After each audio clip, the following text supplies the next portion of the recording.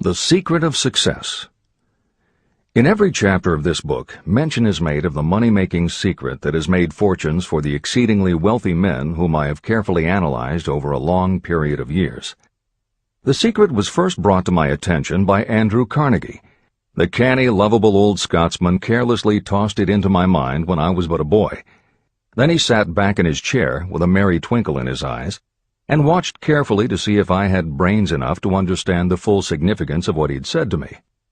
When he saw that I had grasped the idea, he asked if I would be willing to spend 20 years or more preparing myself to take it to the world, to men and women who, without the secret, might go through life as failures.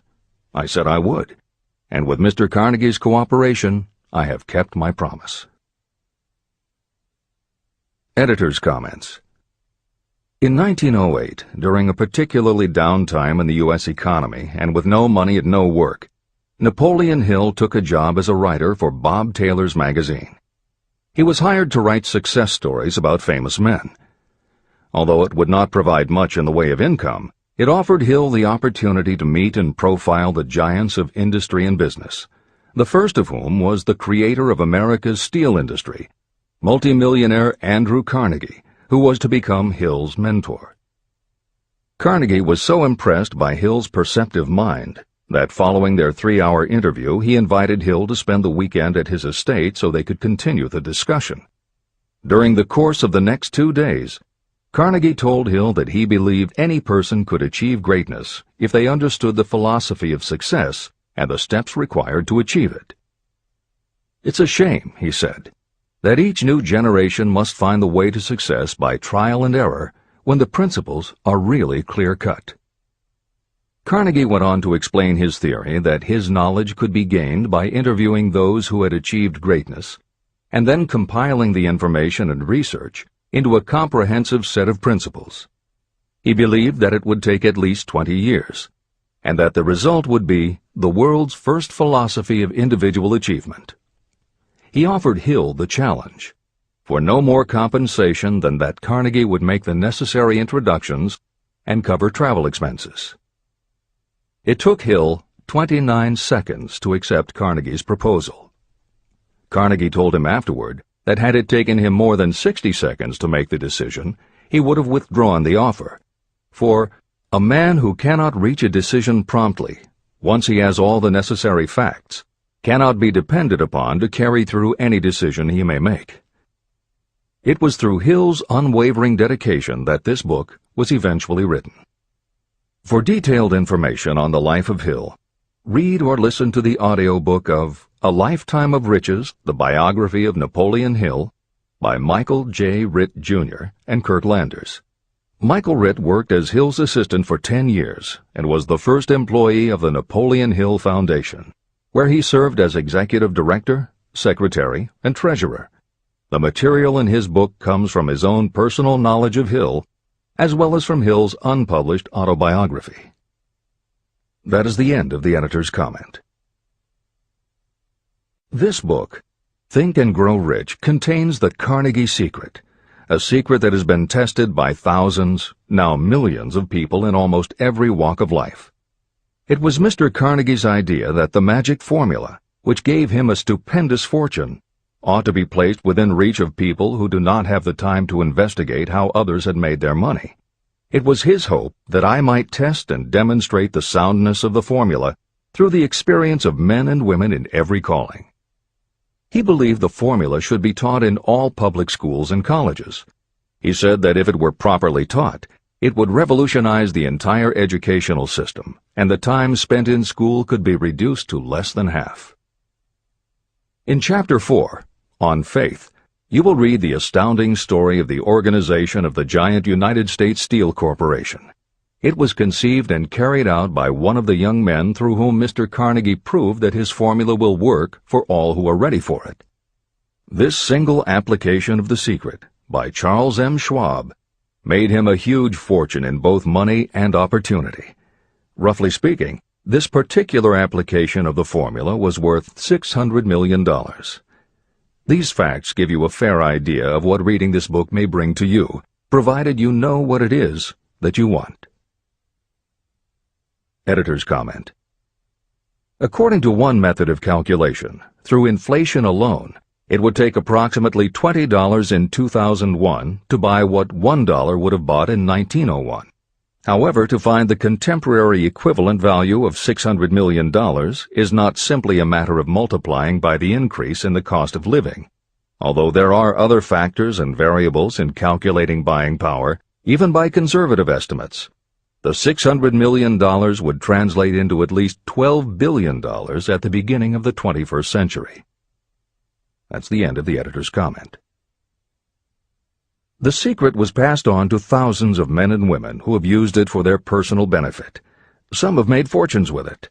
Others have used it successfully in creating harmony in their homes. A clergyman used it so effectively that it brought him an income of upwards of $75,000 a year, approximately $1.5 million in contemporary terms. Arthur Nash, a Cincinnati tailor, used his near-bankrupt business as a guinea pig on which to test the formula. The business came to life and made a fortune for its owners. The experiment was so unique that newspapers and magazines gave it millions of dollars worth of publicity. The secret was passed on to Stuart Austin Weir of Dallas, Texas. He was ready for it, so ready that he gave up his profession and studied law. Did he succeed?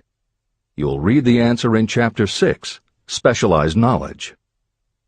While I was the advertising manager of the LaSalle Extension University, I had the privilege of seeing J.G. Chaplin, president of the university, use the formula so effectively that he made LaSalle one of the great extension schools of this country. The secret is mentioned no fewer than 100 times throughout this book. It has not been directly named, for it seems to work more successfully when it is merely left in sight, where those who are ready and searching for it may pick it up. That is why Andrew Carnegie passed it to me without giving me its specific name. If you are ready to put it to use, you will recognize this secret at least once in every chapter, but you will not find an explanation of how you will know if you are ready. That would deprive you of much of the benefit you will receive when you make the discovery in your own way.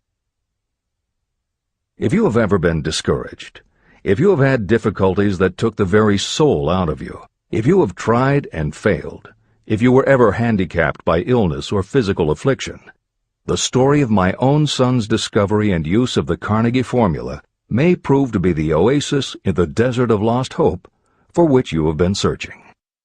This secret was extensively used by President Woodrow Wilson during the World War, and by President Roosevelt during the Second World War. It was passed on to every soldier in the training received before going to the front. President Wilson told me it was a powerful factor in raising the funds needed for the war. A peculiar thing about this secret is that those who acquire and use it find themselves literally swept on to success. However, as is often pointed out in this book, there is no such thing as something for nothing. The secret cannot be had without paying a price, although the price is far less than its value. Another peculiarity is that the secret cannot be given away, and it cannot be purchased for money. Unless you are intentionally searching for the secret, you cannot have it at any price. That is because the secret comes in two parts, and in order for you to get it, one of those parts must already be in your possession. The secret will work for anyone who is ready for it. Education has nothing to do with it. Long before I was born, the secret had found its way into the possession of Thomas A. Edison, and he used it so intelligently that he became the world's leading inventor, although he had only 3 months of schooling. The secret was passed on to Edwin C. Barnes, a business associate of Mr. Edison's. He used it so effectively that he accumulated a great fortune and retired from active business while still a young man. You will find his story at the beginning of the next chapter. It should convince you that riches are not beyond your reach, and that no matter where you are in life, you can still be what you wish to be. Money, fame, recognition, and happiness can be had by you if you are ready and determined to have these blessings. How do I know these things? You should have the answer before you finish this book. You may find it in the very first chapter or on the last page. While I was doing the research that I had undertaken at Andrew Carnegie's request, I analyzed hundreds of well-known men. Many of them attributed the accumulation of their vast fortunes to the Carnegie secret. Among these men were Henry Ford. Founder of the Ford Automobile Company, Ford started with no money and little education, yet became one of the most successful self-made businessmen in American history. William Wrigley, Jr., a traveling salesman who found that his customers liked the chewing gum he gave away as a premium better than the goods he sold, so he started his own company. John Wanamaker. Known as the Merchant Prince, he created the world's first department store and was hailed for his innovations in marketing, customer service, and employee benefits. James J. Hill.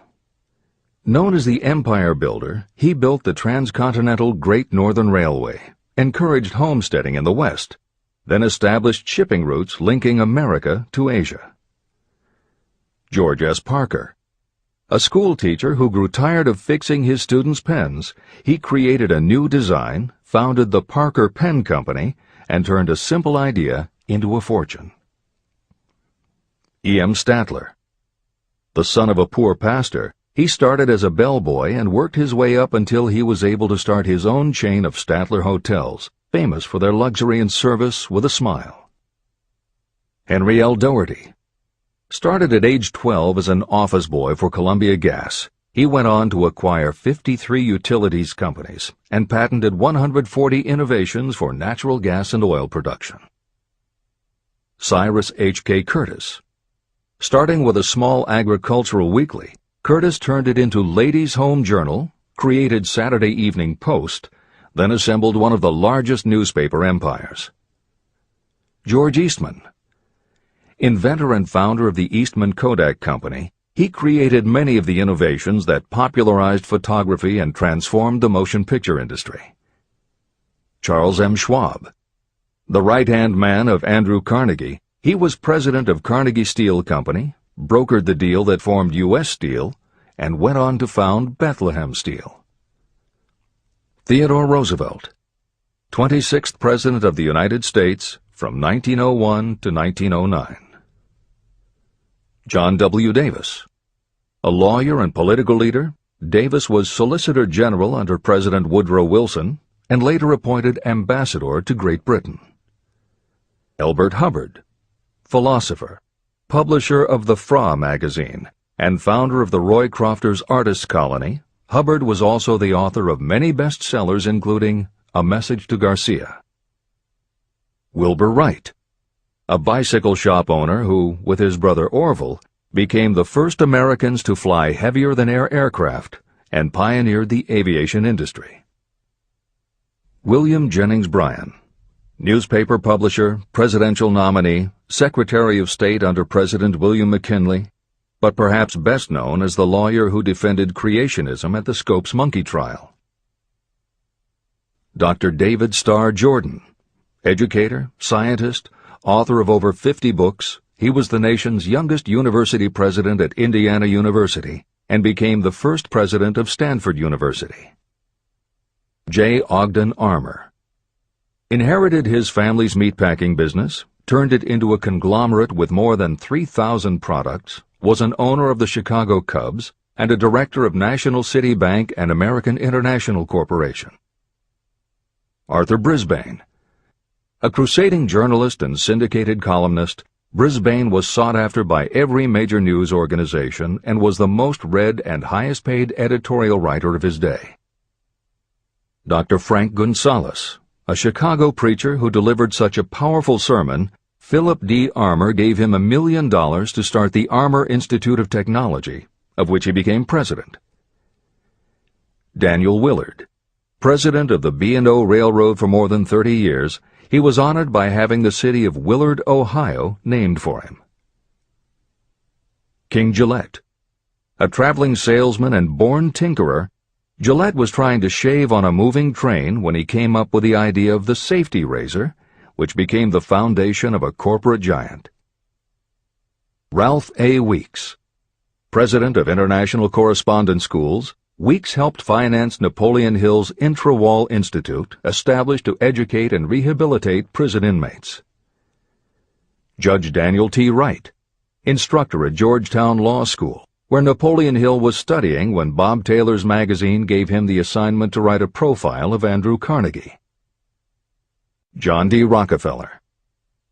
With $1,000 in savings plus another $1,000 borrowed from his father, he started a kerosene company which he grew into the giant Standard Oil and one of the world's greatest fortunes.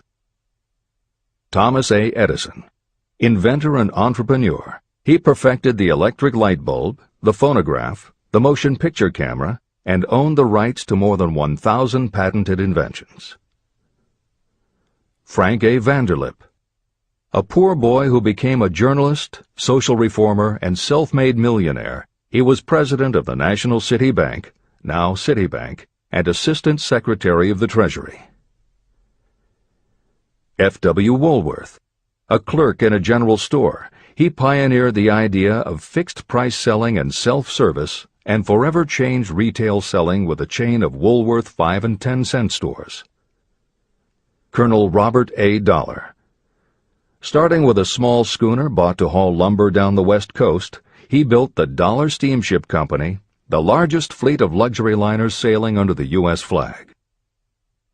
Edward A. Filene. Founder of the Boston-based stores, he devised revolutionary methods of distribution and merchandising and became famous for the first bargain basement department. Edwin C. Barnes. The only man Thomas Edison ever had as a partner, Barnes took Edison's failing dictaphone and sold it so successfully it became a fixture in offices and made him a multimillionaire. Arthur Nash. A Cincinnati tailor who used his bankrupt business as a guinea pig for the Carnegie Secret and was so successful the newspapers made him famous as Golden Rule Nash. Clarence Darrow.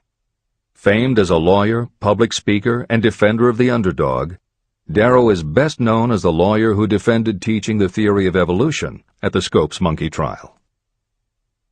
Woodrow Wilson. 28th President of the United States of America from 1913 to 1921. William Howard Taft. 27th President of the United States of America from 1909 to 1913. Luther Burbank.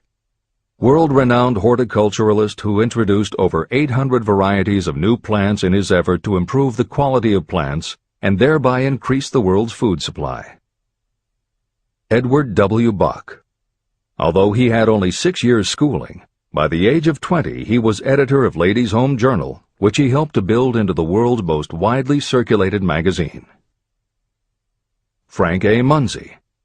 A telegraph operator who quit to launch Argosy magazine, then parlayed his fortune into a newspaper empire that included the Washington Times and the New York Herald. Elbert H. Gary. Chairman of U.S. Steel, at the time the largest corporation in the world, Gary spearheaded the construction of its first major project, the Gary Works Steel Plant, and the city of Gary, Indiana. Dr. Alexander Graham Bell. Best known as the inventor of the telephone, Bell also perfected recording devices, advances in aircraft, and was a co-founder of the National Geographic Society. John H. Patterson. President of National Cash Register, Patterson was known as an advertising visionary and a genius at motivating his sales force, which made NCR the leader in its field. Julius Rosenwald. A small manufacturer who foresaw the future of mail order, he bought 25% of Sears Roebuck & Company, and together with Richard Sears built it into an icon of American business. Stuart Austin Weir. A construction engineer Hill met in the Texas oil fields who, inspired by the Carnegie Secret, went to law school after age 40 and also helped publish Napoleon Hill's magazine. Dr. Frank Crane. A noted psychologist, essayist, and author of the book 4-Minute Essays on subjects such as the price of liberty, pragmatism, the duty of the rich, and how to keep friends. J. G. Chaplin, president of the LaSalle Extension University at the time Napoleon Hill worked in the university's advertising and sales department, where he first realized his talent for motivating people. Jennings Randolph, a congressman, then U.S. Senator from West Virginia. Randolph was a lifelong admirer of Napoleon Hill, and it was he who encouraged Hill to act as advisor to President Franklin Delano Roosevelt. These names represent a small fraction of well-known Americans whose achievements, financial and otherwise, prove that those who understand and apply the Carnegie secret reach high positions in life. Editor's comment. As Napoleon Hill says, the preceding list includes only some of the more than 500 multimillionaires and extraordinarily successful individuals whom Napoleon Hill interviewed prior to writing Think and Grow Rich. It does not include the equally impressive list of people he came in contact with after the publication, nor does it include the names of those who did not have the opportunity to meet Napoleon Hill personally, but who attribute their success to having read this book. It is said that Napoleon Hill and Think and Grow Rich have made more millionaires than any other person in history. It might equally well be said that Napoleon Hill inspired more motivational experts than any other man in history. It is practically impossible to find a motivational speaker who does not draw upon Hill's work. His influence can be seen in the writings of his early peers, Dale Carnegie and Norman Vincent Peale. Later, successful authors and speakers such as W. Clement Stone, Og Mandino, and Earl Nightingale either worked directly with Napoleon Hill or with the Napoleon Hill Foundation.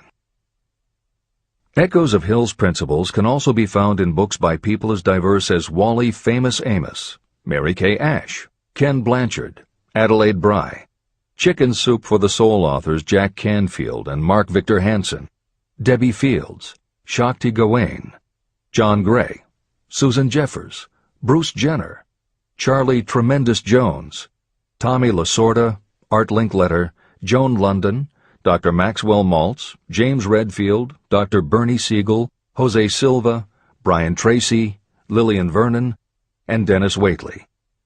Stephen Covey, author of The 7 Habits of Highly Effective People, has often spoken of the influence of Napoleon Hill. Anthony Robbins, arguably the most successful motivational author and speaker at the beginning of the 21st century, has acknowledged Napoleon Hill as a personal hero. That is the end of the editor's comment. I have never known anyone who was inspired to use the Carnegie secret who did not achieve noteworthy success.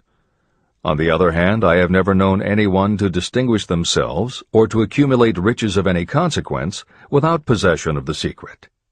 From these two facts, I draw the conclusion that the secret is more important for self-determination than anything you receive through what is popularly known as education. Somewhere, as you read, the secret will jump from the page and stand boldly before you, if you are ready for it. When it appears, you will recognize it. Whether you receive the sign in the first chapter or the last, stop for a moment when it presents itself, and make a note of the time and place. You will want to remember, because it will mark the most important turning point of your life. Remember, too, as you go through the book, that it deals with facts and not with fiction. Its purpose is to convey a great universal truth through which you, if you are ready, may learn what to do and how to do it. You will also receive the needed stimulus to make a start. As a final word of preparation, may I offer one brief suggestion which may provide a clue how the Carnegie secret may be recognized? It is this: achievement and all earned riches have their beginning in an idea. If you are ready for the secret, you already possess one half of it.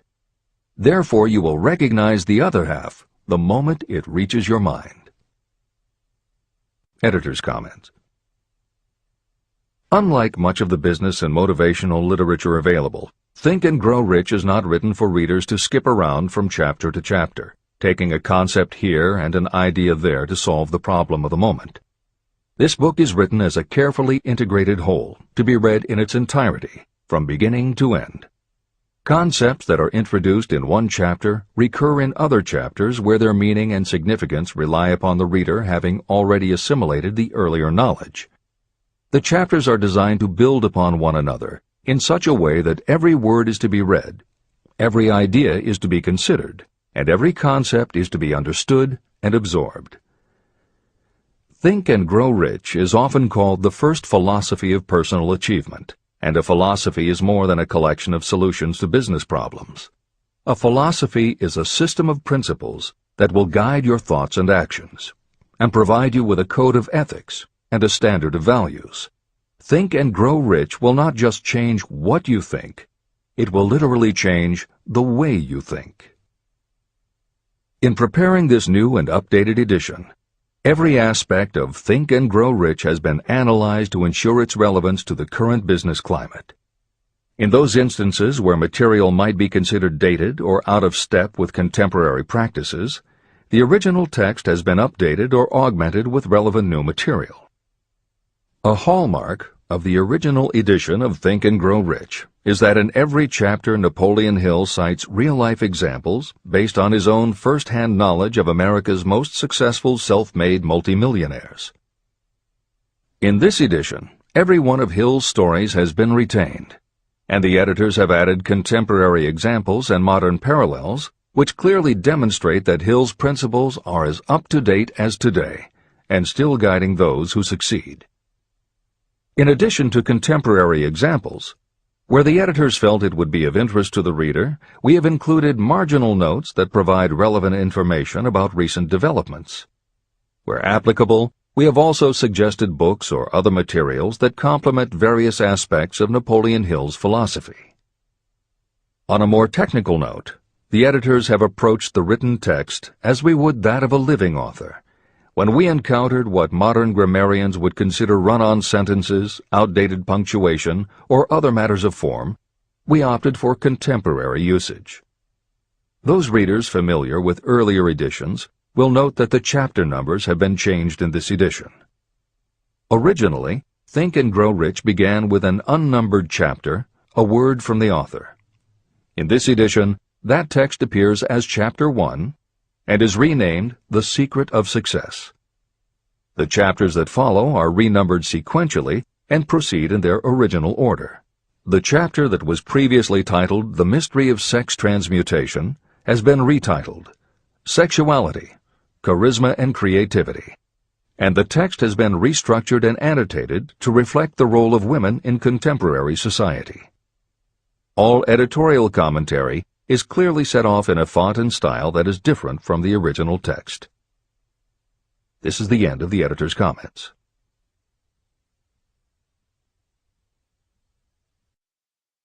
Both poverty and riches are the offspring of thought. Chapter 2. Thoughts are things.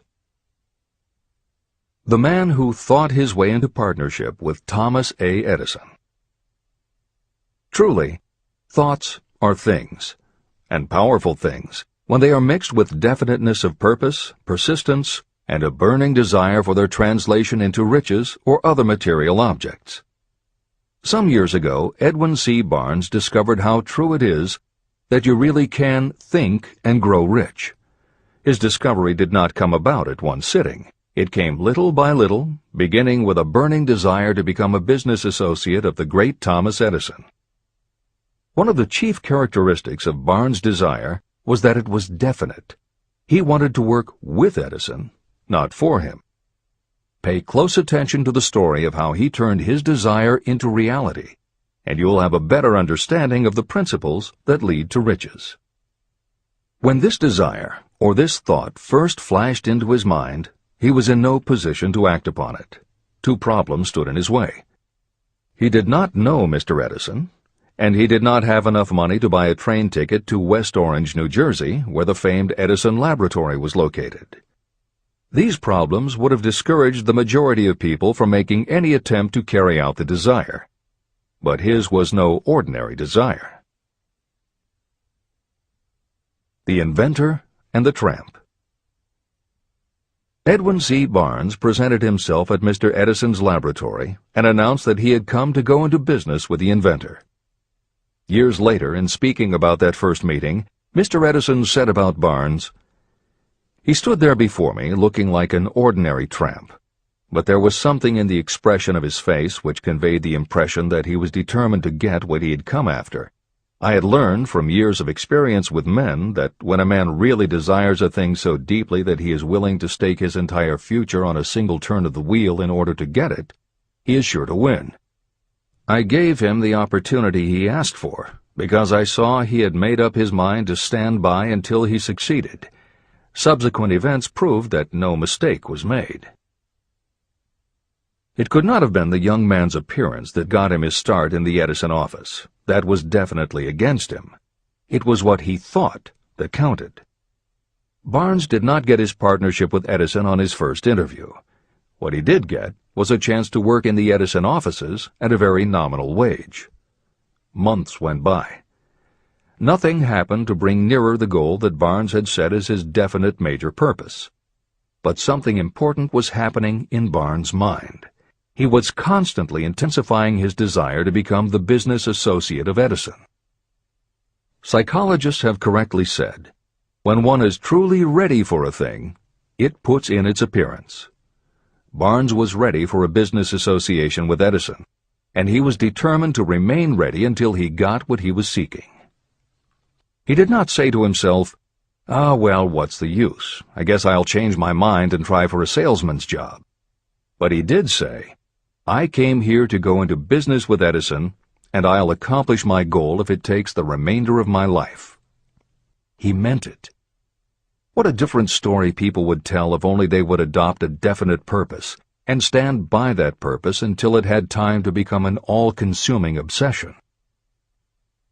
Maybe young Barnes did not know it at the time, but his bulldog determination and his persistence in focusing on a single desire was destined to mow down all opposition and bring him the opportunity he was seeking. When the opportunity came, it appeared in a different form and from a different direction than Barnes had expected. That is one of the tricks of opportunity. It has a sly habit of slipping in by the back door, and often it comes disguised in the form of misfortune or temporary defeat. Perhaps this is why so many people fail to recognize opportunity. Mr. Edison had just perfected a new device, known at that time as the Edison dictating machine. His salesmen were not enthusiastic about the machine. They did not believe it could be sold without great effort. Barnes saw his opportunity.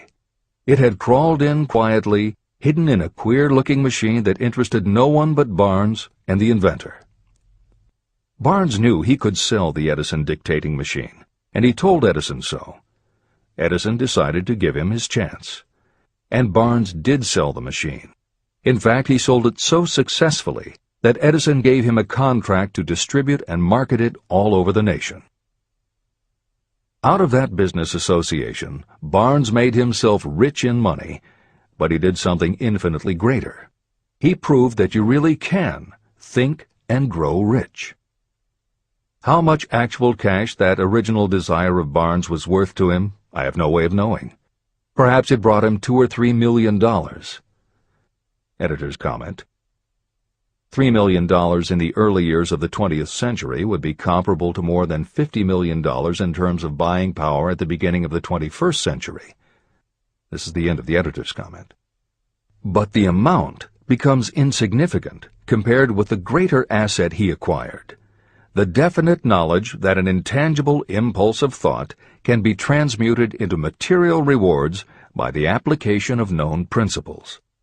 Barnes literally thought himself into a partnership with the great Edison. He thought himself into a fortune.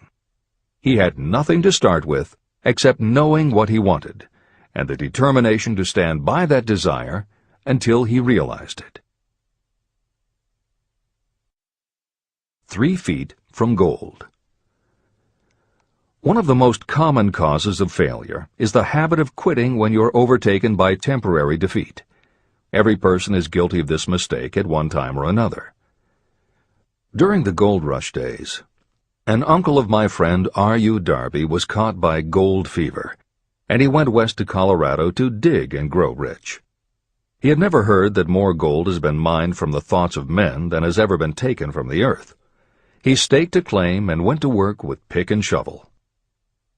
After weeks of labor, he was rewarded by the discovery of the shining ore. He needed machinery to bring the ore to the surface. Quietly, he covered up the mine and returned to his home in Williamsburg, Maryland. He told his relatives and a few neighbors about the strike. They got together the money for the machinery and had it shipped. R.U. Darby decided to join his uncle, and they went back to work the mine. The first car of ore was mined and shipped to a smelter. The returns proved they had one of the richest mines in Colorado. A few more cars of that ore would clear their debts. Then would come the big killing in profits. Down went the drills. Up went the hopes of Darby and Uncle. Then something happened. The vein of gold ore disappeared. They had come to the end of the rainbow, and the pot of gold was no longer there. They drilled on, desperately trying to pick up the vein again, all to no avail. Finally, they decided to quit. They sold the machinery to a junkman for a few $100s and took the train back home. The junkman called in a mining engineer to look at the mine and do a little calculating. The engineer advised that the project had failed because the owners were not familiar with fault lines. His calculations showed that the vein would be found just 3 feet from where the Darbys had stopped drilling. And that is exactly where it was found. The junkman took millions of dollars in ore from the mine because he knew enough to seek expert counsel before giving up. Long afterward, Mr. Darby recouped his loss many times over when he made the discovery that desire can be transmuted into gold. The discovery came after he went into the business of selling life insurance. Never forgetting that he lost a huge fortune because he stopped 3 feet from gold, Darby profited by the experience in his newly chosen field. He simply said to himself, "I stopped 3 feet from gold, but I will never stop because men say no when I ask them to buy insurance." Darby became one of a small group of men who sell over $1 million in life insurance annually. He owed his stickability to the lesson he learned from his quitability in the gold mining business. Before success comes in anyone's life, that person is sure to meet with much temporary defeat, and perhaps some failure. When defeat overtakes a person, the easiest and most logical thing to do is to quit. That is exactly what the majority of people do. More than 500 of the most successful people this country has ever known told me their greatest success came just one step beyond the point at which defeat had overtaken them. Failure is a trickster with a keen sense of irony and cunning. It takes great delight in tripping you just when success is almost within reach. Editor's comments.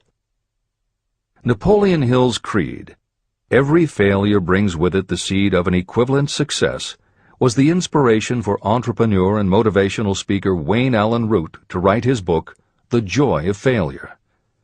Published in the late 1990s, it not only tells Wayne's personal story of using his failures as stepping stones to success, he also recounts stories from other successful people, which prove that the rich and famous got to be that way only because of what they learned from their failures. People such as Jack Welch, the hugely successful CEO of General Electric, who early in his career failed dramatically when a plastics plant for which he was responsible blew up. Billionaire Charles Schwab was a failure at school and university, flunking basic English twice due to a learning disability, and then failed on Wall Street more than once before he thought of the idea that grew to make him very rich indeed. Sylvester Stallone, Bruce Willis, Oprah Winfrey, Bill Clinton, Stephen Jobs, Donald Trump, and a host of other equally well-known achievers all had to fail in order to learn the lessons that ultimately made them successes. Every one of them was a failure, but none of them was defeated.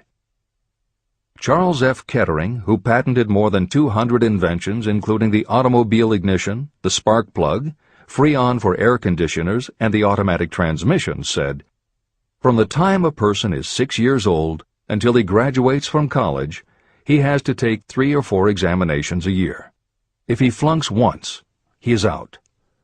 But an inventor is almost always failing. He tries and fails maybe 1,000 times. If he succeeds once, then he's in. These two things are diametrically opposite. We often say that the biggest job we have is to teach a newly hired employee how to fail intelligently. We have to train him to experiment over and over and to keep on trying and failing until he learns what will work. Failures are just practice shots. This is the end of the editor's comment. A 50-cent lesson in persistence. Shortly after Mr. Darby received his degree from the University of Hard Knocks, he witnessed something that proved to him that no does not necessarily mean no. One afternoon, he was helping his uncle grind wheat in an old-fashioned mill. The uncle operated a large farm on which a number of sharecropper farmers lived. Quietly, the door was opened, and a small child, the daughter of a tenant, walked in and took her place near the door. The uncle looked up, saw the child, and barked at her roughly, "What do you want?" Meekly, the child replied, "My mom says to send her 50 cents. "I'll not do it," the uncle retorted.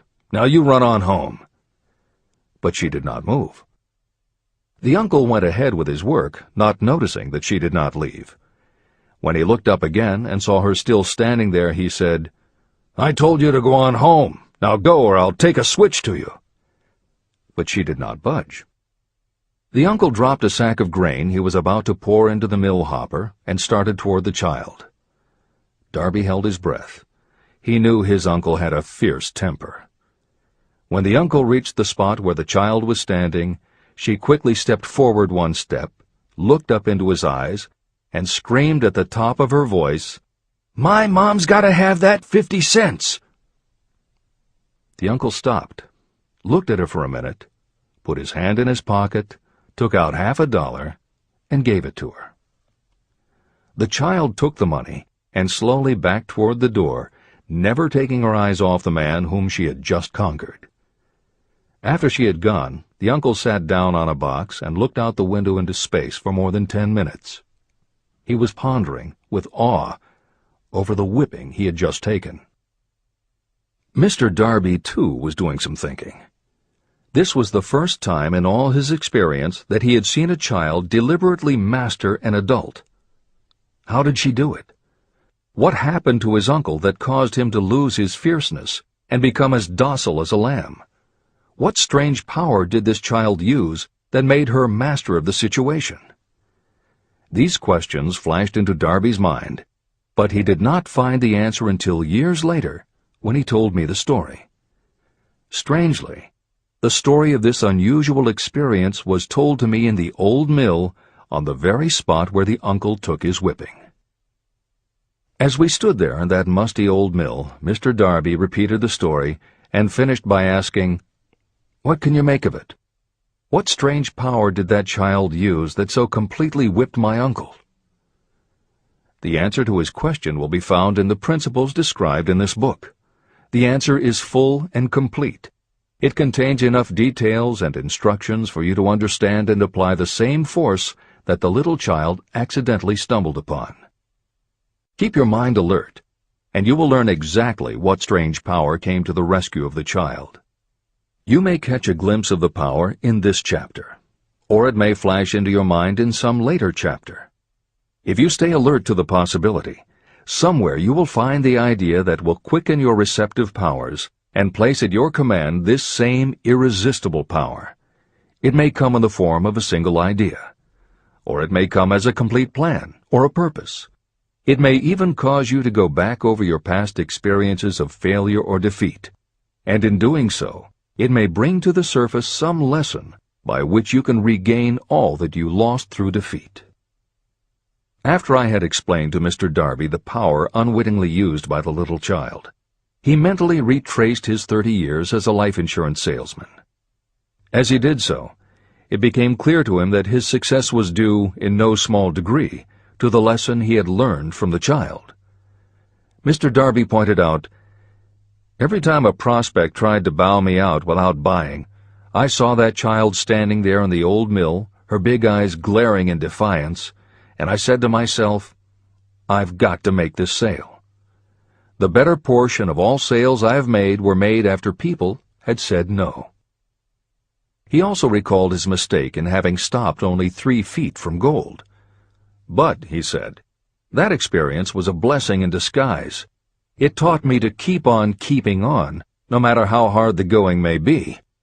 A lesson I needed to learn before I could succeed in anything." Mr. Darby's experiences were commonplace and simple enough, yet they held the answer to his destiny in life.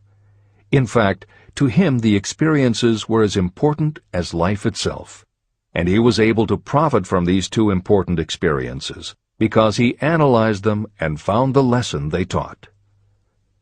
But what if you don't see the events of your life as being experiences of such profound significance? And what about the young person who doesn't yet have even minor failures to analyze? Where and how will they learn the art of converting defeats into the stepping stones to opportunity? That is exactly why this book was written, to answer those questions. To convey my answer, I have constructed 13 principles. These principles work individually or together as catalysts. The specific answer that you are looking for may already be in your own mind.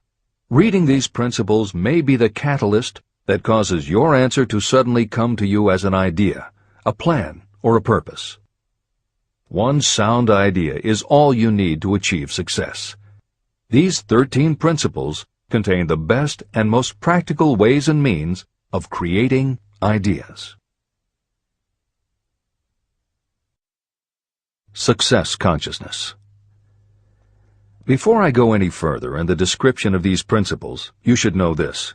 When riches begin to come, they come so quickly and in such great abundance that you will wonder where they've been hiding during all those lean years.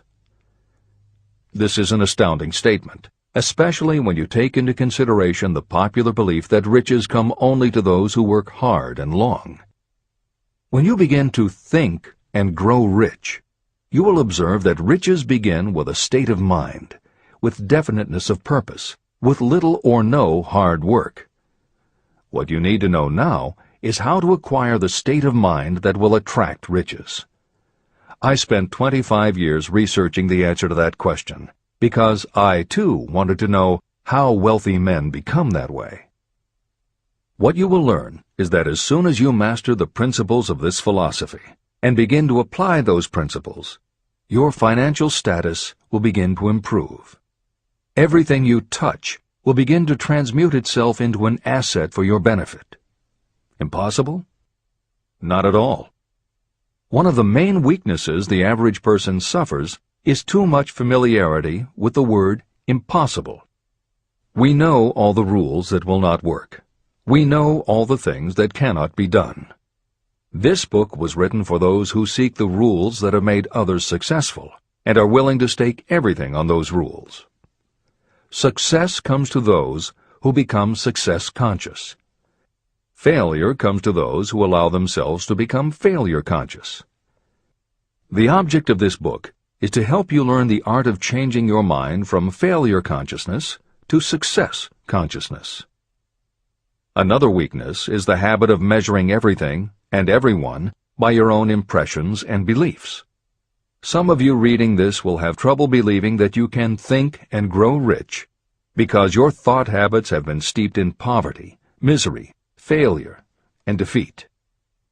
This kind of thinking reminds me of the story about the man who came from China to study at the University of Chicago. One day, President Harper met this young man on campus and stopped to chat with him for a few minutes. He asked what had impressed him as being the most noticeable characteristic of the American people. "Why," the student exclaimed, "the unusual shape of your eyes." It's all a matter of perspective and habit. The same is true of your belief in what a person can achieve. If you have formed the habit of seeing life only from your own perspective, you may make the mistake of believing that your limitations are in fact the proper measure of limitations. The impossible Ford V8 motor. When Henry Ford decided to produce his famous V8 motor, he chose to build an engine with the entire 8 cylinders cast in one block. Ford instructed his engineers to produce a design for the engine. The design was drawn up on paper, but the engineers agreed to a man that it was simply impossible to cast an 8-cylinder engine block in one piece. Ford said, "Produce it anyway." But they replied, "It's impossible." "Go ahead," Ford commanded, "and stay on the job until you succeed, no matter how much time is required." So the engineers went ahead. 6 months went by. Nothing happened. Another 6 months passed, and still nothing. The engineers tried every conceivable plan to carry out the orders, but the thing seemed out of the question. Impossible. At the end of the year, Ford again checked with his engineers, and again they told him they had found no way to carry out his orders. "Go right ahead," said Ford. "I want it, and I'll have it." They went ahead. And then, as if by a stroke of magic, the secret was discovered. The Ford determination had won once more. Henry Ford was a success because he understood and applied the principles of success. One of these principles is desire, knowing clearly what you want. Remember this Ford story as you continue reading this book. Pick out the lines in which the secrets of his stupendous achievement have been described. If you do this, if you can put your finger on those particular principles that made Henry Ford rich, you may equal his achievements in almost any calling for which you are suited. Editor's comments. To those readers who may interpret Ford's actions as nothing more than obstinacy, the editors would point out that he was employing a technique that has become a common part of strategic planning in many industries, including aerospace, computers, medicine, and the military. When launching large, complicated, long-term projects, the planners often know that at certain points along the way they will need components that simply do not yet exist. The fact that at the beginning there is no way to get from A to B does not deter them. There are many parts of the project they can get started on now, and they just assume that by the time they get to the point where they will need a technology or a device, they will have solved the problem of making it, and they have been proven right time and again. Stated simply, the technique is to clearly know what you want to accomplish, have faith in your ability to do it, and persist until you have accomplished your goal. This is the end of the editor's comments. Why you are the master of your fate. When the famed English poet William Henley wrote the prophetic lines, "I am the master of my fate, I am the captain of my soul," he should have informed us that the reason we are the masters of our fate, the captains of our souls, is that we have the power to control our thoughts. He should have told us that it is because in some way our brains become magnetized with the dominating thoughts that we hold in our minds. And it is as though our magnetized minds attract to us the forces, the people, and the circumstances of life that are in sync with our dominating thoughts. He should have told us that before we can accumulate riches in great abundance, we must magnetize our minds with intense desire for riches. That we must become money-conscious until the desire for money drives us to create definite plans for acquiring it. But, being a poet, Henley contented himself by stating a great truth in poetic form, leaving those who followed him to interpret the philosophical meaning of his lines. Little by little, the truth has unfolded itself, until I have come to know with certainty that the principles described in this book hold the secret of mastery over our economic fate. Principles that can change your destiny. We are now ready to examine the first of these principles, and as we do, I ask you to maintain a spirit of open-mindedness. Remember as you read that these principles are not my invention, nor are they the invention of any one person. These principles have worked for literally millions of people. You, too, can put them to work for you and your own enduring benefit. You will find it easy, not hard to do. Some years ago, I delivered the commencement address at Salem College in Salem, West Virginia. I emphasized with so much intensity the need to have a burning desire that one of the members of the graduating class became completely convinced and made it a cornerstone of his own philosophy. That young man became a congressman and an important factor in President Franklin D. Roosevelt's administration. He wrote me a letter in which he so clearly stated his opinion of the principle of desire outlined in the next chapter that I have chosen to publish his letter as an introduction to that chapter. It gives you an idea of the rewards to come. My dear Napoleon, my service as a member of Congress having given me an insight into the problems of men and women, I am writing to offer a suggestion which may become helpful to thousands of worthy people. In 1922, you delivered the commencement address at Salem College when I was a member of the graduating class.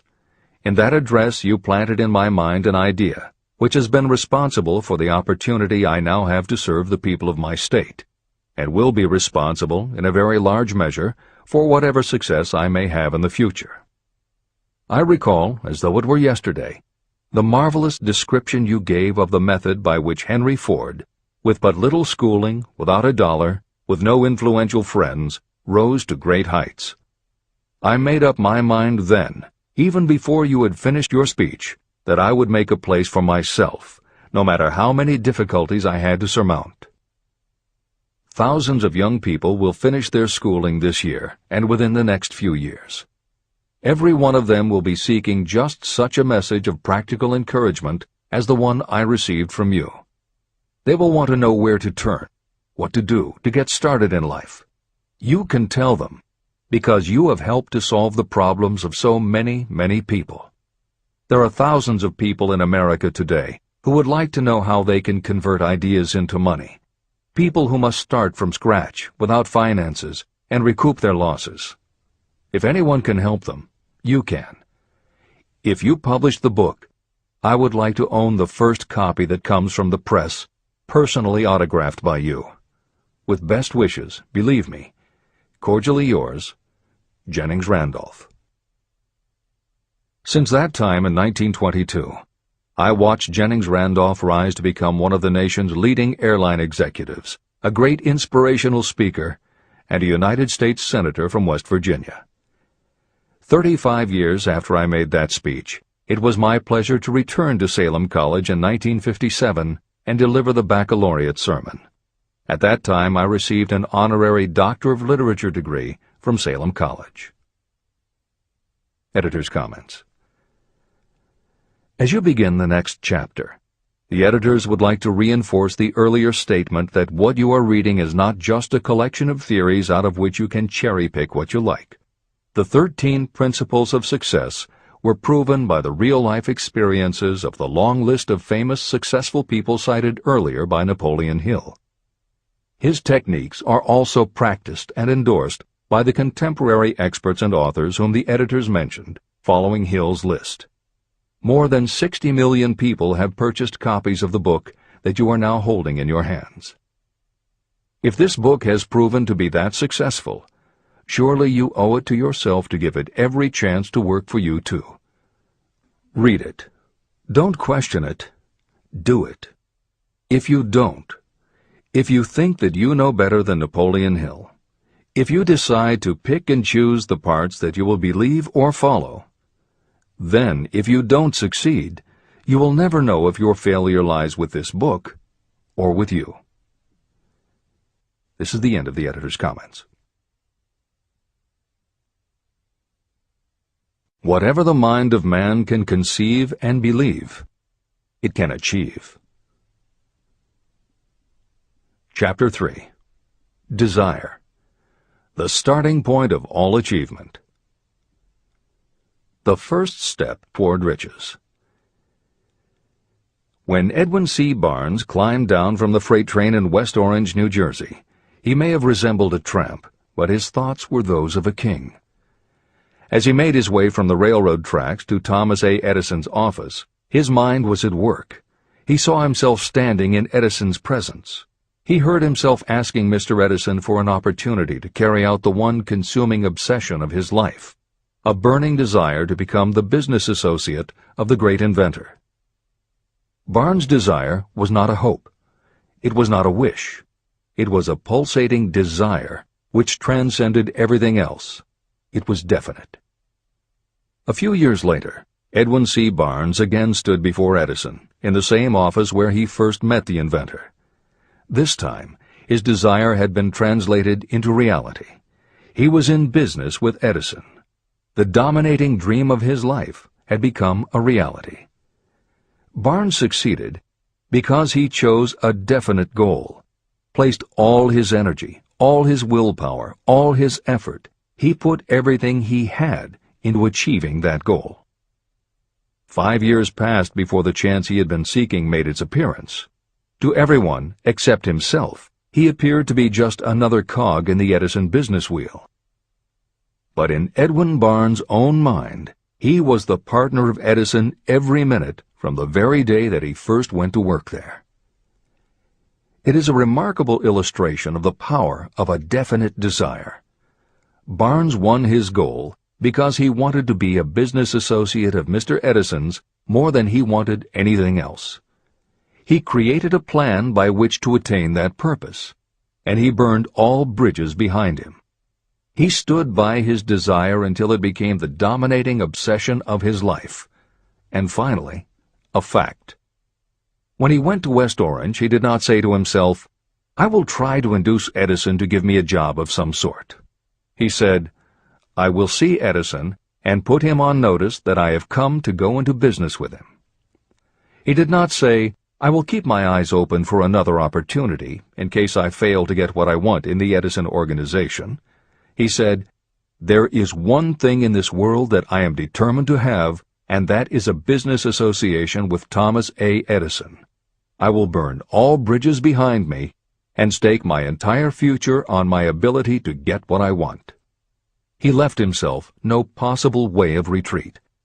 He had to win or perish. That is all there is to the Barnes story of success. Allow yourself no retreat. A long while ago, a great warrior faced a situation in which he had to make a decision that ensured his success on the battlefield. He was about to send his armies against a powerful foe whose men outnumbered his. He loaded his soldiers into boats, sailed to the enemy's country, and unloaded the soldiers and equipment. Then he gave the order to burn the ships that had carried them.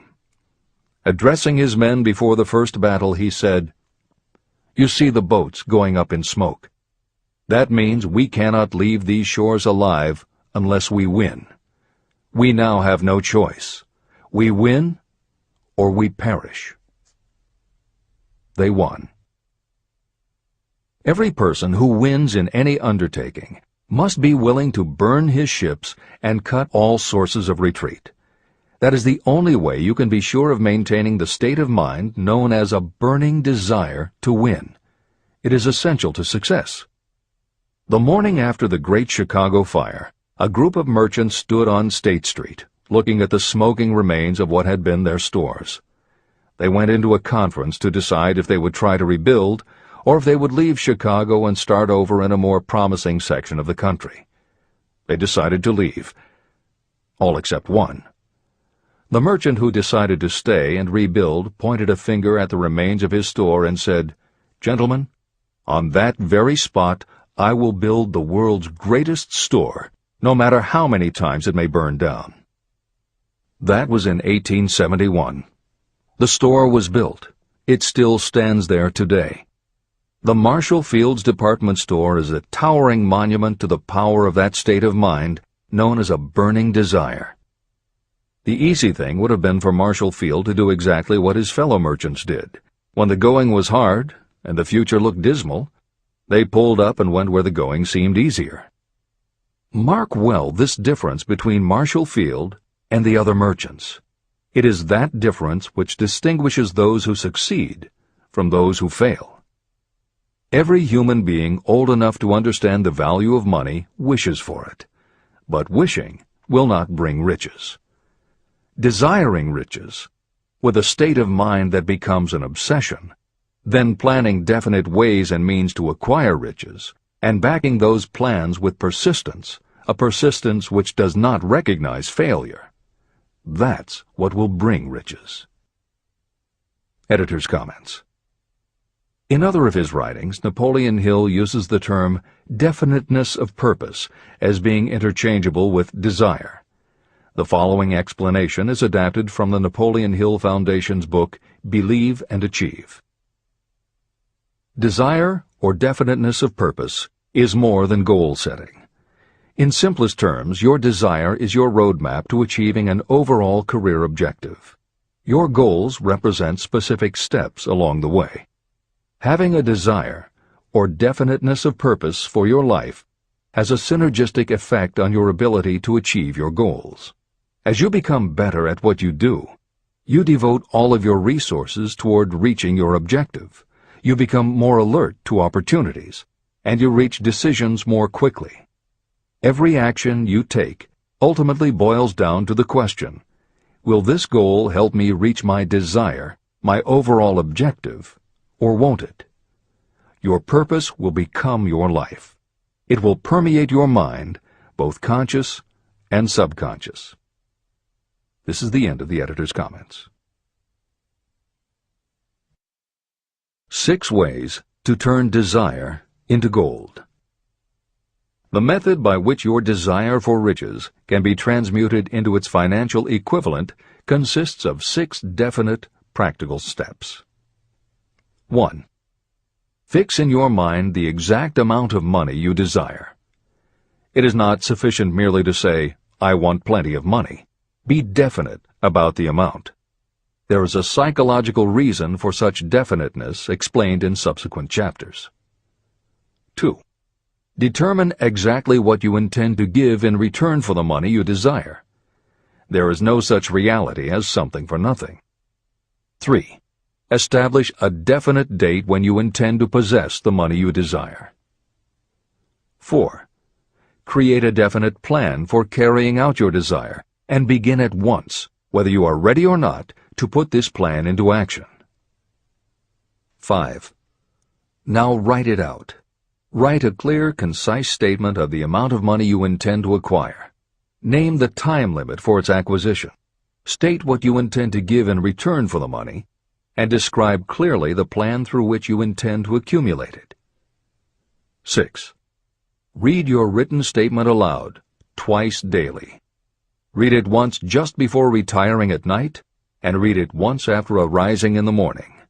As you read, see and feel and believe yourself already in possession of the money. It is important that you follow the instructions in these 6 steps. It is especially important that you observe and follow the instructions in the 6th step. You may complain that it is impossible for you to see yourself in possession of money before you actually have it. Here is where a burning desire will come to your aid. If you truly desire money so keenly that your desire is an obsession, you will have no difficulty in convincing yourself that you will acquire it. The object is to want money, and to become so determined to have it that you convince yourself you will have it. If you have not been schooled in the workings of the human mind, these instructions may appear impractical. It may help you to know that the information they convey was given to me by Andrew Carnegie, who made himself into one of the most successful men in American history. Carnegie began as an ordinary laborer in the steel mills, but managed, despite his humble beginning, to make these principles yield him a fortune of considerably more than $100 million. Editor's comment. In today's terms, the value of Carnegie's fortune would be at least $20 billion and probably a good deal more. End of editor's comment. It may be of further help to know that the 6 steps were carefully scrutinized by the famed inventor and successful businessman, Thomas A. Edison. He gave his stamp of approval, saying they are not only the steps essential for the accumulation of money, but also for the attainment of any goal. Editor's comments. In the time since Napoleon Hill wrote these words, advances in our understanding of both the physiology of the brain and the psychology of the mind have yielded a much greater understanding of human motivation. Even so, the methods used by modern motivational experts are essentially the same techniques advised by Hill. Research studies confirm that there is sound psychological basis for doing as Hill advises. Be very specific when setting goals. Perform the physical act of committing those goals to paper, and repeat your stated goal aloud to yourself often. These techniques have gained wide acceptance among modern experts in the field. The psychological principle at work is similar to that which underlies autosuggestion and self-hypnosis, concepts that will be discussed in greater depth in Chapter 5, Autosuggestion, and in Chapter 13, The Subconscious Mind. Hill's instruction to see yourself as you will be when you have already achieved your objective is also a specific technique. Today it is commonly taught by motivational experts under the term creative visualization. In Chapter 4 on faith and in Chapter 5 on autosuggestion, Hill elaborates on his method. Before moving on, the editors would like to reinforce Hill's advice to follow his instructions to the letter.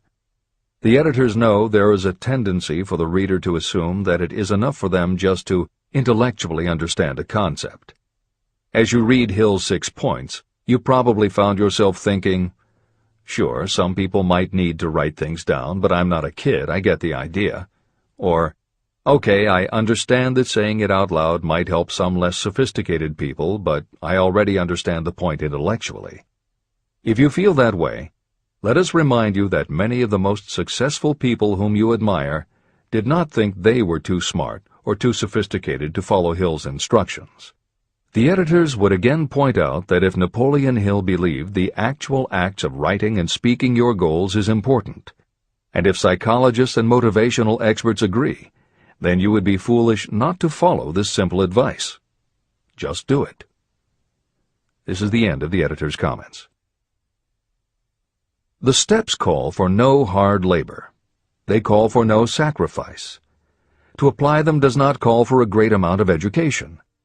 But the 6 steps do call for enough imagination to see and to understand that the accumulation of money cannot be left to chance or luck. You may as well know right here that you can never have riches in great quantity unless you can work yourself into a white heat of desire for money and actually believe you will possess it.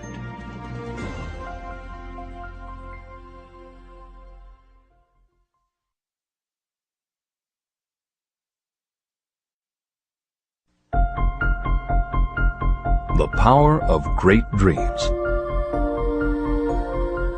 If you are in this race for riches, you should be encouraged by the following truth. The world in which we live is demanding new ideas, new ways of doing things, new leaders, new inventions, and new methods, styles, versions, and variations of everything all the time. Behind all this demand for new and better things, there is one quality that you must possess to win, and that is definiteness of purpose, the knowledge of what you want, and a burning desire to possess it. If you truly desire riches, remember that the real leaders of the world have always been people who harnessed and put into practical use the intangible, unseen forces of opportunity. Leaders are the people who convert those opportunities into cities, skyscrapers, factories, transportation, entertainment, and every form of convenience that makes things easier, faster, better, or just make life more pleasant. In planning to acquire your share of the riches, don't let anyone put you down for being a dreamer. To win the big stakes in this changing world, you must catch the spirit of the great pioneers, whose dreams have given to civilization all that it has of value. It is that spirit which serves as the lifeblood of our own country, your opportunity and mine to develop and market our talents. A burning desire to be and to do is the starting point from which the dreamer must take off. Dreams are not born of indifference, laziness, or lack of ambition. If the thing you wish to do is right, and you believe in it, go ahead and do it. Never mind what they say if you meet with temporary defeat. They do not know that every failure brings with it the seed of an equivalent success.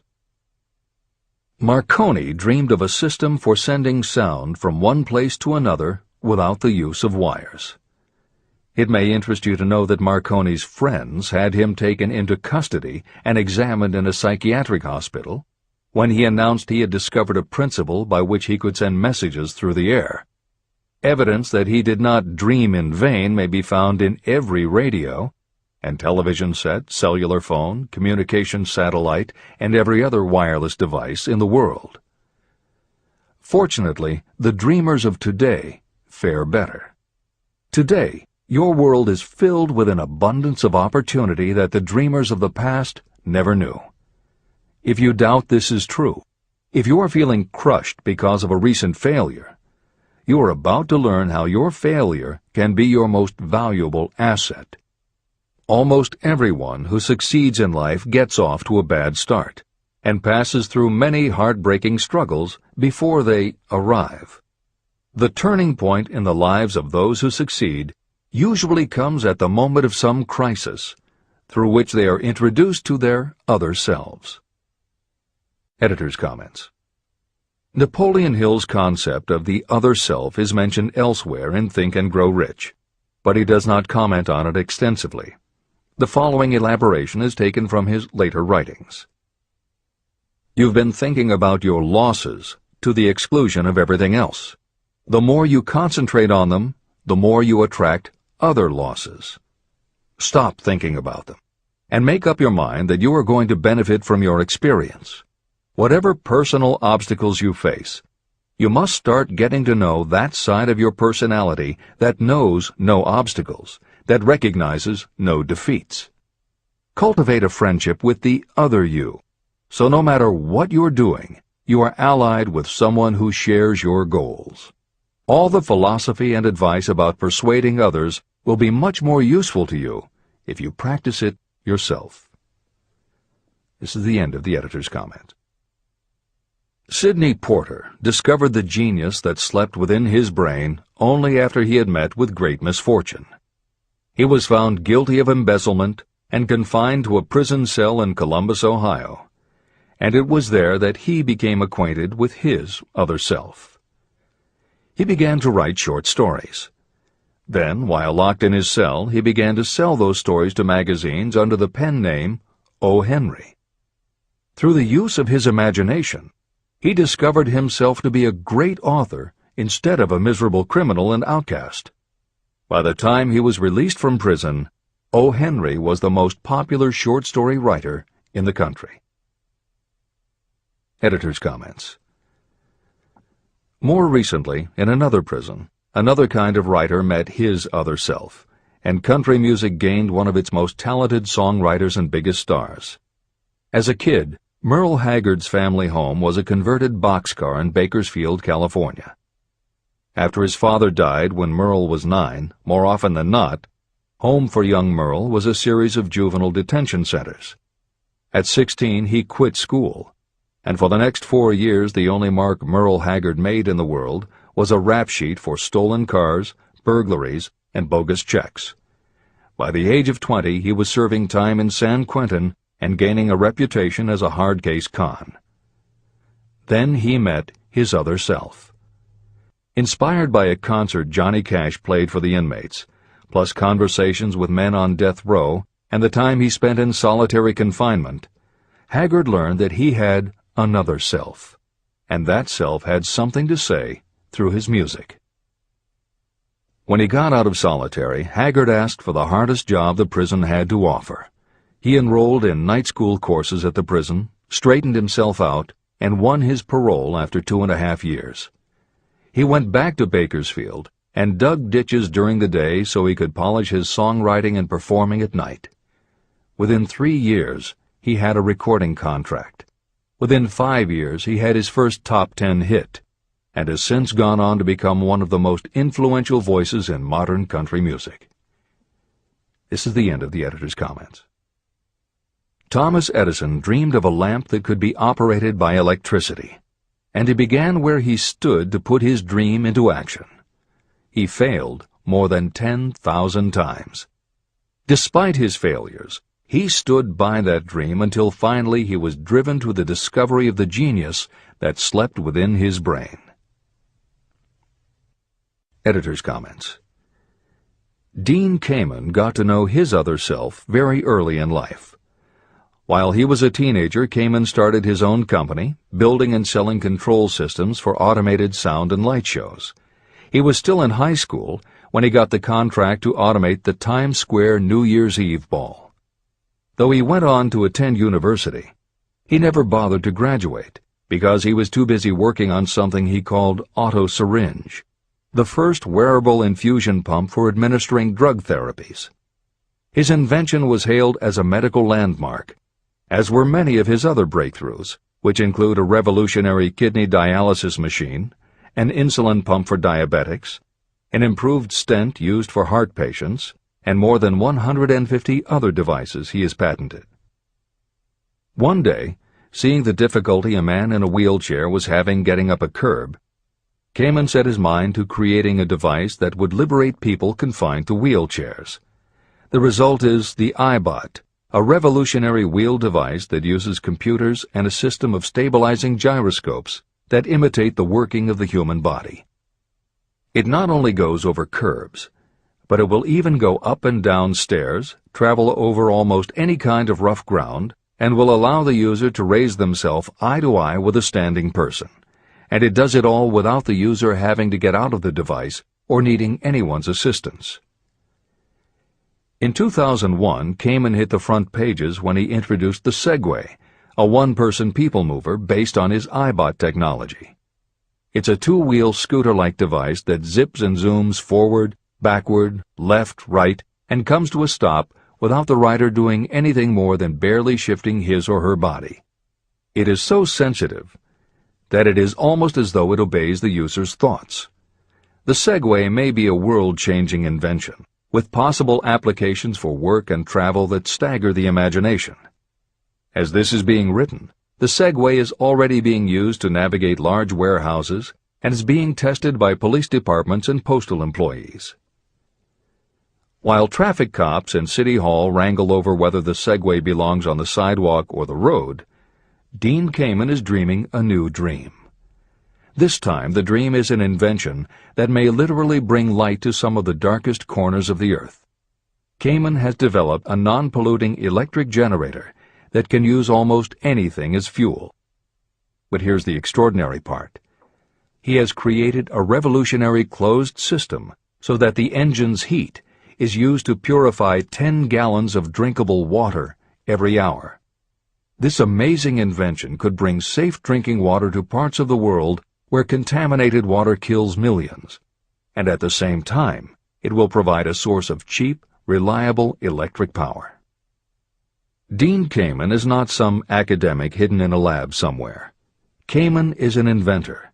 But like Thomas Edison, he is also an entrepreneur and businessman, creating and marketing devices that are changing the public perception of what an inventor is.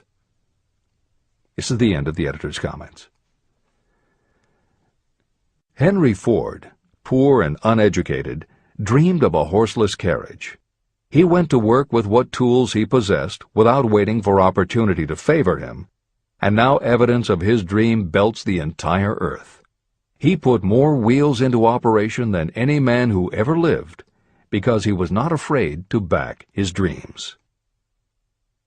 Editor's comments. Stephen Jobs and Steve Wozniak, two university dropouts, dreamed of making and selling computers that the average person could use. Like Ford, working with the tools they possessed, they built the first Apple computer in the Jobs family garage. And like Ford, they weren't afraid to back their dreams. After showing their prototype to a local retailer, they got an order for 25 machines. Jobs sold his Volkswagen, and Woz sold his expensive Hewlett-Packard scientific calculator to raise $1,300 to start their new company. They took the money, convinced the local electronics suppliers to grant them a line of credit, and started production of the Apple I. they revolutionized the computer hardware and software industry. Released in 1976 and priced at $666, the Apple I earned them $774,000. 2 years later, they introduced the Apple II, which in the next 3 years earned $140 million. In 1980, Apple went public, and after the first day of trading, the company had a market value of $1.2 billion. Wozniak left the company in 1981, but Jobs pushed through the development of the Macintosh in 1984. In 1985, Jobs left too, but in 1998 he came back to Apple to revitalize the floundering company with the creation of the iMac computers, the animation company Pixar, the iPod, and iTunes. In presenting stories of contemporary successes, the editors have followed Hill's style of using real people to illustrate the principles of success. But Napoleon Hill was granted a rare privilege. Unlike anyone before or after, he had the opportunity to personally meet the most powerful and successful people and learn firsthand the dreams that inspired them, the obstacles that confronted them, and how they found the courage within themselves to overcome their failures. Hill met many of the inventors and the empire builders who laid the foundations of 20th century American industry while they were still news, not history. Then, for more than 25 years, he studied the habits and learned the secrets of the next generations who built on the foundations, forged new industries, devised new systems, and dreamed new dreams. It was only because Hill was given such unprecedented access over such a long period that he was able to compare, contrast, analyze, and then formulate a philosophy of achievement based on the real stories of real people who had used these techniques to create their success. Think and Grow Rich revolutionized self-help writing, and to this day is the standard against which all motivational literature is measured. Its success also helped create the market for the thousands of business biographies that tell in detail how the dreams were born, plans were made, frustrations were faced, and triumphs achieved in every sector of modern business. And because this wealth of information is now available, with little more than the click of a mouse, you can read, hear, or watch today's greatest entrepreneurs and most successful CEOs confirming in their own words the basic truth behind every one of the principles Napoleon Hill explains in this book. The products or services they sell may be different, but the story of their success is the same. Dreams, followed by failures, followed by lessons learned, then success. For every Henry Ford, Thomas Edison, or O. Henry that Napoleon Hill cites to make a point, today there is a Steve Jobs, Dean Kamen, or Merle Haggard, proving that Hill's points are still valid. This is the end of the editor's comments. There is a difference between wishing for a thing and being ready to receive it. No one is ready for a thing until they believe they can acquire it. The state of mind must be belief, not mere hope or wish. Open-mindedness is essential for belief. Closed minds do not inspire faith, courage, and belief. Remember, no more effort is required to aim high in life, to demand abundance and prosperity, than is required to accept misery and poverty. A great poet has correctly stated this universal truth through these lines. I bargained with life for a penny, and life would pay no more. However, I begged at evening when I counted my scanty store. For life is a just employer. He gives you what you ask. But once you have set the wages, why, you must bear the task. I worked for a menial's hire, only to learn dismayed that any wage I had asked of life, life would have willingly paid. Desire outwits Mother Nature. As a fitting climax to this chapter, I wish to introduce one of the most unusual persons I have ever known. I first saw him a few minutes after he was born. He came into the world without any physical sign of ears. When pressed for an opinion, the doctor concluded that the child might be deaf and mute for life. I challenged that doctor's opinion. I had the right to do so. I was the child's father. I, too, reached a decision. But I expressed my opinion silently, in the secrecy of my own heart. In my own mind, I knew that my son would hear and speak. How? I was sure there must be a way, and I knew I would find it. I thought of the words of the immortal Emerson. The whole course of things goes to teach us faith. We need only obey. There is guidance for each of us, and by lowly listening, we shall hear the right word. The right word? Desire. More than anything else, I desired that my son should not be deaf and unable to speak. From that desire, I never receded, not for a second. What could I do about it? Somehow, I would find a way to transplant into that child's mind my own burning desire for ways and means of conveying sound to his brain without the aid of ears.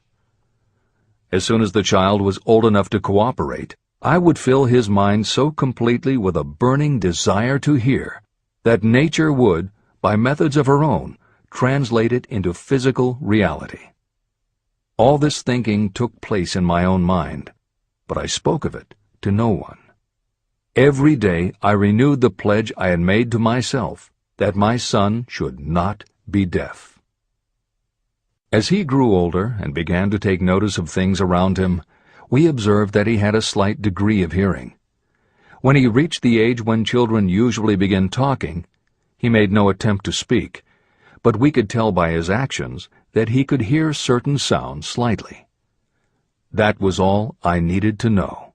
I was convinced that if he could hear, even slightly, he might develop still greater hearing capacity. Then something happened that gave me hope. It came from an entirely unexpected source. We bought a phonograph. When the child heard the music for the first time, he went into ecstasies. He promptly appropriated the machine. On one occasion, he played a record over and over for almost 2 hours, standing in front of the phonograph with his teeth clamped on the edge of the case. The significance of this did not become clear to us until years afterward. At the time, we had never heard of the principle of bone conduction of sound. Shortly after he appropriated the phonograph, I discovered that he could hear me quite clearly when I spoke with my lips touching his mastoid bone at the base of the skull. Having determined that he could hear the sound of my voice plainly, I began immediately to transfer to his mind the desire to hear and speak. When I discovered that my son enjoyed bedtime stories, I went to work creating stories designed to develop in him self-reliance, imagination, and a strong desire to hear. There was one storyline in particular that I emphasized over and over. Every time I told it, I gave it some new and dramatic coloring. These stories were designed to plant in his mind the thought that his affliction was not a liability, but an asset of great value. As a result of my studies and personal experience, I firmly believe that every adversity brings with it the seed of an equivalent advantage. However, despite my beliefs, I must confess that I did not have the slightest idea how this disability could ever become an asset. He won a new world with 6 cents. As I analyze the experience in retrospect, I can see now that my son's faith in me had much to do with the astounding results. He did not question anything I told him. I sold him on the idea that he had a distinct advantage over his older brother, and that this advantage would reflect itself in many ways. For example, the teachers in school would observe that he had no ears, and because of this they would show him special attention and treat him with extraordinary kindness. And they always did. I also sold him on the idea that when he became old enough to sell newspapers, his older brother had already become a newspaper merchant, he would have a big advantage over his brother. My reasoning was that people would pay him extra money for his wares because they could see that he was a bright, industrious boy, despite the fact that he had no ears. When he was about 7, he showed the first evidence that my method of stimulating his mind was bearing fruit. For several months he begged for the privilege of selling newspapers, but his mother would not give the project her consent. Finally, he took matters in his own hands. One afternoon, when he was left at home with the staff, he climbed through the kitchen window, shinnied to the ground, and set out on his own. He borrowed 6 cents in capital from the neighborhood shoemaker and invested it in papers, which he sold out. He took his earnings, reinvested in more newspapers, and kept repeating until late in the evening. After balancing his accounts and paying back the 6 cents he had borrowed from his banker, he had a net profit of 42 cents. When we got home that night, we found him in bed asleep with the money tightly clenched in his hand.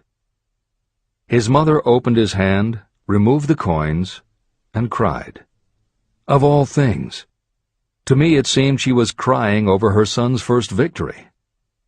My reaction was the reverse.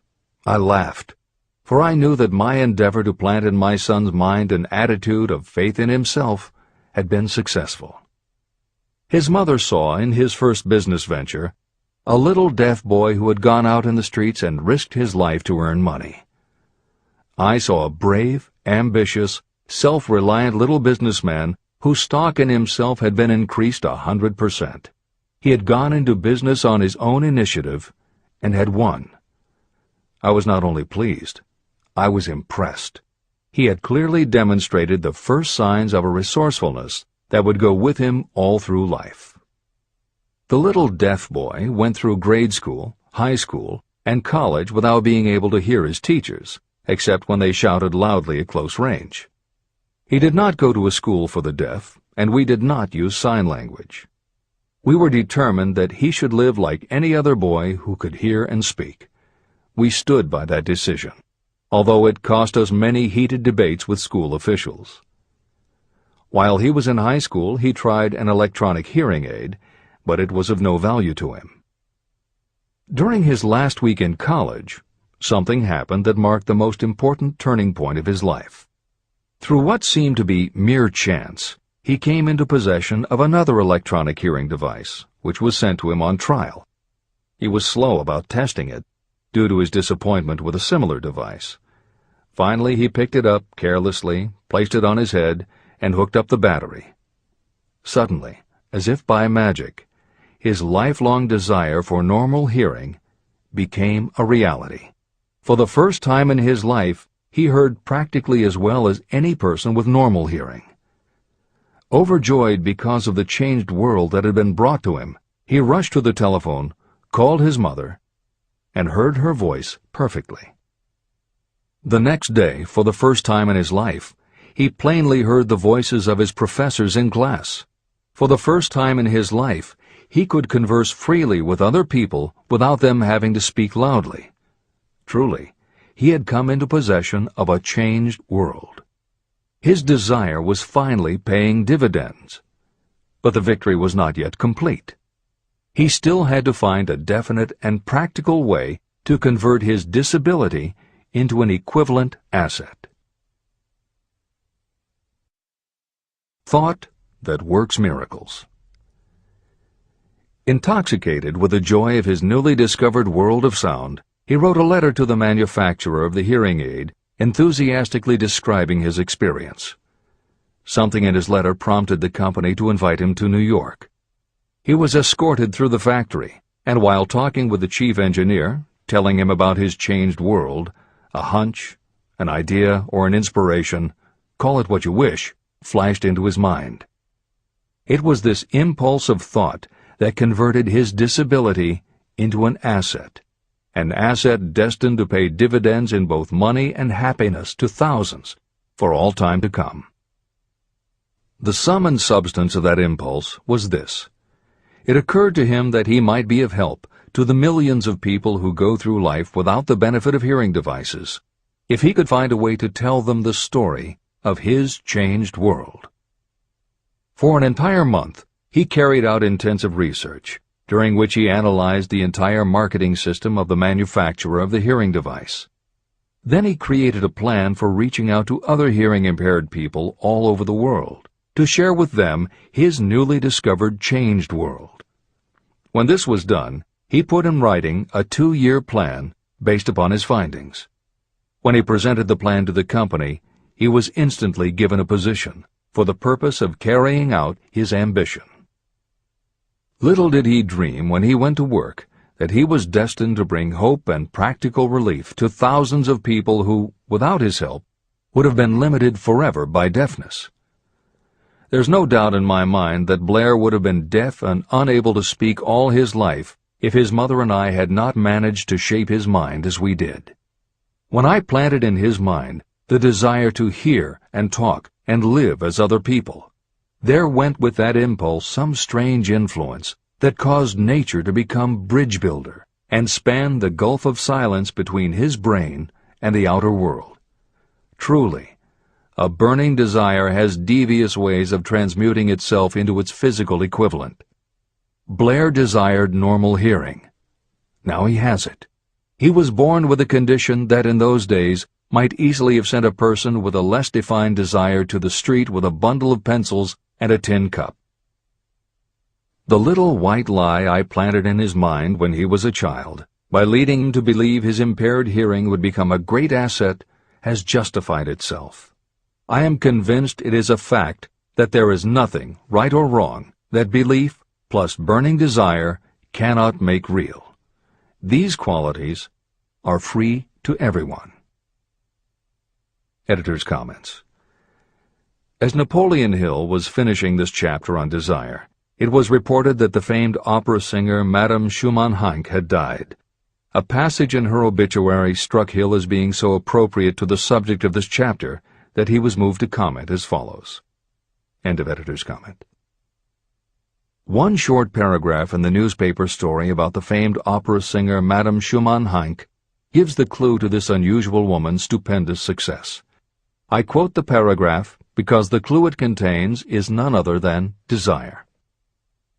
Early in her career, Madame Schumann-Heink visited the director of the Vienna Court Opera to have him test her voice. But he did not test it. After taking one look at the awkward and poorly dressed girl, he exclaimed, none too gently, "With such a face, and with no personality at all, how can you ever expect to succeed in opera? My good child, give up the idea. Buy a sewing machine and go to work. You can never be a singer." Never is a long time. The director of the Vienna Court Opera may have known much about the technique of singing, but he knew little about the power of desire when it assumes the proportion of an obsession. If he had known more of that power, he would not have made the mistake of condemning genius without giving it an opportunity. Editor's comments. Although few readers of this edition will be familiar with Madame Schumann-Heink, every reader knows a half-dozen similar stories. It is true for every generation and every kind of music. At some time, even the biggest stars were failures. At some time, someone told them they weren't good enough. But every one of those times that they failed, their desire was bigger than their failure.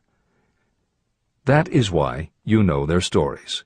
And it's also why you've never heard about the thousands of other performers who were also told they weren't good enough. The ones you've never heard of are the ones whose desire wasn't big enough. They are the ones who believed that failure was defeat. This is the end of the editor's comment. Several years ago, one of my business associates became ill. He became worse as time went on, and finally was taken to the hospital for an operation. The doctor warned me that there was little if any chance of my ever seeing him alive again. But that was the doctor's opinion. It was not the opinion of the patient. Just before he was wheeled away, he whispered to me, "Do not be disturbed, Chief. I will be out of here in a few days." The attending nurse looked at me with pity. But the patient did come through safely. After it was all over, his physician said, "Nothing but his own desire to live saved him. He never would have pulled through if he had not refused to accept the possibility of death." Editor's comments. By the 1980s, the phenomenon that Napoleon Hill wrote about in the preceding paragraph was embraced by a growing segment of the population. Among the adherents were numerous medical professionals who incorporated the concept under the term the body-mind connection. And by the turn of the 21st century, the belief that the mind can manifest physical changes in the body had become a part of mainstream medical practice. In Chapter 5, Autosuggestion, you will find further comment on the medical aspects of having a burning desire. This is the end of the editor's comment. I believe in the power of desire backed by faith in yourself, because I have seen this power lift people from lowly beginnings to places of power and wealth. I have seen it rob the grave of its victims. I have seen it serve as the medium by which people staged a comeback after having been defeated in 100 different ways. And I have seen it provide my own son with a normal, happy, successful life, despite nature's having sent him into the world without ears. How can you harness and use the power of desire? The first part of the answer is in the technique at the beginning of this chapter. You will learn more about it in the next and subsequent chapters of this book. Through some strange and powerful principle, nature wraps up in the impulse of strong desire that something that recognizes no such word as impossible, and accepts no such reality as failure. There are no limitations to the mind except those we acknowledge. Chapter 4. Faith in your ability. Visualization of and belief in attainment of desire. The second step toward riches. Faith is the head chemist of the mind. When faith is blended with thought, the subconscious mind instantly picks up the vibration. The subconscious then translates it and transmits it to infinite intelligence. The emotions of faith, love, and sex are the most powerful of all the major positive emotions. When the three are blended, they have the effect of coloring thought in such a way that it instantly reaches the subconscious mind. There, it is changed into a form that induces a response from infinite intelligence. Editor's comments. In the preceding paragraph, Napoleon Hill uses two terms, faith and infinite intelligence, both of which may convey to the reader a religious connotation that Hill did not intend. The following will define the meaning of the words as Hill uses them in the following chapter. In modern usage, the word faith has become almost interchangeable with religious belief, which is not the way Hill uses the word. Faith, as it is used here, means having confidence, trust, and an absolute unwavering belief that you can do something. And in order for you to have faith in yourself as Hill means it, it has to be true on a subconscious level. If you have a nagging doubt in the back of your mind, or if you are just going through the motions of pretending you believe, it won't work, because your subconscious will know your doubts. Unless you have absolute total confidence, unless you are convinced without question, then you don't have faith. Hill uses the term infinite intelligence to identify that part of the human mind and thinking process that produces hunches, flashes of insight, and leaps of logic. Hill's concept has similarities to what psychologist Carl Jung called the collective unconscious. And on another level, it is very close to what contemporary psychologists refer to as working in the flow state, or being in the zone. Infinite intelligence is discussed in greater depth in later chapters. Hill also uses another term, the subconscious mind, that should be commented on before the reader proceeds with this chapter. Although there are differing schools of thought, in general, modern psychology developed from the pioneering work of Sigmund Freud and Carl Jung. Each believed that the human mind operates on both a conscious and an unconscious level, but they differed on the role the subconscious plays and the way it influences attitude and action. Through his own research and studies, Napoleon Hill developed a theory of the conscious and subconscious that is closest to the Jungian view. The following briefly describes the basis of Hill's view. The conscious mind. Your conscious mind receives information through the five senses of sight, smell, taste, hearing, and touch. Your conscious mind keeps track of what you need for thinking and operating, and it filters out what you don't need. Your conscious mind, and what your memory retains, is the intelligence with which you normally think, reason, and plan. The subconscious mind. Your subconscious has access to all the same information your conscious mind receives, but it doesn't reason the way your conscious mind does. It takes everything literally. It doesn't make value judgments. It does not filter, and it does not forget. You cannot command your conscious mind to reach out and dip into your subconscious mind. However, under certain circumstances, all those forgotten facts and ideas that are always there in your subconscious can, if they are firmly rooted, influence your conscious attitudes and actions. This is the end of the editor's comments. How to develop faith. The following statement is very important in understanding the importance of autosuggestion in the transmutation of desire into its physical or monetary equivalent, namely, faith is a state of mind that may be induced or created by affirmation or repeated instructions to the subconscious mind through the principle of autosuggestion. The repetition of affirmations is like giving orders to your subconscious mind, and it is the only known method of voluntary development of the emotion of faith, absolute belief that you can do something.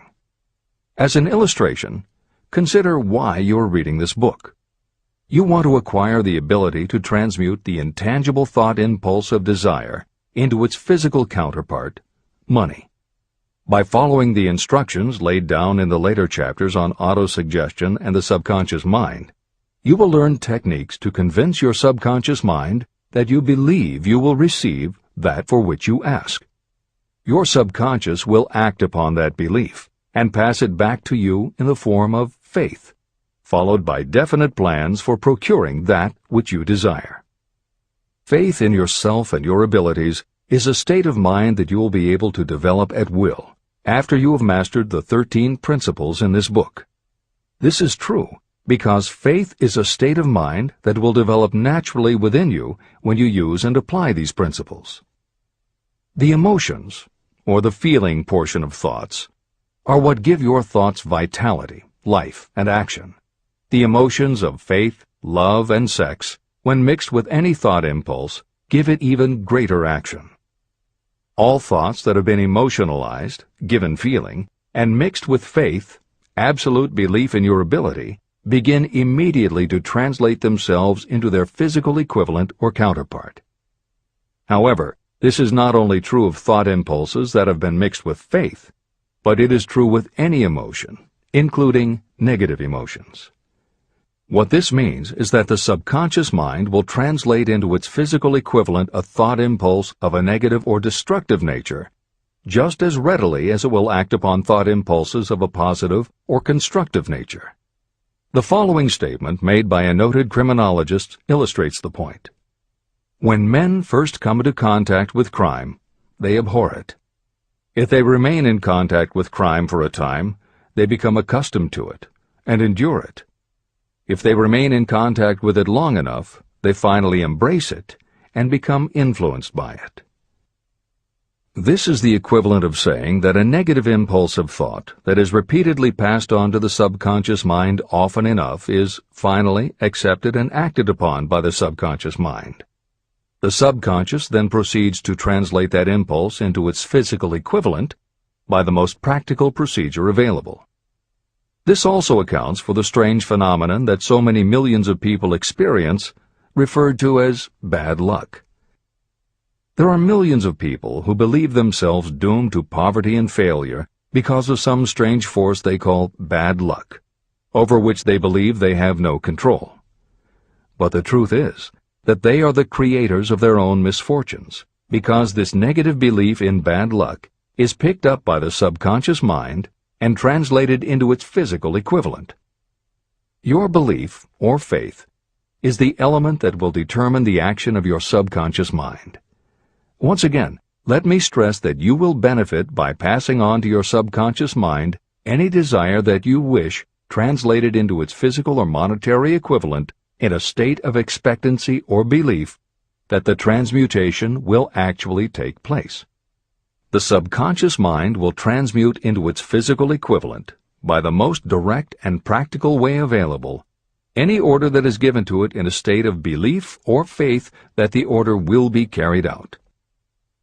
At this point, it should also be noted that because of the way that the subconscious operates, there is nothing to stop you from deceiving your subconscious mind when giving it instructions through autosuggestion. That is what I did when I deceived my son's subconscious mind.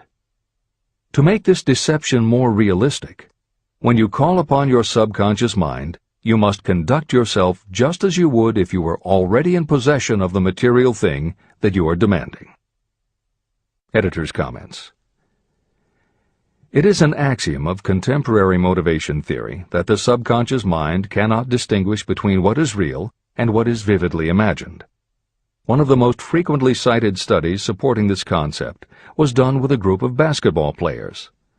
The players were divided into 3 teams, and the players on each team were tested on their ability to make free throws. The teams were then separated for a period of time, and each team was given instructions which they were told would improve their abilities. One team was instructed to practice making baskets on a daily basis. The second team was instructed not to practice during the period and not to even think about basketball.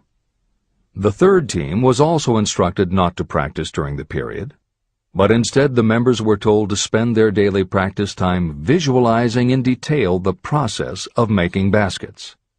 At the end of the experiment, the teams were again tested. The team that rested showed a decrease in ability. The team that practiced showed a marked increase in ability. And the team that didn't practice but visualized making baskets showed an increase in ability almost equal to those who had practiced daily. As Hill says, you can deceive your subconscious through autosuggestion. If you convincingly plant an idea in your subconscious will accept and work with the idea as though it were a fact. But the key word is convincingly. If you try to send a message to your subconscious, but in the back of your mind you have a nagging doubt whether it will work, your subconscious will pick that up also. You will have sent mixed messages that cancel each other out. That is why Hill stresses the importance of doing it with faith. Your subconscious will not judge if it is true or false, positive or negative, but it does respond to the power of the input, how emotionalized the thought is. This is the end of the editor's comment. It is essential for you to encourage the positive emotions as the dominating forces of your mind. But faith in yourself doesn't come from merely reading instructions. Now that you understand the theory, you must begin to apply it. By experimenting and practicing, you will develop your ability to mix faith with any order you give to your subconscious. When you have faith in your ability, then you can give your subconscious mind instructions, which it will accept and act upon immediately.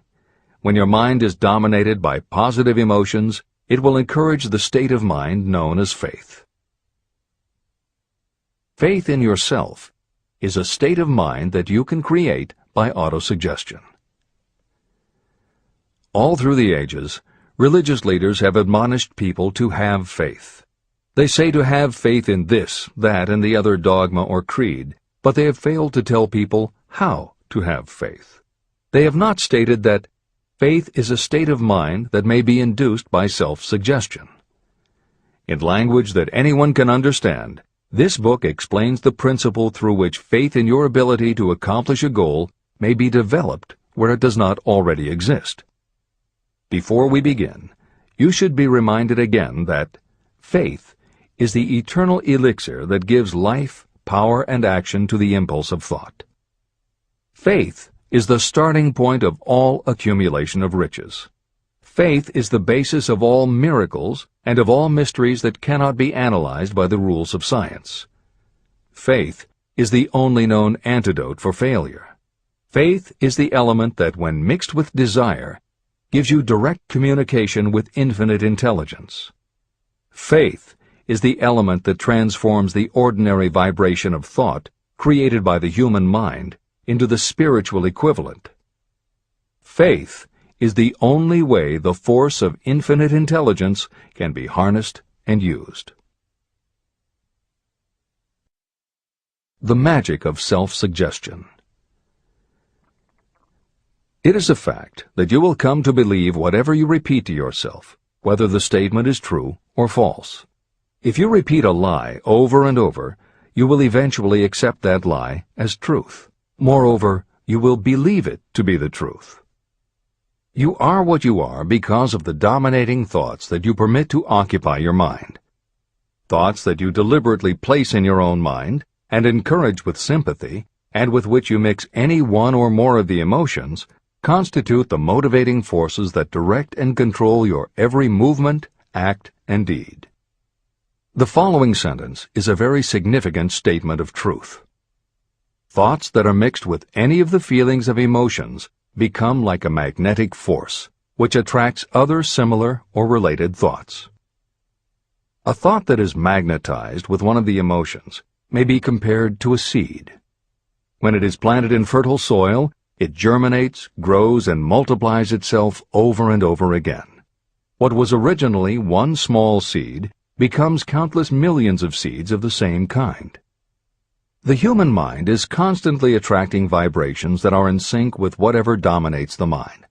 Any thought, idea, plan, or purpose that you hold in your mind attracts a host of its relatives. Add these relatives to its own force, and it grows until it becomes the prime motivator of the person in whose mind it has been housed. Now, let us go back to the starting point. How can the original seed of an idea, plan, or purpose be planted in the mind? The answer?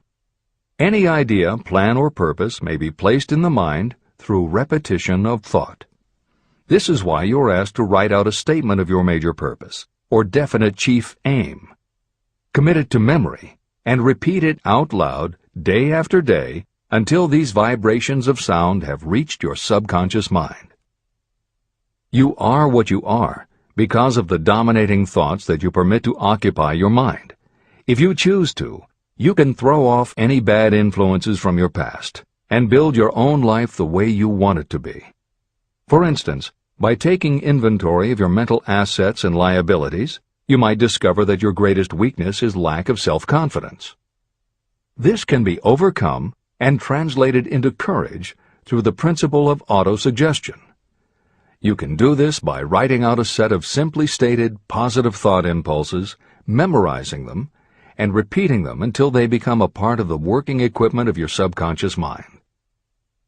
The following is an example for someone whose definite purpose is to overcome a lack of self-confidence.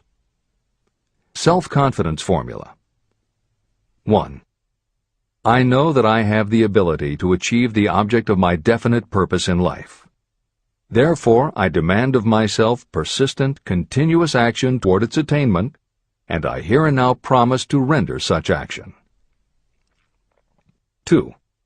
I realize the dominating thoughts of my mind will eventually reproduce themselves in outward physical action and gradually transform themselves into physical reality. Therefore, I will concentrate my thoughts for 30 minutes each day, visualizing the person I intend to become. In this way, I will create in my mind a clear mental picture. 3. I know, through the principle of autosuggestion, that any desire I persistently hold in my mind will eventually find some practical means of attaining my objective.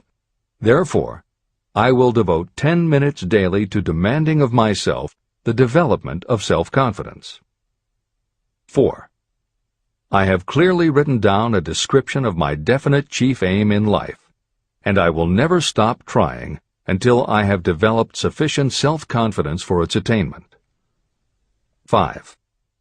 I fully realize that no wealth or position can last unless it is built upon truth and justice.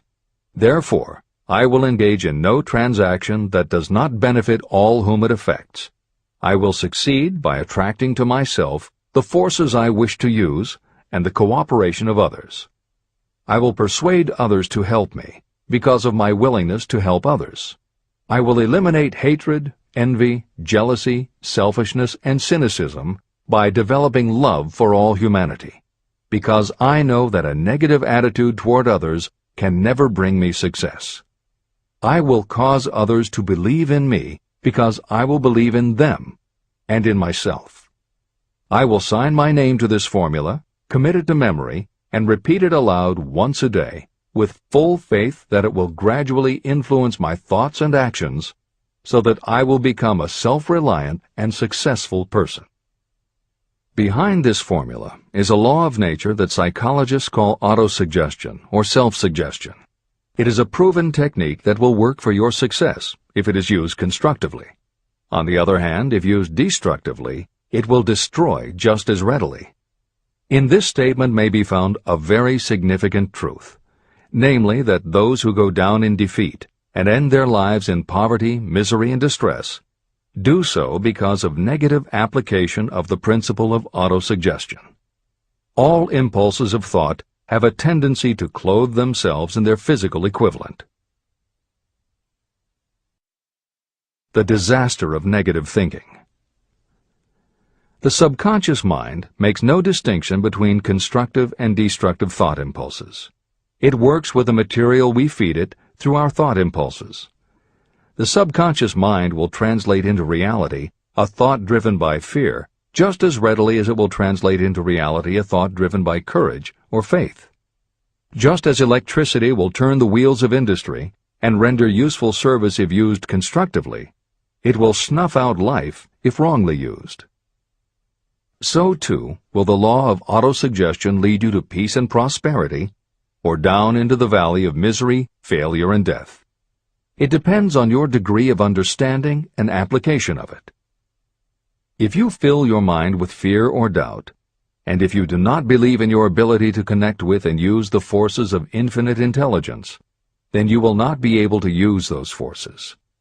The law of autosuggestion will take your lack of belief and use that doubt as a pattern by which your subconscious mind will translate it into its physical equivalent. Editor's comments. When you have faith in your ability to accomplish what you want, it not only firmly plants ideas in your subconscious, but it then works to reinforce itself. When you have faith in your abilities, part of what you must have faith in is that it is possible to tap into infinite intelligence. And because you have faith that it will work, your conscious mind won't be resistant. When your conscious doesn't resist, your subconscious mind can send creative ideas to your conscious mind more easily. Then, the more you see the power working in your life, the easier it is for you to act on faith the next time. Will it work for you? You will never know unless you relax your resistance and just have faith that it will. This is the end of the editor's comment. Like the wind that carries one ship east and another west, the law of autosuggestion will lift you up or pull you down according to the way you set your sails of thought. The law of autosuggestion, through which any person may rise to altitudes of achievement that stagger the imagination, is well described in the following verse. Observe the words that have been emphasized, and you will catch the deep meaning that the poet had in mind. If you think you are beaten, you are. If you think you dare not, you don't. If you like to win, but you think you can't, it is almost certain you won't. If you think you'll lose, you're lost. For out in the world we find, success begins with a fellow's will. It's all in the state of mind. If you think you are outclassed, you are. You've got to think high to rise. You've got to be sure of yourself before you can ever win a prize. Life's battles don't always go to the stronger or faster man, but soon or late the man who wins is the man who thinks he can. Editor's comments. As noted at the beginning of this chapter, the way in which Napoleon Hill uses the word faith is meant to have no religious connotation. However, it would be impossible for Hill to write this chapter without acknowledging the power of religious faith. Therefore, in the following two paragraphs, when Hill discusses Jesus Christ and Mahatma Gandhi as exemplifying the power of faith, he is referring to their personal faith, the absolute trust in his beliefs that Jesus exhibited, and Gandhi's total conviction and confidence in his cause. In this way, they perfectly exemplify thought impulse mixed with faith. This is the end of the editor's comment. If you wish evidence of the power of faith, study the achievements of men and women who have employed it. At the head of the list comes the Nazarene. The basis of Christianity is faith, no matter how many people may have perverted or misinterpreted the meaning of this great force. The sum and substance of the teachings and the achievements of Christ, which may have been interpreted as miracles, were nothing more nor less than faith. If there are any such phenomena as miracles, they are produced only through the state of mind known as faith. Consider Mahatma Gandhi of India, one of the most astounding examples of the possibilities of faith. Gandhi wielded more potential power than any man living in his time, and he had this power despite the fact that he had none of the orthodox tools of power, such as money, battleships, soldiers, and materials of warfare. Gandhi had no money, no home. He did not own a suit of clothes, but he did have power. How did he come by that power? He created it out of his understanding of the principle of faith and through his ability to transplant that faith into the minds of 200 million people. Gandhi accomplished the astounding feat of influencing 200 million minds to coalesce and move in unison as a single mind. What other force on earth, except faith, could do as much? How an idea built a fortune. Editor's comment.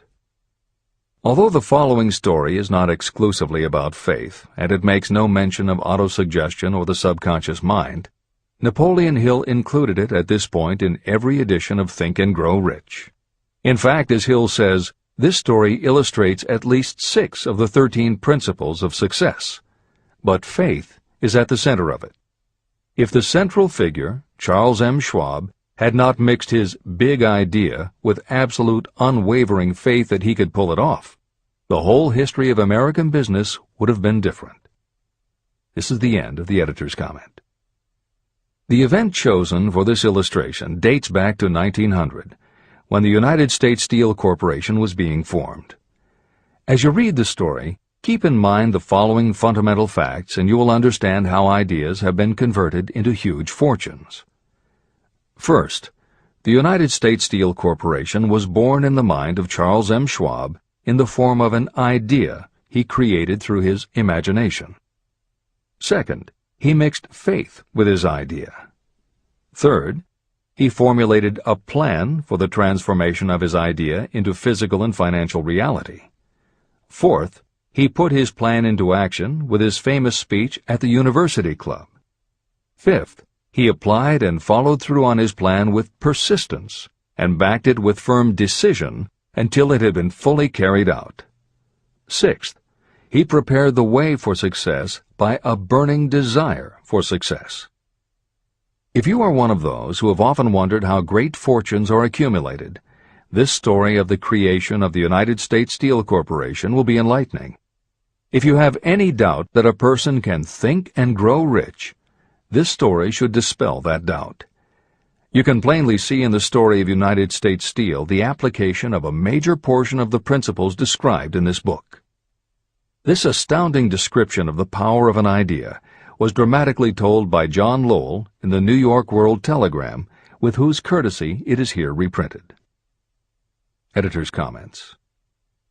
In order for the modern reader to fully appreciate the following newspaper story, it is appropriate at this point to provide some background information about the main players. Charles M. Schwab was Andrew Carnegie's right-hand man and president of the Carnegie Steel Corporation. Andrew Carnegie was a wealthy and powerful steel baron whose company controlled 25% of the iron and steel production in America. J.P. Morgan was a wealthy and powerful Wall Street banker whose company had arranged the financing for many of the major industrial companies in America at the beginning of the 20th century. All the reader needs to know about the other men mentioned in the story is that at the beginning of the 20th century, finance, business, and industry were dominated by a few hundred men, most of whom had amassed great fortunes through some connection with the railroads that had opened the country. These people were well known to readers of the New York World Telegram because of their financial influence. And that sets the stage for the following newspaper article, which is not only a fascinating story about the power of faith in an idea, but also a wonderful example of the irreverent writing style that was used by many newspaper journalists of the day. This is the end of the editor's comment. A pretty after-dinner speech for $1 billion. When on the evening of December 12, 1900, some 80 of the nation's financial nobility gathered in the banquet hall of the University Club on Fifth Avenue to do honor to a young man from out of the West, not half a dozen of the guests realized they were to witness the most significant episode in American industrial history. J. Edward Simmons and Charles Stewart Smith, their hearts full of gratitude for the lavish hospitality bestowed on them by Charles M. Schwab during a recent visit to Pittsburgh, had arranged the dinner to introduce the 38-year-old steel man to Eastern banking society. But they didn't expect him to stampede the convention. They warned him, in fact, that the bosoms within New York's stuffed shirts would not be responsive to oratory, and that if he didn't want to bore the Stillmans and Harrimans and Vanderbilts, he had better limit himself to 15 or 20 minutes of polite vaporings and let it go at that. Even John Pierpont Morgan, sitting on the right hand of Schwab as became his imperial dignity, intended to grace the banquet table with his presence only briefly, and so far as the press and public were concerned, the whole affair was of so little moment that no mention of it found its way into print the next day. So the two hosts and their distinguished guests ate their way through the usual 7 or 8 courses. There was little conversation, and what there was of it was restrained. Few of the bankers and brokers had met Schwab, whose career had flowered along the banks of the Monongahela, and none knew him well. But before the evening was over, they, and with them Money Master Morgan, were to be swept off their feet, and $1 billion baby, the United States Steel Corporation, was to be conceived. It is perhaps unfortunate for the sake of history that no record of Charlie Schwab's speech at the dinner ever was made.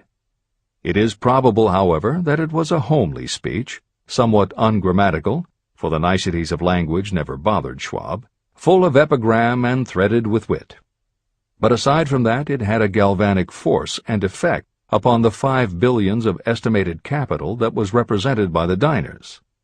After it was over, and the gathering was still under its spell, although Schwab had talked for 90 minutes, Morgan led the orator to a recessed window where, dangling their legs from the high, uncomfortable seat, they talked for an hour more.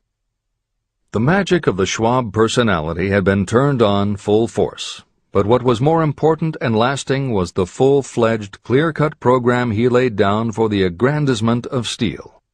Many other men had tried to interest Morgan in slapping together a steel trust after the pattern of the biscuit, wire and hoop, sugar, rubber, whiskey, oil, or chewing gum combinations. Editor's comments. The Random House College Dictionary defines a trust as an illegal combination of industrial or commercial companies in which the stock is controlled by a central board of trustees, thus making it possible to control prices and destroy competition. Many of America's new industrial companies had grown so quickly that they were not yet profitable. They were saddled with huge debt incurred in raising the capital to finance their rapid expansion, and at the same time they were faced with having to cut costs and slash prices or go out of business. The answer for many was to join up with others in related industries to form what were called trusts or combinations. Although trusts were illegal since the passage of the Sherman Antitrust Act in 1890, companies still tried to find ways to monopolize their industries, and if their efforts weren't technically trusts, they were something very close. The one thing the large company owners who assembled these trusts needed was cash to buy up the many smaller companies they would have to own in order to effectively dominate an industry. J.P. Morgan was the banker who financed many such takeovers. This is the end of the editor's comment. John W. Gates, the gambler, had urged it, but Morgan distrusted him. The Moore boys, Bill and Jim, Chicago stock jobbers who had glued together a match trust and a cracker corporation, had urged it and failed. Elbert H. Gary, the sanctimonious country lawyer, wanted to foster it, but he wasn't big enough to be impressive. Until Schwab's eloquence took J.P. Morgan to the heights from which he could visualize the solid results of the most daring financial undertaking ever conceived, the project was regarded as a delirious dream of easy-money crackpots. The financial magnetism that began a generation ago to attract thousands of small and sometimes inefficiently managed companies into large and competition-crushing combinations had become operative in the steel world through the devices of that jovial business pirate, John W. Gates. Gates already had formed the American Steel and Wire Company out of a chain of small concerns, and together with Morgan had created the Federal Steel Company. But by the side of Andrew Carnegie's gigantic vertical trust, a trust owned and operated by 53 partners, those other combinations were picayune. They might combine to their heart's content, but the whole lot of them couldn't make a dent in the Carnegie organization, and Morgan knew it. The eccentric old Scot knew it, too. Editor's comments. Andrew Carnegie was born in Scotland and came to America when he was just a boy.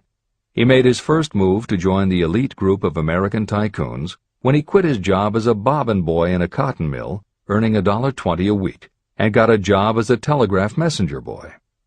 He soon taught himself to operate a telegraph key, which got him hired as personal telegrapher and secretary to the head of the Pennsylvania Railroad. It wasn't long before he'd worked his way up the ranks to superintendent of the Pittsburgh division, which in turn put him in a position to become an early investor in the Pullman Company, which became the leading manufacturer of railway cars.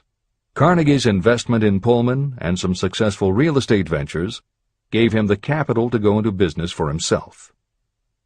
At the end of the Civil War, Carnegie left railroading and started a company that built iron bridges for railroad companies. From building iron bridges, it was a short step to starting his own steel mill, which led him to acquire control of other steel mills, then his own coal fields to supply his smelters, then his own ore boats and rail lines to haul the ore and coal. Because of Carnegie's vertical integration and his use of the most up-to-date manufacturing methods, he was able to sell top-grade steel at the lowest price. He managed to drop the price of steel from $140 a ton to $20 a ton.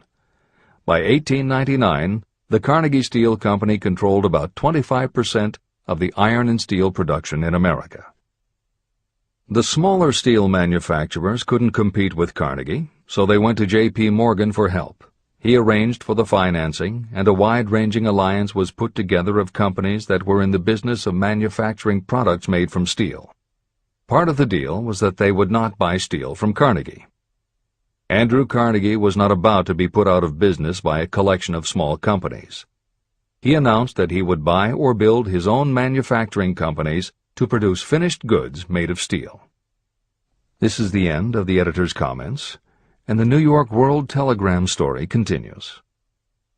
From the magnificent heights of Skibo Castle he had viewed, first with amusement and then with resentment, the attempts of Morgan's smaller companies to cut into his business. When the attempts became too bold, Carnegie's temper was translated into anger and retaliation. He decided to duplicate every mill owned by his rivals. Hitherto, he hadn't been interested in wire, pipe, hoops, or sheet. Instead, he was content to sell such companies the raw steel and let them work it into whatever shape they wanted. Now, with Schwab as his chief and able lieutenant, he planned to drive his enemies to the wall. So it was that in the speech of Charles M. Schwab, Morgan saw the answer to his problem of combination. A trust without Carnegie, giant of them all, would be no trust at all, a plum pudding, as one writer said, without the plums. Schwab's speech on the night of December 12, 1900, undoubtedly carried the inference, though not the pledge, that the vast Carnegie enterprise could be brought under the Morgan tent.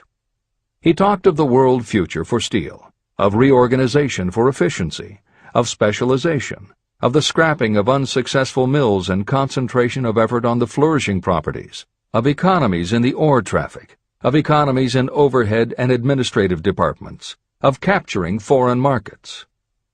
More than that, he told the buccaneers among them wherein lay the errors of their customary piracy. Their purposes, he inferred, had been to create monopolies, raise prices, and pay themselves fat dividends out of privilege. Schwab condemned the system in his heartiest manner. The short-sightedness of such a policy, he told his hearers, lay in the fact that it restricted the market in an era when everything cried for expansion. By cheapening the cost of steel, he argued, an ever-expanding market would be created. More uses for steel would be devised, and a goodly portion of the world trade could be captured. Actually, though he did not know it, Schwab was an apostle of modern mass production. Editor's comments. For J.P. Morgan, all of Schwab's talk about economies of scale and expanding markets meant only one thing. Until that night, it was assumed that Andrew Carnegie would continue building his own manufacturing companies to compete with the steel trusts that Morgan had helped put together. Morgan knew that for Carnegie to do so would require an enormous amount of capital, and Morgan also knew that Carnegie had always been strongly against raising money by selling stock in his company. What Schwab seemed to be implying was that rather than going to Wall Street for the money needed to fight the trusts, Carnegie might be interested in selling his business. This is the end of the editor's comment.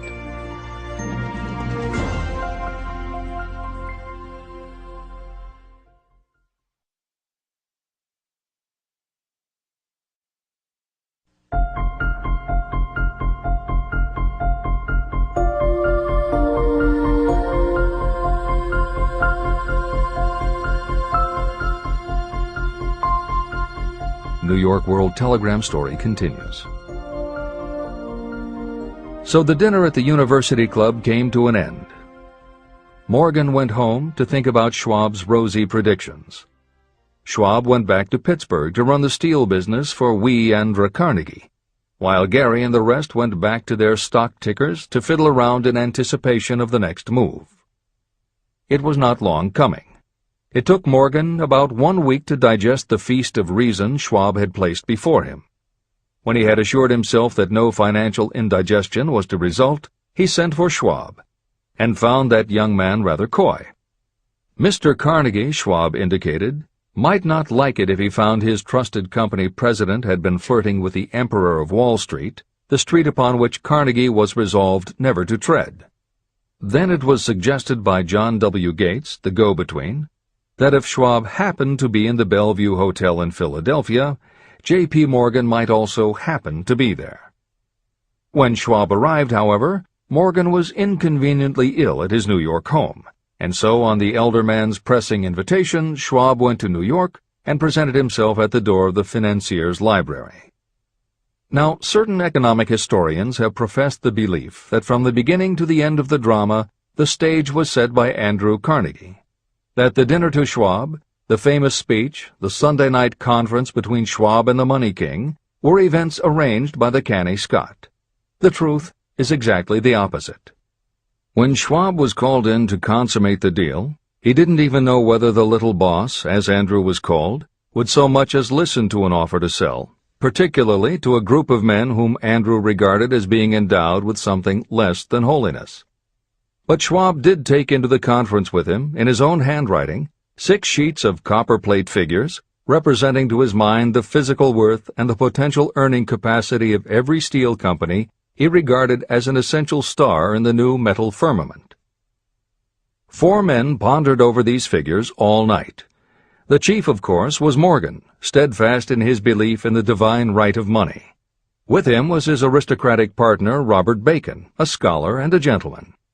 The third was John W. Gates, whom Morgan scorned as a gambler and used as a tool. The fourth was Schwab, who knew more about the processes of making and selling steel than any whole group of men then living. Throughout that conference, the Pittsburgher's figures were never questioned. If he said a company was worth so much, then it was worth that much and no more. He was insistent, too, upon including in the combination only those concerns he nominated. He had conceived a corporation in which there would be no duplication, not even to satisfy the greed of friends who wanted to unload their companies upon the broad Morgan shoulders. When dawn came, Morgan rose and straightened his back. Only one question remained. "Do you think you can persuade Andrew Carnegie to sell?" he asked. "I can try," said Schwab. "If you can get him to sell, I will undertake the matter," said Morgan. So far, so good. But would Carnegie sell? How much would he demand? Schwab thought about $320 million. What would he take payment in? Common or preferred stocks? Bonds? Cash? Nobody could raise $1/3 billion in cash.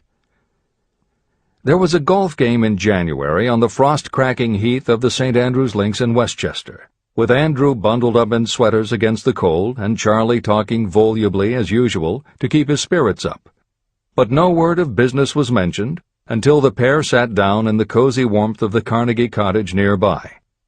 Then, with the same persuasiveness that had hypnotized 80 millionaires at the University Club, Schwab poured out the glittering promises of retirement and comfort, of untold millions to satisfy the old man's social caprices. Carnegie capitulated, wrote a figure on a slip of paper, handed it to Schwab and said, "All right, that's what we'll sell for." The figure was approximately $400 million, and was reached by taking the $320 million mentioned by Schwab as a basic figure, and adding to it $80 million to represent the increased capital value over the previous 2 years. Later, on the deck of a transatlantic liner, the Scotsman said ruefully to Morgan, "I wish I had asked you for $100 million more." "If you had asked for it, you'd have gotten it," Morgan told him cheerfully. There was an uproar, of course. A British correspondent cabled that the foreign steel world was appalled by the gigantic combination.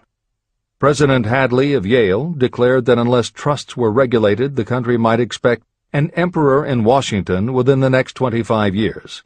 But that able stock manipulator Keene went at his work of shoving the new stock at the public so vigorously that all the excess water, estimated by some at nearly $600 million, was absorbed in a twinkling.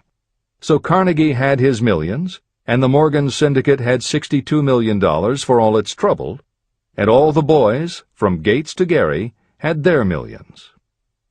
Editor's comment. The 38-year-old Charles M. Schwab had his reward, too. He was made president of the new corporation, United States Steel, and remained in control until 1930. When Schwab left U.S. Steel, he went on to found the mammoth Bethlehem Steel Corporation, of which he also became president. This is the end of the editor's comment. Riches begin with thought. The dramatic story of big business that you've just finished is a perfect illustration of the method by which desire can be transmuted into its physical equivalent. That giant organization was created in the mind of one man. The plan by which the organization was provided with the steel mills that gave it financial stability was created in the mind of the same man. His faith, his desire, his imagination, his persistence were the real ingredients that went into United States Steel. The steel mills and equipment acquired by the corporation, after it had been brought into legal existence, were incidental. However, careful analysis reveals that the appraised value of the properties acquired by the corporation increased in value by an estimated $600 million, approximately $12 billion today. The increase in value of the assets is attributable to the mere transaction that consolidated them under one management.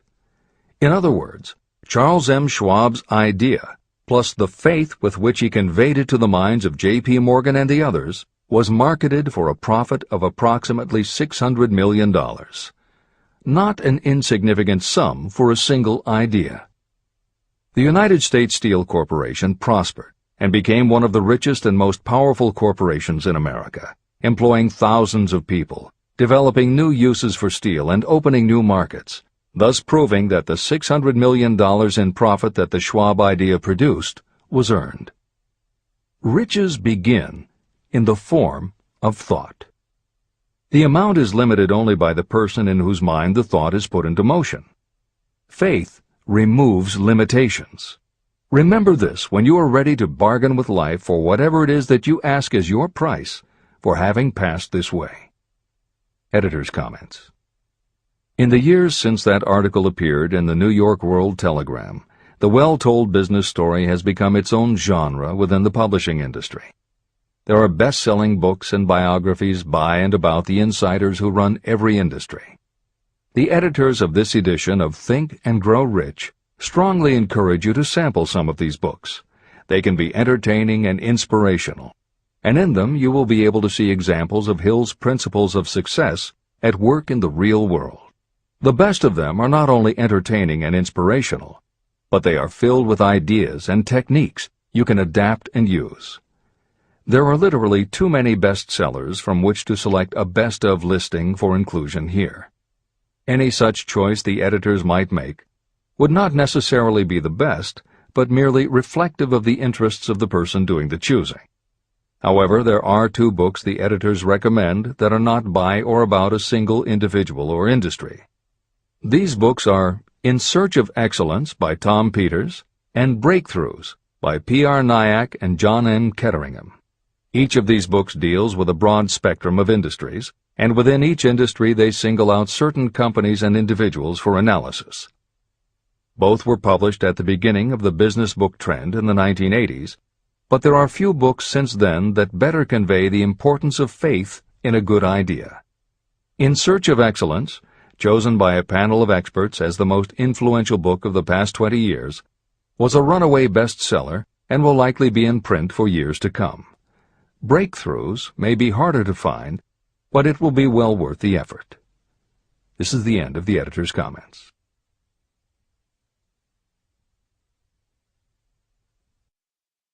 A quitter never wins, and a winner never quits. Chapter 5. Autosuggestion. The medium for influencing the subconscious mind. The third step toward riches. Autosuggestion is a term that applies to all suggestions and all self-administered stimuli that reach your mind through the 5 senses. Stated in another way, autosuggestion is self-suggestion. It is the way of communicating between that part of the mind where conscious thought takes place and that which serves as the seat of action for the subconscious mind.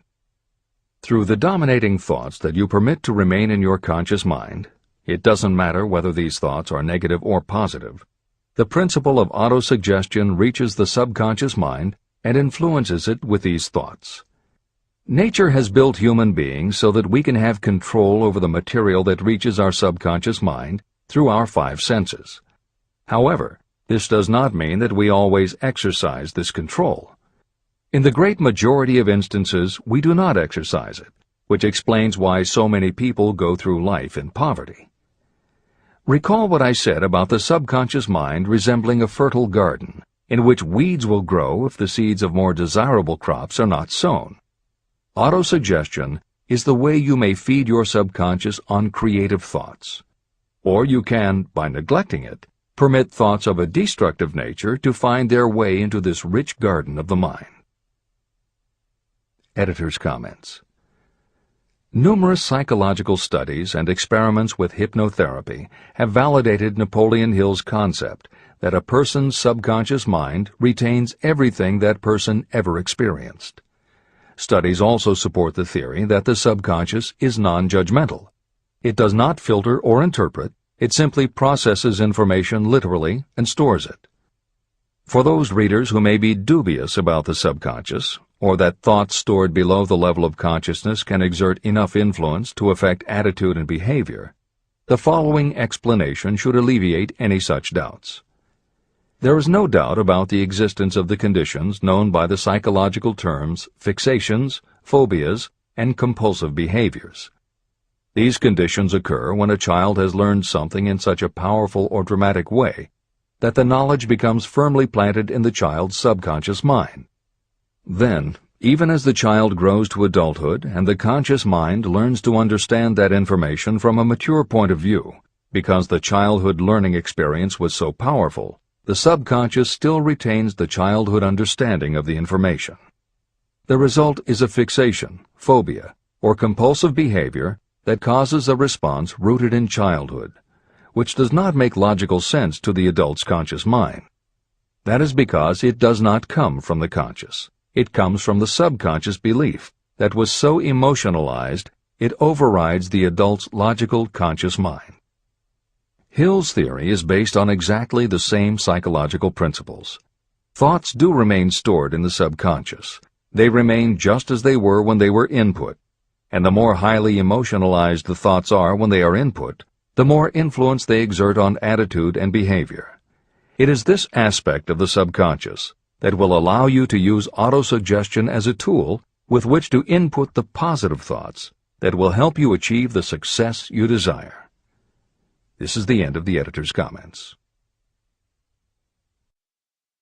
See and feel money in your hands. You were instructed in the last of the 6 steps described in Chapter 3 on Desire to read aloud twice daily the written statement of your desire for money. You were also directed to see and feel yourself already in possession of the money. By following these instructions, you communicate the object of your desire directly to your subconscious mind in a spirit of absolute faith.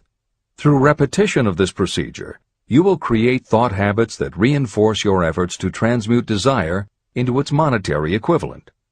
Read these steps again, very carefully, before you proceed further. 1. Fix in your mind the exact amount of money you desire. It is not sufficient merely to say, "I want plenty of money." Be definite about the amount. 2. Determine exactly what you intend to give in return for the money you desire. There is no such reality as something for nothing. 3. Establish a definite date when you intend to possess the money you desire. 4. Create a definite plan for carrying out your desire and begin at once, whether you are ready or not, to put this plan into action. 5. Now write it out. Write a clear, concise statement of the amount of money you intend to acquire, name the time limit for its acquisition, state what you intend to give in return for the money, and describe clearly the plan through which you intend to accumulate it. 6. Read your written statement aloud twice daily. Read it once just before retiring at night, and read it once after arising in the morning. As you read, see and feel and believe yourself already in possession of the money. Remember, when reading aloud the statement of your desire, through which you will develop a money consciousness, that the mere reading of the words is of no consequence, unless you mix emotion or feeling with your words. Your subconscious mind recognizes and acts only upon thoughts that have been well mixed with emotion or feeling. This is a fact of such importance as to warrant repetition in practically every chapter. The lack of understanding of this is the main reason the majority of people who try to apply the principle of autosuggestion get no desirable results. Plain, unemotional words do not influence the subconscious mind. You will get no appreciable results until you learn to reach your subconscious mind with thoughts or spoken words that have been well emotionalized with belief. Do not become discouraged if you cannot control and direct your emotions the first time you try. Remember, there is no such possibility as something for nothing. You cannot cheat even if you desire to do so. The price of ability to influence your subconscious mind is persistence in applying the principles described here. You cannot develop the desired ability for a lower price. You, and you alone, must decide whether or not the reward, the money consciousness, is worth the price you must pay for it in effort. Your ability to use the principle of autosuggestion will depend very largely upon your capacity to concentrate on a given desire until that desire becomes a burning obsession. How to strengthen your powers of concentration. When you begin to carry out the instructions in the 6 steps, it will be necessary for you to make use of the principle of concentration. Following are suggestions for the effective use of concentration. When you begin the first of the 6 steps, which instructs you to fix in your own mind the exact amount of money you desire, close your eyes and hold your thoughts on that amount of money until you can actually see the physical appearance of the money. Do this at least once each day. As you go through these exercises, follow the instructions given in Chapter 4 on faith and see yourself actually in possession of the money. Here is a most significant fact. The subconscious mind takes any orders given to it in a spirit of absolute faith and acts upon those orders. But the orders often have to be presented over and over again, repeated positive affirmation, before they are interpreted by the subconscious mind. Because of this, you might consider the possibility of playing a perfectly legitimate trick on your subconscious mind. Make it believe, because you believe it, that you must have the amount of money you are visualizing. Make it believe that this money is already awaiting your claim, so the subconscious mind must hand over to you practical plans for acquiring the money that is yours. Give this thought to your imagination, and see what your imagination can or will do to create practical plans for the accumulation of money through transmutation of your desire. Do not wait for a definite plan through which you will exchange services or merchandise in return for the money you are visualizing. Just start right now to see yourself in possession of the money, demanding, and expecting that your subconscious mind will hand over the plans you need. Be on the alert for these plans, and when they appear, put them into action immediately. When the plans appear, they will probably flash into your mind in the form of an inspiration or intuition from infinite intelligence. Treat it with respect and act upon it as soon as you receive it.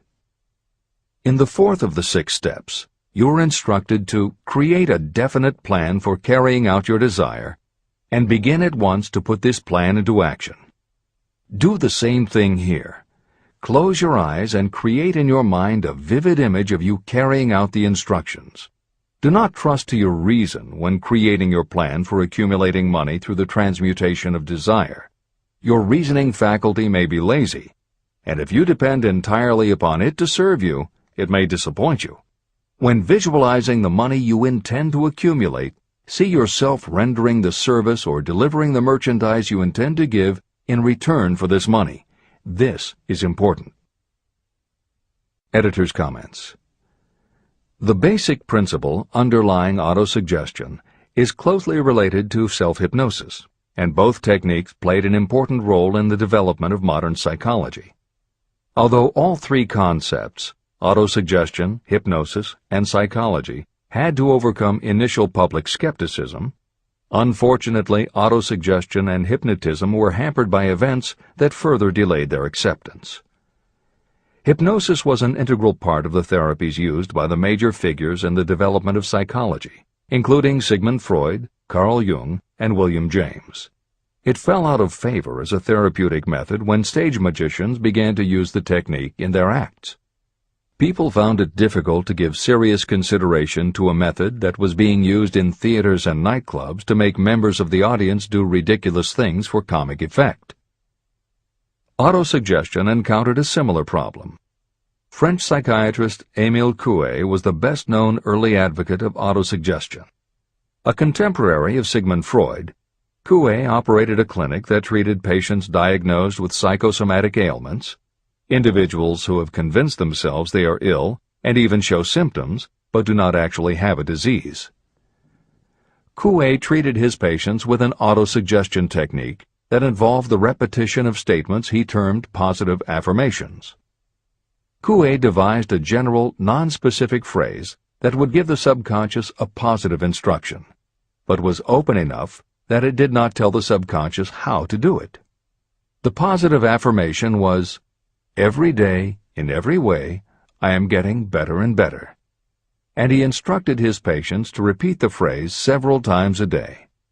Improvements among his patients happened so quickly and dramatically that his method became the talk of medical and scientific circles, and the use of the phrase practically became a movement in Europe. Word of the success Coué was having with his method spread to America, and he was soon booked to do a lecture tour. At one of his early speaking engagements, a cynical newspaper reporter made a joke of the technique, calling it, "Hell's bells, I'm well." The joke followed Coué wherever he spoke, and the press coverage was so negative he canceled his tour and returned to practice in Europe. Serious scientists and therapists continued to work with autosuggestion.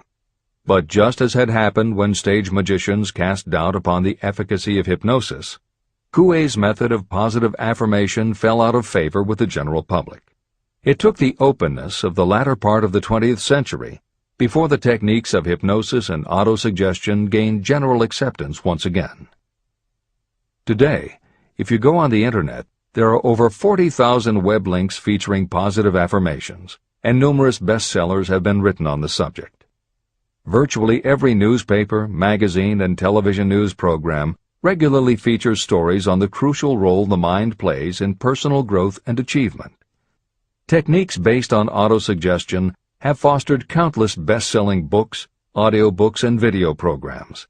And every week thousands of people attend seminars, lectures, and retreats to be inspired by motivational speakers or spiritual leaders, and to learn techniques that will help them achieve success, almost all of which are based on the basic principles Napoleon Hill advocates in this book. When Hill instructs the reader to close your eyes and hold your thoughts on that amount of money until you can actually see the physical appearance of the money, he is in fact describing the autosuggestion technique most widely taught by contemporary motivational experts.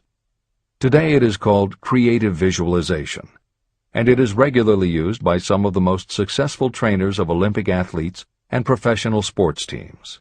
It is used by NASA in training astronauts, and medical professionals use it in a variety of ways, including teaching it to patients who need to elevate their autoimmune system. Using visualization effectively is much more than simply daydreaming about something you would like to have or a goal you would like to achieve. Visualization is a specific technique that involves the use of imagination, creativity, vivid imagery, and affirmations, all focused on creating something you wish to manifest in reality. Napoleon Hill identified the practice of visualization and wrote about it as early as 1928 in his first bestseller, Law of Success. Since then, many other psychologists, medical professionals, motivational speakers, and authors have developed systems based on the same principles. Dr. Maxwell Maltz, a noted plastic surgeon, found that often it was as important for his patients to change their inner perception of themselves as it was to change their outer appearance. Dr. Maltz's landmark bestseller, Psycho-Cybernetics, draws heavily on visualization as a way to increase self-esteem and improve a wide range of abilities. The Silva method, which is another variation on visualization, has been taught to millions of people by certified Silva trainers who hold seminars throughout the country. Jose Silva's best-selling book, The Silva Mind Control Method, has also sold many millions of copies.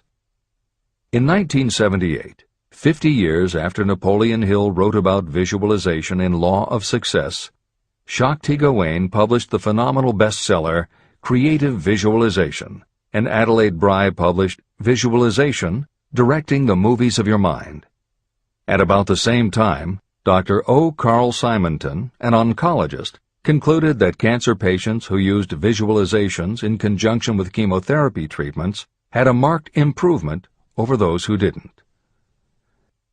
His bestseller, Getting Well Again, had a profound impact, and it was followed by books from other respected medical professionals, such as Love, Medicine, and Miracles by Dr. Bernie Siegel, and Superimmunity by Dr. Paul Purcell. Other bestsellers by Dr. John Sarno, Dr. Deepak Chopra, and Dr. Andrew Weil have made what once was referred to as alternative medicine now part of mainstream medical practice. This is the end of the editor's comments. Stimulate your subconscious mind. The instructions given previously for the steps necessary in your desire for money will now be summarized and blended with the principles covered by this chapter, as follows. 1. Go to some quiet spot, preferably in bed at night, where you will not be disturbed or interrupted. Close your eyes and repeat aloud, so that you may hear your own words, the written statement of the amount of money you intend to accumulate. Be specific about the time limit for its accumulation, and a description of the service or merchandise you intend to give in return for the money. As you carry out these instructions, see yourself already in possession of the money. For example, suppose that you intend to accumulate $50,000 by the 1st of January 5 years from now, and that you intend to give your personal services as a salesperson in return for the money. Your written statement of your purpose should be similar to the following. By the first day of January, I will have in my possession $50,000, which will come to me in various amounts from time to time during the interim. In return for this money, I will give the most efficient service of which I am capable. I will give the fullest possible quantity and the best possible quality of service as a salesperson of, and describe the service or merchandise you intend to sell. I believe that I will have this money in my possession.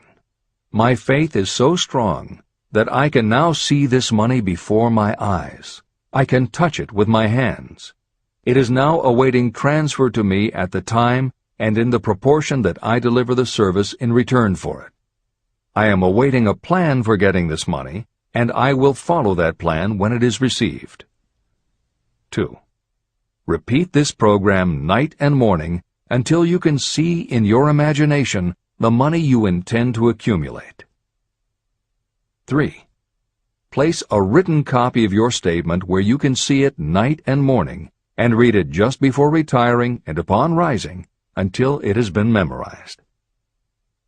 Editor's comments. The following is another suggestion, adapted from Hill's later writings, which appear in Napoleon Hill's Keys to Success. Surround yourself with books, pictures, mottos, and other suggestive devices. Pick things that symbolize and reinforce achievement and self-reliance. Constantly add to your collection, and move things to new places where you can see them in a different light and in association with different things. I had a friend who was a realtor who kept her $1 Million Club certificate over her desk to remind herself of what she was capable. One day she took it down to dust and set it on top of a newspaper. When she picked it up again, she saw beneath it an article about the new football coach who had been hired at the university. Guess who bought a house she had been struggling to sell? This is the end of the editor's comments.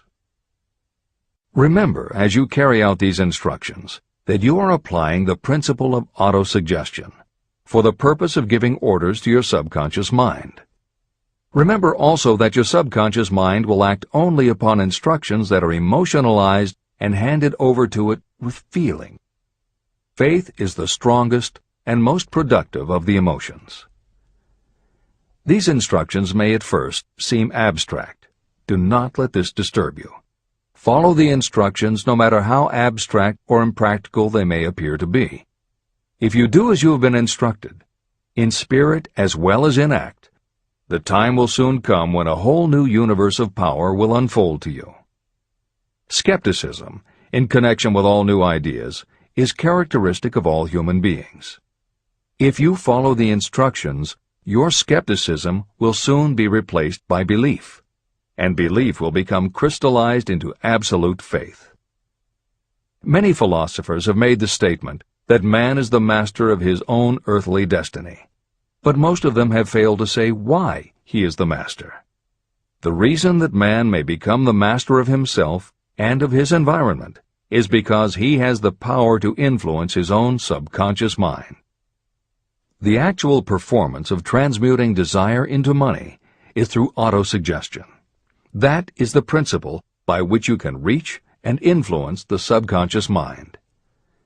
The other principles are simply tools with which to apply autosuggestion. Keep this thought in mind, and you will at all times be conscious of the important part the principle of autosuggestion is to play in your efforts to accumulate money through the methods described in this book. After you have read the entire book, come back to this chapter and follow in spirit and in action this instruction. Read the entire chapter aloud once every night until you become thoroughly convinced that the principle of autosuggestion is sound and that it will accomplish for you all that has been claimed for it. As you read, underscore with a pencil every sentence that impresses you.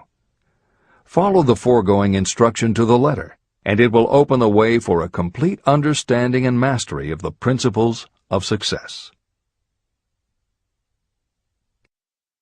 Every adversity, every failure, and every heartache carries with it the seed of an equivalent or a greater benefit. Chapter 6. Specialized Knowledge. Personal experiences or observations. The fourth step toward riches. There are two kinds of knowledge. One is general, the other is specialized. General knowledge, no matter how great in quantity or variety it may be, is of little use in the accumulation of money. The faculties of the great universities possess practically every form of general knowledge known to civilization. Most of the professors have little money. They specialize in teaching knowledge, but they do not specialize in the organization or the use of knowledge. Knowledge will not attract money unless it is organized and directed through practical plans for the specific purpose of accumulating money. Lack of understanding of this fact has been the source of confusion to millions of people who falsely believe that knowledge is power. It is nothing of the sort. Knowledge is only potential power. It becomes power only when and if it is organized into definite plans of action and directed to a definite end. The missing link in all systems of education is that educational institutions fail to teach their students how to organize and use the knowledge after they have acquired it. Many people made the mistake of assuming that because Henry Ford had little schooling, he was not a man of education. Those who made this mistake did not understand the real meaning of the word educate. That word is derived from the Latin word educo, meaning to educe, to draw out, or to develop from within. An educated person is not necessarily one who has an abundance of general or specialized knowledge. An educated person is one who has so developed the faculties of their mind that he or she may acquire anything they want, or its equivalent, without violating the rights of others.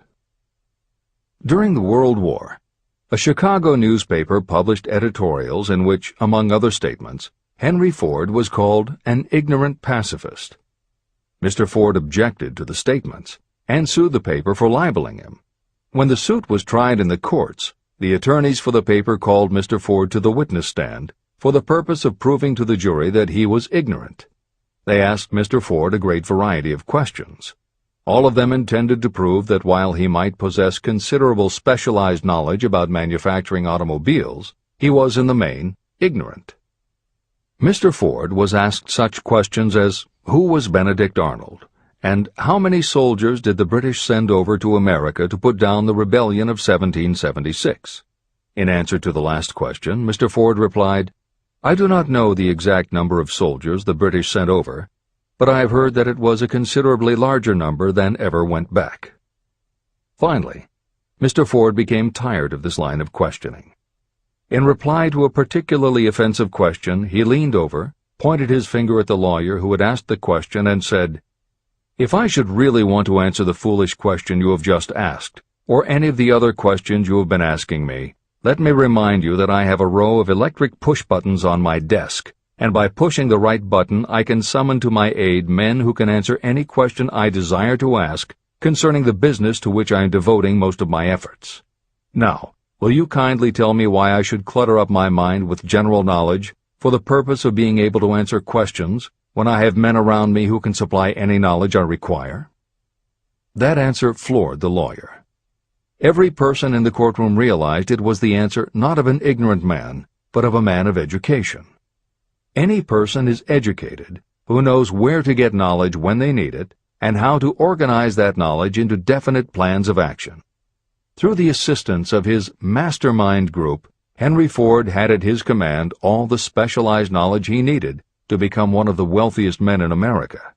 It was not essential that he have this knowledge in his own mind. You can get all the knowledge you need. Before you can transmute your desire into money, you will require specialized knowledge of the service, merchandise, or profession that you intend to offer in return for fortune. Perhaps you may need much more specialized knowledge than you have the ability or the inclination to acquire. If this is true, you may bridge your weakness through the aid of your Mastermind group. The Mastermind is defined as coordination of knowledge and effort in a spirit of harmony between two or more people for the attainment of a definite purpose. The larger meaning of the Mastermind group is explained in greater detail in later chapters. Editor's comments. After reading Hill's definition of the Mastermind, many people may assume that he is describing teamwork. That would not be correct. The following explanation is adapted from the Napoleon Hill Foundation's book, Believe and Achieve. Teamwork can be achieved by any group, even one whose members have disparate interests, because all it requires is cooperation. In teamwork, people might simply be cooperating because they like the leader or out of a sense of duty. Some team members will give 100% to any team that pays them enough, but they have little concern about the objective. And sometimes there is good teamwork because different members have different agendas. A board of directors may disagree, even be unfriendly, and still run a business successfully. Musical groups are made up of notoriously self-centered people who work as a team if it will help them get ahead. Masterminds, on the other hand, are formed of individuals who have the same agenda, a deep sense of mission, and commitment to the same goal. Masterminds represent the highest order of thinking by a group of knowledgeable people, each contributing their absolute best according to their abilities, expertise, and background. If you have ever been a part of a meeting when everything just clicked and ideas built upon other ideas, with each member contributing until out of the group activity came the best possible idea or solution, that was a mastermind at work. Napoleon Hill believed that you must make the mastermind experience a regular part of your life if you really want to succeed. How to select the right people for your mastermind will be discussed further in Chapter 11, The Power of the Mastermind. This is the end of the editor's comment. The accumulation of great fortunes calls for power, and power is acquired through highly organized and intelligently directed specialized knowledge. That knowledge does not, necessarily, have to be in the possession of the person who accumulates the fortune. This should give hope and encouragement to those who want to accumulate a fortune, but don't have the necessary education to supply such specialized knowledge. People sometimes go through life suffering from inferiority complexes because they are not people of education. The person who can organize and direct a mastermind group of people who possess the knowledge needed is just as much a person of education as any other individual in the group. Thomas A. Edison had only 3 months of schooling during his entire life, but he did not lack education. Neither did he die poor. Henry Ford had less than a 6th grade schooling, but he managed to do pretty well by himself financially. Albert Einstein was working as a clerk in a patent office when he began to develop his world-altering scientific theories. Editor's comments.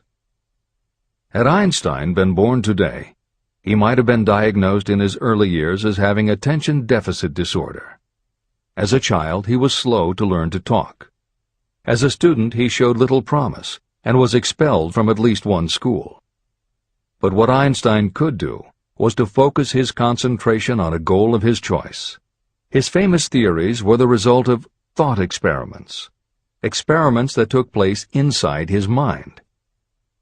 It is said that the breakthrough which led him to the theory of relativity came not from specialized knowledge of physics or mathematics, but from his ability to imagine what would happen if he were riding on a beam of starlight through space. This is the end of the editor's comments.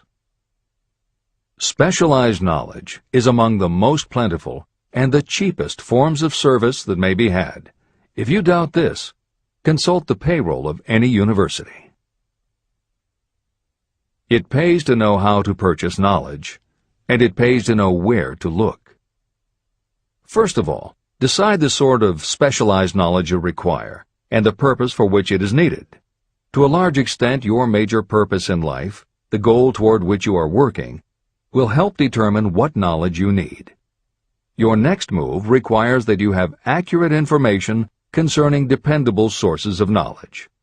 The more important of these are your own experience and education, experience and education available through cooperation of others, Mastermind Alliance, colleges and universities, public libraries, and even easier, the Internet, special training courses, through night schools and home study courses in particular. As knowledge is acquired, it must be organized and put into use for a definite purpose through practical plans. Knowledge has no value except for what can be gained from its application toward some worthy end. Successful people never stop acquiring specialized knowledge related to their major purpose, business, or profession. Those who are not successful usually make the mistake of believing that the knowledge-acquiring period ends when you finish school. The truth is that schools do little more than teach you how to acquire practical knowledge. Editor's comments. At this point in the original edition of Think and Grow Rich, Napoleon Hill included a newspaper story about education and job opportunities.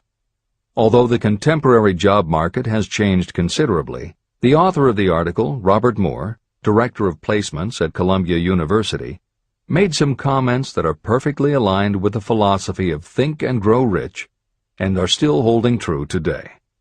One such comment was, "The man who has been active on the campus, whose personality is such that he gets along with all kinds of people, and who has done an adequate job with his studies, has a most decided edge over the strictly academic student." One of the largest industrial companies, the leader in its field, in writing to Mr. Moore concerning prospective seniors at the college said, "We emphasize qualities of character, intelligence, and personality far more than specific educational background." Although few would argue that education is valuable, as Moore implies above and as Hill noted earlier about Edison, Ford, and Einstein, academic accomplishment has never been a sure indicator of success. The October 27, 2003 issue of Time magazine made a similar point in their cover story about the changes being made in the SAT exam.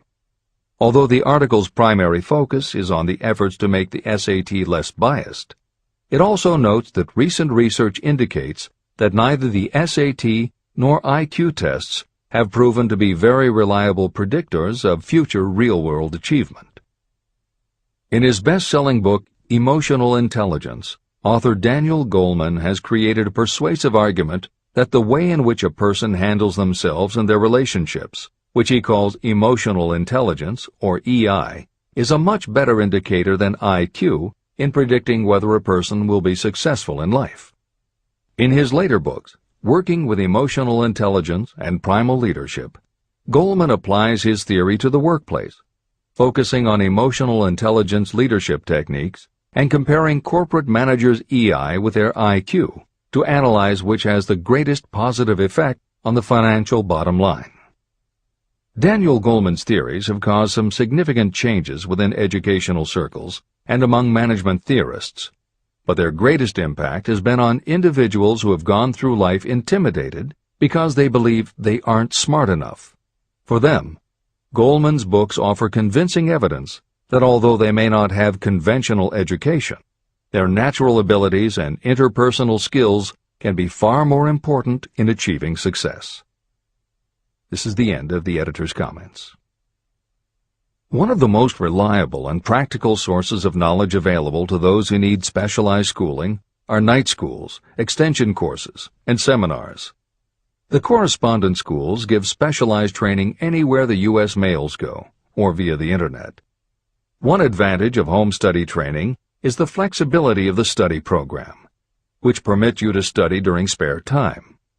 Another advantage of home study training, if the school is carefully chosen, is that most courses offer some method of personal consultation, which can be of priceless value to those needing specialized knowledge.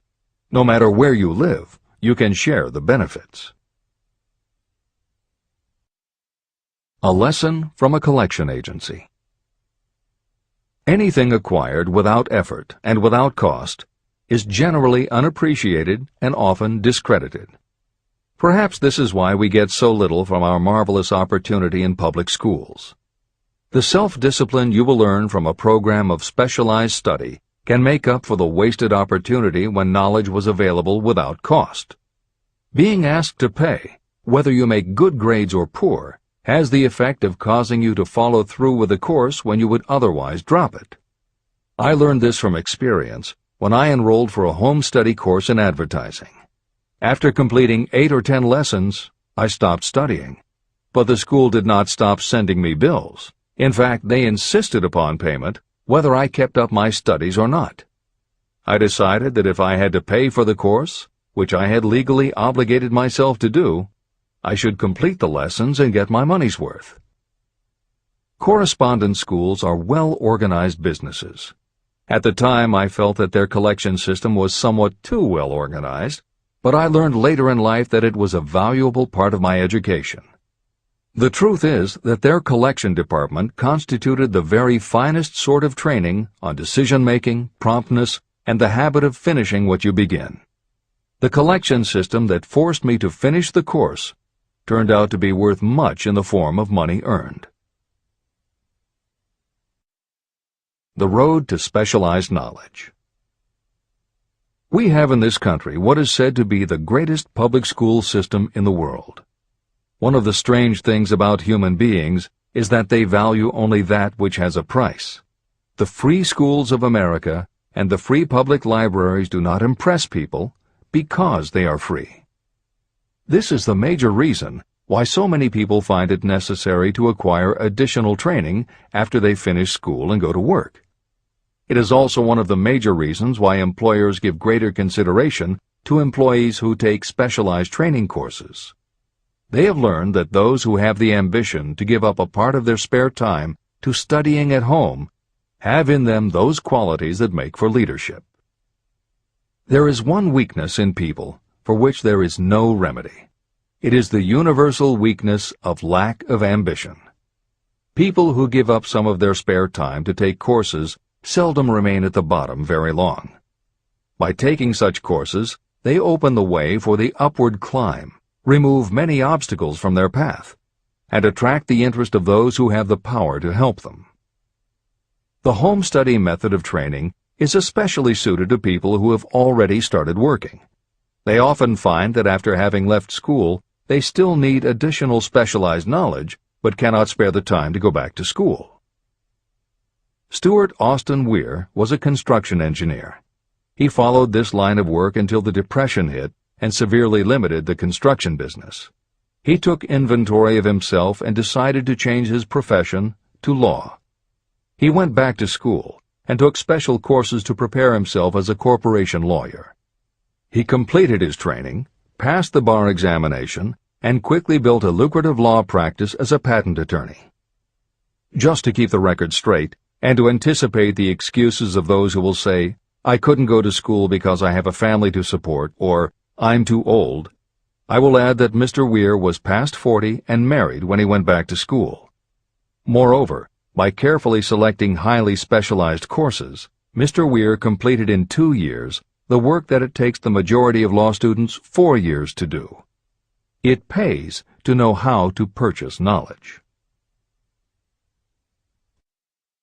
A simple idea that paid off. Here's another specific example about a salesman in a grocery store who found himself suddenly unemployed.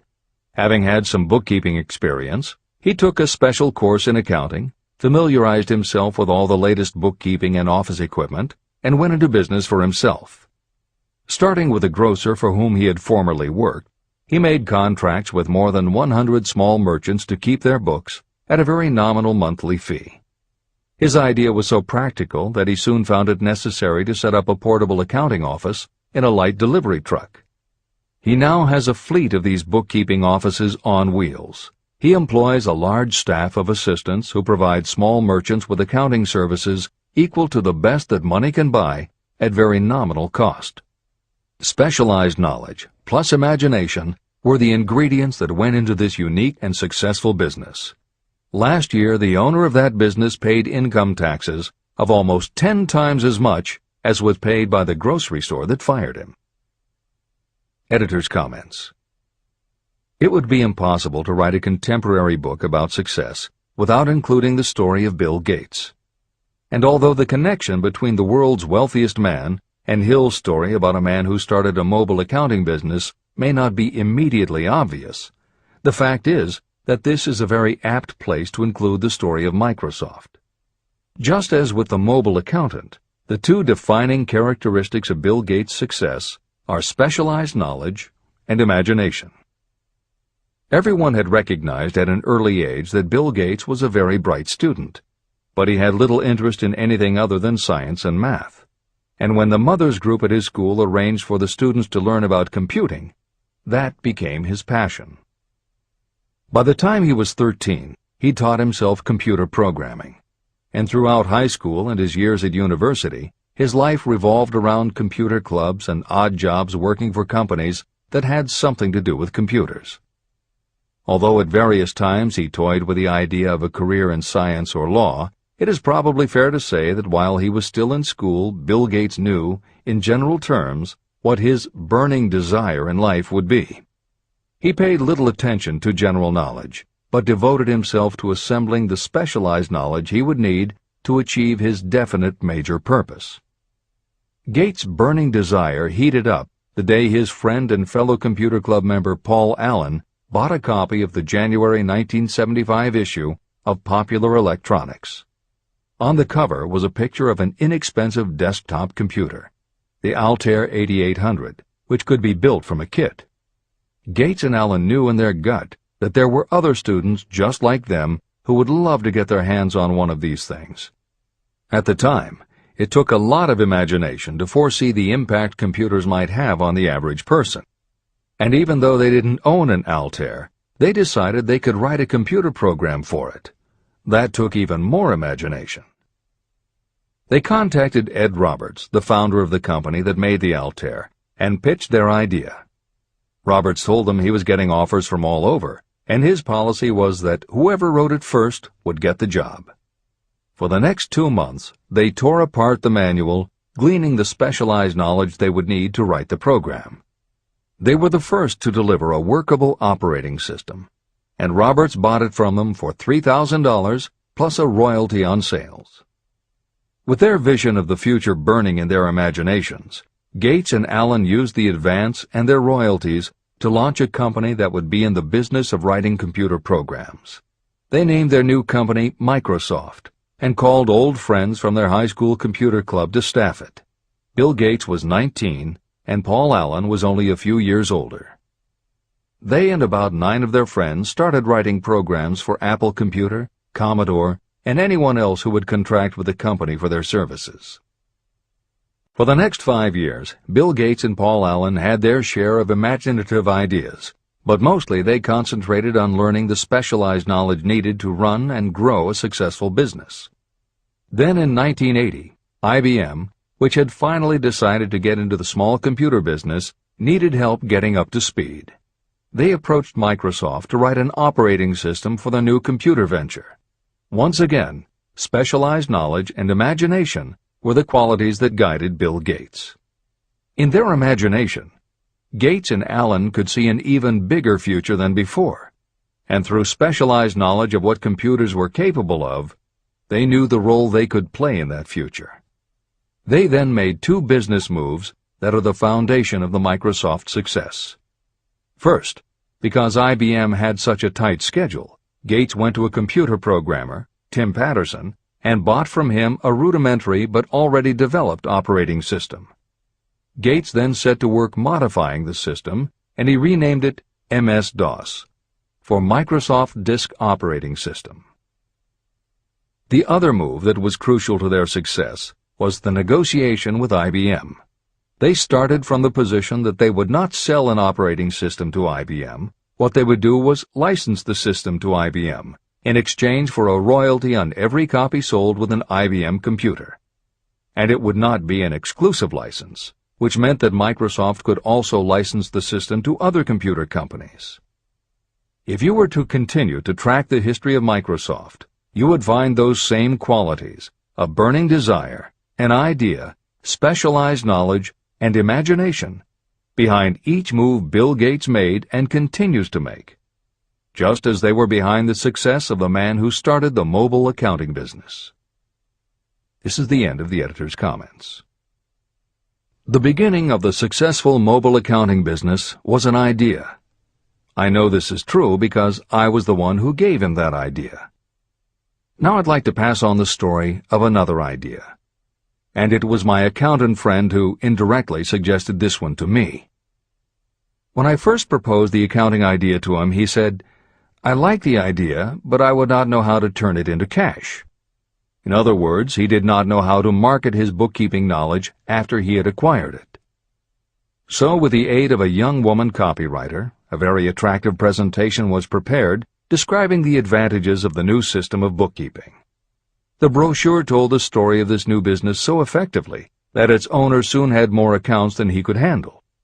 There are thousands of people all over the country who need the services of a merchandising specialist capable of preparing an attractive way to market personal services.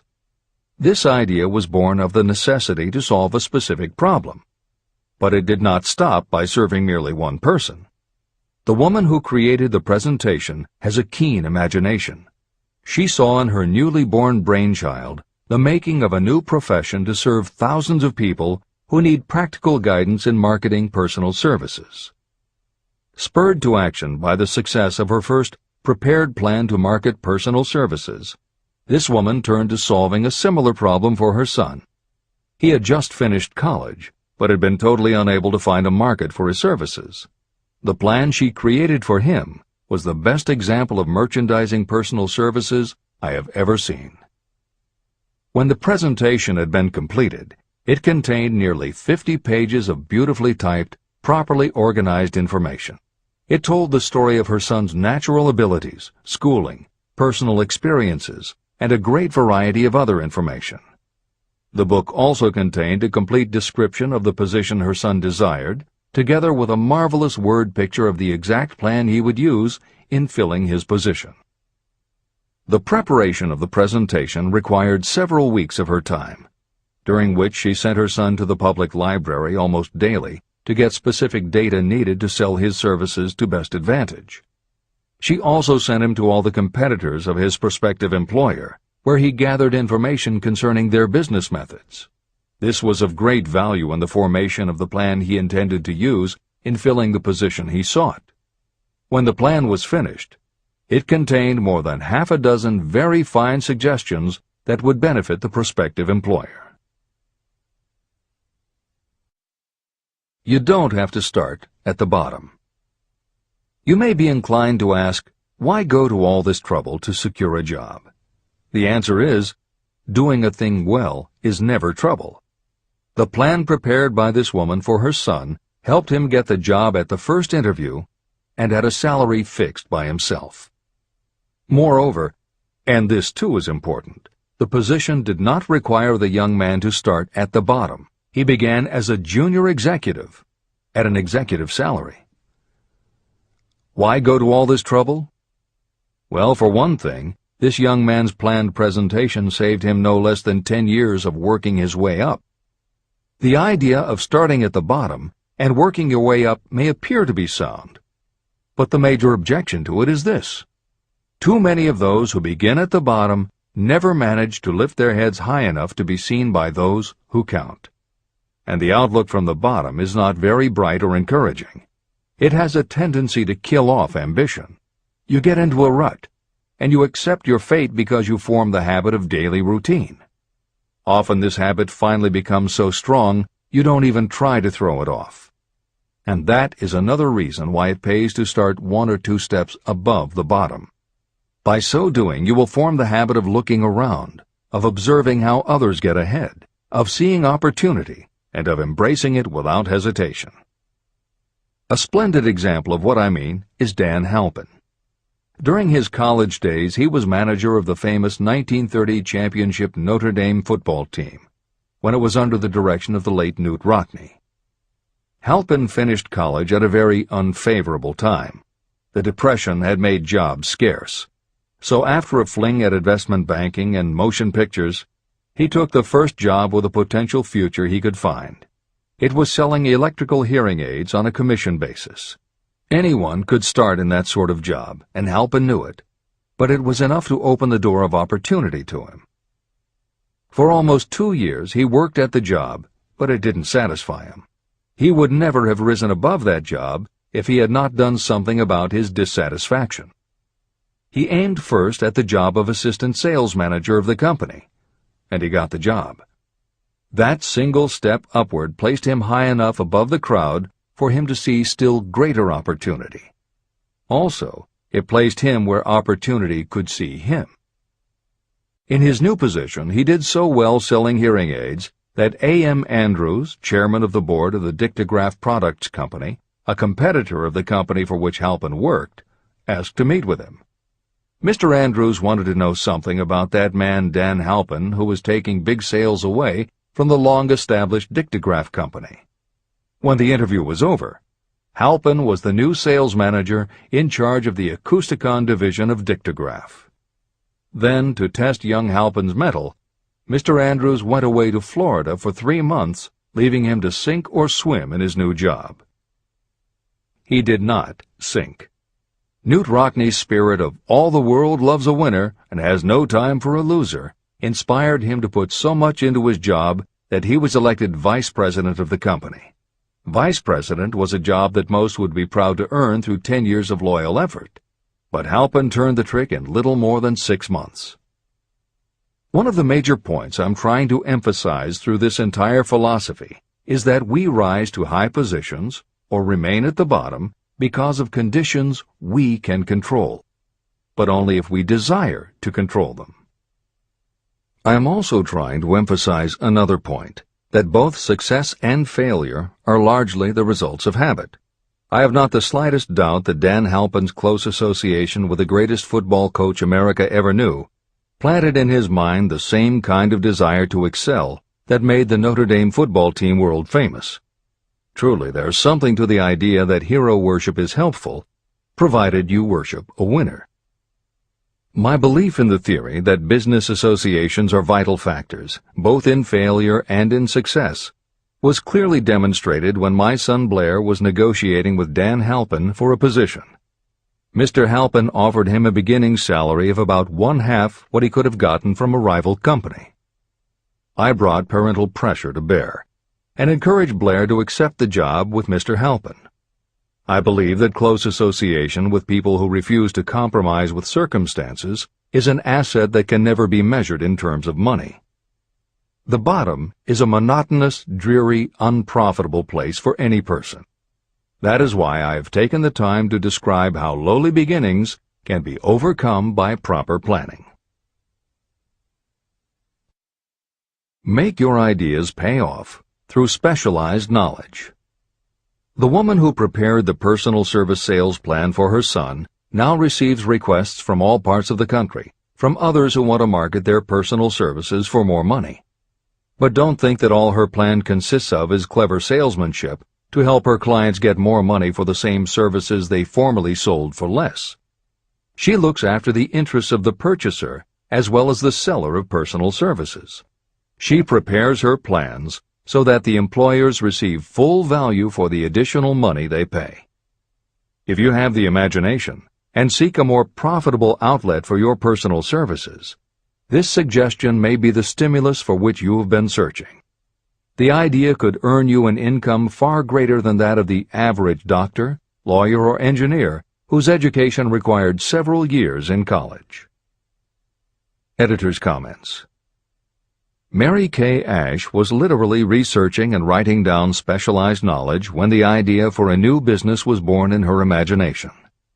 Mary Kay had quit her job as a very successful sales manager in the gift business because she had become discouraged by seeing the men she had trained earning more and being promoted ahead of her.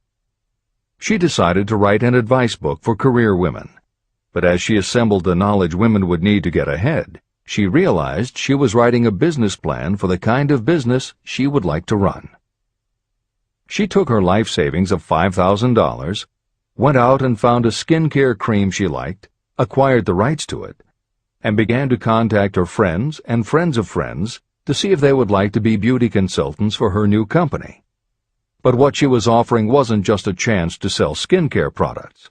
It was a very imaginative combination of philosophy and opportunity that gave women the chance to achieve both personal satisfaction and financial success.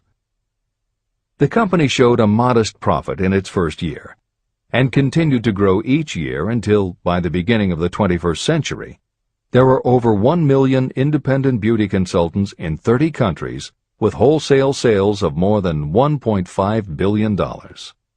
3 times Mary Kay Cosmetics was named as one of the 100 best companies to work for in America, and Lifetime Television Network named Mary Kay the businesswoman of the century. She became one of the most in-demand motivational speakers and the best-selling author of 3 books. Neil Balter also started his company based on specialized knowledge and imagination. He got his specialized knowledge from his job as a carpenter's apprentice. His imagination came into play the day he was hired by a customer who wanted to clear up a messy closet by having shelves installed. Now that kind of job must have been offered to thousands of carpenters, but not one of them had the imagination to see in it what Neil Balter saw. When he finished the work, Balter didn't just see nicely fitted shelves. He saw that he had created a solution for a problem that was common to every household in America. He took the money he earned from the job and started his own business, California Closet Company, which specialized in shelves and fittings designed to attractively organize closet space for maximum efficiency. But Balter's imagination didn't stop once he had his own business up and running. Now he could imagine an even bigger operation. So he went out to find new specialized knowledge about operating and franchising a business. Neil Balter had licensed more than 100 California Closet franchises when Williams-Sonoma offered to buy the company for $12 million. Lillian Vernon's specialized knowledge was in an area that many women had, but they didn't have the imagination she had. To quote from her autobiography, An Eye for Winners, handbags. I knew about those. Why not sell them? And belts to match. Didn't every teenage girl strolling along the street anywhere in the United States sport a handbag and belt? And my handbags would offer something special. Each one would be personalized with initials. I knew with absolute certainty that teenagers would go for items that made them feel unique. She believed enough in her idea that she spent $495 to take a small ad in 17 magazine. The ad brought in $32,000 in orders. That was when Lillian Vernon started to gather other specialized knowledge about renting space, manufacturing products, warehousing, and shipping, all of which she'd need to grow her idea of bags and belts into a direct response business featuring a whole array of distinctively monogrammed items. Within a few years, she needed more specialized knowledge about product photography, layout, printing, and direct mail, as she imagined having her own catalog. She started by mailing a 16-page black-and-white catalog to 125,000 customers who had bought products from her in the past. At the beginning of the 21st century, Lillian Vernon was still picking the merchandise and overseeing the design of her catalogs, many of which now run well over 100 full-color pages, are mailed to millions of people many times each year, and generate approximately $250 million in annual sales. There is another story about gathering specialized knowledge that is so good we will use it to conclude this editorial comment. It actually comes from the Napoleon Hill archives, and although he did not include it in Think and Grow Rich, he often used it as an example in his lectures and seminars. There was a young man who started out working for the railroad in 1893. As a machinist at 5 cents an hour. He was always taking courses and learning what he could about steam engines, and by 1905 he had worked his way up through the ranks until he was superintendent of motive power for Chicago Great Western in Olwine, Iowa. Then he did something that must have made his friends think he had taken leave of his senses. He was attending the Chicago Automobile Show when a red and white locomobile caught his attention. He put up his life savings of $700 and convinced a friend to co-sign a loan for $4,300 so he could buy the car. He promptly took it home, put it into a shed, jacked it up, and proceeded to take it apart piece by piece. Then he put it back together again. Then he took it apart and put it back together again. After doing that a few more times, he had learned what he wanted to know. And that was how Walter P. Chrysler gathered the specialized knowledge he needed to get himself out of railroading and into the automobile business. This is the end of the editor's comment. There is no fixed price for sound ideas. Behind all ideas is specialized knowledge. But remember, specialized knowledge is more abundant and more easily acquired than ideas. Because of this truth, there are ever-increasing opportunities for the person capable of helping men and women sell their personal services. Capability means imagination, the one quality needed to combine specialized knowledge with ideas to create organized plans that will yield riches. If you have imagination, this chapter may present you with an idea that is the beginning of the riches you desire. Remember, the idea is the main thing. Specialized knowledge may be found just around the corner. Any corner.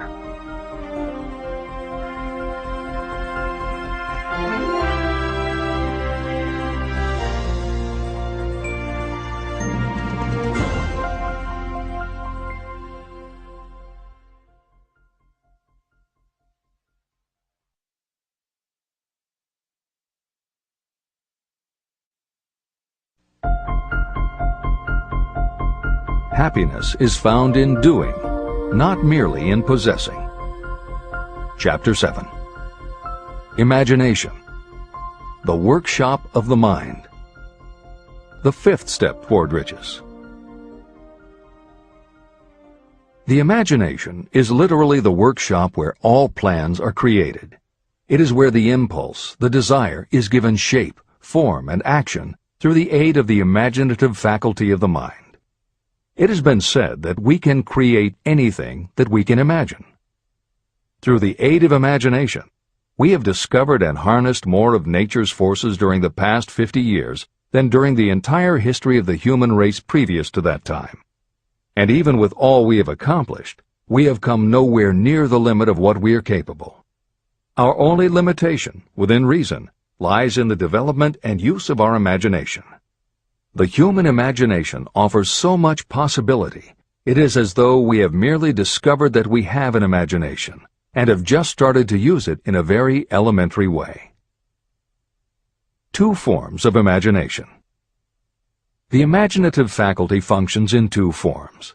One is known as synthetic imagination, and the other as creative imagination. Editor's comments. In modern usage, the word synthetic has taken on a negative connotation, implying that something is artificial, not the real thing. Today the word synthesized, which is defined as something made up from component parts, would better describe what Hill had in mind, and has been substituted here accordingly. This is the end of the editor's comment. Synthesized imagination. Through this faculty, you arrange old concepts, ideas, or plans into new combinations. Synthesized imagination does not create anything. It merely works with the material of experience, education, and observation with which it is fed. It is the faculty used by most inventors, with the exception of those geniuses who draw upon the creative imagination when they cannot solve problems through synthesized imagination. Creative imagination. Through the faculty of creative imagination, the finite human mind has direct communication with infinite intelligence, the faculty through which hunches and inspirations are received. It is by this faculty that all basic or new ideas are handed over to mankind. It is through this faculty that we pick up vibes from other people, and in that way one individual may tune in or communicate with the subconscious minds of others. This concept is explained in greater detail later. The creative imagination works automatically, but only when your conscious mind is motivated, energized, and working at such a high rate that it becomes very perceptive and receptive, such as when the conscious mind is stimulated through the emotion of a strong desire. The great leaders of business, industry, and finance, and the great artists, musicians, poets, and writers became great because they developed the faculty of creative imagination. Editor's comment. At this point, it should be noted that both kinds of imagination are equally valuable to you, and they work together so seamlessly it is often hard to tell where one ends and the other begins. For instance, when Jeff Bezos created the idea of Amazon.com, was it synthesized imagination or creative imagination? At the time, Many people were getting onto the idea of the Internet as a sales medium. From this, it could be concluded that he was drawing upon experience, education, and observation, which would mean he was using synthesized imagination. But why did he decide to sell books? Was that synthesized or creative? Did that idea come out of something in his subconscious that just felt like books were the right thing? And what about that name? Calling a bookstore Amazon didn't make sense to anyone but Bezos, but it certainly caught the public's attention. How important was the name in the store's success? Was that choice creative or synthesized?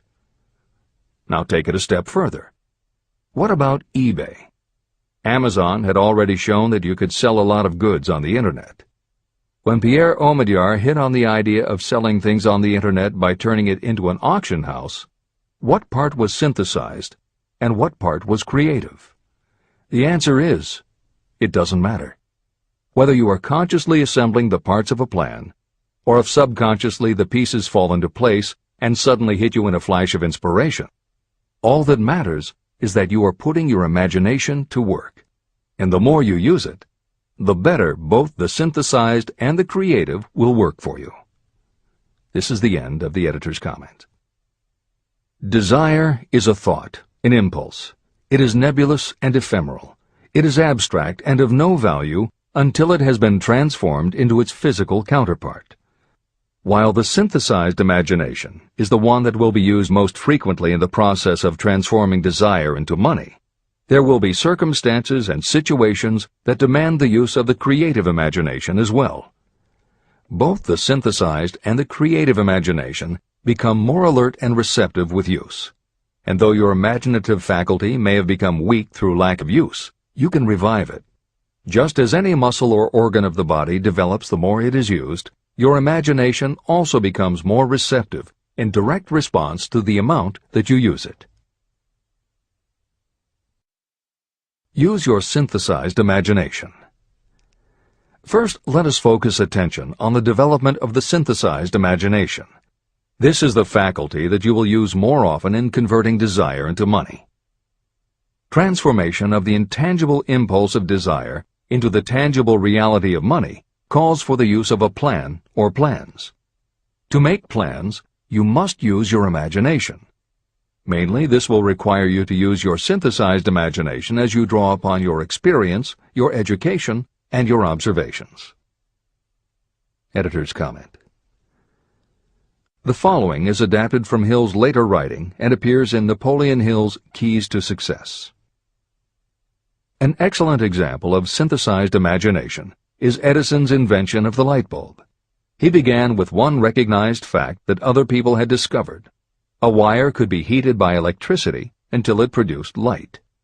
The problem was that the intense heat quickly burned the wire out, and the light never lasted more than a few minutes. Edison failed more than 10,000 times in his attempt to control this heat. When he found the method, it was by applying another common fact that had simply eluded everyone else. He realized that charcoal is produced by setting wood on fire, covering it with soil, and allowing the fires to smolder. The soil permits only enough air to reach the fire to keep it burning without blazing, and that way the wood isn't burned up.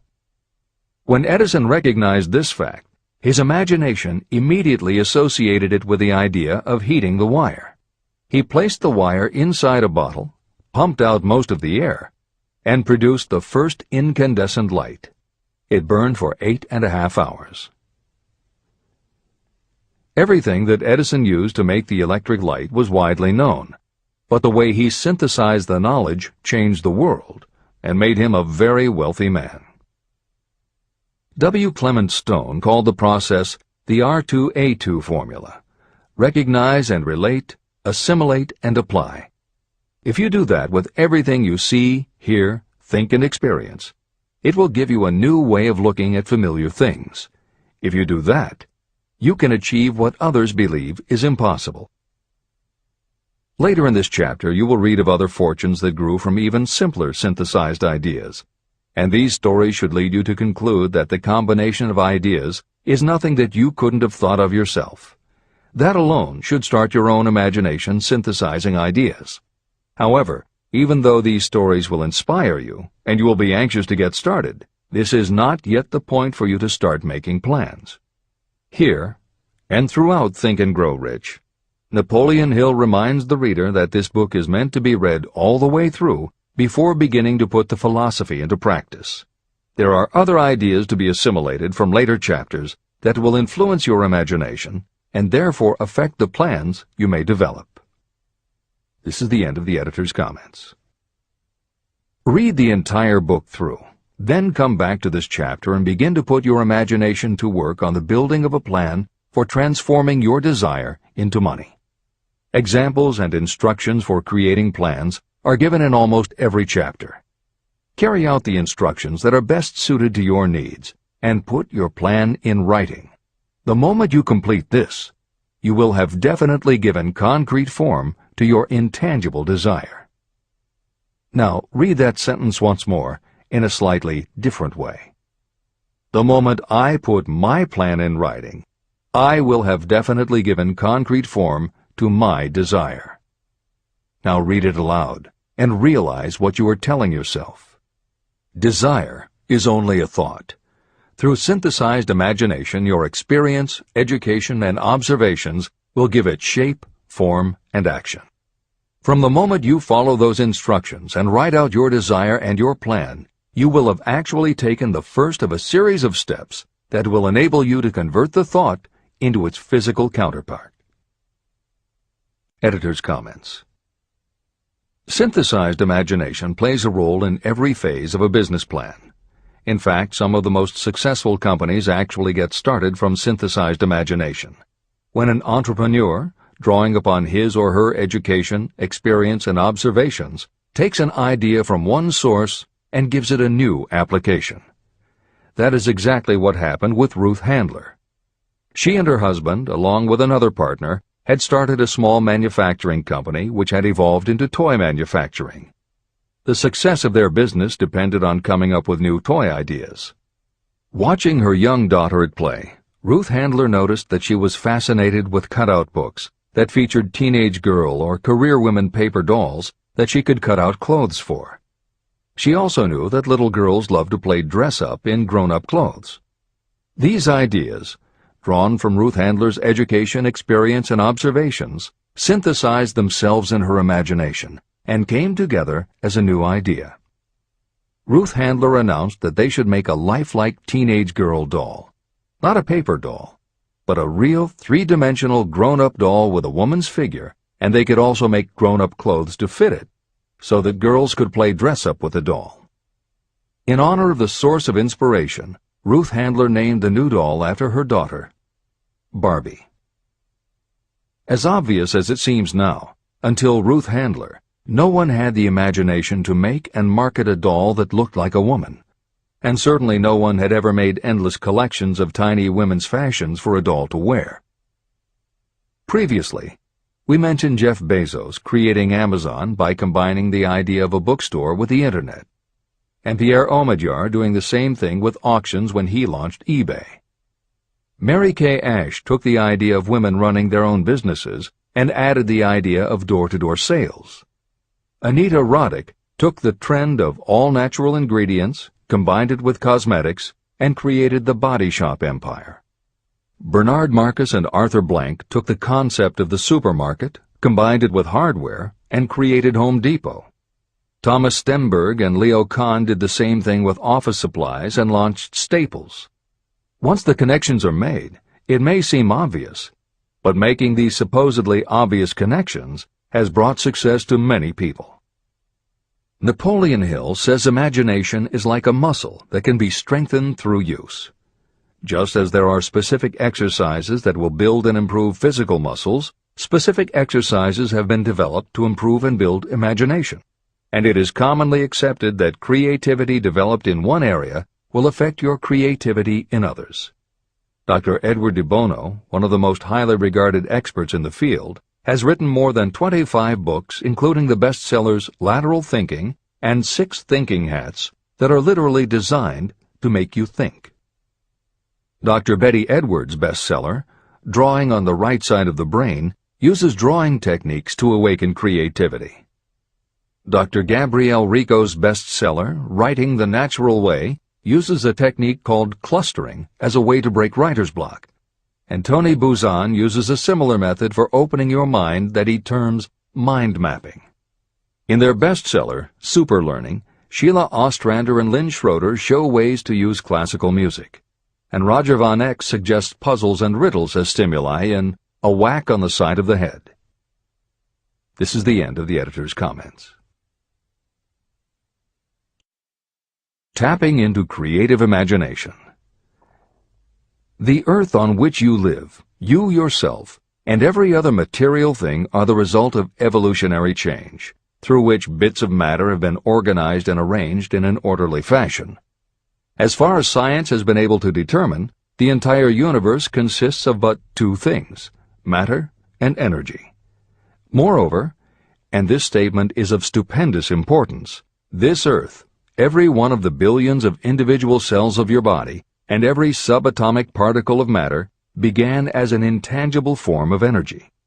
Through the combination of energy and matter has been created everything perceptible, from the largest star in the heavens down to and including man himself. Desire is a thought impulse. Thought impulses are forms of energy. When you begin the process of acquiring money by using the thought impulse of desire, you are drafting into your service the same stuff that nature used in creating this earth, as well as every material form in the universe, including your body and your brain, in which the thought impulses function. Editor's comments.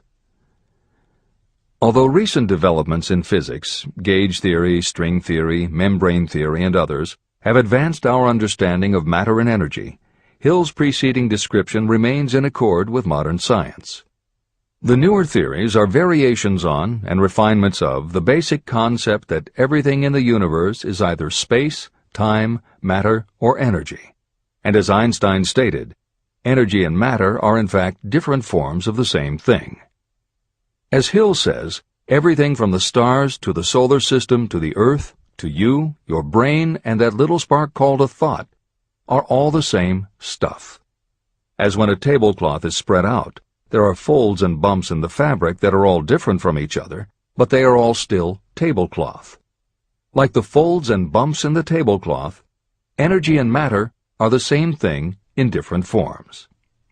Therefore you, matter, your thoughts, energy, and everybody else, matter, and their thoughts, energy, and all other things, matter, are not just interconnected, but are in essence all the same thing.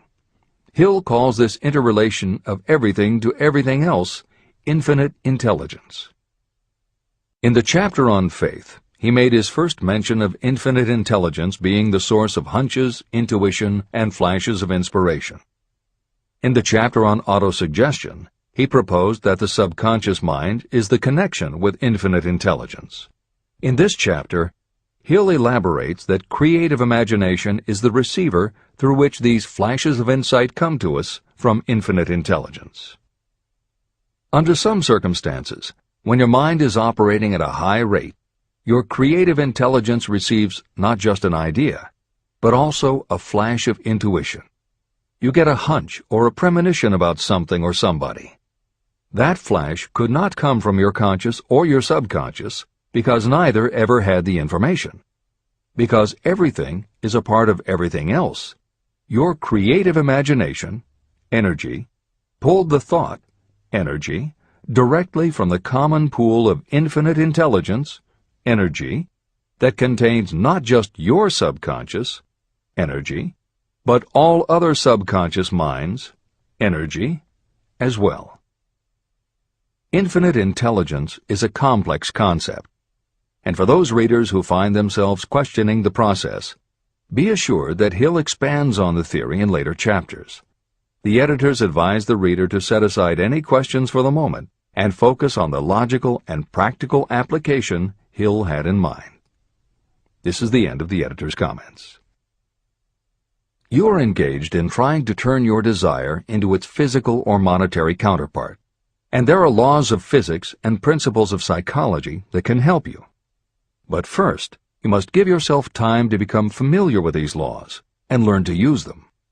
Through repetition, and by describing these principles from every conceivable angle, I hope to reveal to you the secret through which every great fortune has been accumulated. Strange and paradoxical as it may seem, the secret is not a secret. It is made obvious in the earth, the stars, the planets, in the elements above and around us, in every blade of grass, and every form of life within our vision. Do not be discouraged if you do not fully understand or accept this theory.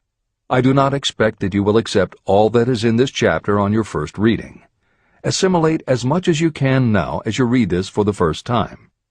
Later, when you reread and study it, you will discover that something has happened to clarify it and give you a broader understanding of the whole. Above all, do not stop nor hesitate in your study of these principles until you have read the book at least 3 times. Then you will not want to stop. How to make practical use of imagination. Ideas are the beginning points of all fortunes. Ideas are products of the imagination. Following are 2 true stories about ideas that have yielded huge fortunes. I hope that these stories will convey how important a role imagination can play in turning an idea into success, and that they will illustrate the method by which imagination may be used in accumulating riches. The Enchanted Kettle.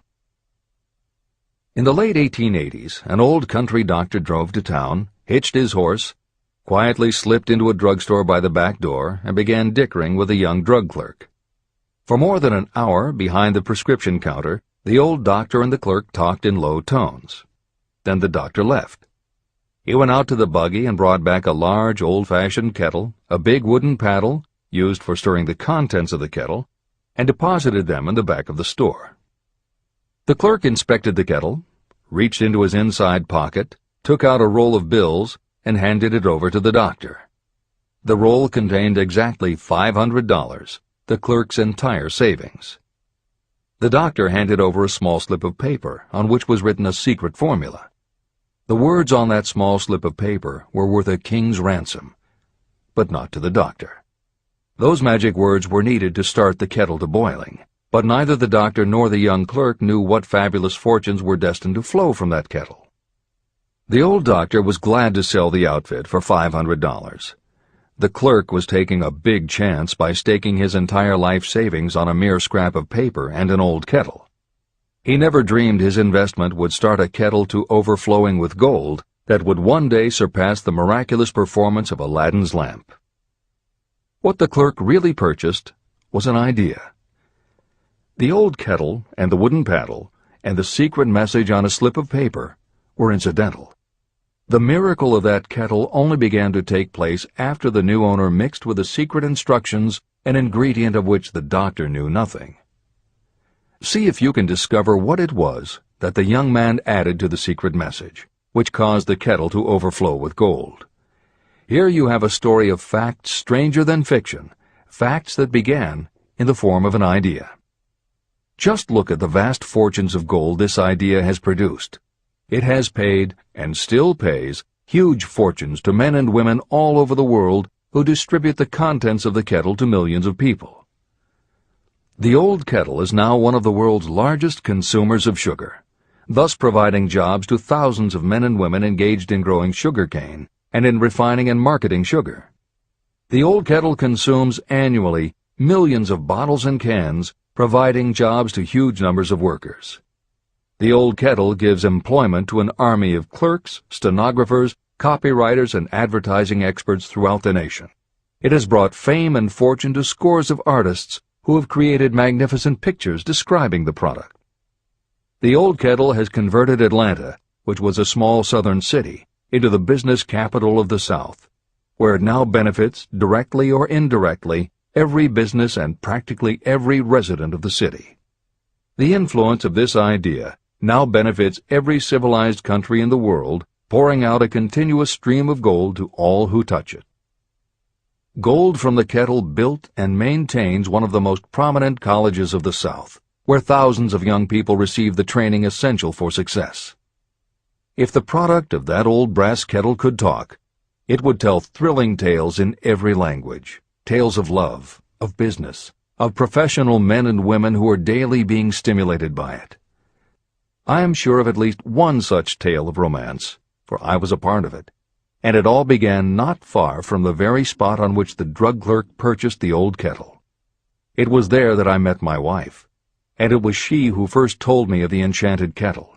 It was the product of that kettle we were drinking when I asked her to accept me for better or worse. Whoever you are, wherever you may live, whatever your occupation, just remember every time you see the words Coca-Cola that its vast empire of wealth and influence grew out of a single idea.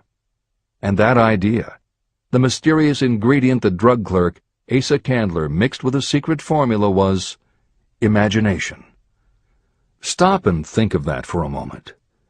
Keep in mind that the steps to riches described in this book are the very same principles through which the influence of Coca-Cola has been extended to every city, town, village, and crossroads of the world.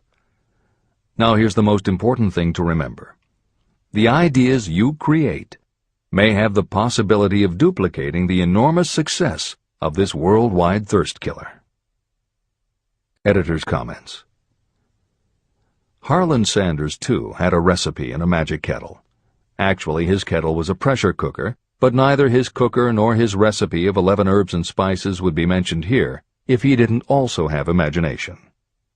Harlan Sanders owned and operated a successful motel and cafe in Corbin, Kentucky. Then, when the new interstate highway came through, it bypassed Sanders' location. In a short time, his business went broke, leaving him with little more than his recipe for fried chicken and a way to make it quickly in a pressure cooker. At 62 years of age, the Colonel, as people called him, had to find a new way to make a living. That's when the magic ingredient, imagination, came in. He decided he wasn't going to sell fried chicken anymore. Instead, he would sell his method for making it. He packed his recipe and cooker into the back of his car and hit the road to demonstrate his fried chicken to other restaurant owners. In the first 2 years, he managed to sell 5 franchises. 2 years later, he'd sold 200.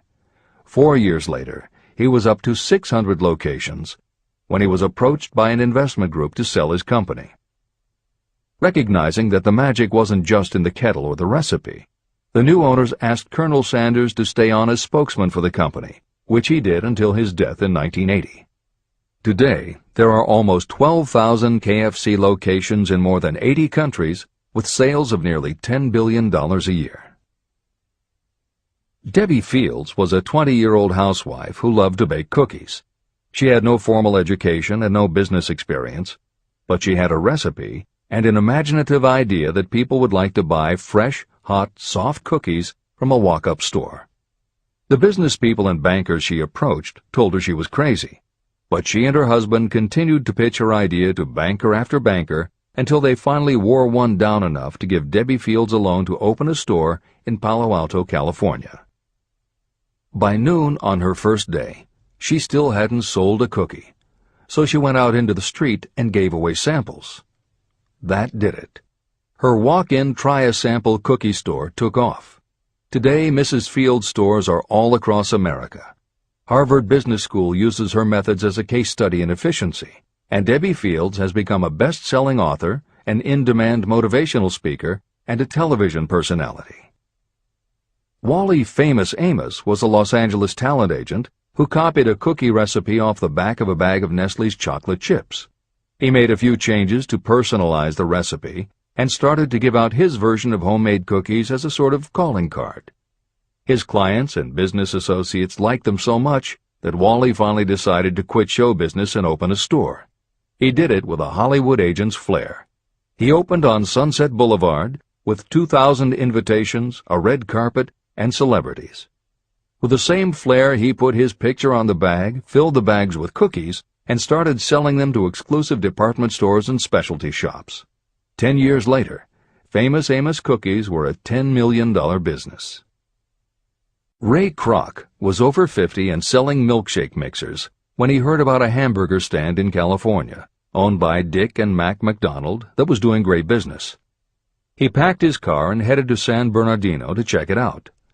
What he saw was a sit-down restaurant that had a limited menu featuring a good hamburger recipe, and they were serving them faster than any place he'd ever seen. Figuring that if there were more places like this, he could sell them a lot of milkshake mixers, Kroc pitched the McDonald brothers on the idea of opening some more McDonald's. They were interested, but they didn't know who they could get to open the new restaurants. This time, it was a recipe and a magic griddle, but it still needed the extra ingredient, imagination. On the spot, Ray Kroc offered to go into business with them and open the restaurants himself. According to the signs on the golden arches, Ray Kroc's imagination paid off in billions of hamburgers sold. In 1982, Howard Schultz went to work as the director of marketing for a small coffee importer wholesaler called Starbucks, which had only one location in Seattle's Pike Place market. While he was on a trip to Italy, Schultz got the idea that the coffee bar culture he saw in Milan could be transposed to the downtown Seattle scene. He convinced the company to try it. His coffeehouse idea was such a success that Schultz went out and raised the money to buy the company. 5 years after he'd joined Starbucks, he was CEO of a company that had 17 locations. 15 years later, Schultz's coffeehouse culture was on every corner of America, and there were more than 7,000 Starbucks worldwide. As a final example of imagination, we offer Paul Newman's salad dressing. Now, it would seem that it doesn't take much imagination for a big celebrity to put his name on a product, and that's what Newman thought too. But when he and his partner, A.E. Hotchner, pitched their salad dressing idea to companies that specialize in marketing foods, nobody was interested unless they would personally put up about $1 million for the first year's operations. According to Newman and Hotchner's book, Shameless Exploitation, they found out that almost all celebrity products in the food business have been disastrous failures, and now nobody would touch them. So when it came to marketing salad dressing, even Paul Newman's big name wasn't the magic they needed. And unless they were willing to put up a ridiculous amount, money wasn't the magic either. The magic would have to be in the imaginative way that they would convince the right people to help them, and in having the perseverance to stick with it until they succeeded. And just like most everyone with an idea, they were told they were crazy to try it. They were turned down by bottling companies that wouldn't do small runs, and they were rejected by distributors who wouldn't take a chance on another celebrity product. In the end, it was one supermarket owner, Stu Leonard, who helped hook them up with the right suppliers. But even that wouldn't have been enough if Stu Leonard hadn't had enough imagination to see the possibilities and agree to put Newman's own salad dressing on the shelves in his store. 15 years later, Newman's Own Brands was a $100 million company, which gives all profits to charity. This is the end of the editor's comments. What I would do if I had $1 million. The following story proves the truth of that old saying, where there's a will, there's a way. It was told to me by that beloved educator and clergyman Frank W. Gonzalez, who began his preaching career in the Stockyards region of Chicago. While Dr. Gonzalez was going through college, he observed many defects in our educational system, defects that he believed he could correct if he were the head of a college. He made up his mind to organize a new college in which he could carry out his ideas without being handicapped by orthodox methods of education. He needed $1 million to put the project across. Where was he to lay his hands on so large a sum of money? That was the question that absorbed most of this ambitious young preacher's thought, but he couldn't seem to make any progress. Every night, he took that thought to bed with him. He got up with it in the morning. He took it with him everywhere he went. He turned it over and over in his mind until it became a consuming obsession with him. Being a philosopher as well as a preacher, Dr. Gonzalez recognized, as do all who succeed in life, that definiteness of purpose is the starting point from which one must begin. He recognized, too, that definiteness of purpose takes on life and power when backed by a burning desire to translate that purpose into its material equivalent. He knew all these great truths, yet he did not know where or how to lay his hands on $1 million. The normal thing would have been to give up and quit, saying, "Ah, well, my idea's a good one, but I can't do anything with it because I can't raise the $1 million." That is exactly what the majority of people would have said, but it is not what Dr. Gonzalez said. What he said, and what he did, are so important that I will now introduce him and let him speak for himself.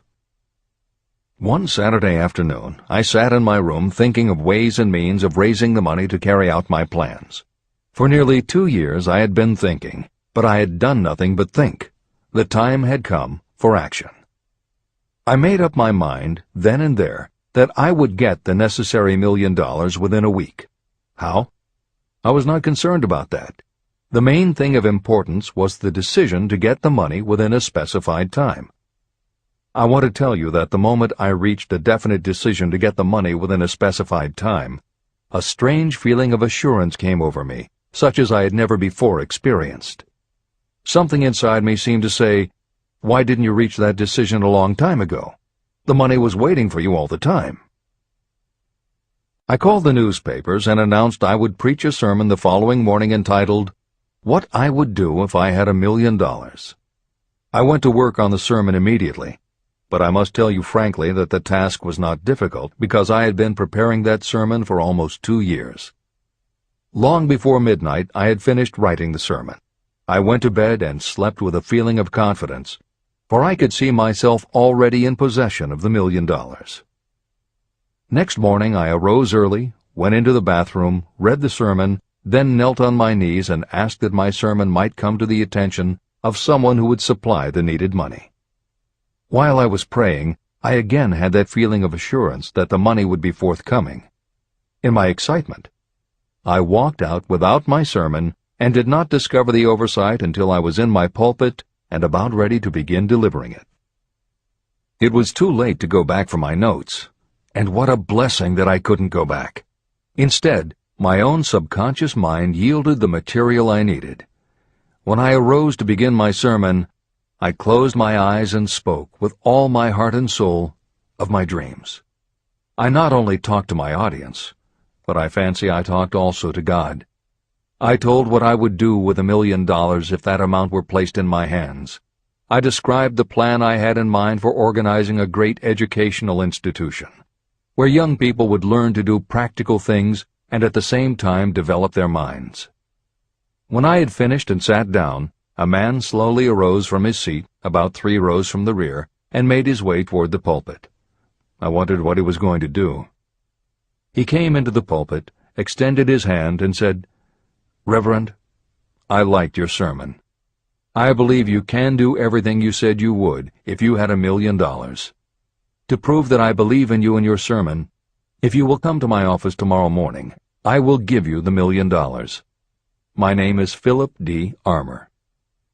Young Gonzalez went to Mr. Armour's office, and the $1 million was presented to him.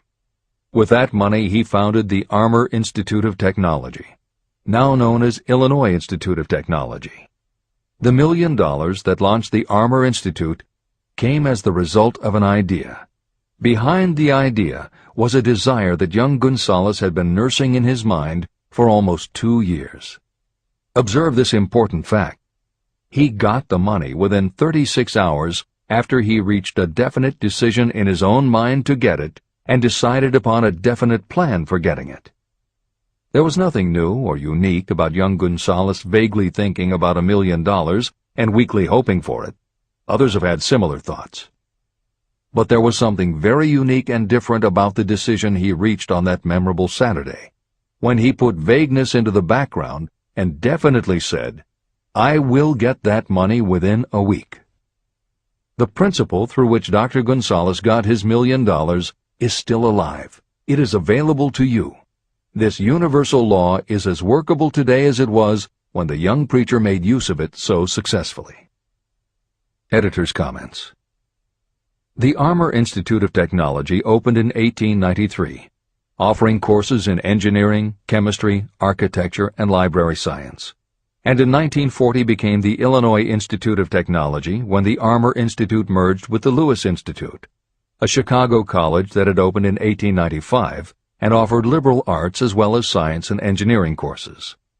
In 1949, the Institute of Design, founded in 1937, also merged with IIT, followed in 1969 by the Chicago-Kent College of Law and the Stewart School of Business, and in 1986 by the Midwest College of Engineering.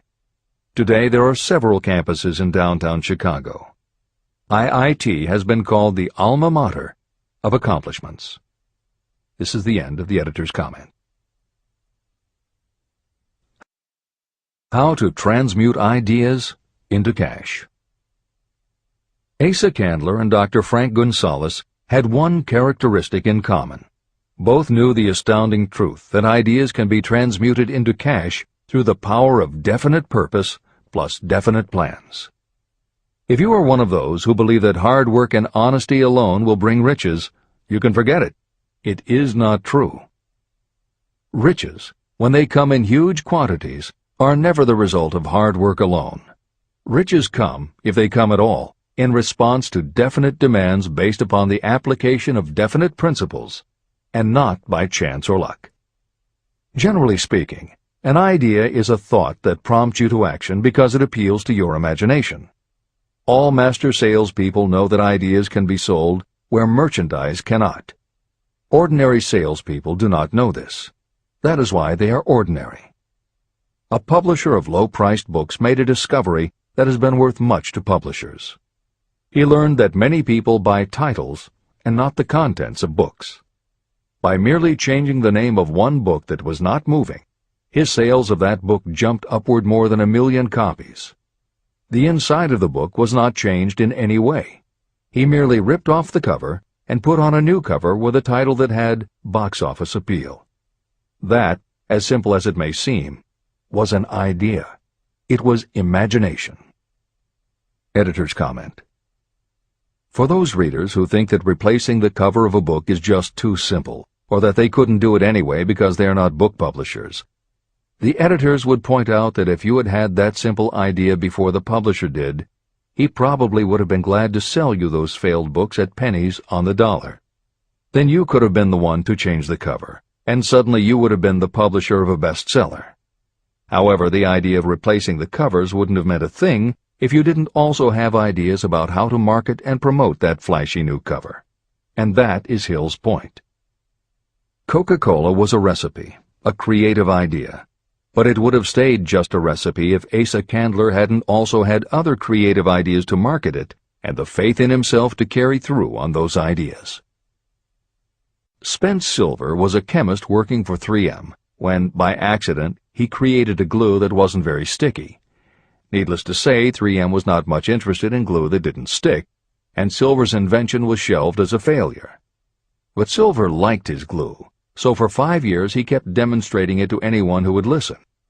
Nobody did, until Arthur Fry, who worked in the tape division at 3M, found that when he was at choir practice, he kept losing his place in the hymnal because the pieces of paper he used to mark his place slipped down or fell out of the book.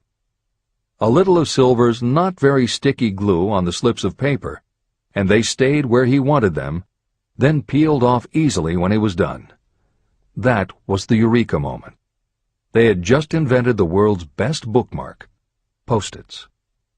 But that's not the end of the story, or the end of the imaginative ideas that were needed to make Post-its happen. Fry would also need perseverance.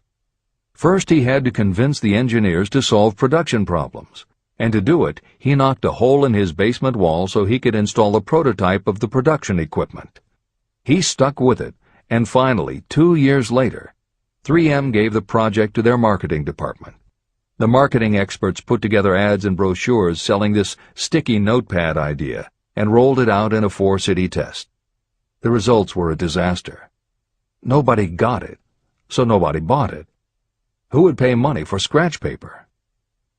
The Post-it project was about to be scrapped when Jeffrey Nicholson and Joseph Ramey added their imaginations. Like Silver and Fry, Nicholson and Ramey had faith in the idea because they saw how people in their office fell in love with these little sticky pieces of paper once they started working with them.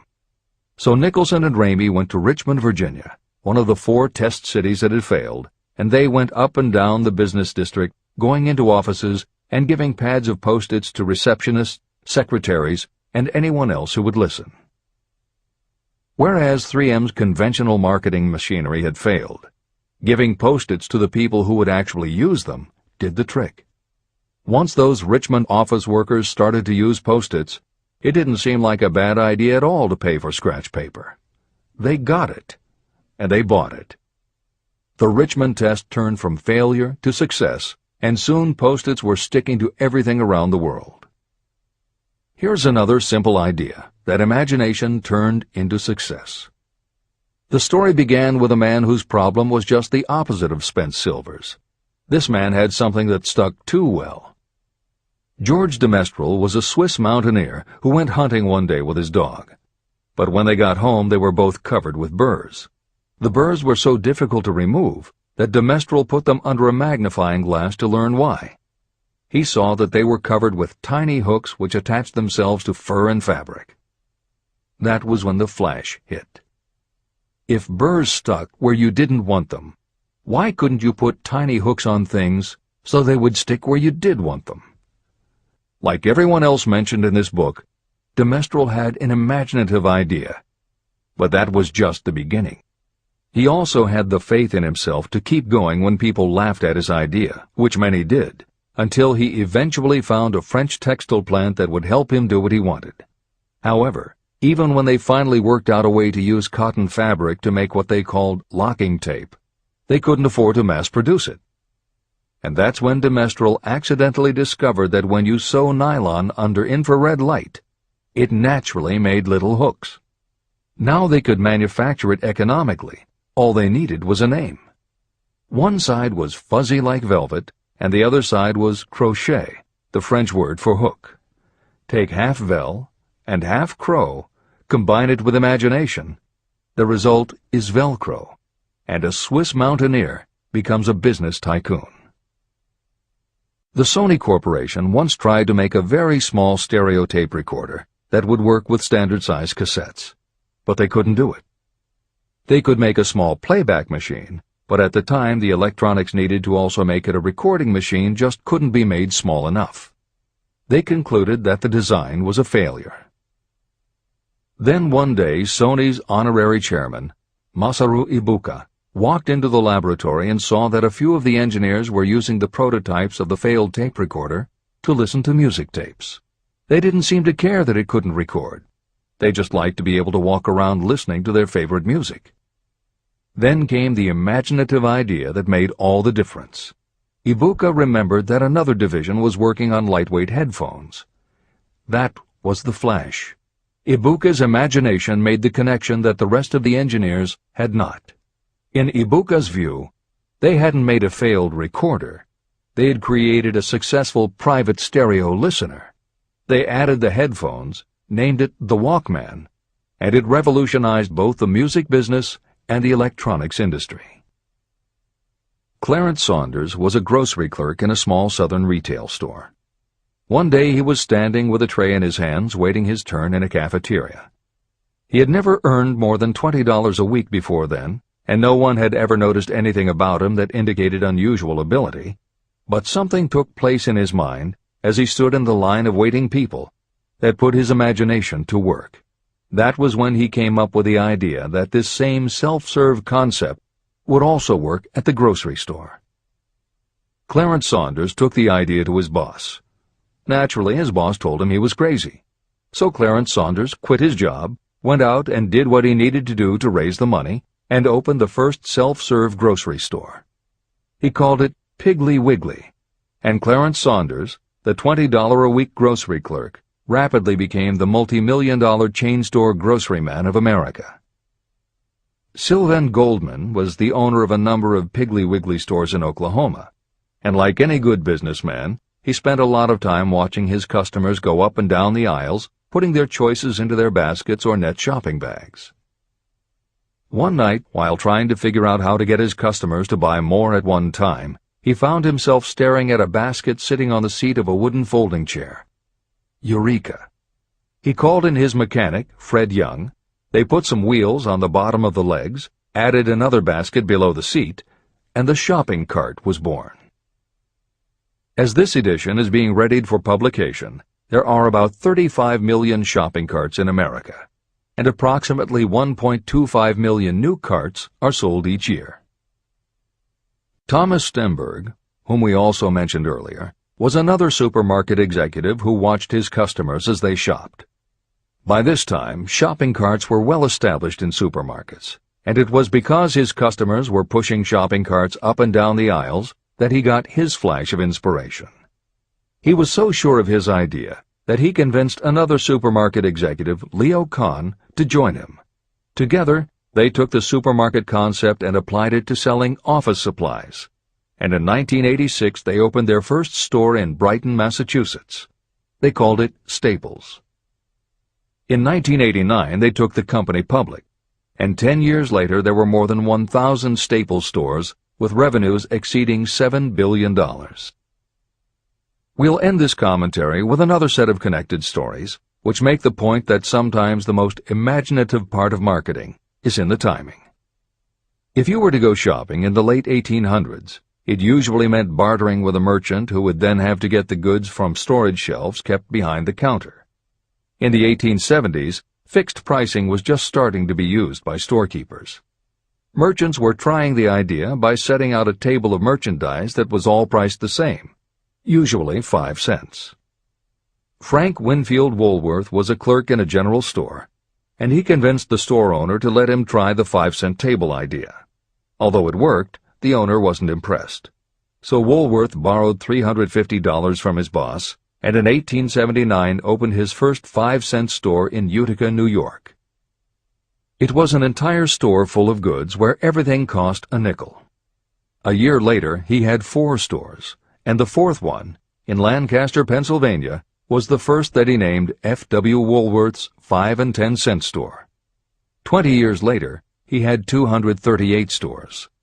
By the time of his death in 1919, there were over 1,000 F.W. Woolworth locations. He had established the first nationwide chain of general merchandise stores, and he had built the tallest building in New York City as his headquarters. The Woolworth Company stayed true to the original idea and didn't carry any merchandise that cost more than a dime until 1932, when the top price was raised to 20 cents. But as times changed, the fixed price was dropped, the merchandise became more varied, and the company kept growing until it had over 8,000 stores worldwide, selling everything from notions to appliances and furniture. Then in the 1960s and 1970s, something started to happen. The mood of America was changing, but the Woolworth stores weren't. And that was when Sam Walton opened the first Walmart in Rogers, Arkansas, in 1962. Walton got into the retail business after the Second World War, when his father-in-law loaned him the money to buy a franchise Butler Brothers store in Bentonville, Arkansas. By 1962, Sam and his brother Bud owned 16 variety stores in Arkansas, Missouri, and Kansas. It was in these stores that Sam Walton first started adding the magic ingredient of imagination. In addition to his flair for promotion, Sam tried new approaches to the way household goods and general merchandise could be sold at retail. He insisted on clean, well-lighted interiors, and he introduced the concept of self-service, with aisles wide enough for shopping carts and checkout counters at the front of the store. He also started buying direct from manufacturers, and he created profit-sharing plans that kept his family of employees loyal, hard-working, and neighborly. In 1962, he incorporated those and other imaginative ideas when he opened his first store that he called Walmart. The basic magic was that he sold brand-name merchandise at discount prices, but there was also magic in the way he kept a friendly hometown feel to his store, even though it was what is now called a big box store. Sam Walton's Walmart store was a success, so he just kept building and opening more of them, first in small towns and rural areas, then in larger towns, then big cities, and it wasn't long before he had a national chain.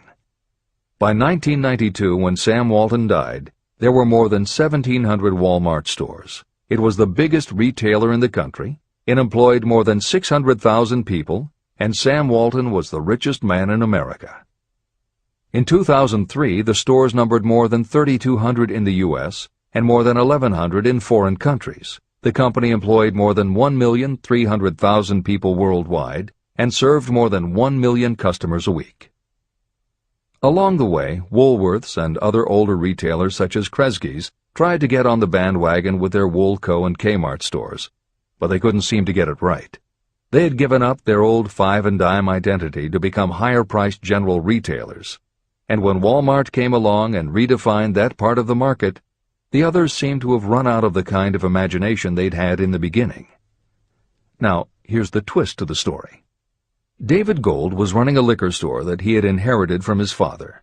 He noticed that whenever he put out a display of goods priced at 98 cents or $1, the goods would sell okay, but if his sign said 99 cents, the goods sold out in no time.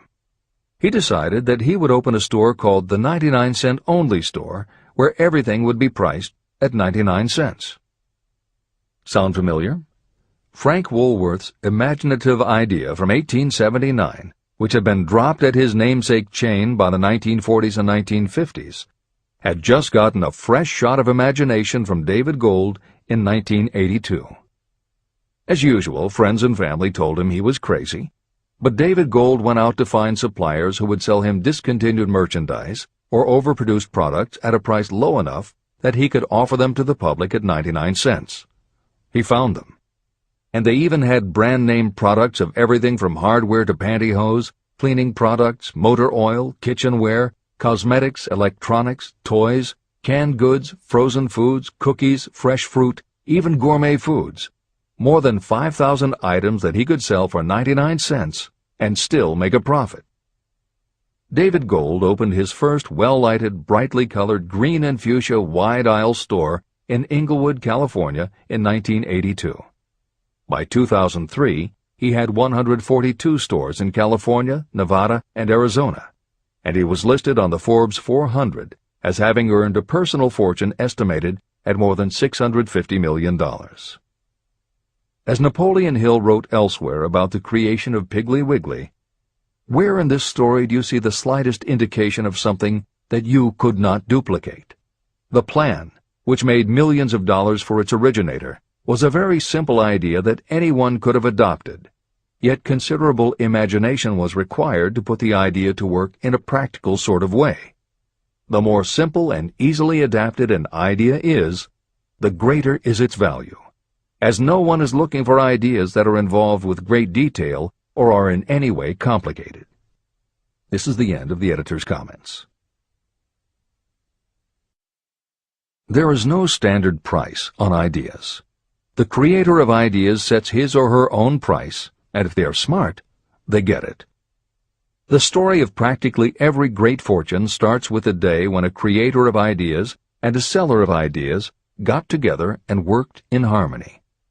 Carnegie surrounded himself with men who could do what he could not do, men who created ideas and men who put ideas into operation, and that was what made him and the others fabulously rich. Millions of people go through life hoping for favorable breaks. Perhaps a favorable break can get you an opportunity, but the safest plan is not to depend upon luck. It was a favorable break that gave me the biggest opportunity of my life, but more than 20 years of determined effort had to be devoted to that opportunity before it became an asset. The break consisted of my good fortune in meeting and gaining the cooperation of Andrew Carnegie. On that occasion, Carnegie planted in my mind the idea of organizing the principles of achievement into a philosophy of success. Millions of people have profited by the discoveries made in the years of research, and fortunes have been accumulated through the application of the philosophy. The beginning was simple. It was an idea that anyone might have developed. The favorable break came through Carnegie. But what about the determination, definiteness of purpose, and the desire to attain the goal, and the persistent effort of all those years of research? It was no ordinary desire that survived disappointment, discouragement, temporary defeat, criticism, and the constant reminding that I was wasting my time. It was a burning desire, an obsession. When the idea was first planted in my mind by Mr. Carnegie, it was coaxed, nursed, and enticed to remain alive. Gradually, the idea became a giant under its own power, and it coaxed, nursed, and drove me. Ideas are like that. First you give life and action and guidance to ideas. Then they take on a power of their own and sweep aside all opposition. Ideas are intangible forces. but they have more power than the physical brains that give birth to them. They have the power to live on after the brain that creates them has returned to dust. Tell the world what you intend to do, but first, show it. Chapter 8. Organized Planning. The crystallization of desire into action. The sixth step toward riches. You have learned that everything we create or acquire begins in the form of desire. Desire is taken on the first lap of its journey from the abstract to the concrete in the workshop of the imagination, where plans for its transition are created and organized. In Chapter 3, Desire, you were instructed to take 6 practical steps to begin translating your desire for money into its monetary equivalent. One of the steps you must take is the formation of a definite, practical plan or plans through which this transformation may be made. Following are the basic instructions for making practical plans. Ally yourself with a group of as many people as you may need for the creation and carrying out of your plan or plans for the accumulation of money, making use of the Mastermind principle. Compliance with this instruction is absolutely essential. Do not neglect it. Editor's comment: the Mastermind Alliance is built of 2 or more minds working actively together in perfect harmony toward a common goal. This concept was introduced in Chapter 6, Specialized Knowledge, and is described in more detail in Chapter 11, The Power of the Mastermind. This is the end of the editor's comment. Before forming your Mastermind Alliance, decide what advantages and benefits you may offer the individual members of your group in return for their cooperation. No one will work indefinitely without some form of compensation. No intelligent person should request or expect another to work without adequate compensation, although this may not always be in the form of money.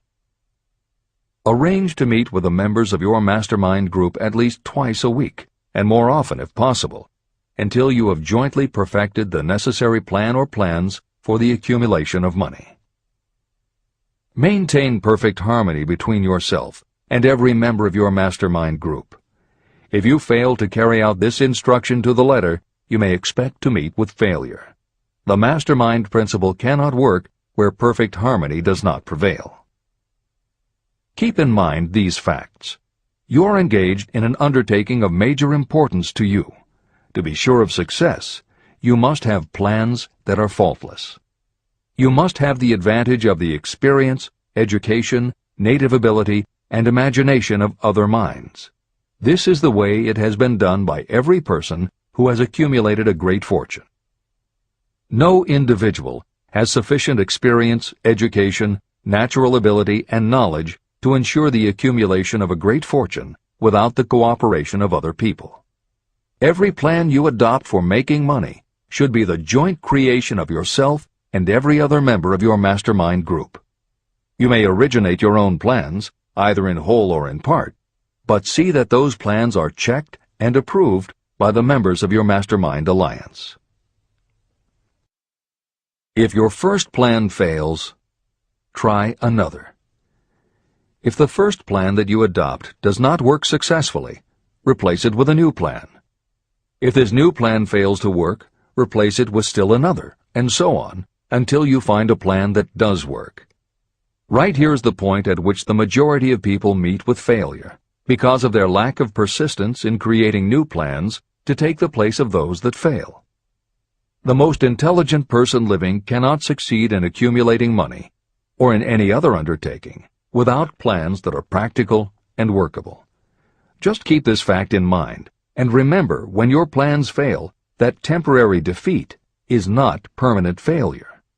It may only mean that your plans have not been sound. Build other plans. Start all over again. Temporary defeat should mean only one thing: the certain knowledge that there is something wrong with your plan. Millions of people go through life in misery and poverty because they lack a sound plan through which to accumulate a fortune. Your achievement can only be as good as the plans you make. You are never whipped until you quit in your own mind. James J. Hill, who was the greatest railroad builder of them all, met with temporary defeat when he first tried to raise the capital needed to build the Great Northern Railroad from the east to the west. But he turned defeat into victory through new plans. Henry Ford met with temporary defeat not only at the beginning of his automobile career, but even after he had gone a long way toward the top. But he, too, created new plans, and went marching on to financial victory. We see people who have accumulated great fortunes, but we often recognize only their triumph, and we overlook the temporary defeats that they had to surmount before arriving. No follower of this philosophy can reasonably expect to accumulate a fortune without experiencing temporary defeat. When defeat comes, accept it as a signal that your plans are not sound. Rebuild those plans and set sail once more toward your goal. If you give up before your goal has been reached, you're a quitter. A quitter never wins, and a winner never quits. Write this sentence on a piece of paper in letters an inch high and place it where you will see it every night before you go to sleep and every morning before you go to work. When you begin to select members for your mastermind group, choose those who do not take defeat seriously. Some people foolishly believe that only money can make money. This is not true. Desire, transmuted into its monetary equivalent through the principles in this book, is the way money is made. Money, of itself, is nothing but inert matter. It cannot move, think, or talk, but it can hear when someone who desires it calls it to come. Intelligent planning is essential for success in any undertaking designed to accumulate riches. Following are detailed instructions to those who must begin the accumulation of riches by selling personal services. It should encourage you to know that practically all the great fortunes began either from selling personal services or from the sale of ideas. When you think about it, what else except ideas and personal services can you give in return for riches if you don't have products or property? Leaders and followers. Broadly speaking, there are two types of people in the world. One type is known as leaders, and the other as followers. Decide at the outset whether you intend to become a leader in your chosen calling or remain a follower. The difference in compensation is vast. The follower cannot expect to make as much as a leader, although some followers make the mistake of thinking they should. It is no disgrace to be a follower. On the other hand, it is no credit to remain a follower. Most great leaders began as followers. They became great leaders because they were intelligent followers. With few exceptions, the person who cannot follow a leader intelligently cannot become an efficient leader. The person who can follow a leader most efficiently is usually the person who develops into leadership most rapidly.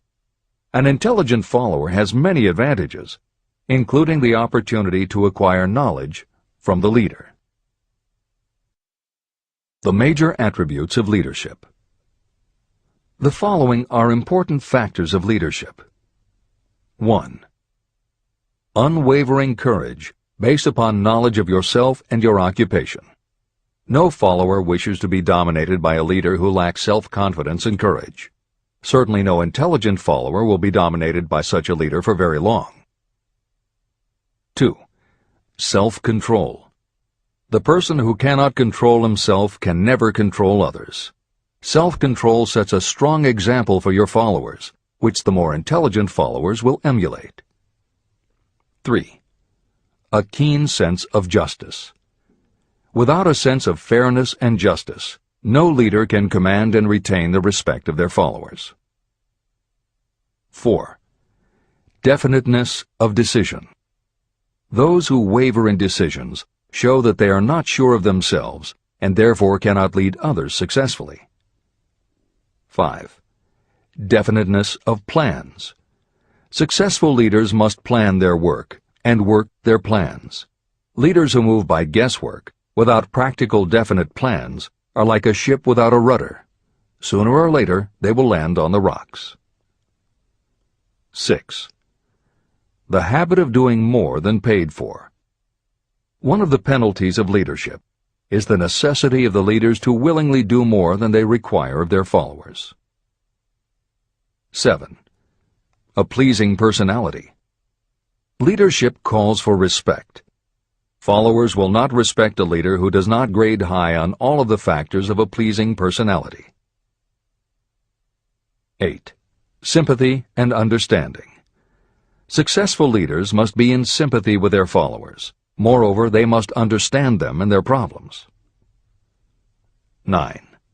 Mastery of detail. Successful leadership calls for mastery of the details of the leader's position. 10. Willingness to assume full responsibility. Successful leaders must be willing to assume responsibility for the mistakes and the shortcomings of their followers. If a leader tries to shift this responsibility, that leader will not remain the leader. If one of your followers makes a mistake or is incompetent, you must consider that it is you who failed. 11. Cooperation. The successful leader must understand and apply the principle of cooperative effort and be able to induce followers to do the same. Leadership calls for power, and power calls for cooperation. There are two forms of leadership. The first, and by far the most effective, is leadership by consent of and with the sympathy of the followers.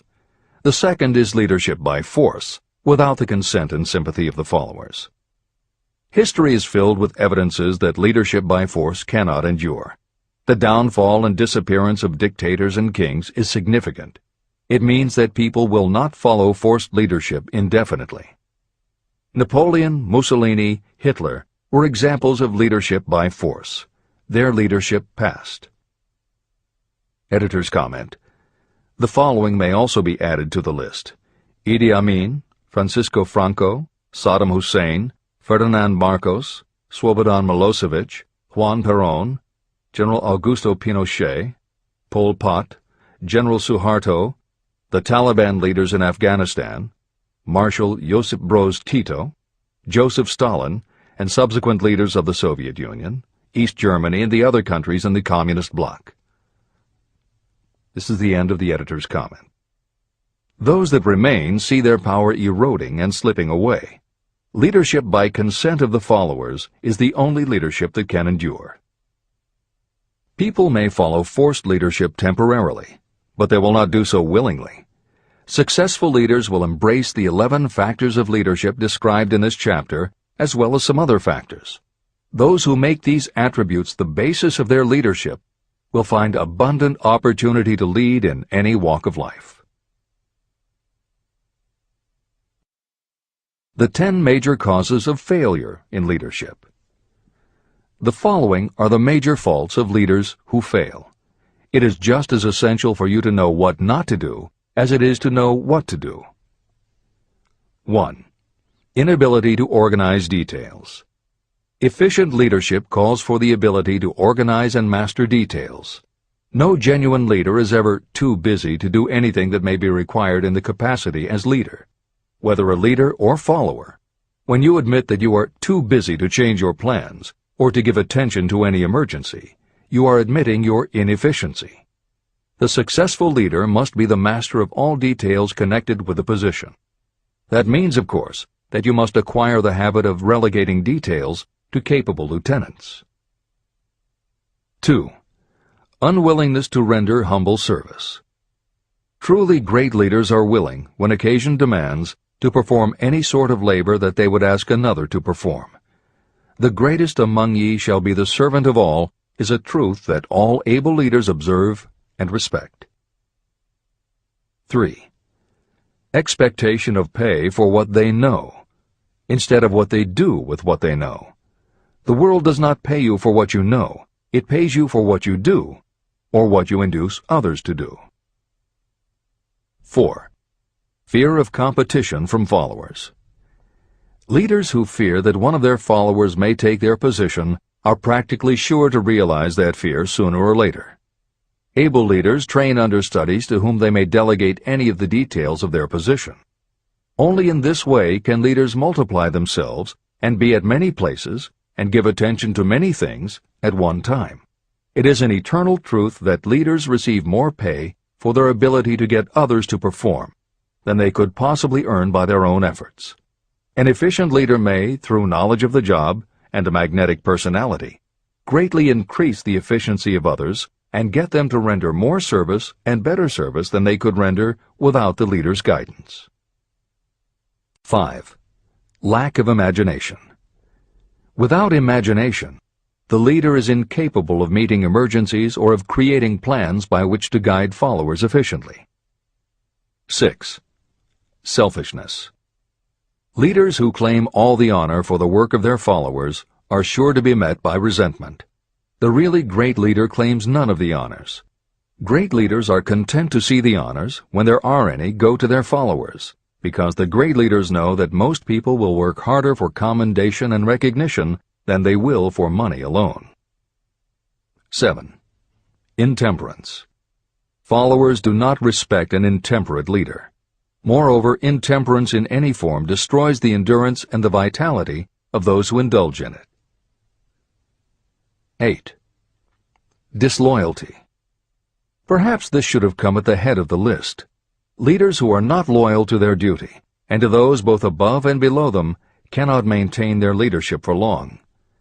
Disloyalty marks you as being less than the dust of the earth, and it will bring the contempt it deserves. Lack of loyalty is one of the major causes of failure in every walk of life. 9. Emphasis of the authority of leadership. The efficient leader leads by encouraging, and not by trying to instill fear in the hearts of those who follow. Leaders who try to impress their followers with their authority come within the category of leadership through force. If you are a real leader, you will have no need to advertise that fact. It is apparent in your conduct, by your sympathy, understanding, fairness, and a demonstration that you know your job. 10. Emphasis of title. Competent leaders require no title to give them the respect of their followers. Leaders who make too much of their titles generally have little else to emphasize.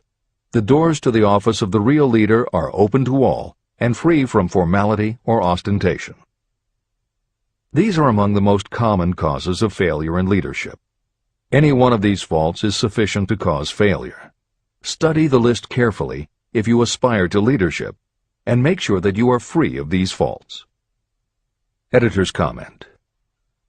Warren Bennis, a professor who teaches management and organization, said, "A manager is someone who does things right. A leader is someone who does the right thing." Admiral Grace Hopper was the ranking female Navy officer when she was interviewed for 60 Minutes. She said, "You manage things. You lead people." This is the end of the editor's comment.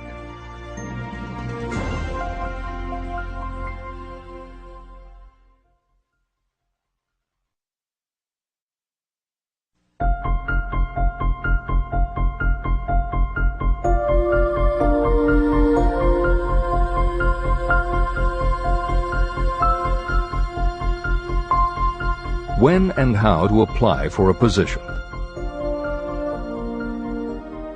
The information described here is the net result of many years of experience, during which thousands of men and women were helped to market their services effectively.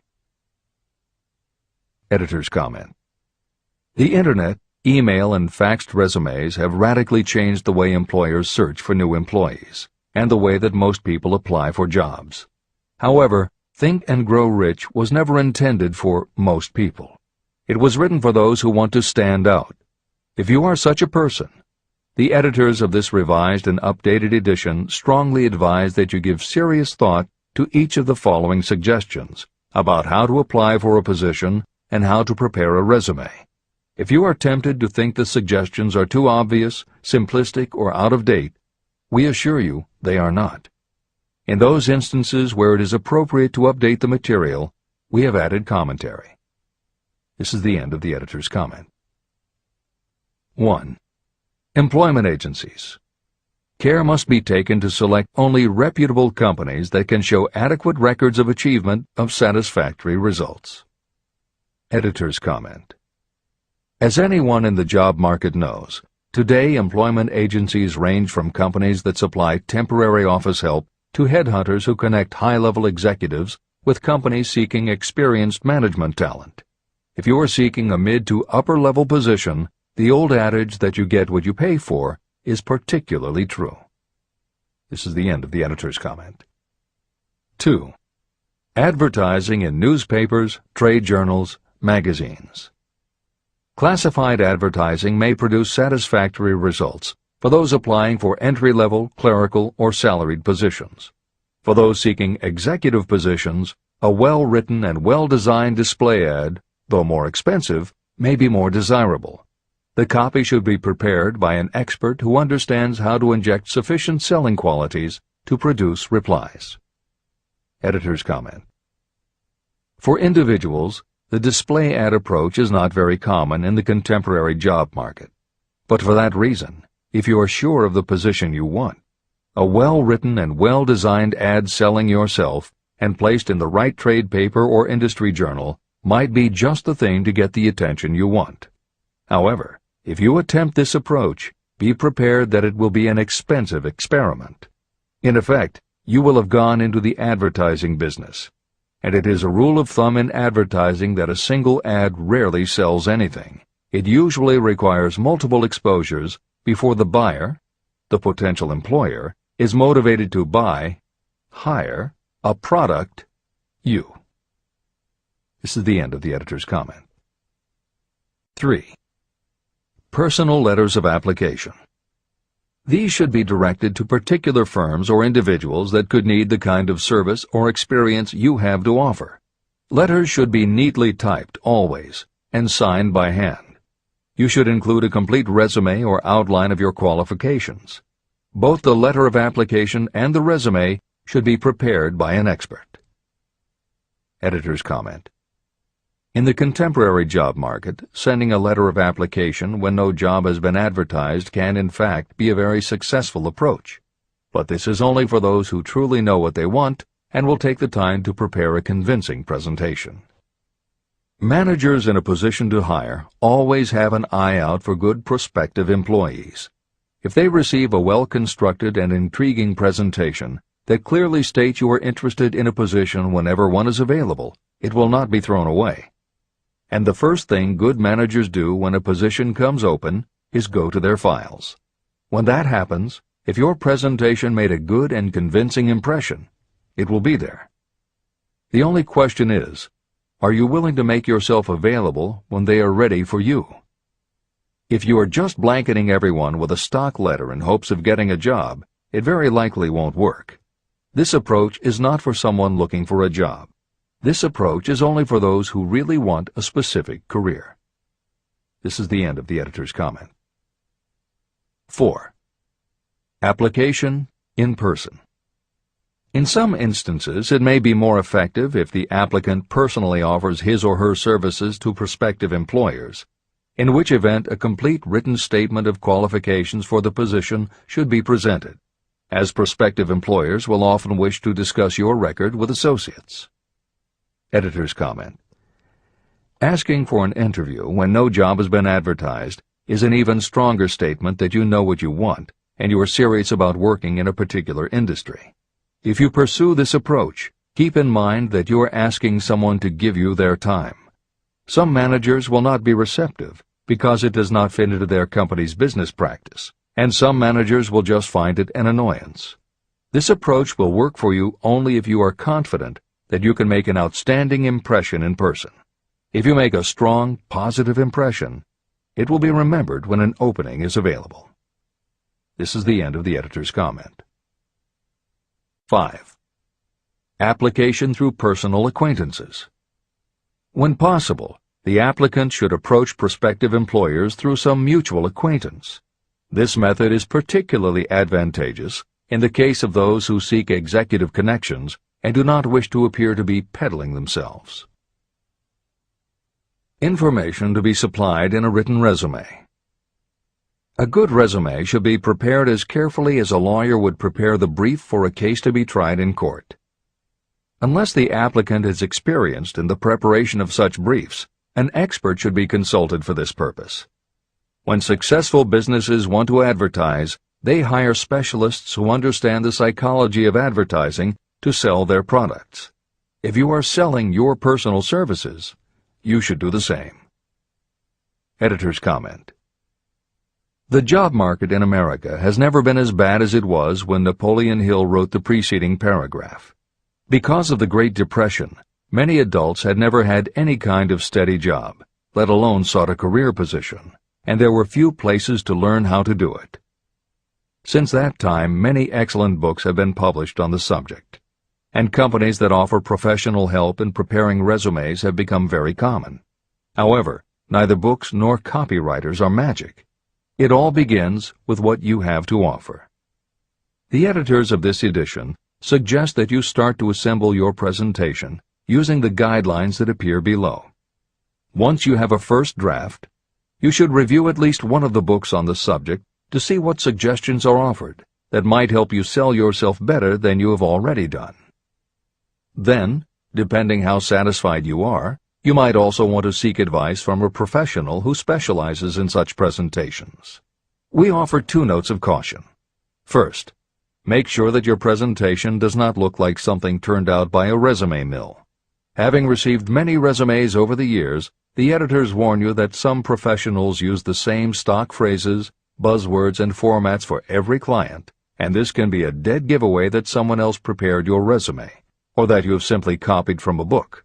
Your intention should be to make yours stand out.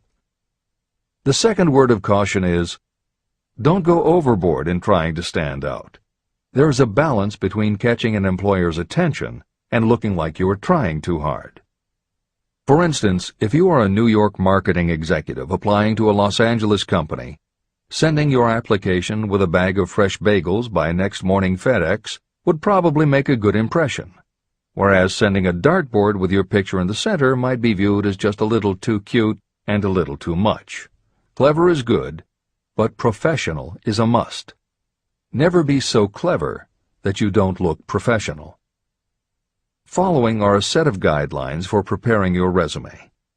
Because part of your search for a position will involve responding to ads for job openings, and because it has become common to respond by faxing applications and resumes, Napoleon Hill's guidelines should be used to prepare 2 separate presentations.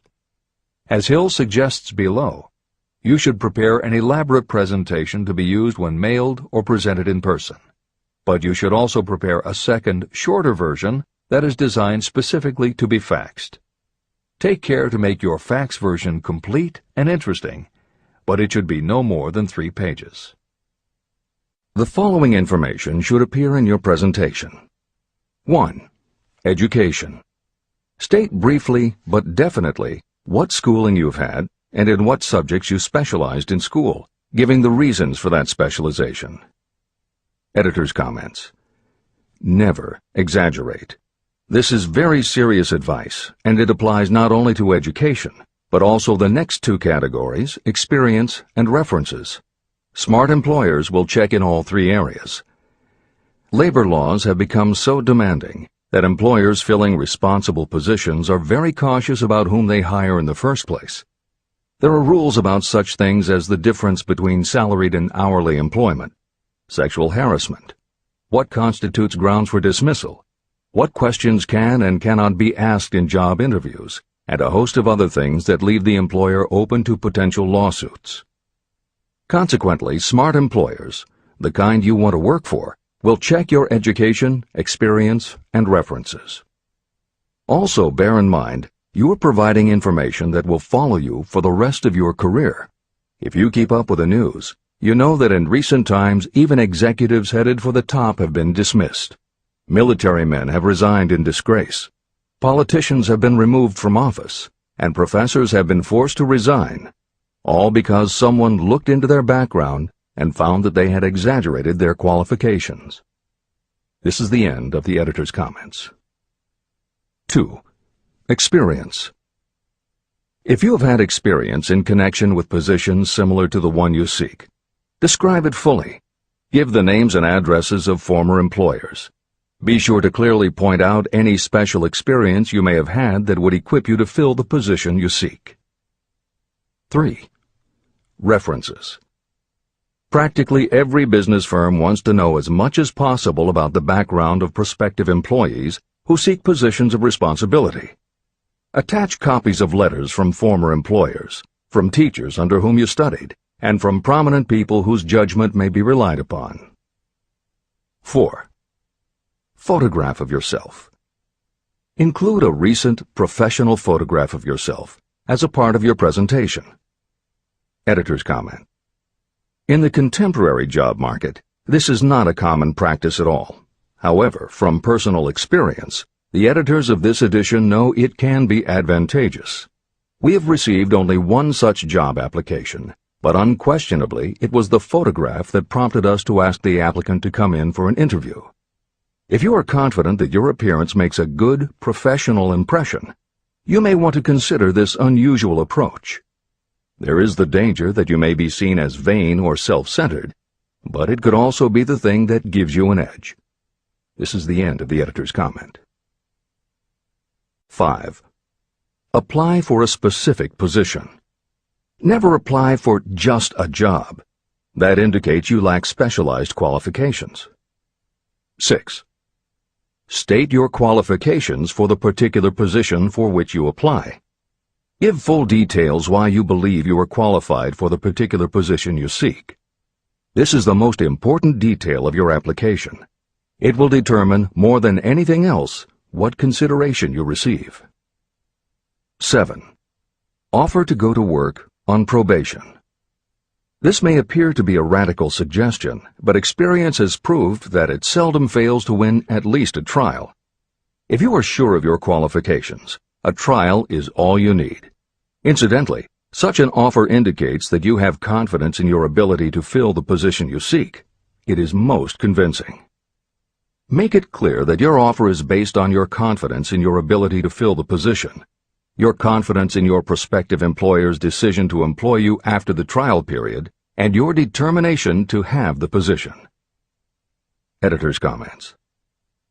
As you will learn in Chapter 10, when you read the story of Napoleon Hill's application to Rufus Ayers, Hill gives this advice based on his personal experience.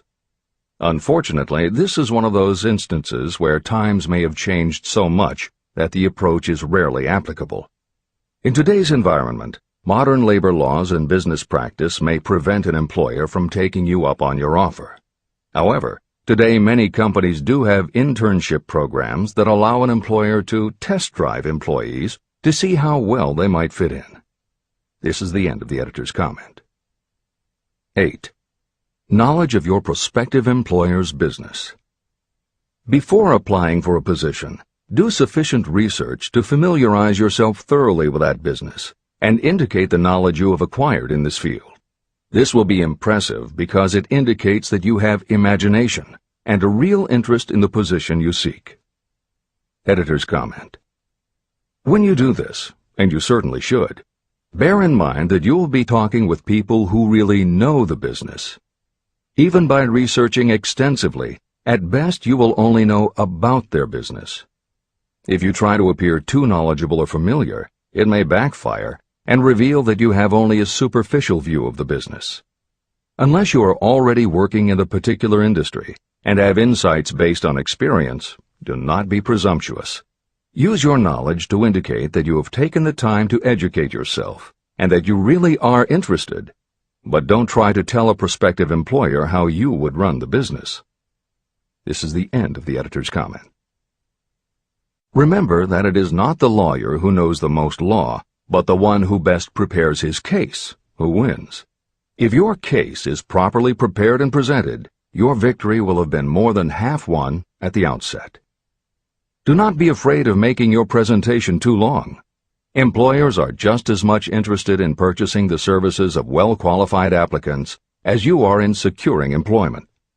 In fact, the success of most successful employers is due to their ability to select well-qualified lieutenants. They want all the information available. Editor's comment.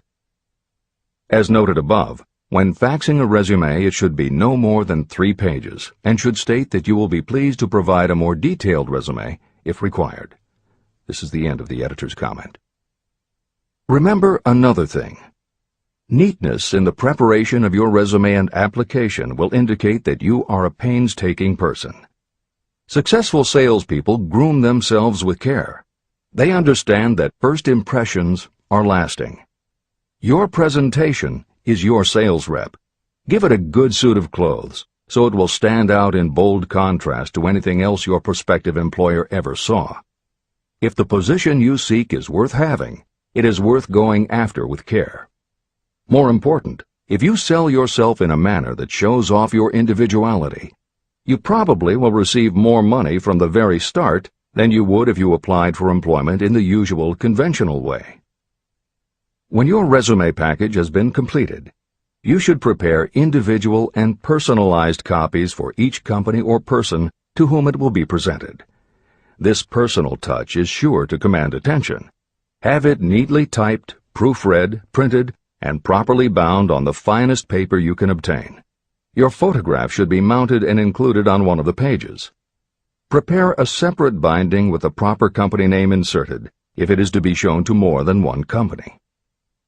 If you seek employment through an employment agency, have the agent use copies of your presentation in marketing your services. This will help to gain preference for you, both with the agent and the prospective employers. I've helped to prepare presentations for clients that were so striking and out of the ordinary that they resulted in the employment of the applicant without a personal interview. If you want similar results, follow the instructions to the letter, improving upon them however your imagination suggests. Editor's comments. Today, every office supply store offers a wide variety of paper stock, folders, binders, and presentation materials that can be put together in a way that is both unique and professional looking. With all of those possibilities available, if you simply present standard sheets of paper stapled in the corner, the response will very likely be standard too. If you apply a little creativity, you should have no trouble preparing a presentation that is tailored to the company to which you are applying, appropriate for the position you seek, and reflective of your personality and style. This is the end of the editor's comments. How to get the exact position you desire. Everyone enjoys doing the kind of work for which he or she is best suited. An artist loves to work with paints, a craftsman with his or her hands, a writer loves to write. Those with less definite talents have their preferences for certain fields of business and industry. If America does anything well, it offers a full range of occupations. 1. Decide exactly what kind of a job you want. If the job doesn't already exist, perhaps you can create it. 2. Choose the company or individual for whom you wish to work. 3. Study your prospective employer as to policies, personnel, and chances for advancement. 4. By analysis of yourself, your talents, and your capabilities, figure what you can offer.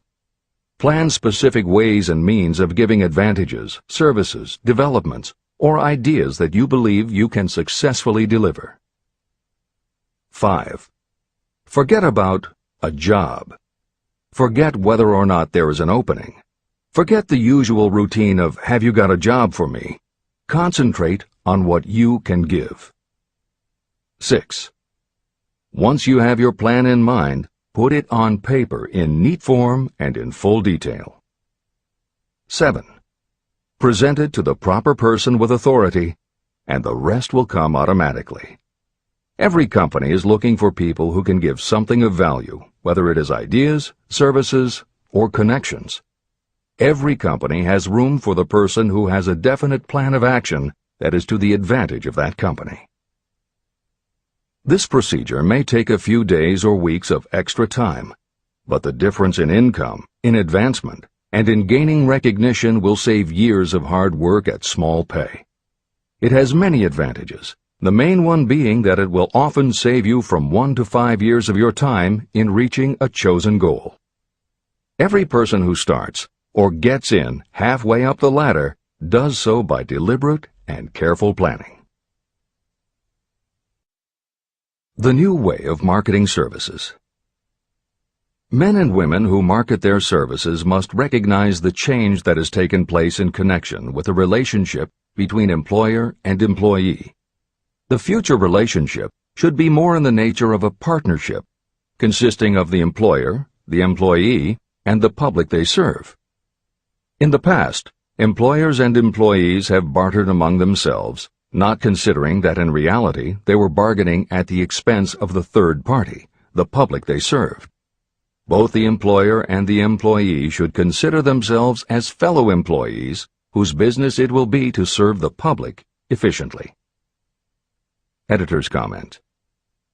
In the preceding paragraph, Napoleon Hill once again demonstrates his foresight into the future direction of American business. As you will recognize in the following section, the point he makes by citing the coal and gas companies would at a later time be equally applicable to the telephone monopolies, and later still to computer software and internet companies, and to cable television suppliers when competitors started to offer satellite TV. This snapshot of how and why business has changed should provide you with a blueprint for the attitude you must adopt and the way you must conduct yourself if you are going to attain the success you're seeking. This is the end of the editor's comment.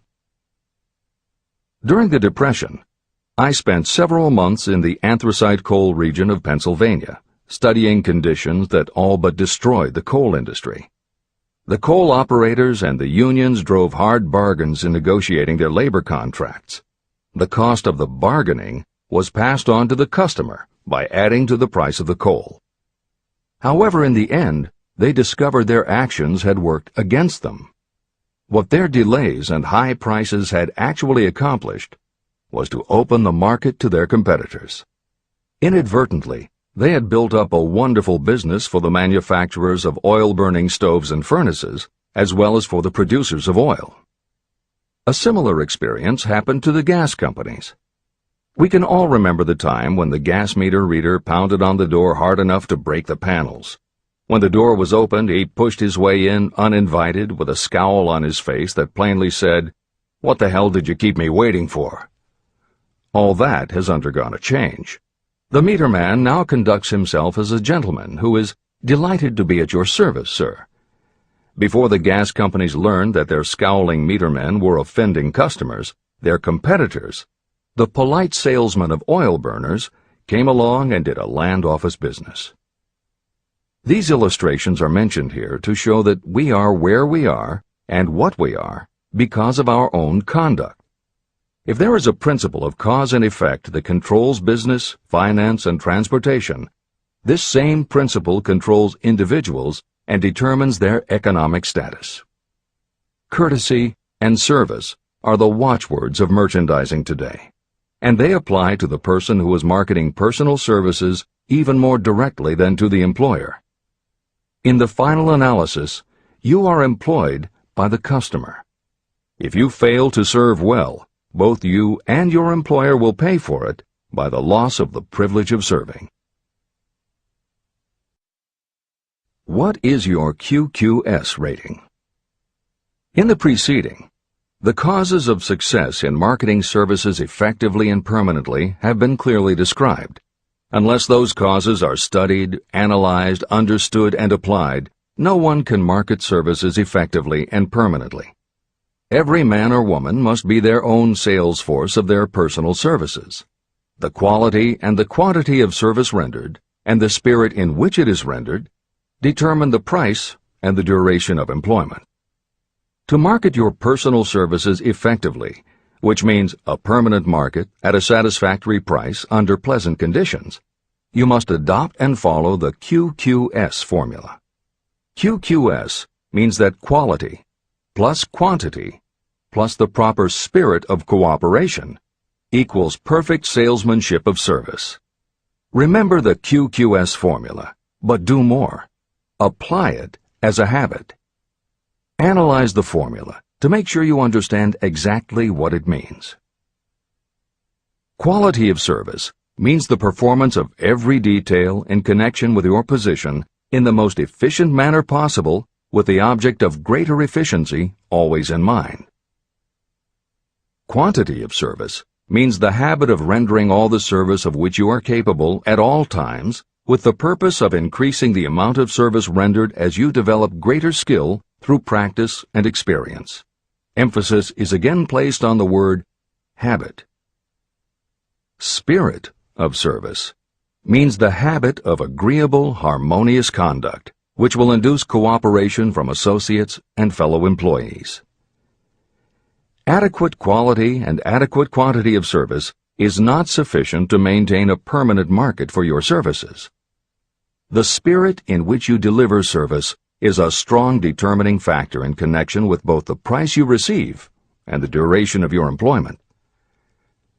Andrew Carnegie stressed this point in his description of the factors that lead to success in the marketing of personal services. He emphasized again and again the necessity for harmonious conduct. He stressed the fact that he would not retain any man, no matter how great a quantity or how efficient the quality of his work, unless he worked in a spirit of harmony. Mr. Carnegie insisted upon his people working with each other in an agreeable manner. To prove that he placed a high value on this quality, he helped many who met his standards to become very wealthy. Those who did not conform had to make room for others who did. The importance of a pleasing personality has been stressed because it is so important in rendering service in the proper spirit. If you have a personality that pleases, and you render service in a spirit of harmony, these assets often make up for what you may lack in both the quality and the quantity of service you render. Nothing, however, can be successfully substituted for pleasing conduct. The capital value of your services. The person whose income is derived entirely from the sale of personal services is a merchant, just like the person who sells hard goods, and such a person is subject to exactly the same rules of conduct as the merchant who sells merchandise. I emphasize this because many people who live by the sale of personal services make the mistake of considering themselves free from the rules of conduct and the responsibilities attached to those who are engaged in marketing commodities. The day of the go-getter has been supplanted by the go-giver. The actual capitalized value of your brain power may be determined by the amount of income you can produce by marketing your services. A fair estimate of the capital value of your brain power may be made by using the following assumptions. Money, the amount of capital, can be borrowed from a bank at a certain rate of interest. Money is worth no more than brains, and it is often worth much less. Therefore, if your brain power is as valuable as money, in effect, you should be lending your brain power, your amount of capital, at least at the same rate that banks charge to lend money. This means that what you earn in a year, your income, is comparable to what a bank earns from a loan in a year, the interest they charge. You can then calculate the capital value of your brain power using this formula. Divide 100 by the current rate of interest that banks charge for lending money. Then multiply the result by the amount of your annual income.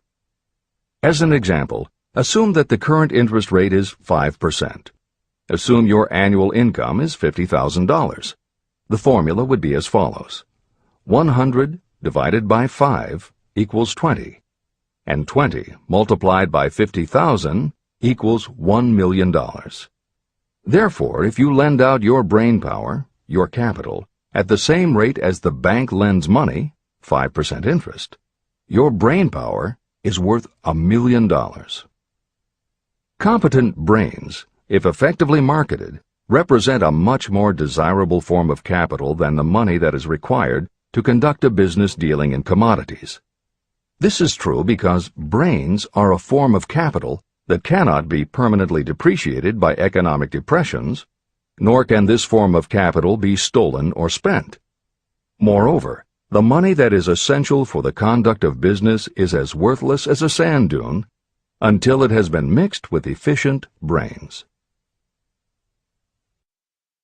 The 31 major causes of failure. Life's greatest tragedy consists of men and women who earnestly try and fail. The tragedy lies in the overwhelmingly large majority of people who fail as compared with the few who succeed.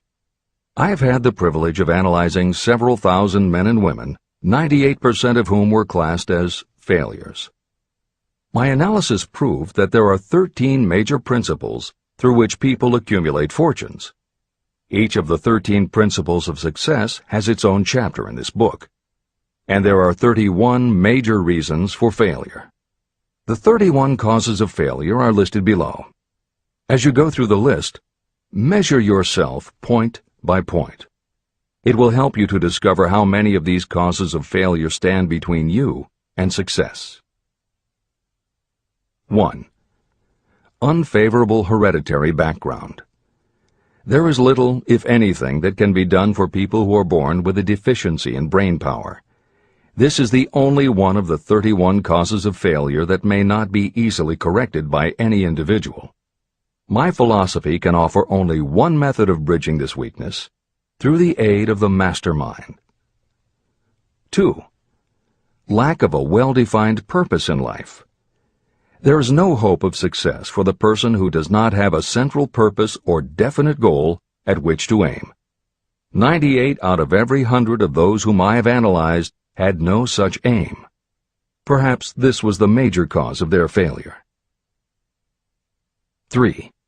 Lack of ambition to aim above mediocrity. I can offer no hope for those who are so indifferent they do not want to get ahead in life and are not willing to pay the price.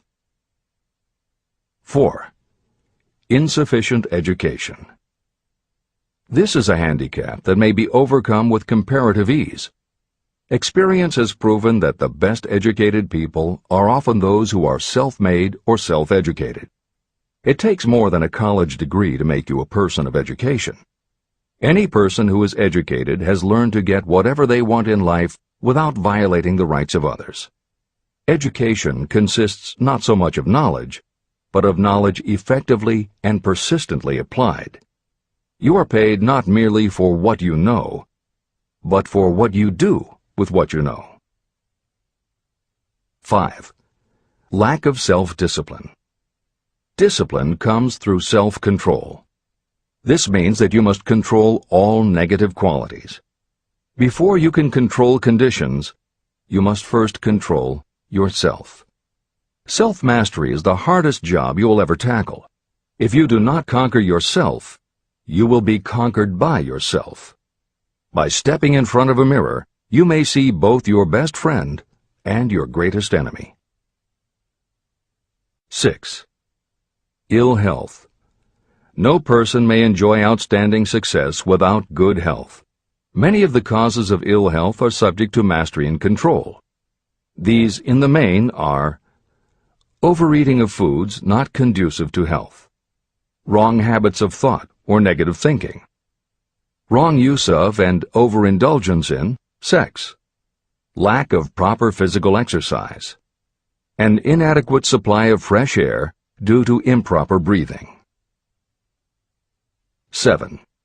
Unfavorable environmental influences during childhood. As the twig is bent, so shall the tree grow.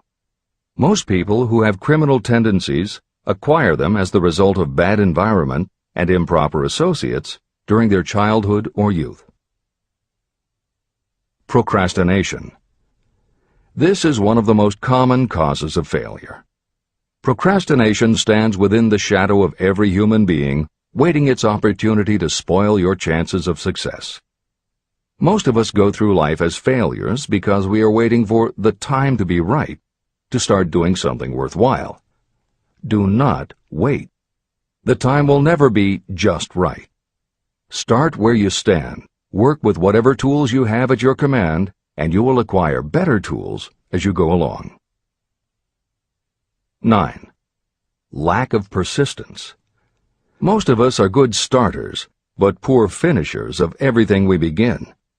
People are prone to give up at the first signs of defeat. There is no substitute for persistence. The person who makes persistence his or her watchword discovers that failure finally becomes tired and makes its departure. Failure cannot cope with persistence. 10. Negative personality. There is no hope of success for the person who repels people through a negative personality. Success comes through the application of power, and power is attained through the cooperative efforts of other people. A negative personality will not induce cooperation. 11. Lack of control of sexual urges. Sexual energy is the most powerful of all the stimuli that move people into action. Because it is the most powerful of the emotions, if it is controlled, it can be converted into other creative channels.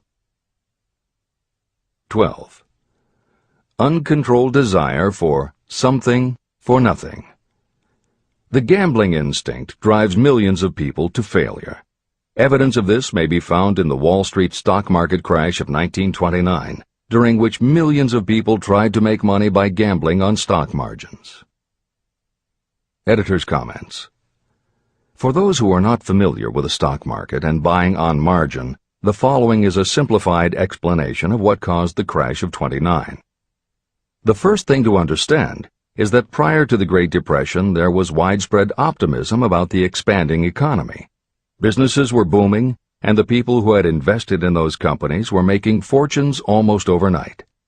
When the average person saw how much money was being made, they wanted to get in on it, and there was a way for them to do it. Even average people who didn't have enough ready cash to buy stocks could do so because brokers allowed customers to purchase stocks on margin by making what amounted to a down payment. However, part of the purchase agreement stated that when the brokers called in the margin accounts, which they could do at any time, the customers would have to come up with the rest of the cash immediately to pay the balance owing on the original purchase price. That is why Hill used the term gambling when he referred to the stock market. These average people weren't investing in companies. They were betting on the future rise in value. The idea, in the average person's mind, was that they would only have to scrape together enough to pay the margin, which was a small percentage of the full cost. Then when the price of the stock went up, they would sell, which would give them more than enough money to pay the broker the balance owing on the purchase price, and they could pocket the difference. This worked fine as long as stock prices continued to rise, but when the stock market crashed, the stockbrokers called in the margins, and the people who had bought at prices they really couldn't afford suddenly found that they had to come up with the cash. And that was why so many average people got wiped out in the crash of '29. They gambled money they didn't have by buying on margin. This is the end of the editor's comments. 13. Lack of a well-defined power of decision. Those who succeed reach decisions promptly and change them very slowly. Those who fail reach decisions very slowly and change them frequently and quickly. Indecision and procrastination are twins. Where one is found, the other is also usually found. Kill off this pair before they completely tie you to the treadmill of failure. 14. One or more of the 6 basic fears: fear of poverty, fear of criticism, fear of ill health, fear of loss of love, fear of old age, and fear of death. You will find an in-depth analysis of these 6 basic fears in the final chapter. They must be mastered before you can market your services effectively. 15. Wrong selection of a mate in marriage. This is a most common cause of failure. The relationship of marriage brings people intimately into contact. Unless this relationship is harmonious, failure is likely to follow. Moreover, it will be a form of failure that destroys ambition. 16. Overcaution. The person who takes no chances generally has to take whatever is left when others are through choosing. Overcaution is as bad as undercaution. Both are extremes to be guarded against. Life itself is filled with the element of chance. 17. Wrong selection of associates in business. This is one of the most common causes of failure in business. In marketing personal services, you should use great care to select an employer who will be an inspiration and who is intelligent and successful. We emulate those with whom we associate most closely. Pick an employer who is worth emulating. 18. Superstition and prejudice. Superstition is a form of fear. It is also a sign of ignorance. Successful people keep open minds and are afraid of nothing. 19. Wrong selection of a vocation. You cannot have outstanding success in work that you do not like. The most essential step in the marketing of personal services is that of selecting an occupation into which you can throw yourself wholeheartedly. Although money or circumstances may require you to do something you don't like for a time, no one can stop you from developing plans to make your goal in life a reality. Editor's comments. Most contemporary experts agree with Napoleon Hill's statement that finding the work you love is of key importance in achieving success that is truly rewarding. This concept coincides so well with modern attitudes that it has inspired a number of books, including Feel the Fear and Do It Anyway by Susan Jeffers, Wishcraft by Barbara Sher, and Do What You Love, The Money Will Follow by Marcia Sinitar. All three books became bestsellers by expanding upon that single concept. This is the end of the editor's comments. 20.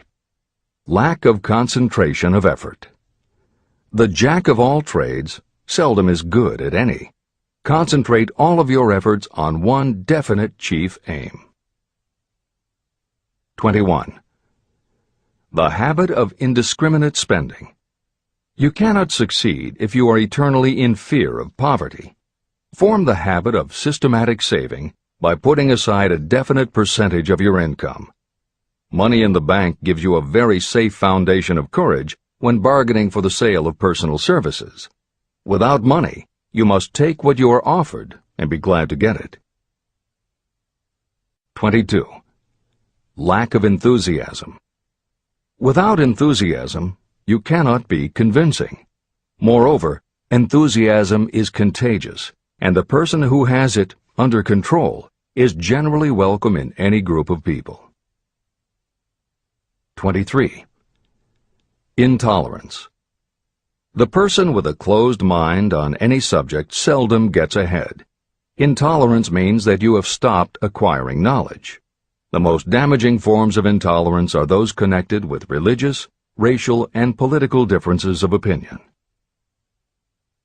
24. Intemperance. The most damaging forms of intemperance are connected with overeating, alcohol, drugs, and sexual activities. Overindulgence in any of these can be fatal to success. 25. Inability to cooperate with others. More people lose their positions and their big opportunities in life because of this fault than for all other reasons combined. It is a fault that no well-informed business person or leader will tolerate. 26. Possession of power that was not acquired through self-effort. Sons and daughters of wealthy parents and others who inherit money that they did not earn. Power in the hands of one who did not acquire it gradually is often fatal to success. Quick riches are more dangerous than poverty. 27. Intentional dishonesty. There is no substitute for honesty. You may be temporarily dishonest because of circumstances over which you have no control without permanent damage, but there is no hope for you if you are dishonest by choice. Sooner or later, your deeds will catch up with you, and you will pay by loss of reputation and perhaps even loss of liberty. 28. Egotism and vanity.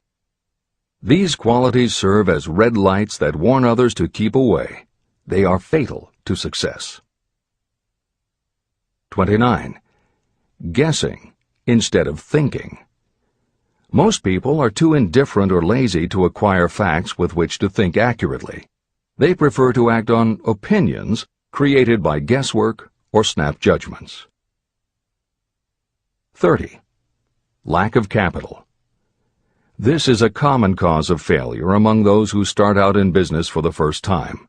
You must have a sufficient reserve of capital to absorb the shock of your mistakes and to carry you over until you have established a reputation.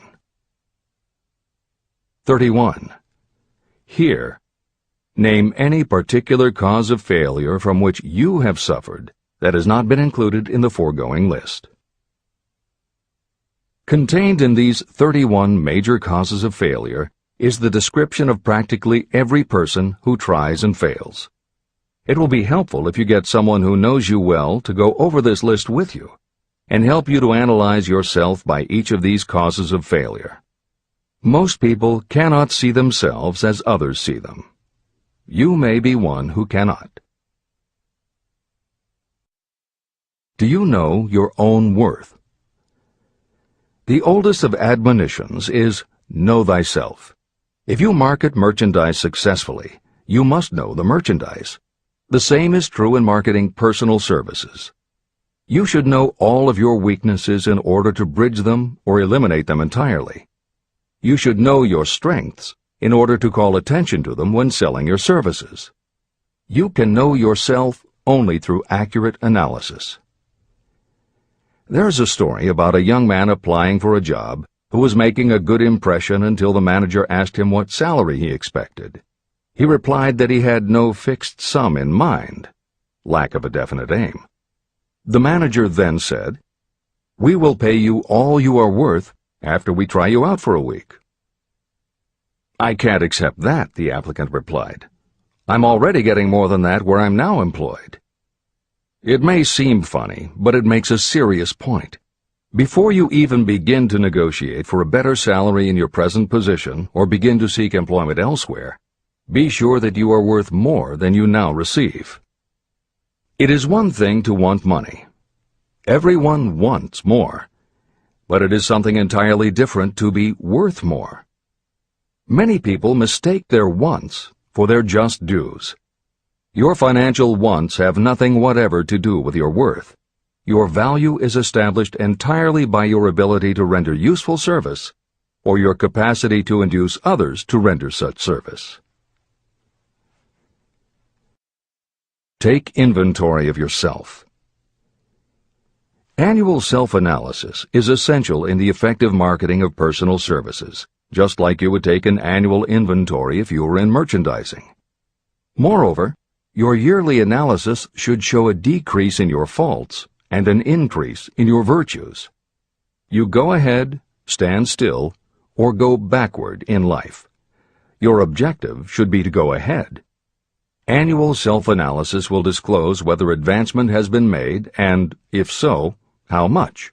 It will also disclose any backward steps you may have taken.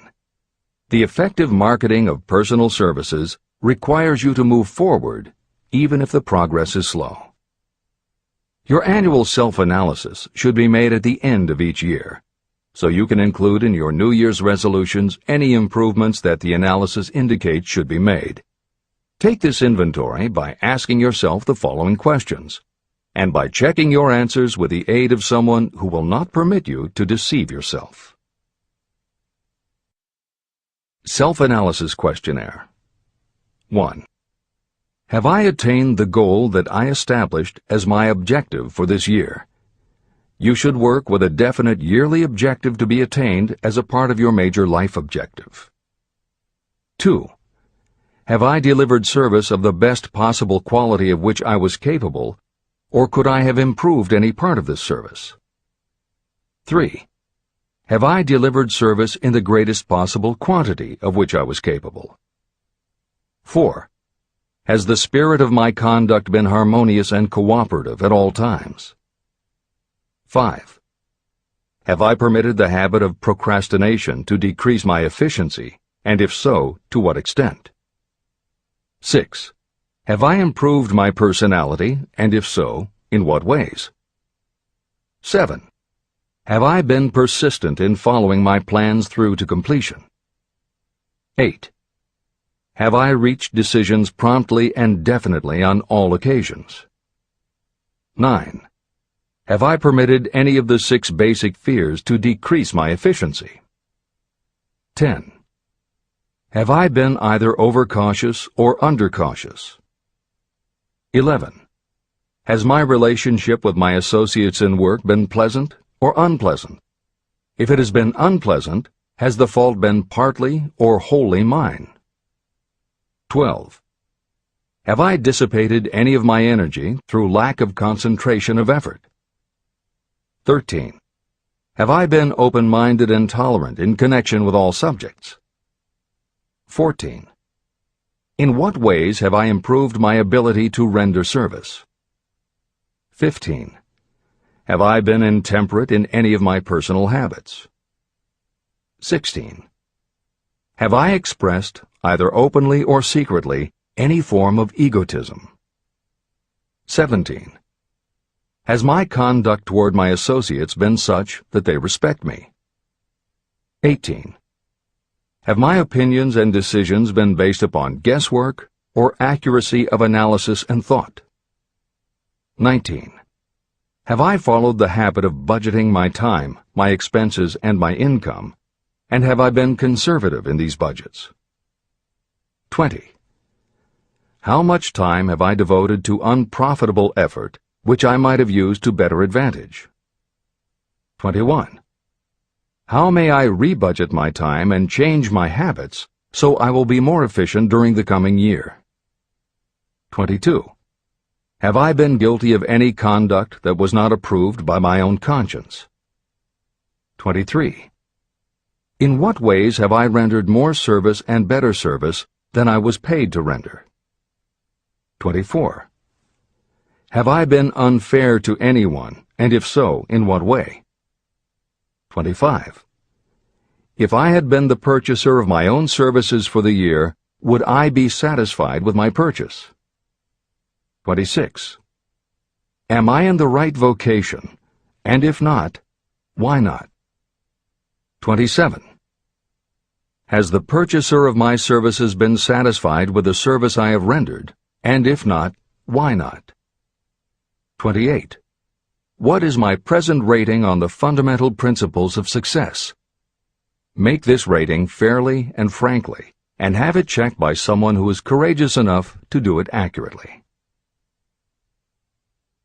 After you have finished reading through to the end of this book at least once, and you are sure you have assimilated the information in this chapter, you will be ready to create a practical plan for marketing your personal services.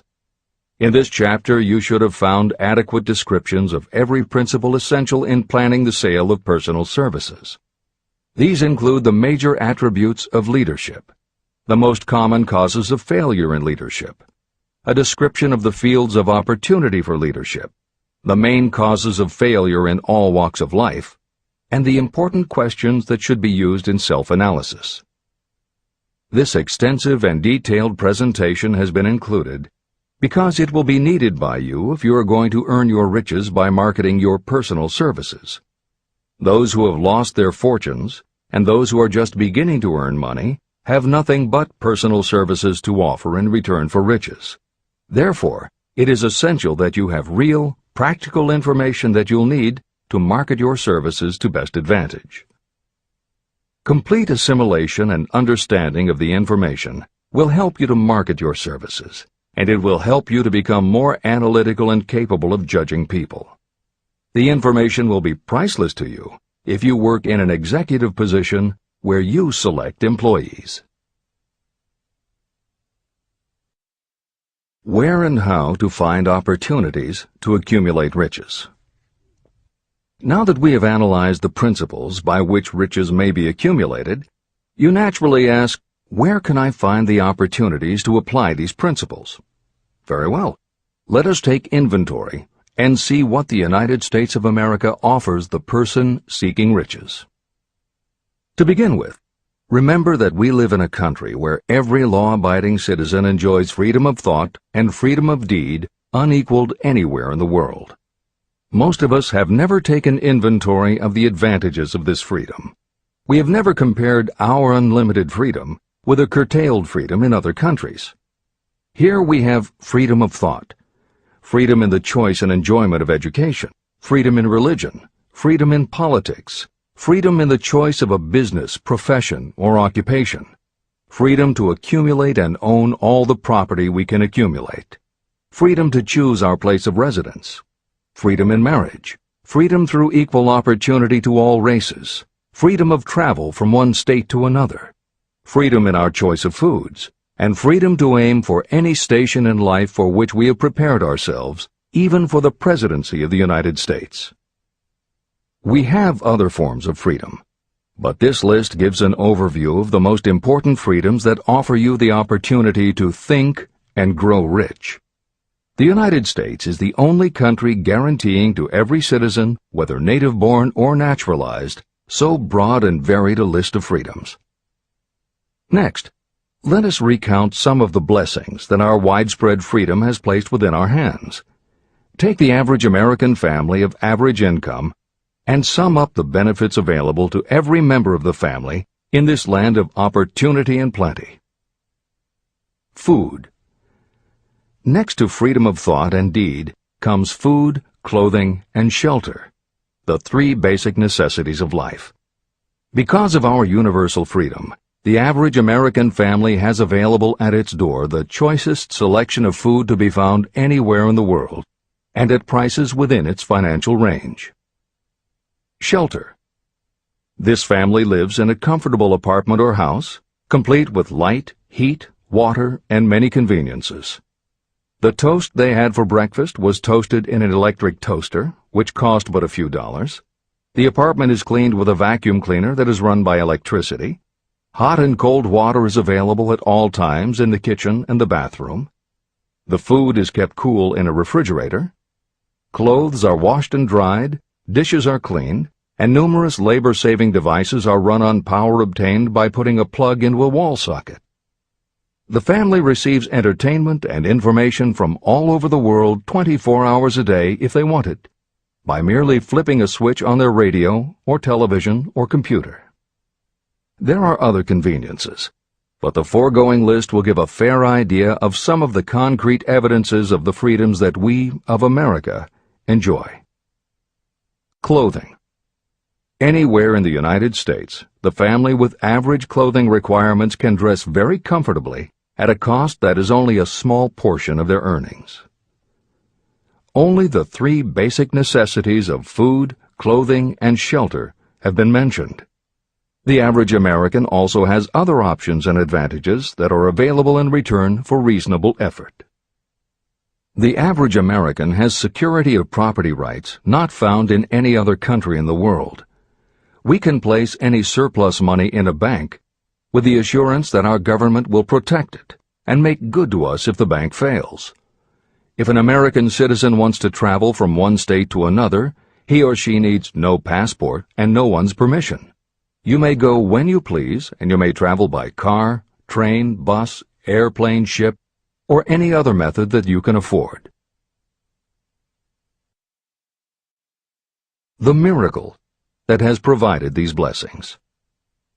We often hear politicians proclaiming the freedom of America when they solicit votes, but they seldom take the time or trouble to analyze the source of this freedom.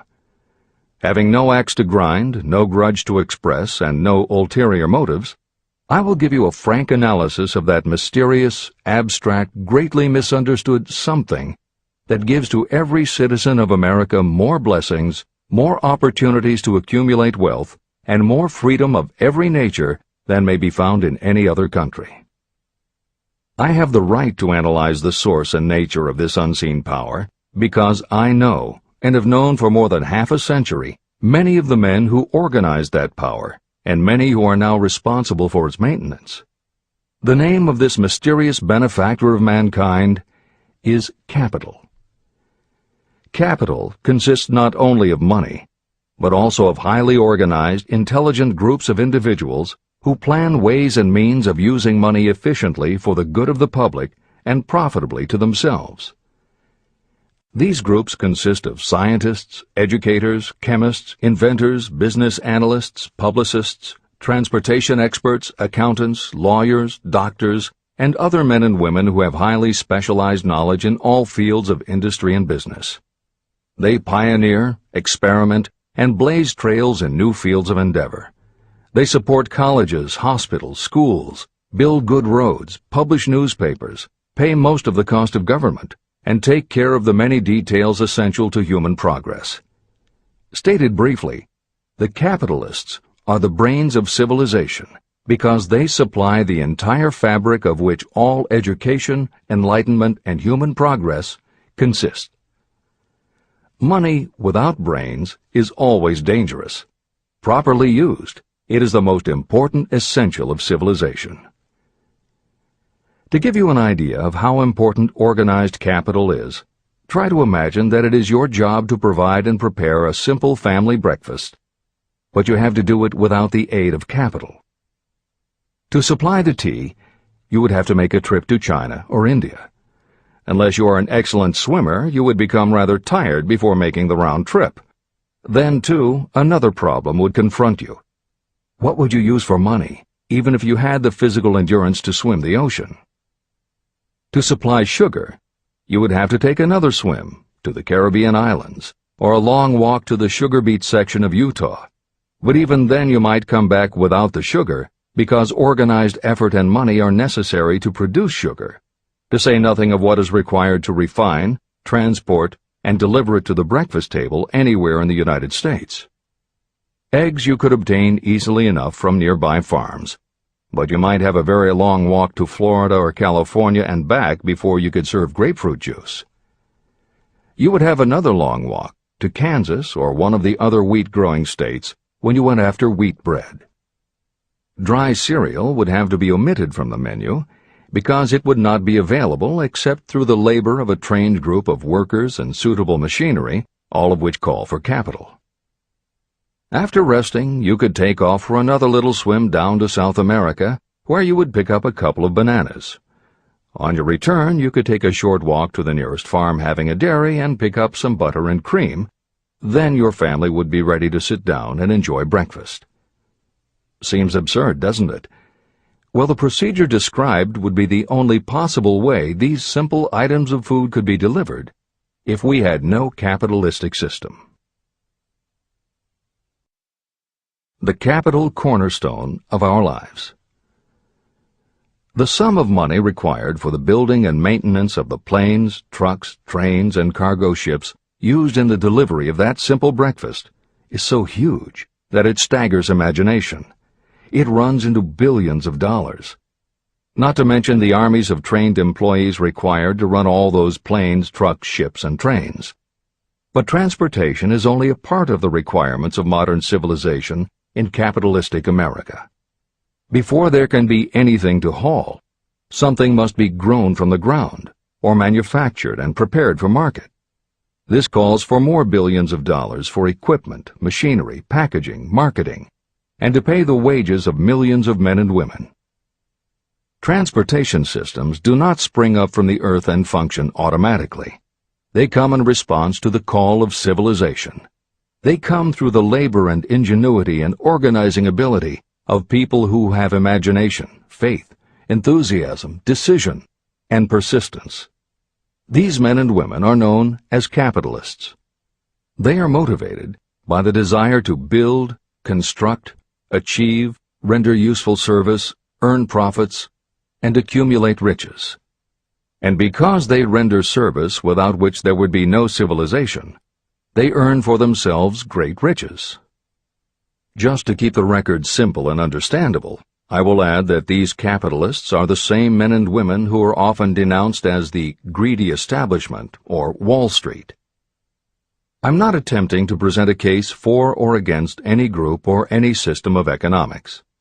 The purpose of this book, a purpose to which I have faithfully devoted more than half a century, is to present to anyone who wants the knowledge the most dependable philosophy through which individuals may accumulate riches in whatever amounts they desire. The reasons I have analyzed the economic advantages of the capitalistic system are: 1. To point out that all who seek riches must recognize and adapt themselves to the system that controls all approaches to fortunes, large or small. 2. To present the side of the picture opposite to the one portrayed by politicians and demagogues and the media, who often refer to organized capital as if it were something poisonous. This is a capitalistic country. It was developed through the use of capital. We who claim the right to partake of the blessings of freedom and opportunity, we who seek to accumulate riches here, should know that neither riches nor opportunity would be available to us if organized capital had not provided these benefits. There is only one dependable method of accumulating and legally holding riches, and that is by rendering useful service. No system has ever been created by which anyone can legally acquire riches through mere force of numbers, or without giving in return an equivalent value of one form or another. Your opportunities in the midst of riches. America provides all the freedom and all the opportunity to accumulate riches that any honest person may require. When you go hunting for game, you select hunting grounds where game is plentiful. When you are seeking riches, the same rule naturally applies. If it is riches you are seeking, do not overlook the possibilities of a country whose citizens are so rich that women alone spend billions of dollars each year for cosmetics and other beauty products. Do not be in too big a hurry to get away from a country whose men willingly, even eagerly, hand over more billions of dollars annually for football, basketball, baseball, and all the related products that go with these and other sporting events. Only a few of the luxuries and non-essentials have been mentioned, but remember that the business of producing and marketing these few products gives regular employment to many millions of men and women, who receive for their services many millions of dollars monthly, and spend it freely for both the luxuries and the necessities. Especially, remember that behind all this exchange of merchandise and personal services is an abundance of opportunity to accumulate riches. Here our American freedom comes to your aid. There is nothing to stop you or anyone from engaging in any portion of the effort necessary to carry on these businesses. If you have superior talent, training, experience, you may accumulate riches in large amounts. Those not so fortunate may accumulate smaller amounts. Anyone may earn a living in return for a very nominal amount of labor. So there you are. Opportunity has spread its wares before you. Step up to the front, select what you want, create your plan, put the plan into action, and follow through with persistence. Capitalistic America will do the rest. You can depend on this much. Capitalistic America ensures every person the opportunity to render useful service and to collect riches in proportion to the value of the service. The system denies no one this right, but it does not and cannot promise something for nothing. The system itself is irrevocably controlled by the law of economics, which neither recognizes nor tolerates for long getting without giving.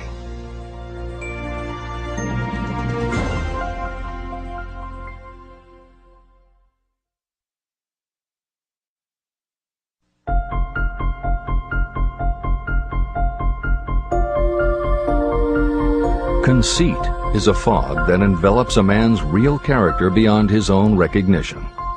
It weakens his native ability and strengthens all his inconsistencies. Chapter 9. Decision. The mastery of procrastination. The seventh step toward riches. Analysis of over 25,000 men and women who had experienced failure reveals that lack of decision was near the head of the list of the 31 major causes of failure. Procrastination, the opposite of decision, is a common enemy which practically every person must conquer. You will have an opportunity to test your capacity to reach quick and definite decisions when you finish reading this book and begin to put the principles into action. My analysis of several hundred people who had accumulated fortunes well beyond the $1 million mark disclosed the fact that every one of them had the habit of reaching decisions promptly and of changing these decisions slowly.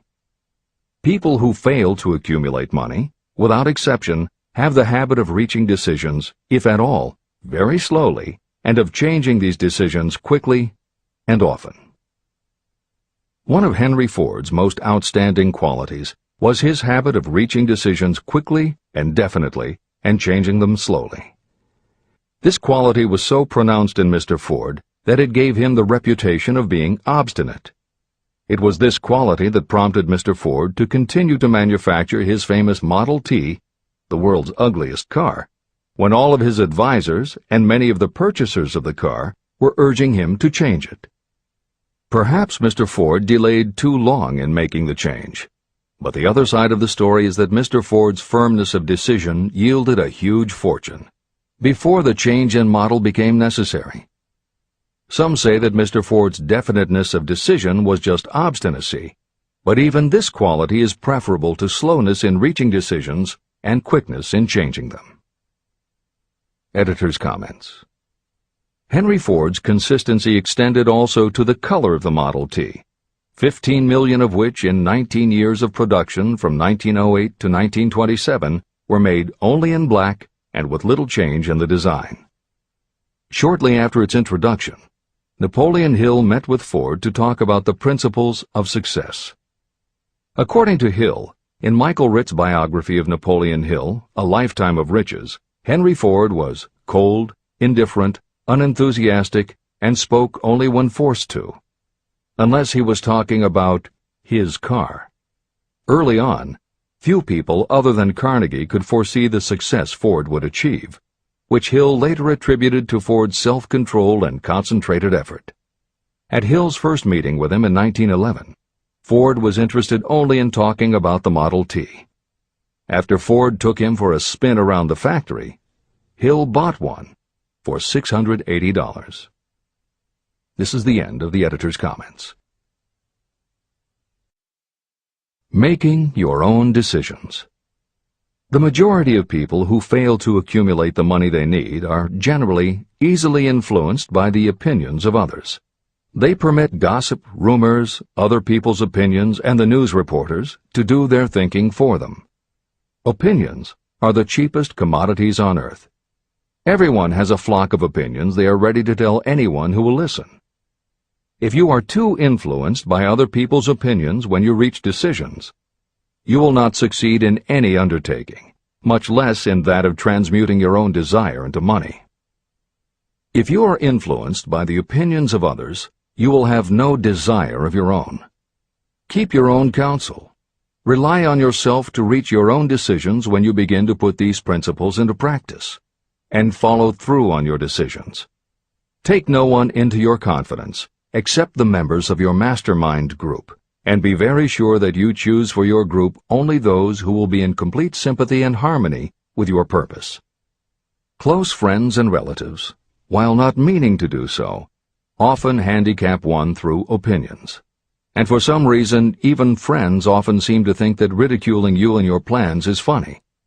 Thousands of men and women carry inferiority complexes with them all through life because some well-meaning but ignorant person destroyed their confidence through opinions or ridicule. You have a brain and mind of your own. Use it, and reach your own decisions. If you need facts or information from others to help you reach decisions, acquire the facts or information you need quietly, without disclosing your purpose. It is characteristic of people who have a smattering of knowledge to try to give the impression that they know more than they do. Such people generally do too much talking and too little listening. Keep your eyes and ears open and your mouth closed if you wish to acquire the habit of prompt decision. Those who talk too much do little else. If you talk more than you listen, you may miss some important piece of knowledge that might have been very useful to you. By talking too much, you may also disclose your plans and purposes to people who will take great delight in defeating you because they envy you. Remember, every time you open your mouth in the presence of a person who really has knowledge, you tip your hand and show that person your exact stock of knowledge, or you tip your hand to your lack of it. The mark of genuine wisdom is modesty and silence. Keep in mind that every person is, like you, seeking the opportunity to accumulate money. If you talk about your plans too freely, You may be surprised when you learn that some other person has beat you to it by using the plans you bragged about. Let one of your first decisions be to keep a closed mouth and open ears and eyes. As a reminder to yourself, copy the following epigram in large letters and place it where you will see it daily. Tell the world what you intend to do, but first, show it. This is the equivalent of saying that deeds and not words are what count most. The value of decisions depends upon the courage required to render them. The great decisions that served as the foundation of civilization were reached by assuming great risks, which often meant the chance of death. Lincoln's decision to issue his famous Proclamation of Emancipation, which gave freedom to African Americans, was rendered with full understanding that his act would turn thousands of friends and political supporters against him. When the rulers of Athens gave Socrates the choice of disclaiming his teachings or being sentenced to death, Socrates' decision to drink the cup of poison, rather than compromise in his personal belief, was a decision of courage. It turned time ahead 1,000 years and gave to people then unborn the right to freedom of thought and of speech. 56. Who risked the gallows? The greatest decision of all time, as far as any American citizen is concerned, was reached in Philadelphia on July 4, 1776, when 56 men signed their names to a document that they well knew would bring freedom to all Americans, or leave every one of the 56 hanging from a gallows. You have heard of this famous document, the Declaration of Independence. But have you taken from it the great lesson in personal achievement it so plainly taught? We all remember the date of this momentous decision, but few of us realize what courage that decision required. We remember our history as it was taught. We remember dates and the names of the men who fought. We remember Valley Forge and Yorktown. We remember George Washington and Lord Cornwallis. But we know little of the real forces behind these names, dates, and places. We know even less of that intangible power that ensured freedom long before Washington's armies reached Yorktown. It is nothing short of tragedy that the writers of history have missed entirely even the slightest reference to the irresistible power that gave birth and freedom to the nation destined to set up new standards of independence for all the peoples of the earth. I say it is a tragedy because it is the same power that must be used by every individual who overcomes the difficulties of life and forces life to pay the price asked. Let us briefly review the events that gave birth to this power. The story begins with an incident in Boston on March 5, 1770. British soldiers were patrolling the streets, openly threatening the citizens by their presence. The colonists resented armed men marching in their midst. They began to express their resentment openly, hurling stones as well as epithets at the marching soldiers, until the commanding officer gave orders. Fix bayonets. Charge. The battle was on. It resulted in the death and injury of many. The incident aroused such resentment that the Provincial Assembly, made up of prominent colonists, called a meeting for the purpose of taking definite action. Two of the members of that assembly were John Hancock and Samuel Adams. They spoke up courageously and declared that a move must be made to eject all British soldiers from Boston. Remember this: a decision, in the minds of two men, might properly be called the beginning of the freedom that we of the United States now enjoy. Remember, too, that the decision of these two men called for faith and courage because it was dangerous. Before the assembly adjourned, Samuel Adams was appointed to call on Hutchinson, the governor of the province, and demand the withdrawal of the British troops. The request was granted, and the troops were removed from Boston, but the incident was not closed. It had caused a situation that was destined to change the entire trend of civilization. Richard Henry Lee became an important factor in this story, because he and Samuel Adams corresponded frequently, sharing freely their fears and their hopes concerning the welfare of the people of their provinces. From this practice, Adams conceived the idea that a mutual exchange of letters between the 13 colonies might help to bring about the coordination of efforts so badly needed in connection with the solution of their problems. In March of 1772, 2 years after the clash with the soldiers in Boston, Adams presented this idea to the Assembly. He made a motion that a correspondence committee be established among the colonies, with definitely appointed correspondents in each colony, for the purpose of friendly cooperation for the betterment of the colonies of British America. It was the beginning of the organization of the far-flung power destined to give freedom to you and to me. A mastermind group had already been organized. It consisted of Adams, Lee, and Hancock. The Committee of Correspondence was organized. The citizens of the colonies had been waging disorganized warfare against the British soldiers through incidents similar to the Boston riot, but nothing of benefit had been accomplished. Their individual grievances had not been consolidated under one mastermind.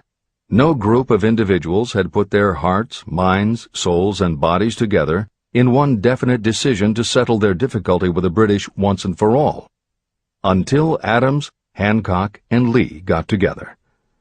Meanwhile, the British were not idle. They, too, were doing some planning and masterminding, and they had the advantage of having behind them money and organized soldiery. A decision that changed history. The Crown appointed Gage to supplant Hutchinson as the governor of Massachusetts. One of the new governor's first acts was to send a messenger to call on Samuel Adams for the purpose of endeavoring to stop his opposition by fear. You will best understand the spirit of what happened from this quotation of the conversation between Colonel Fenton, the messenger sent by Gage, and Adams. Colonel Fenton: I have been authorized by Governor Gage to assure you, Mr. Adams, that the governor has been empowered to confer upon you such benefits as would be satisfactory, an obvious endeavor to win Adams by promise of bribing him, upon the condition that you engage to cease in your opposition to the measures of the government. It is the governor's advice to you, sir, not to incur the further displeasure of His Majesty. Your conduct has been such as makes you liable to penalties of an act of Henry VIII, by which persons can be sent to England for trial for treason or misprision of treason at the discretion of a governor of a province. But by changing your political course, you will not only receive great personal advantages, but you will make your peace with the king. Samuel Adams had the choice of two decisions. He could cease his opposition and receive personal bribes, or he could continue and run the risk of being hanged. Clearly, the time had come when Adams was forced to reach, instantly, a decision that could have cost his life. Adams insisted upon Colonel Fenton's word of honor that the colonel would deliver to the governor the answer exactly as Adams would give it to him. Adams' answer: Then you may tell Governor Gage that I trust I have long since made my peace with the King of Kings. No personal consideration shall induce me to abandon the righteous cause of my country. And tell Governor Gage it is the advice of Samuel Adams to him no longer to insult the feelings of an exasperated people. When Governor Gage received Adams' caustic reply, he flew into a rage and issued a proclamation that read, I do hereby, in His Majesty's name, offer and promise His most gracious pardon to all persons who shall forthwith lay down their arms and return to the duties of peaceable subjects, excepting only from the benefit of such pardon Samuel Adams and John Hancock, whose offenses are of too flagitious a nature to admit of any other consideration but that of condign punishment. Adams and Hancock were on the spot. The threat of the irate governor forced the two men to reach another decision, equally as dangerous. They hurriedly called a secret meeting of their staunchest followers. After the meeting had been called to order, Adams locked the door, placed the key in his pocket, and informed all present that it was imperative that a Congress of the colonists be organized, and that no man should leave the room until the decision for such a Congress had been reached. Great excitement followed. Some weighed the possible consequences of such radicalism. Some expressed grave doubt as to the wisdom of so definite a decision in defiance of the Crown. Locked in that room were two men immune to fear, blind to the possibility of failure. Hancock, and Adams. Through the influence of their minds, the others were induced to agree that, through the Correspondence Committee, arrangements should be made for a meeting of the First Continental Congress to be held in Philadelphia, September 5, 1774. Remember this date. It is more important than July 4, 1776. If there had been no decision to hold a Continental Congress, there could have been no signing of the Declaration of Independence. Before the first meeting of the new Congress, another leader, in a different section of the country, was deep in the throes of publishing a summary view of the rights of British America.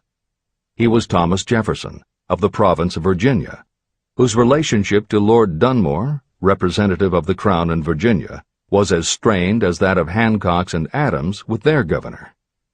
Shortly after his famous Summary of Rights was published, Jefferson was informed that he was subject to prosecution for high treason against His Majesty's government. Inspired by the threat, one of Jefferson's colleagues, Patrick Henry, boldly spoke his mind, concluding his remarks with a sentence that shall remain forever a classic. "If this be treason, then make the most of it." It was such men as these who, without power, without authority, without military strength, without money, sat in solemn consideration of the destiny of the colonies, beginning at the opening of the First Continental Congress and continuing at intervals for 2 years, until on June 7, 1776, Richard Henry Lee arose, addressed the chair, and to the startled assembly made this motion: "Gentlemen, I make the motion that these united colonies are, and of right ought to be, free and independent states, that they be absolved from all allegiance to the British Crown, and that all political connection between them and the state of Great Britain is, and ought to be, totally dissolved." The most momentous decision ever placed on paper. Lee's astounding motion was discussed fervently and at such length that he began to lose patience. Finally, after days of argument, he again took the floor and declared in a clear, firm voice, "Mr. President, we have discussed this issue for days. It is the only course for us to follow. Why then, sir, do we longer delay? Why still deliberate?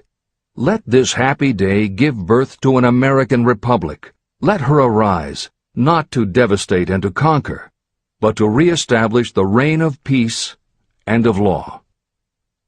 Before his motion was finally voted upon, Lee was called back to Virginia because of serious family illness.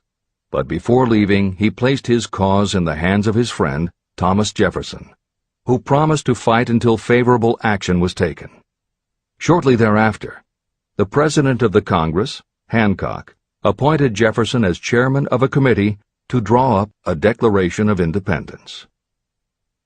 Long and hard the committee labored on a document that would mean, when accepted by the Congress, that every man who signed it would be signing his own death warrant should the colonies lose in the fight with Great Britain that was sure to follow. The document was drawn, and on June 28th, the original draft was read before the Congress. For several days it was discussed, altered, and made ready. On July 4th, 1776, Thomas Jefferson stood before the Assembly and fearlessly read the most momentous decision ever placed on paper. When in the course of human events it becomes necessary for one people to dissolve the political bands which have connected them with another, and to assume among the powers of the earth the separate and equal station to which the laws of nature and of nature's God entitled them, a decent respect to the opinions of mankind requires that they should declare the causes which impel them to the separation. When Jefferson finished, the document was voted upon, accepted, and signed by the 56 men, every one staking his own life upon his decision to write his name. By that decision came into existence a nation destined to bring to mankind forever the privilege of making decisions. Analyze the events that led to the Declaration of Independence, and be convinced that this nation, which now holds a position of commanding respect and power among all nations of the world, was born of a decision created by a mastermind consisting of 56 men. Note well the fact that it was their decision that ensured the success of Washington's armies, because the spirit of that decision was in the heart of every soldier who fought with him, and served as a spiritual power which recognizes no such thing as failure. Note also, with great personal benefit, that the power that gave this nation its freedom is the same power that must be used by every individual who becomes self-determining. This power is made up of the principles described in this book. It will not be difficult to detect in the story of the Declaration of Independence at least 6 of these principles: desire, decision, faith, persistence, the mastermind, and organized planning. Know what you want, and you will generally get it. Throughout this philosophy, you'll find the suggestion that thought, backed by strong desire, will transmute itself into its physical equivalent. The story of the founding of America and the story of the organization of the United States Steel Corporation are perfect examples of the method by which thought makes this astounding transformation. In your search for the secret of the method, do not look for a miracle, because you will not find it. You will find only the eternal laws of nature. These laws are available to every person who has the faith and the courage to use them. They may be used to bring freedom to a nation or to accumulate riches. Those who reach decisions promptly and definitely know what they want and generally get it. The leaders in every walk of life decide quickly and firmly. That is the major reason why they are leaders. The world has a habit of making room for the people whose words and actions show that they know where they are going. Indecision is a habit that usually begins when a person is young. It becomes more and more of a habit as the youth goes through grade school, high school, and even through college without definiteness of purpose. The habit of indecision goes with the student into the occupation he or she chooses.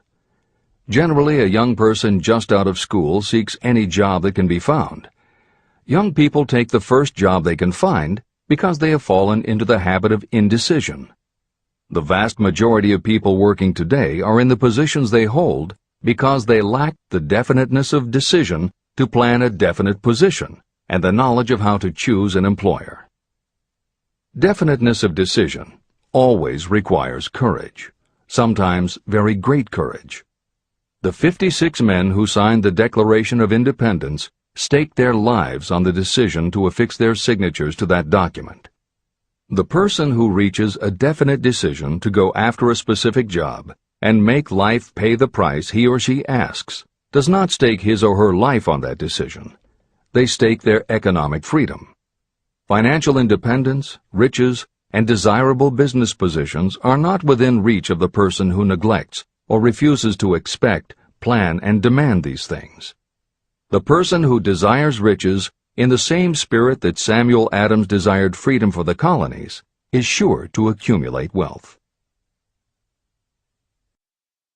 No man achieves great success who is unwilling to make personal sacrifices. Chapter 10. Persistence. The sustained effort necessary to induce faith. The 8th step toward riches. Persistence is an essential factor in the procedure of transmuting desire into its monetary equivalent. The basis of persistence is the power of will. Willpower and desire, when properly combined, make an irresistible pair. Those who accumulate great fortunes are sometimes called cold-blooded or ruthless. Frequently, it is simply because their critics simply don't understand that what they have is a strong desire backed up by willpower, which they mix with persistence. It is the combination that ensures the attainment of their objectives.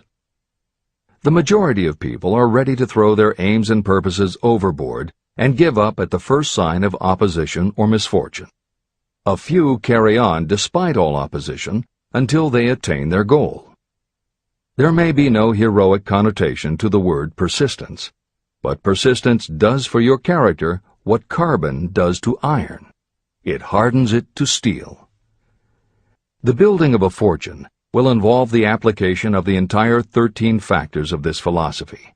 These principles must be understood, and they must be applied with persistence by all who accumulate money.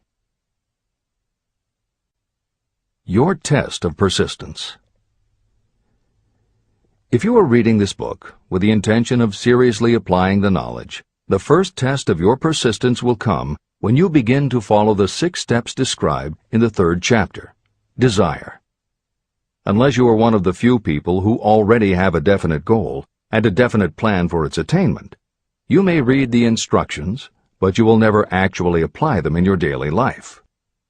Lack of persistence is one of the major causes of failure.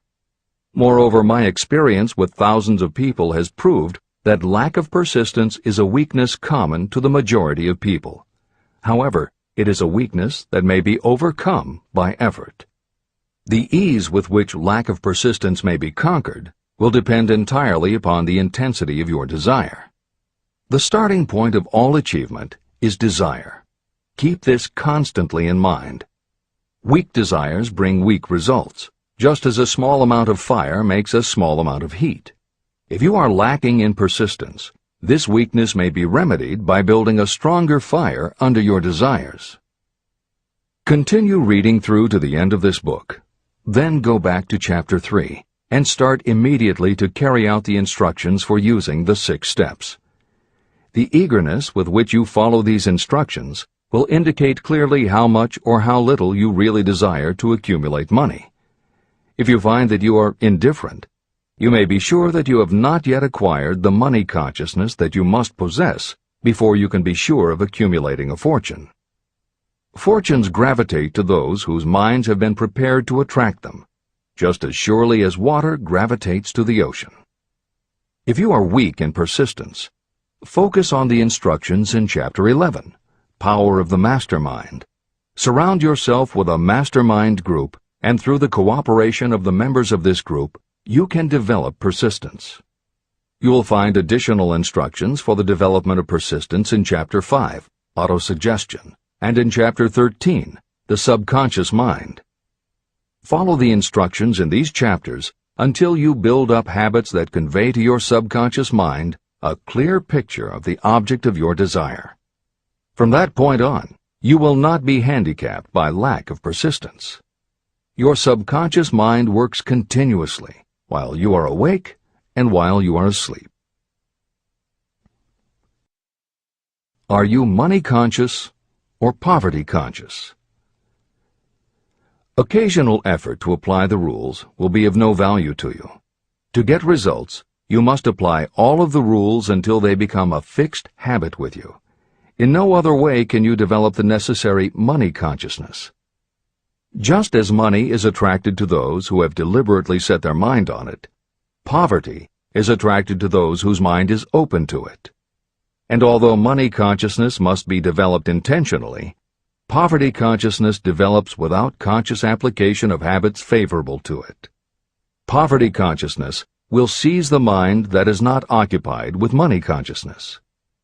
If you understand the point of the preceding paragraph, you will understand the importance of persistence in the accumulation of a fortune. Without persistence, you will be defeated even before you start. With persistence, you will win. If you have ever had a nightmare, you will realize the value of persistence. You are lying in bed, half awake, with a feeling that you are about to smother. You are unable to turn over or to move a muscle. You realize that you must begin to regain control over your muscles. Through persistent effort of willpower, you finally manage to move the fingers of one hand.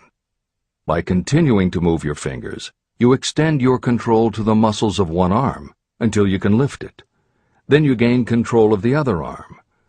You finally gain control over the muscles of one leg, and then extend it to the other leg. Then, with one supreme effort of will, you regain complete control over your muscular system and snap out of your nightmare. You did it step by step. You may find it necessary to snap yourself out of your mental inertia in a similar way. First, by moving slowly, then increasing your speed, until you gain complete control over your will. Be persistent, no matter how slowly you may have to move at first. With persistence will come success. Snap out of mental inertia.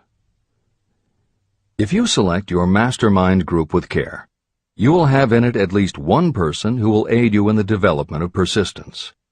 Some people who have accumulated great fortunes did so because of necessity. They developed the habit of persistence because circumstances forced them to become persistent. Those who have cultivated the habit of persistence seem to enjoy insurance against failure. No matter how many times they are defeated, they finally arrive up toward the top of the ladder. Sometimes it appears that there is a hidden guide whose duty is to test us through all sorts of discouraging experiences. Those who pick themselves up after defeat and keep on trying finally arrive, and the world says, "I knew you could do it." The hidden guide lets no one enjoy great achievement without passing the persistence test. Those who can't take it simply do not make the grade. Those who can take it are rewarded for their persistence, and in return they get the goal they are pursuing. But that is not all. They receive something infinitely more important than material compensation: the knowledge that every failure brings with it the seed of an equivalent advantage. Persist past your failures. The people who learn from experience the importance of persistence will not accept defeat as being anything more than temporary. They are the ones whose desires are so persistently applied that defeat is finally changed into victory. We see that an overwhelmingly large number of people go down in defeat, never to rise again. We also see the few who take the punishment of defeat as an urge to greater effort. But what we do not see, what most of us never suspect of existing, is the silent but irresistible power that comes to the rescue of those who fight on in the face of discouragement. If we speak of this power at all, we call it persistence and let it go at that. One thing is sure: if you do not have persistence, you will not achieve noteworthy success in any calling.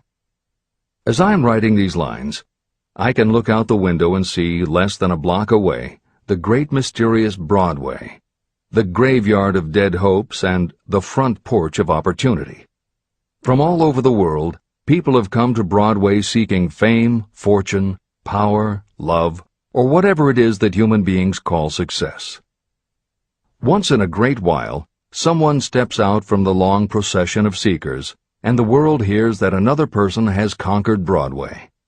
But Broadway is not easily nor quickly conquered. Broadway acknowledges talent, recognizes genius, and pays off in money only after a person has refused to quit. The secret is always inseparably attached to one word: persistence. Editor's comments. Today we think of making it on Broadway in terms of the theater, but here Napoleon Hill uses Broadway as a metaphor for the New York arts, publishing, and entertainment industries in general. In the original edition of Think and Grow Rich, Hill used this introduction to tell of Fannie Hurst, one of the best-selling authors of the day, who pounded the streets of New York for 4 years and received 36 rejection slips from one publisher alone before her persistence paid off and she finally got published. Although Napoleon Hill chose Fannie Hurst to illustrate his point about overcoming poverty and adversity, he knew all about both from personal experience. Hill's own story is one of very humble beginnings and devastating failures that would have defeated most people. It was only through his extraordinary persistence that the original edition of the book you hold in your hands was published. And for that reason, the editors of this edition have included this brief biography of Napoleon Hill. The following is adapted from A Lifetime of Riches, the biography of Napoleon Hill, written by Michael J. Ritt Jr. and Kirk Landers, and also draws upon Napoleon Hill's first bestseller, his 4-volume masterwork, Law of Success. In it, Hill told of the 7 turning points in his own life, and those excerpts told in his words are told in the first person. Born into poverty in the backwoods of Virginia, young Nap, as he was called, was the local gun-toting troublemaker. He would probably have ended up a criminal had his widowed father not met and married Martha Ramey Banner. Nap's new stepmother set out to change the family's mountain ways, and she started by trading Napoleon a typewriter for his six-shooter pistol. She told him, "If you become as good with a typewriter as you are with that gun, you may become rich and famous and known throughout the world." Her faith and encouragement turned young Nap around, and by the age of 15, he was submitting stories to the local newspapers and doing everything he could to get himself out of his meager circumstance. After completing high school and 1 year at a business college, he wrote an audacious letter to Rufus Ayers, one of the most powerful men in the coal industry. Hill wrote to apply for a job, but he said that he didn't want a salary. In fact, he said he would pay Ayers. Hill proposed that Ayers could charge him whatever he wanted on a monthly basis, but if at the end of 3 months Hill had proved his worth, he then would expect Ayers to pay him a salary of the same monthly amount. Ayers admired Hill's style and hired him, with pay. First turning point. After finishing a course at a business college, I took a job as stenographer and bookkeeper. As a result of having practiced the habit of performing more work and better work than that for which I was paid, I advanced rapidly until I was assuming responsibilities and receiving a salary far out of proportion to my age. Hill also proved to be so trustworthy and honest that Ayers promoted him to replace the manager, making this 19-year-old the youngest manager of a mine and in charge of 350 men. Then fate reached out and gave me a gentle nudge. My employer lost his fortune, and I lost my position. This was my first real defeat, and even though it came about as a result of causes beyond my control, I didn't learn a lesson from it until many years later. Second turning point. My next position was that of sales manager for a large lumber manufacturer in the South. My advancement was rapid, and I did so well that my employer took me into partnership with him. We began to make money, and I began to see myself on top of the world again. Like a stroke of lightning out of a clear sky, the 1907 panic swept down, and overnight it rendered me an enduring service by destroying our business and relieving me of every dollar that I had. Editor's comment. The panic Hill refers to began in the summer of 1907, when a number of banks and stock brokerages declared bankruptcy. Word spread to the general public, and it created a run on the banks as depositors lined up to demand that they be given the money they had on deposit. Banks called in loans to meet the demand for cash, but those borrowers couldn't find buyers for their goods or property, so they couldn't pay back their loans. When the banks couldn't get back the money they had loaned, they repossessed the homes or businesses that the borrowers had put up as collateral. Businesses were closed, farmers were evicted from their land, jobs were lost, so even more banks were forced to close, and it just kept getting worse. America was caught in a downward spiral that was reversed only when the major Wall Street bankers and financial executives, who were themselves in danger of losing their businesses, stepped in to shore up troubled banks. It was in large part because of the bank panic of 1907 that legislation was enacted in 1913 to create the Federal Reserve System. This is the end of the editor's comments. Third turning point. This was my first serious defeat. I mistook it then for failure, but it was not. And before I complete this lesson, I will tell you why it was not. It required the 1907 panic and the defeat that it brought me to redirect my efforts from the lumber business to the study of law. I entered law school with the firm belief that I would emerge doubly prepared to catch up with the end of the rainbow and claim my pot of gold. Napoleon Hill planned to put himself and his brother through law school by writing articles for Bob Taylor's magazine. It was through the magazine that he arranged the fateful meeting with Andrew Carnegie, described at the beginning of this book. As was noted there, when Carnegie proposed the idea of writing the philosophy of success, he told Hill that he would have to earn his own way. I attended law school at night and worked as an automobile salesman during the day. Because of the job, I saw the need for trained automobile mechanics. I opened an educational department in the manufacturing plant and began to train ordinary machinists in automobile assembly and repair work. The school prospered, paying me over $1,000 a month in net profits. My banker knew that I was prospering, therefore he loaned me money with which to expand. A peculiar trait of bankers is that they will loan us money without any hesitation when we are prosperous. My banker loaned me money until I was hopelessly in his debt. Then he took over my business as calmly as if it had belonged to him, which it did. From an income of more than $1,000 a month, I was suddenly reduced to poverty.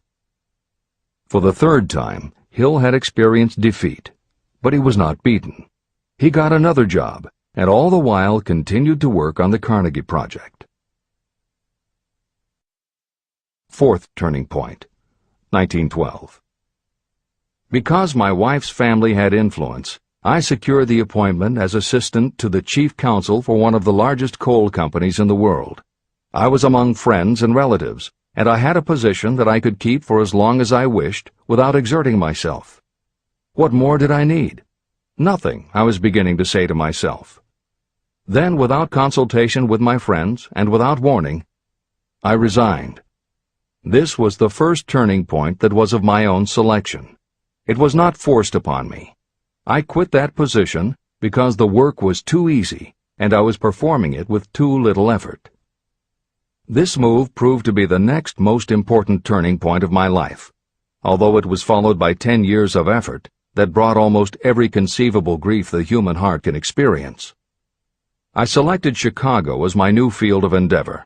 I made up my mind that if I could gain recognition in Chicago, in any honorable sort of work, it would prove that I had something that might be developed into real ability.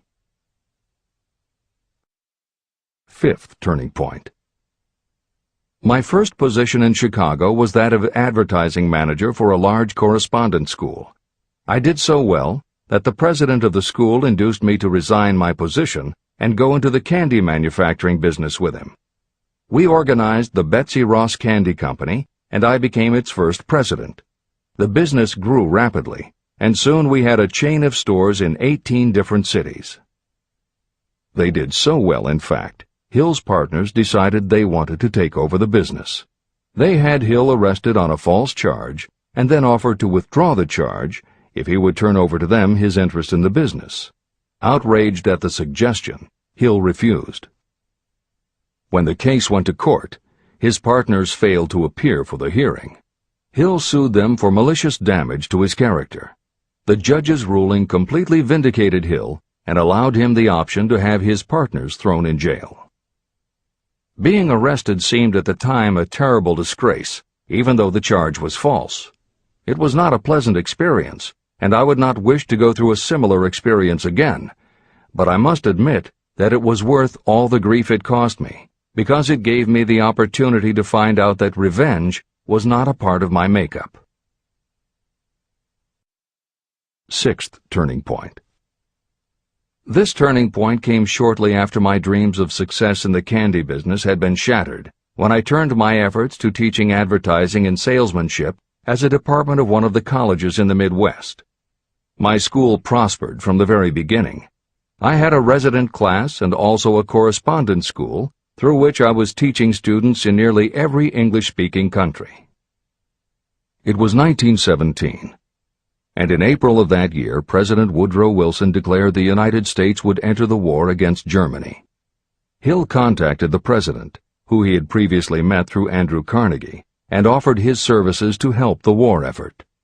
Hill was given the position of creating public relations materials and helping to sell war bonds. When not operating his school, he threw himself into his war work, for which he insisted that he be paid only $1 a year. Then came the second military draft, and it practically destroyed my school, as it caught most of those who were enrolled as students. At one stroke, I charged off more than $75,000 in tuition fees. Once more, I was penniless. Despite the fact that Hill had to scrape just to get by, he continued to work for President Wilson and continued to refuse to take any compensation. Though Hill had a family to support, and the ridicule of his relatives put a tremendous strain on relations, he also continued to work on the Carnegie Project. Hill later said, "Believe me, there were times when between the needling of my relatives and the hardships I endured, it was not easy to maintain a positive mental attitude and persevere. Sometimes in barren hotel rooms, I almost believed my family was right. The thing that kept me going was my conviction that one day I would not only successfully complete my work, but also be proud of myself when it was finished." Seventh turning point. To describe the seventh of the turning points in my life, I must go back to November 11th, 1918. Armistice Day, the end of the World War.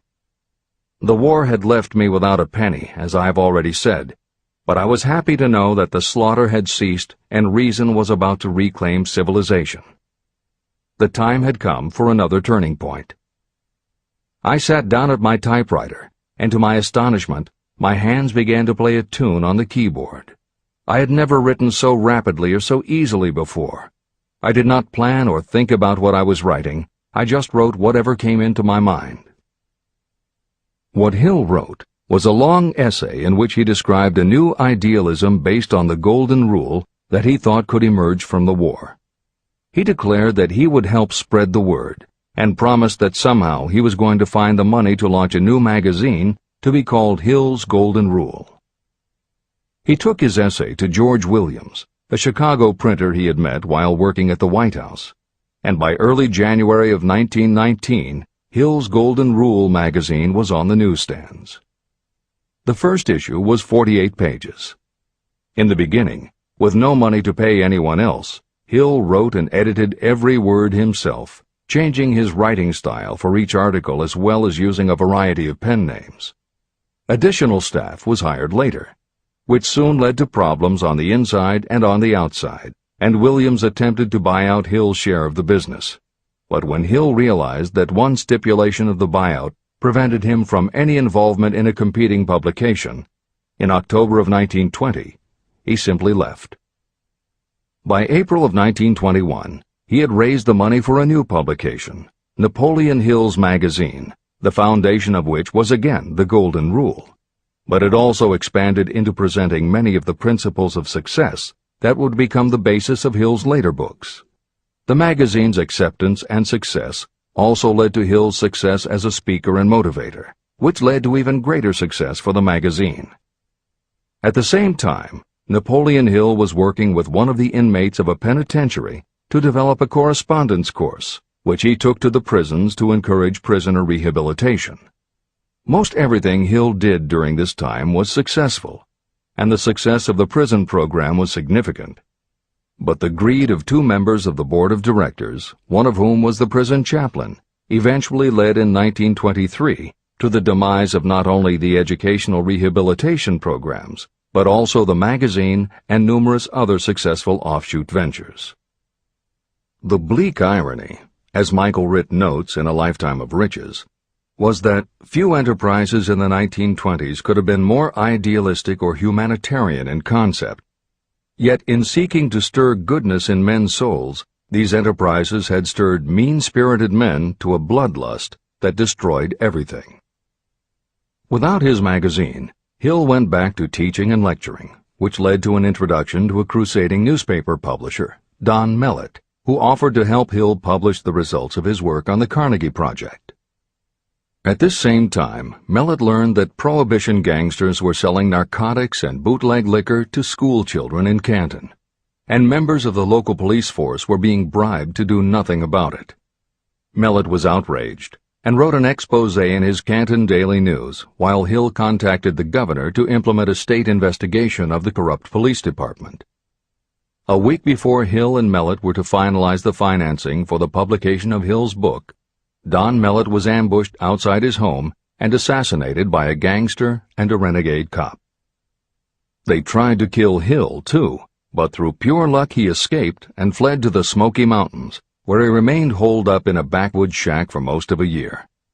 Destitute and in fear for his life, he lapsed into a state of deep depression. Then, in one extraordinary night of self-analysis, he willed himself out of his depression and resolved to finish the challenge Carnegie had posed almost 20 years earlier.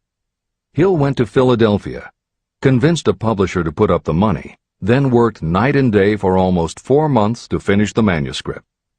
In March of 1928, Hill published the results of his efforts, a multi-volume masterwork entitled Law of Success.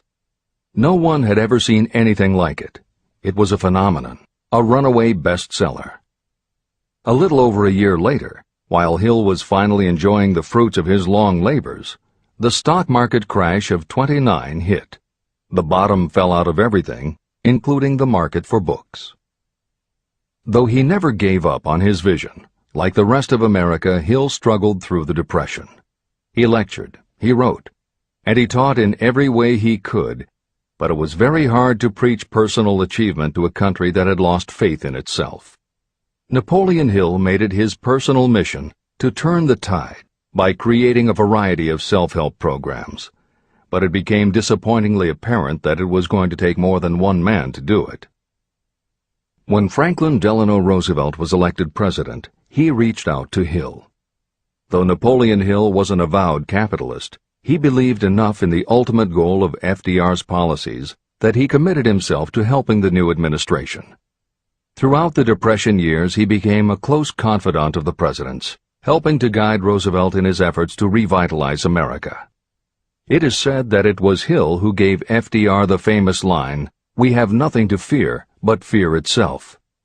And though Hill was dead broke, just as he had done for President Wilson, he refused to accept more than $1 a year for his efforts.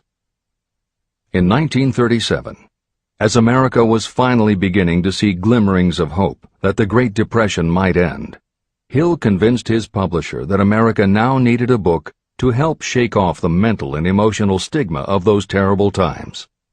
He was right. They released Think and Grow Rich to such resounding success that it sold well over 1 million copies even before the Depression ended. At this writing, it has sold more than 60 million copies worldwide, and to this day it still sells more than 1 million copies a year in its various editions. Take your own persistence inventory. Persistence is a state of mind. Therefore, it can be cultivated. Like all states of mind, persistence is based upon definite causes, among them these. Definiteness of purpose. Knowing what you want is the first and most important step toward the development of persistence. A strong motive will force you to surmount difficulties. Desire. It is comparatively easy to acquire and maintain persistence in pursuing the object of intense desire. Self-reliance. Belief in your ability to carry out a plan encourages you to follow the plan through with persistence. Self-reliance can be developed through the principle described in Chapter 5, Autosuggestion. Definiteness of plans. Organized plans, even ones that may be weak or impractical, encourage persistence. Accurate knowledge. Knowing that your plans are sound, based upon experience or observation, encourages persistence. Guessing, instead of knowing, destroys persistence. Cooperation. Sympathy, understanding, and cooperation with others tend to develop persistence. Willpower. The habit of concentrating your thoughts on making plans to attain your definite purpose leads to persistence. Habit. Persistence is the direct result of habit. The mind absorbs and becomes a part of the daily experiences upon which it feeds. Fear, the worst of all enemies, can be overcome by forcing yourself to perform and repeat acts of courage. Everyone who has seen active service in war knows this. Take inventory of yourself and determine what you are lacking in this essential quality of persistence. Measure yourself point by point and see how many of the previous 8 factors of persistence you lack. The analysis may lead to discoveries that will give you a new understanding of yourself and what you need to get ahead. The following is a list of the real enemies that stand between you and achievement. These are not only the symptoms indicating weakness of persistence, but also the deeply seated subconscious causes of this weakness. Study the list carefully, and face yourself squarely if you really wish to know who you are and what you are capable of doing. These are the weaknesses that must be mastered by anyone who really wants to accumulate riches. 1. Failure to recognize and to define clearly exactly what you want. 2. Procrastination, with or without cause, usually backed up with a long list of alibis and excuses. 3. Lack of interest in acquiring specialized knowledge. 4. Indecision, and the habit of passing the buck instead of facing issues squarely, also backed by alibis and excuses. 5. The habit of relying upon excuses instead of making definite plans to solve your problems. 6. Self-satisfaction. There is little remedy for this, and no hope for those who suffer from it. 7. Indifference, usually reflected in your readiness to compromise rather than meet opposition and fight it. 8. The habit of blaming others for your mistakes and accepting circumstances as being unavoidable. 9. Weakness of desire because you neglected to choose motives that will push you to take action. 10. Willingness to quit at the first sign of defeat, based upon one or more of the 6 basic fears. 11. Lack of organized plans that you have written out so they can be analyzed. 12. The habit of neglecting to act on ideas or to grasp opportunity when it presents itself. 13. Wishing instead of willing. 14. The habit of compromising with poverty instead of aiming at riches. A general lack of ambition to be, to do, or to own. 15. Searching for all the shortcuts to riches, trying to get without giving a fair equivalent, usually reflected in the habit of gambling or trying to drive unfair bargains. 16. Fear of criticism, resulting in failure to create plans and put them into action because of what other people might think, do, or say. This is one of your most dangerous enemies because it often exists in your subconscious mind and you may not even know it is there. See the 6 basic fears in the last chapter. If you fear criticism. Following is an examination of the symptoms of the fear of criticism. The majority of people permit relatives, friends, and the public at large to influence them so that they cannot live their own lives because they fear criticism. Many people make mistakes in marriage but stay married, then go through life miserable and unhappy because they fear criticism. Anyone who has submitted to this form of fear knows the irreparable damage it does by destroying one's ambition and the desire to achieve. Millions of people neglect to go back and get an education after having left school because they fear criticism. Countless numbers of men and women permit relatives to wreck their lives in the name of family duty because they fear criticism. Duty does not require you to submit to the destruction of your personal ambitions and the right to live your own life in your own way.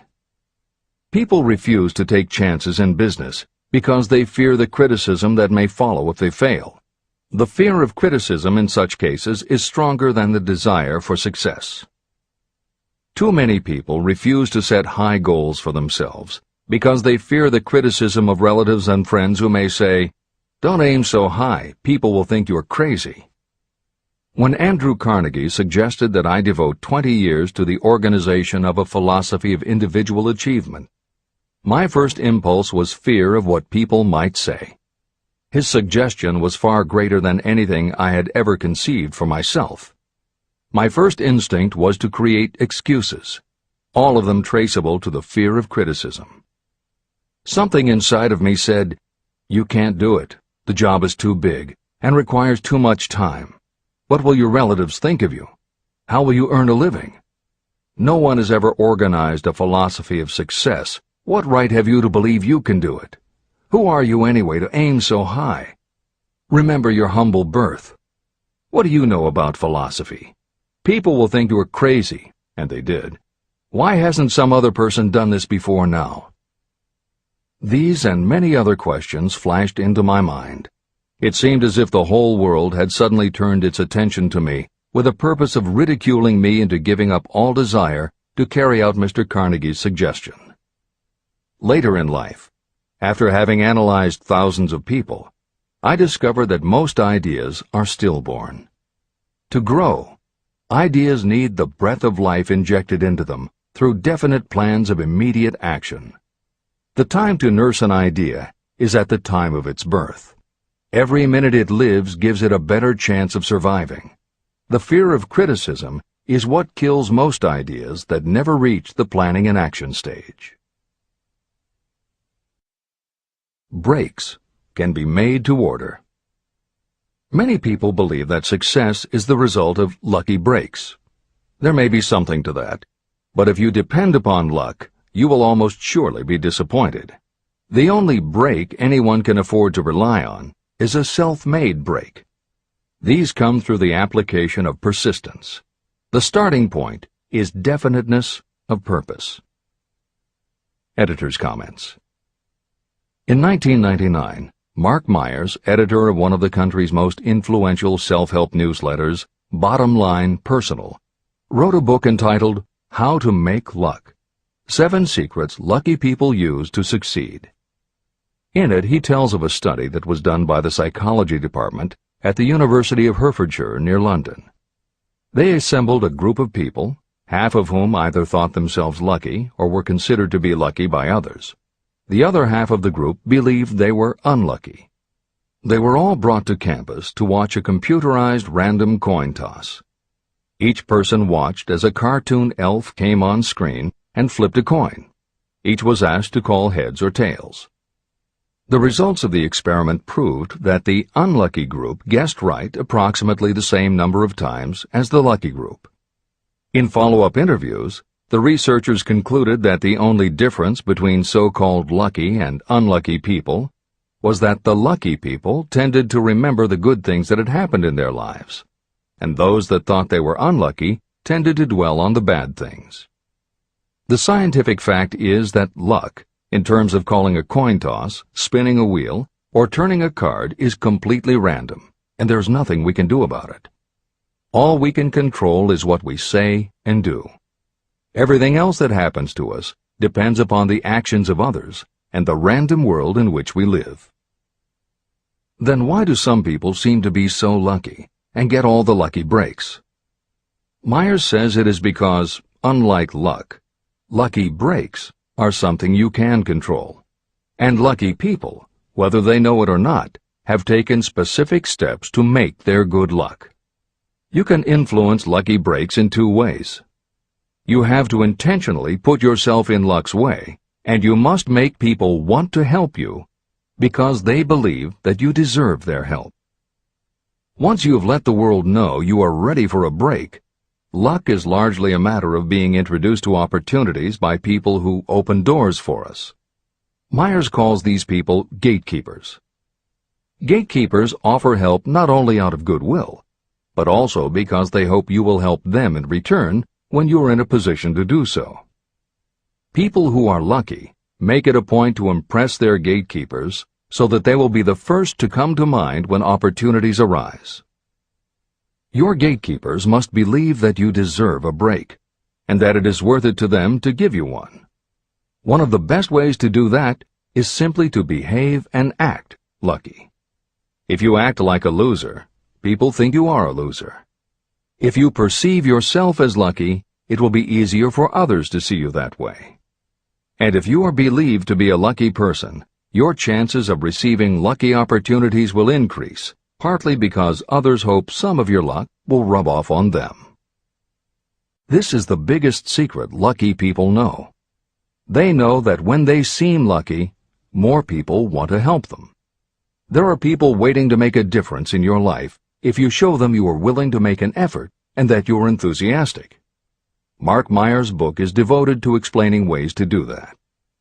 As Hill says, the only lucky break anyone can afford to rely upon is a self-made break. These come through the application of persistence. The starting point is definiteness of purpose. This is the end of the editor's comments.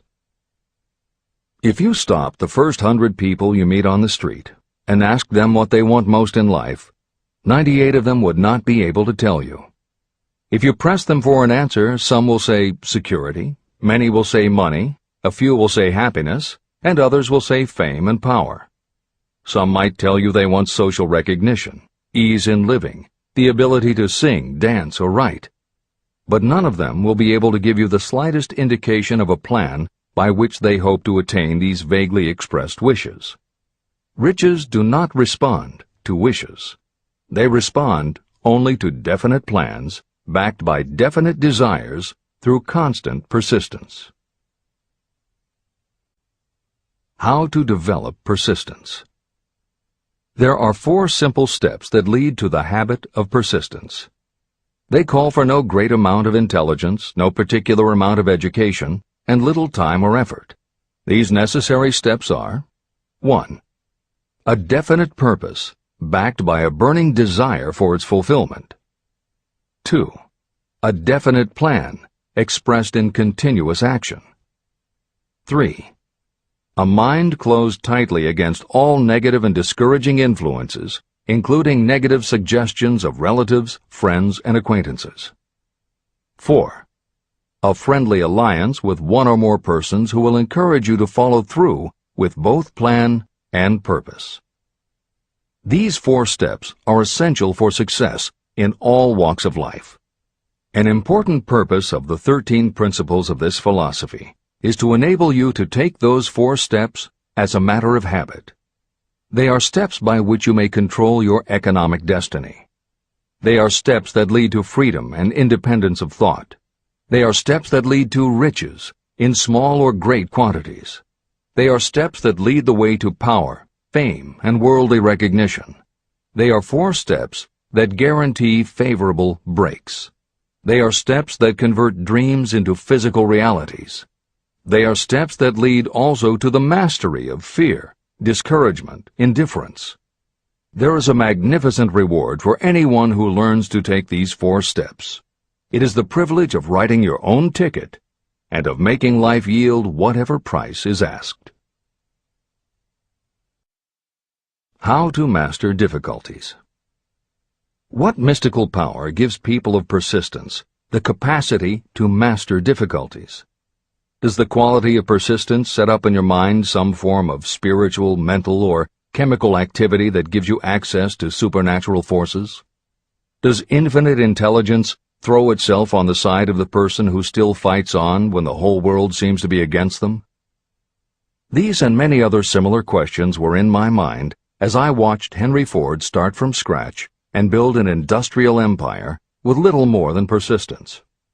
Or Thomas A. Edison, who, with less than 3 months of schooling, became the world's leading inventor. He turned his persistence into sound recording and playback machines, motion picture cameras and projectors, and the incandescent light, to say nothing of 100 other useful inventions. I had the opportunity to analyze both Mr. Edison and Mr. Ford up close and personal, year by year, over a long period of time. So I speak from actual knowledge when I say that I found no quality except persistence in either of them that even remotely suggested the major source of their stupendous achievements. If you make an impartial study of the prophets, philosophers, and religious leaders of the past, you will come to the inevitable conclusion that persistence, concentration of effort, and definiteness of purpose were the major sources of their achievements. Consider, for example, the fascinating story of Muhammad. Analyze his life. Compare him with men of achievement in this modern age of industry and finance, and observe how they all have one outstanding trait in common: persistence. If you want to understand more about the power of persistence and how it works, I strongly suggest that you read a biography of Muhammad. Editor's comments. At the beginning of the 21st century, there was an increased interest in Islam due to the attacks on the World Trade Center and the subsequent War on Terror. Consequently, the modern reader will have no difficulty finding a number of very good books about Muhammad. At the time that Hill was writing the first edition of Think and Grow Rich, one of the best biographies of Muhammad was written by Esad Bey, who was born in Baku, Azerbaijan, the son of a Jewish businessman named Nusenbaum. Later, he changed his name when he converted to Islam. During the Russian Revolution, he fled his home for Berlin, where he lived until the rise of Hitler again forced him to move, first to Austria and then finally to Italy. It is believed by some that this man known as Esad Bey also wrote under another pen name, Kurban Said, and was in fact the author of the acclaimed Azerbaijani novel, Ali and Nino. That Napoleon Hill was very impressed with this particular biography of Muhammad is clear from his recommendation, which follows. I strongly suggest that you read a biography of Muhammad, especially the one by Esad Bey. This brief review of that book, which appeared in the Herald Tribune, will provide a preview of the rare treat in store for those who take the time to read the entire story of one of the most astounding examples of the power of persistence known to civilization. The Last Great Prophet. Reviewed by Thomas Sugru. Muhammad was a prophet, but he never performed a miracle. He was not a mystic. He had no formal schooling. He did not begin his mission until he was 40. When he announced that he was the messenger of God, bringing word of the true religion, he was ridiculed and labeled a lunatic. Children tripped him, and women threw filth upon him. He was banished from his native city, Mecca, and his followers were stripped of their worldly goods and sent into the desert after him. When he had been preaching 10 years, he had nothing to show for it but banishment, poverty, and ridicule. Yet before another 10 years had passed, he was dictator of all Arabia, ruler of Mecca, and the head of a new world religion which was to sweep to the Danube and the Pyrenees before exhausting the impetus he gave it. That impetus was threefold: the power of words, the efficacy of prayer, and man's kinship with God. His career never made sense. Muhammad was born to impoverished members of a leading family of Mecca. Because Mecca, the crossroads of the world, home of the magic stone called the Kaaba, great city of trade and the center of trade routes, was unsanitary, its children were sent to be raised in the desert by Bedouins. Muhammad was thus nurtured, drawing strength and health from the milk of nomad, vicarious mothers. He tended sheep and soon hired out to a rich widow as leader of her caravans. He traveled to all parts of the Eastern world, talked with many men of diverse beliefs, and observed the decline of Christianity into warring sects. When he was 28, Khadijah, the widow, looked upon him with favor and married him. Her father would have objected to such a marriage, so she got him drunk and held him up while he gave the paternal blessing. For the next 12 years, Muhammad lived as a rich and respected and very shrewd trader. Then he took to wandering in the desert, and one day he returned with the first verse of the Koran and told Khadijah that the archangel Gabriel had appeared to him and said that he was to be the messenger of God. The Koran, the revealed word of God, was the closest thing to a miracle in Muhammad's life. He had not been a poet. He had no gift of words. Yet the verses of the Koran, as he received them and recited them to the faithful, were better than any verses which the professional poets of the tribes could produce. This, to the Arabs, was a miracle. To them, the gift of words was the greatest gift. The poet was all-powerful. In addition, the Koran said that all men were equal before God, that the world should be a democratic state, Islam. It was this political heresy, plus Muhammad's desire to destroy all the 360 idols in the courtyard of the Kaaba, which brought about his banishment. The idols brought the desert tribes to Mecca, and that meant trade. So the businessmen of Mecca, the capitalists, of which he had been one, set upon Muhammad. Then he retreated to the desert and demanded sovereignty over the world. The rise of Islam began. Out of the desert came a flame which would not be extinguished. A democratic army, fighting as a unit and prepared to die without wincing. Muhammad had invited the Jews and Christians to join him, for he was not building a new religion. He was calling all who believed in one God to join in a single faith. If the Jews and Christians had accepted his invitation, Islam would have conquered the world. They didn't. They would not even accept Muhammad's innovation of humane warfare. When the armies of the Prophet entered Jerusalem, not a single person was killed because of his faith. When the Crusaders entered the city, centuries later, not a Muslim man, woman, or child was spared. But the Christians did accept one Muslim idea, the place of learning, the university.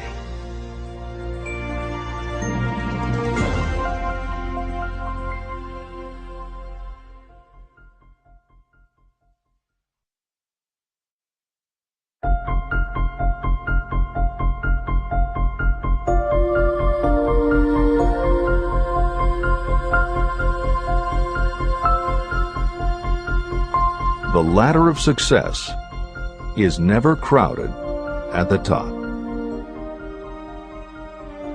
Chapter 11. Power of the Mastermind, the driving force. The ninth step toward riches. Power is essential for success in the accumulation of money. Plans are useless without sufficient power to turn them into action. This chapter will describe the method by which an individual may attain and apply power. Power may be defined as organized and intelligently directed knowledge. Power, as the term is used here, refers to organized effort, sufficient to enable an individual to transmute desire into its monetary equivalent. Organized effort is produced through the coordination of effort of two or more people who work toward a definite end in a spirit of harmony. Power is required to accumulate money. Power is necessary to keep the money after it has been accumulated. How can power be acquired? If power is organized knowledge, let us examine the sources of knowledge. Infinite intelligence. This source of knowledge may be accessed with the aid of creative imagination through the subconscious mind, as described in the previous chapters on faith, autosuggestion, and imagination, and as will be elaborated on in Chapter 13, the subconscious mind, and Chapter 14, the brain. Accumulated experience. The accumulated experience of humanity may be found in any well-equipped public library. An important part of this accumulated experience is taught in public schools and colleges, where it has been classified and organized. Editor's comment. The computer revolution and the Internet have had a profound effect upon the quantity of information available and on the ease of access and ability to organize that information. This is the end of the editor's comment. Experiment and research. In the field of science, and in practically every other walk of life, people are gathering, classifying, and organizing new facts daily. This is the source to which you must turn when knowledge is not available through accumulated experience. Here, too, the creative imagination must often be used. Editor's comment. Today, because of the computer revolution and the Internet, publishing and dissemination of information happens so quickly that there is almost no lag time between experiment or research and the integration of those results into available knowledge. This is the end of the editor's comment. Knowledge may be acquired from any of the foregoing sources. It may be converted into power by organizing it into definite plans and by putting those plans into action. If you examine the three sources of knowledge, you will see how difficult it would be if you had to depend upon just your own efforts to assemble all the knowledge you need and turn it into definite plans of action. If your plans are big and comprehensive, generally you will have to get others to cooperate with you if you are going to organize your knowledge so that you can turn your plans into power. Gaining power through the mastermind. The mastermind may be defined as coordination of knowledge and effort in a spirit of harmony between two or more people for the attainment of a definite purpose. No individual may have great power without utilizing the mastermind. In Chapter 8, organized planning. I commented on how to create plans for translating desire into its monetary equivalent. If you carry out these instructions with persistence and intelligence, and use discrimination in choosing your mastermind group, your objective will have been halfway reached even before you begin to recognize it. Editor's comments. In the following section, Hill describes the two kinds of power that an individual can access by assembling a mastermind alliance and working with that group. The first kind of power that he mentions is economic power, which needs no comment from the editors. However, to describe the second kind of power, for want of a better term, Hill uses the term psychic. Because this word has taken on connotations that Hill never intended, this concept deserves clarification before you read on. As is obvious throughout this book, Napoleon Hill was a very practical man. His use of the word psychic in this chapter has nothing to do with seances, fortune-telling, magic, or any other aspect of the paranormal. The word psychic is defined as of or pertaining to the human mind, and Hill uses the term to describe something pertaining to the mind that everyone reading this book has experienced. It is that feeling you get when you are working together with other people. Everyone is very focused on the same goal, and it is going so well that you seem to be in tune with each other. When that happens, you not only work well with the others, but your own work and ideas also seem to be operating on a higher and better plane than usual. This is the end of the editor's comments. So you may better understand the potential power available to you through a properly chosen mastermind group, I will explain the two characteristics of the mastermind principle. One kind of power is economic, and the other psychic. Economic power. The economic feature is obvious. Economic advantages may be created by any person who surrounds himself with the advice, counsel, and personal cooperation of a group of people who are willing to lend him or her wholehearted aid in a spirit of perfect harmony. This form of cooperative alliance has been the basis of nearly every great fortune. Your understanding of this great truth may definitely determine your financial status. Psychic power. What I refer to as the psychic phase of the mastermind principle is a little more difficult to comprehend.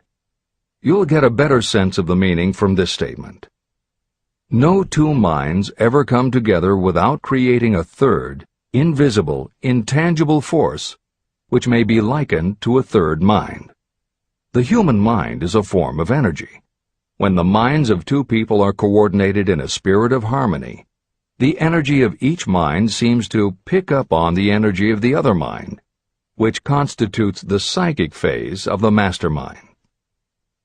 The mastermind principle, or rather the economic feature of it, was first called to my attention by Andrew Carnegie. Discovery of this principle was responsible for the choice of my life's work.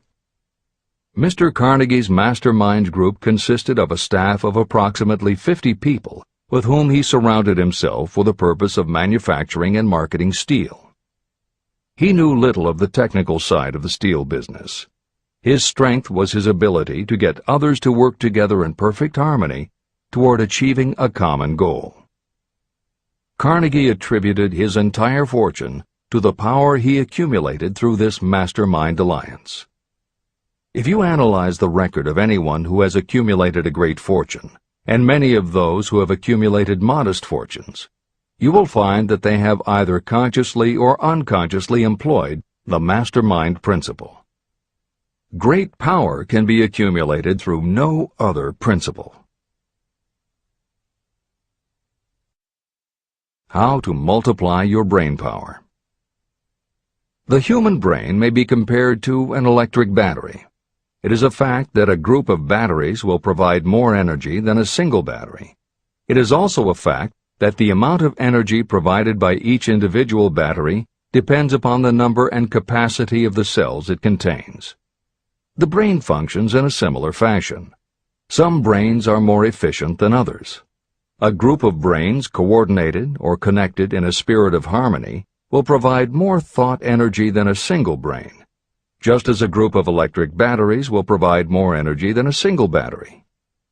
Through this metaphor, you can see that the mastermind principle holds the secret of the power wielded by those who surround themselves with others of great brain power. The following will further define the so-called psychic phase of the mastermind principle. When a group of individual minds are coordinated and function in harmony, the increased energy created through that alliance becomes available to every individual mind in the group. Henry Ford began his business career under the handicap of poverty, illiteracy, and ignorance. Within the inconceivably short period of 10 years, Mr. Ford mastered these 3 handicaps, and within 25 years, he made himself one of the richest men in America. How did he do it? Here is an important clue. Mr. Ford's most rapid strides became noticeable from the time he became a personal friend of the famed inventor Thomas A. Edison. In the story of Ford's success, this is just the first indication of what the influence of one mind upon another can accomplish. Follow his story further, and you will have even more evidence that power may be produced through friendly alliance of minds. It is a fact that Mr. Ford's most outstanding achievements became even more pronounced later, after he formed the acquaintances of Harvey Firestone, John Burroughs, and Luther Burbank, each a man of great mental capacity. People take on the nature and the habits and the power of thought of those with whom they associate in a spirit of sympathy and harmony. Through his association with Edison, Burbank, Burroughs, and Firestone, Mr. Ford added to his own brain power the intelligence, experience, knowledge, and spiritual forces of these 4 men. Henry Ford used the mastermind principle in exactly the way it is described in this book. This principle is available to you. I have already mentioned Mahatma Gandhi. Let me review the method by which he attained his stupendous power. It may be explained in a few words. He came by power through inducing over 200 million people to coordinate with mind and body in a spirit of harmony for a definite purpose. In brief, Gandhi accomplished a miracle. For it is a miracle when 200 million people can be induced, not forced, to cooperate in a spirit of harmony. If you doubt that this is a miracle, try to get even 2 people to cooperate in a spirit of harmony for any length of time. Every person who manages a business knows how difficult it is to get employees to work together in a spirit even remotely resembling harmony. Editor's comments. The first step in putting together your mastermind alliance is to clearly know your desire. Your desire will tell you what you need. It could be a small group, just 2 or 3 people, as was the case with Stephen Jobs and Steve Wozniak when they formed Apple, Bill Gates and Paul Allen launching Microsoft, or Steven Spielberg, Jeffrey Katzenberg, and David Geffen creating DreamWorks SKG. Or it could be a large group, such as the Mastermind Alliance of 30 regional directors of Century 21 Real Estate, which founder Arthur Bartlett firmly believes was essential to the company's success. Napoleon Hill suggests that in most cases it should be a dozen people or less, and generally the smaller the better. Choosing the people means finding those who not only share your vision, but who will also share their ideas, information, and contacts with you. They will let you use the full strength of their experience, training, and knowledge as if it were your own, and they will do it in a spirit of perfect harmony. The question that immediately comes to every reader's mind is, where do I find people who will help me to that degree? Napoleon Hill cannot answer that question for you, but he does tell you what to look for. Where you look is up to you. And if you really do have the desire to succeed, you will start looking and you won't give up until you find the right people. Napoleon Hill's description of the mastermind that appears below is augmented with additional material from articles and speeches he wrote after the publication of Think and Grow Rich. These were compiled for publication by Hill's friend, mentor, and business associate, W. Clement Stone, and appear in 2 books, Napoleon Hill's Keys to Success and Believe and Achieve. This is the end of the editor's comments. Finding your mastermind members. Ally yourself with a group of as many people as you may need in order to assemble a mastermind that will assist you in creating and carrying out your plan or plans for the accumulation of money. Compliance with this instruction is absolutely essential. Choose to associate with people who share common values, goals, and interests, yet who each have a strong desire to contribute to the overall effort. Trial and error will be part of the process, but there are 2 qualities to keep foremost in your mind. The first is ability to do the job. Do not select people for your alliance merely because you know them and like them. Such people are valuable to you because they improve the quality of your life, but they are not necessarily suited to a mastermind alliance. Your best friend may not be the most knowledgeable marketing professional, but perhaps he or she can introduce you to someone who is. The second quality is the ability to work in a spirit of harmony with others. There must be a complete meeting of minds without any reservations. Personal ambition must be subordinate to the achievement of the purpose of the alliance. This includes your own. You must also insist upon confidentiality. Some people can give away an idea simply because they love to talk.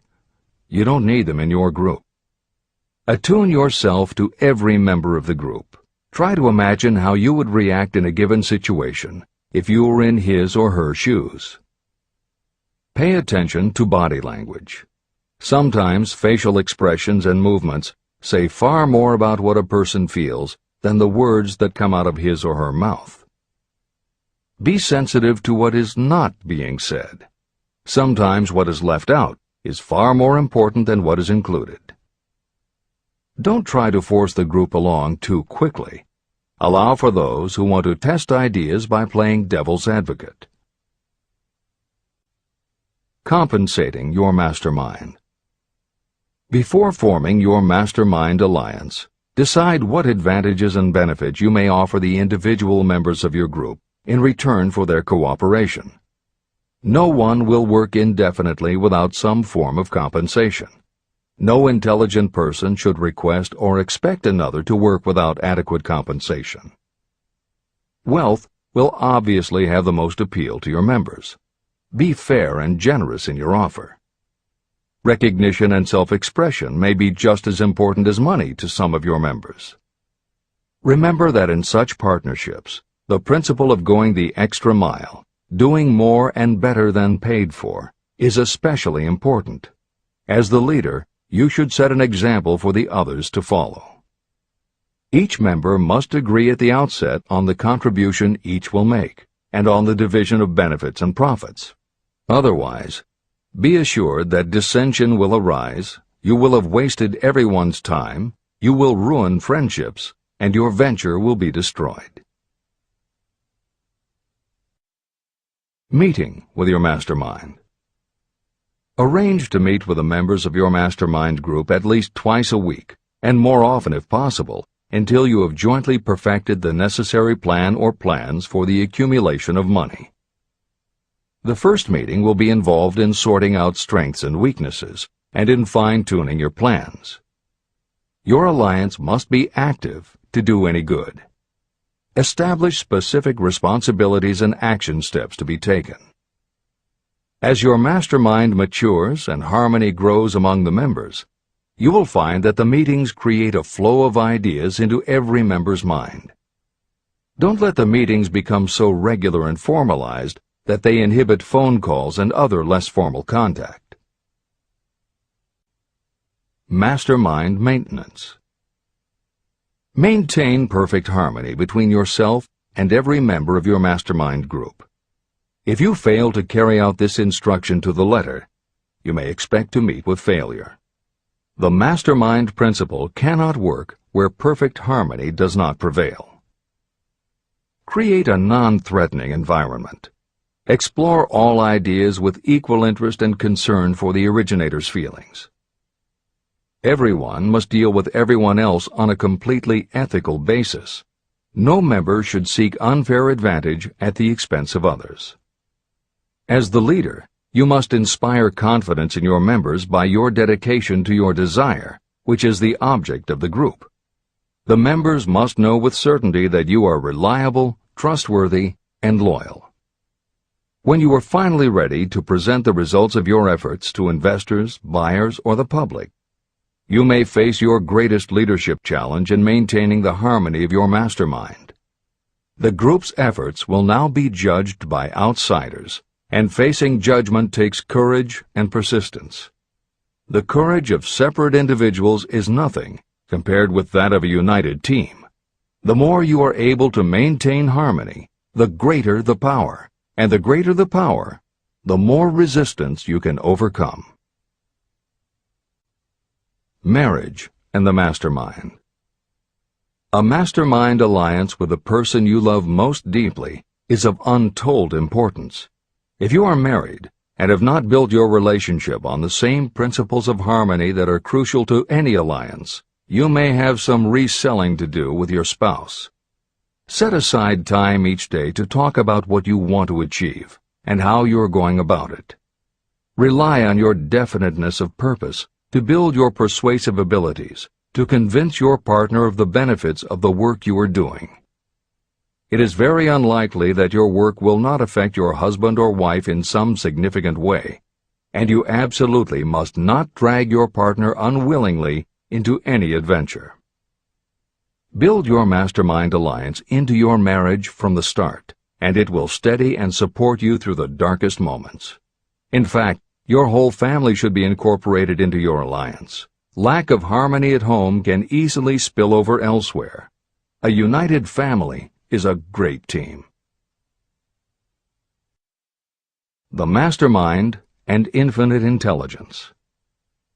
The list of sources from which you can get power is headed by infinite intelligence. When two or more people coordinate in a spirit of harmony and work toward a definite objective, they place themselves in position to absorb power directly from that great universal storehouse that I refer to as infinite intelligence. This is the greatest of all sources of power. It is the source to which geniuses and great leaders turn, whether they may be conscious of the fact or not. In Chapter 13, The Subconscious Mind, and Chapter 14, The Brain, the methods for accessing infinite intelligence will be described in greater detail. This is not a course on religion. Neither the principle of infinite intelligence nor any other principle in this book should be interpreted as interfering with, endorsing, or rejecting any person's religious beliefs. This book is confined exclusively to instructing the reader how to transmute the definite purpose of desire for money into its monetary equivalent. Read, and really think about what you are reading. Soon the entire subject will unfold, and you will see it in perspective. At this point, you are only seeing the detail of the individual chapters. Editor's comments. This chapter would not be complete without commenting on a mastermind that came into being almost 15 years after the first publication of Think and Grow Rich. Napoleon Hill's own mastermind alliance with multimillionaire businessman and philanthropist W. Clement Stone. On May 2, 1951, at the age of 67, Napoleon Hill and his wife Annie Lou agreed it was time for Napoleon to think about retiring. They decided to begin by cutting back on his speaking engagements after he completed the lectures that were already on his calendar, including one he was scheduled to give a few weeks later in Chicago. Unbeknownst to them, at that event W. Clement Stone had prearranged to sit at the head table next to Napoleon Hill. Like Hill, Stone had been born into poverty. At the age of 6, he started selling newspapers to help pay the rent, and by 13, he owned his own stand. By 16, he was selling insurance, and by 20, he'd managed to scrape together $100, which he used to start his own insurance agency. Stone was a consummate salesman and motivator, and his company was growing very nicely. Then in 1938 he read Think and Grow Rich, and was so inspired by it that he bought a copy for every one of his employees and continued to do so for each new person who joined his company. Over the years, this amounted to thousands of copies. When Stone was introduced to Hill, he told him about all the copies he had purchased of Think and Grow Rich and said that he firmly believed it was Hill's book that had transformed his sales force and turned his company from modest to extraordinary success.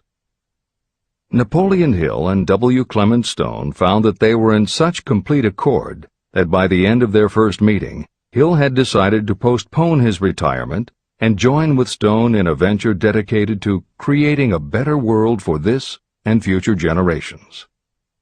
Within a year, they launched Napoleon Hill Associates. They published new books by Hill, including How to Raise Your Own Salary and The Master Key to Riches.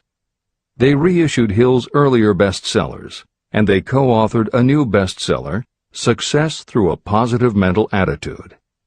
They also launched Success Unlimited magazine, created PMA Science of Success home study courses, made television programs, radio shows, a documentary film entitled A New Sound in Paris, which showed the amazing changes that happened when the entire town of Paris, Missouri, adopted the Napoleon Hill philosophy. And they both crisscrossed America speaking, teaching, giving interviews, and spreading the philosophy to as many people as possible. In addition to his work with Napoleon Hill Associates, Hill also consulted to W. Clement Stone's company, Combined Insurance Company of America. Hill designed and implemented a new training program for the sales force, which was so successful he astounded the business world by helping Stone grow his company from $30 million in assets to $100 million in less than 10 years. When W. Clement Stone passed away in 2002, his company, now known as Aon Corporation, had revenues of $2 billion a year. W. Clement Stone had personally given more than $275 million to various charitable and philanthropic organizations. There has perhaps never been a greater example of coordination of knowledge and effort in a spirit of harmony between two or more people for the attainment of a definite purpose.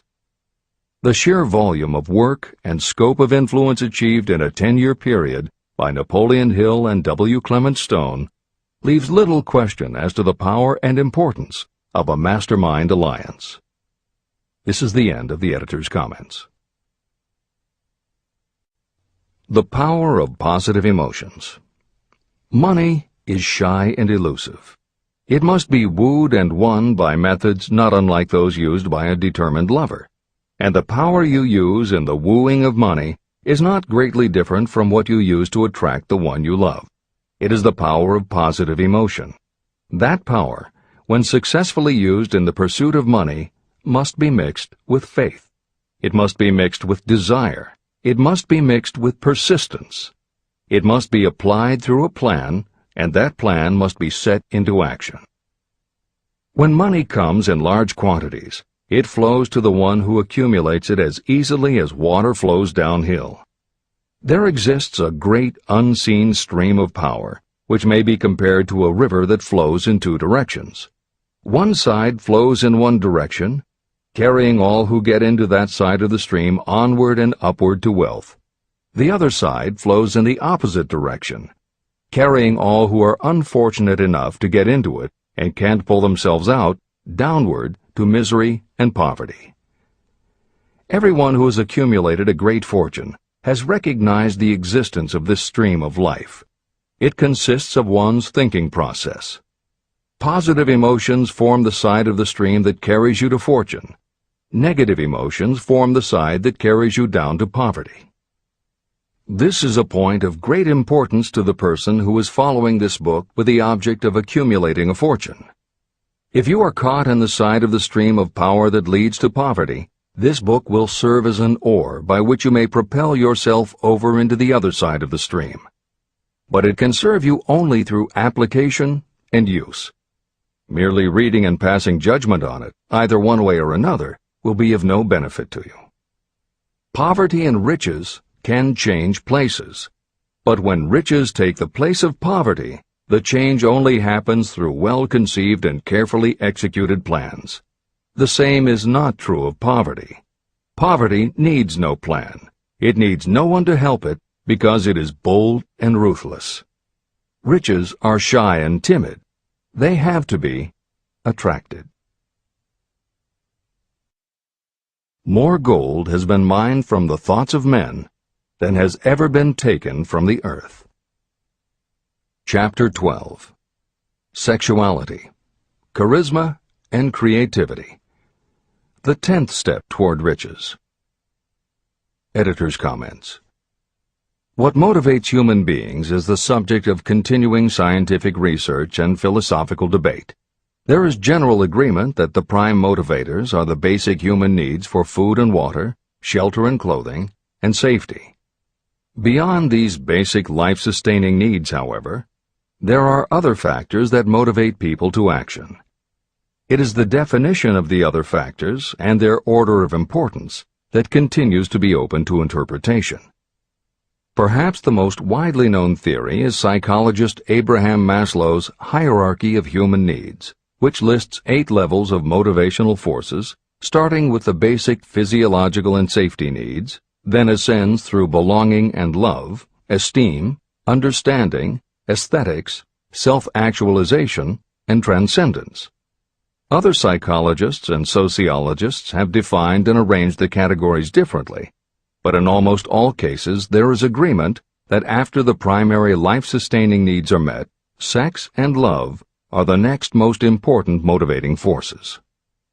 Napoleon Hill also compiled a hierarchy of what he referred to as mind stimuli. Like Maslow and other researchers, Hill identified sex and love as the most powerful non-life-sustaining factors in human motivation, but his focus was not on sex and love as they pertain to procreation. Hill was intrigued by the theory that if sex and love are such powerful forces in driving humans to action, there might be a correlation to outstanding achievement or material success. And if such a relationship exists, can the motivating force be intentionally channeled to this purpose? In the original edition of the following chapter, Hill used terms such as sex emotion and sex energy in his analysis of these motivating forces as they relate to attitude and personality. In this context, the use of the word sex was not meant to have the physical connotation that it often has today. Today these concepts would be conveyed by words such as sexuality, passion, or charisma. In this edition, where appropriate, the editors have opted for the modern usage of these and similar terms. This is the end of the editor's comments. Charisma. The world is ruled, and the destiny of civilization is established by the human emotions. People are influenced more by feelings than by reason. Your creativity is set into action entirely by emotions, and not by cold reason. The human mind responds to stimuli, through which it may be keyed up in such a way that it takes on characteristics such as enthusiasm, creative imagination, and intense desire.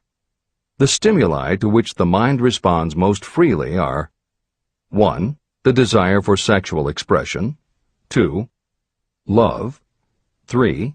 A burning desire for fame, power, or financial gain, money, 4. Music, 5. Close friendship and or admiration, 6. A mastermind alliance based upon the harmony of 2 or more people who ally themselves for advancement, 7. Mutual suffering, such as that experienced by people who are persecuted, 8. Autosuggestion, 9. Fear, 10. Alcohol and drugs. The desire for sexual expression comes at the head of the list of stimuli that step up the mind and start the wheels of physical action. The emotions associated with a human sexual drive bring into being a state of mind. When motivated by this desire, people often show courage, willpower, persistence, imagination, and creative ability that they don't normally have. So strong and impelling is the desire for sexual expression that people freely run the risk of life and reputation because of it. A river may be dammed and its water controlled for a time, but eventually it will force an outlet. The same is true of the emotions related to sexual expression. It may be submerged and controlled for a time, but its very nature causes it to be ever-seeking means of expression. The desire for sexual expression is inborn and natural.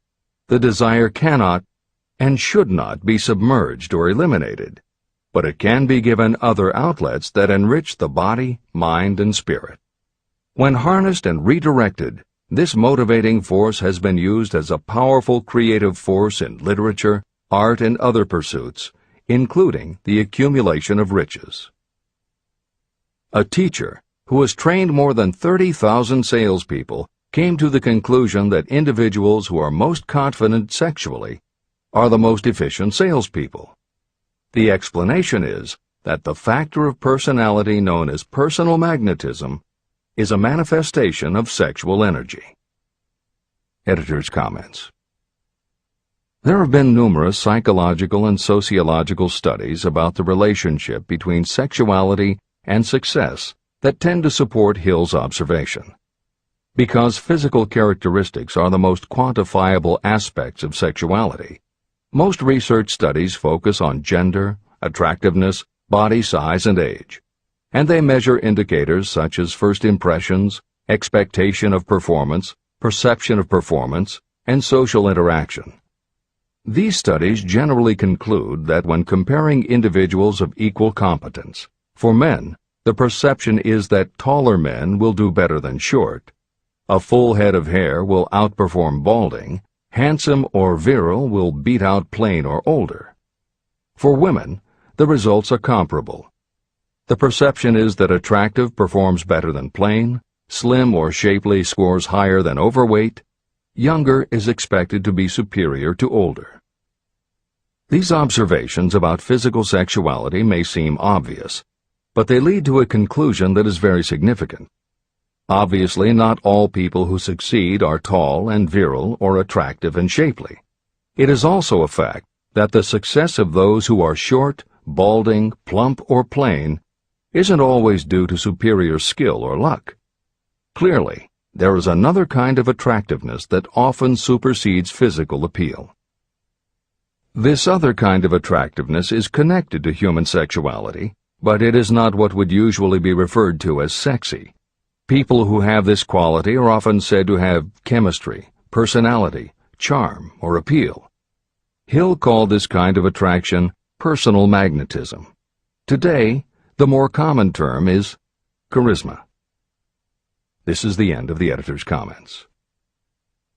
When employing salespeople, a good sales manager looks for personal magnetism or charisma as the first requirement. People who lack this kind of sexual energy will never become enthusiastic, nor inspire others with enthusiasm. And enthusiasm is one of the most important requisites in salesmanship, no matter what you're selling. The public speaker, preacher, lawyer, or salesperson who is lacking in charisma is a flop as far as being able to influence others is concerned. That, plus the fact that most people are influenced through an appeal to their emotions, should easily convince you of the importance of charisma as a part of the salesperson's ability. Master salespeople attain mastery in selling because they either consciously or unconsciously transmute charisma, sexual energy, into sales enthusiasm. That statement explains the actual, practical meaning of sexual transmutation. The meaning of the word transmute is, in simple language, the changing or transferring of one element or form of energy into another. The transmutation of sexual energy means switching the mind from thoughts of physical expression to thoughts of some other nature. Salespeople who know how to turn on charisma have acquired the art of sexual transmutation, whether they know it or not. The majority of salespeople who transmute their sexual energy do so without being aware of what they are doing or how they are doing it. You can cultivate and develop this quality in your dealings with others. Through cultivation and understanding, this vital motivating force may be drawn upon and used to great advantage in relationships between people. This energy may be communicated to others in the following ways. The handshake. The touch of the hand indicates instantly the presence of charisma or the lack of it. The tone of voice. Charisma, or sexual energy, is the factor with which the voice may be colored or made musical and charming. Posture and carriage of the body. People with charisma move briskly and with grace and ease. The vibrations of thought. People with charisma project sexuality through their personality in a way that influences those around them. Clothing and style. People who are charismatic are usually very careful about their personal appearance. They usually select clothing of a style becoming to their personality, physique, complexion, etc. Editor's comments. Having established a link between sexuality and success in the form of charisma, in the following section, Napoleon Hill explores how sexuality might also be a motivating factor in success by enhancing creativity. To illustrate the connection, Hill draws upon the biographies of historical figures who exhibited both charisma and exceptional creativity. In the time since Hill conducted his research, many women have risen to positions of power and influence. Their accomplishments have been well documented and are readily available in bookstores and libraries. However, when Hill was assembling his data, the majority of historical biographies available were about successful men. Further, the successful industrialists and political leaders he had personally studied during the previous 30 years were also men. Because of this limitation, Hill does not theorize about the role men might play in motivating the success of women. This issue is addressed in a later editorial comment. This is the end of the editor's comments. Creativity. It seemed quite significant to me when I made the discovery that practically every great leader I had the privilege of analyzing was a man whose achievements were largely inspired by a woman. In most instances, the woman was a wife, of whom the public had heard little or nothing. In a few of the cases I studied, the source of inspiration was the other woman.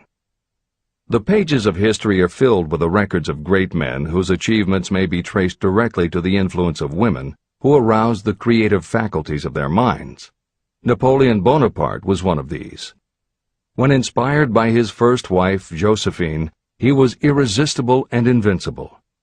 When his better judgment or reasoning faculty prompted him to put Josephine aside, he began to decline.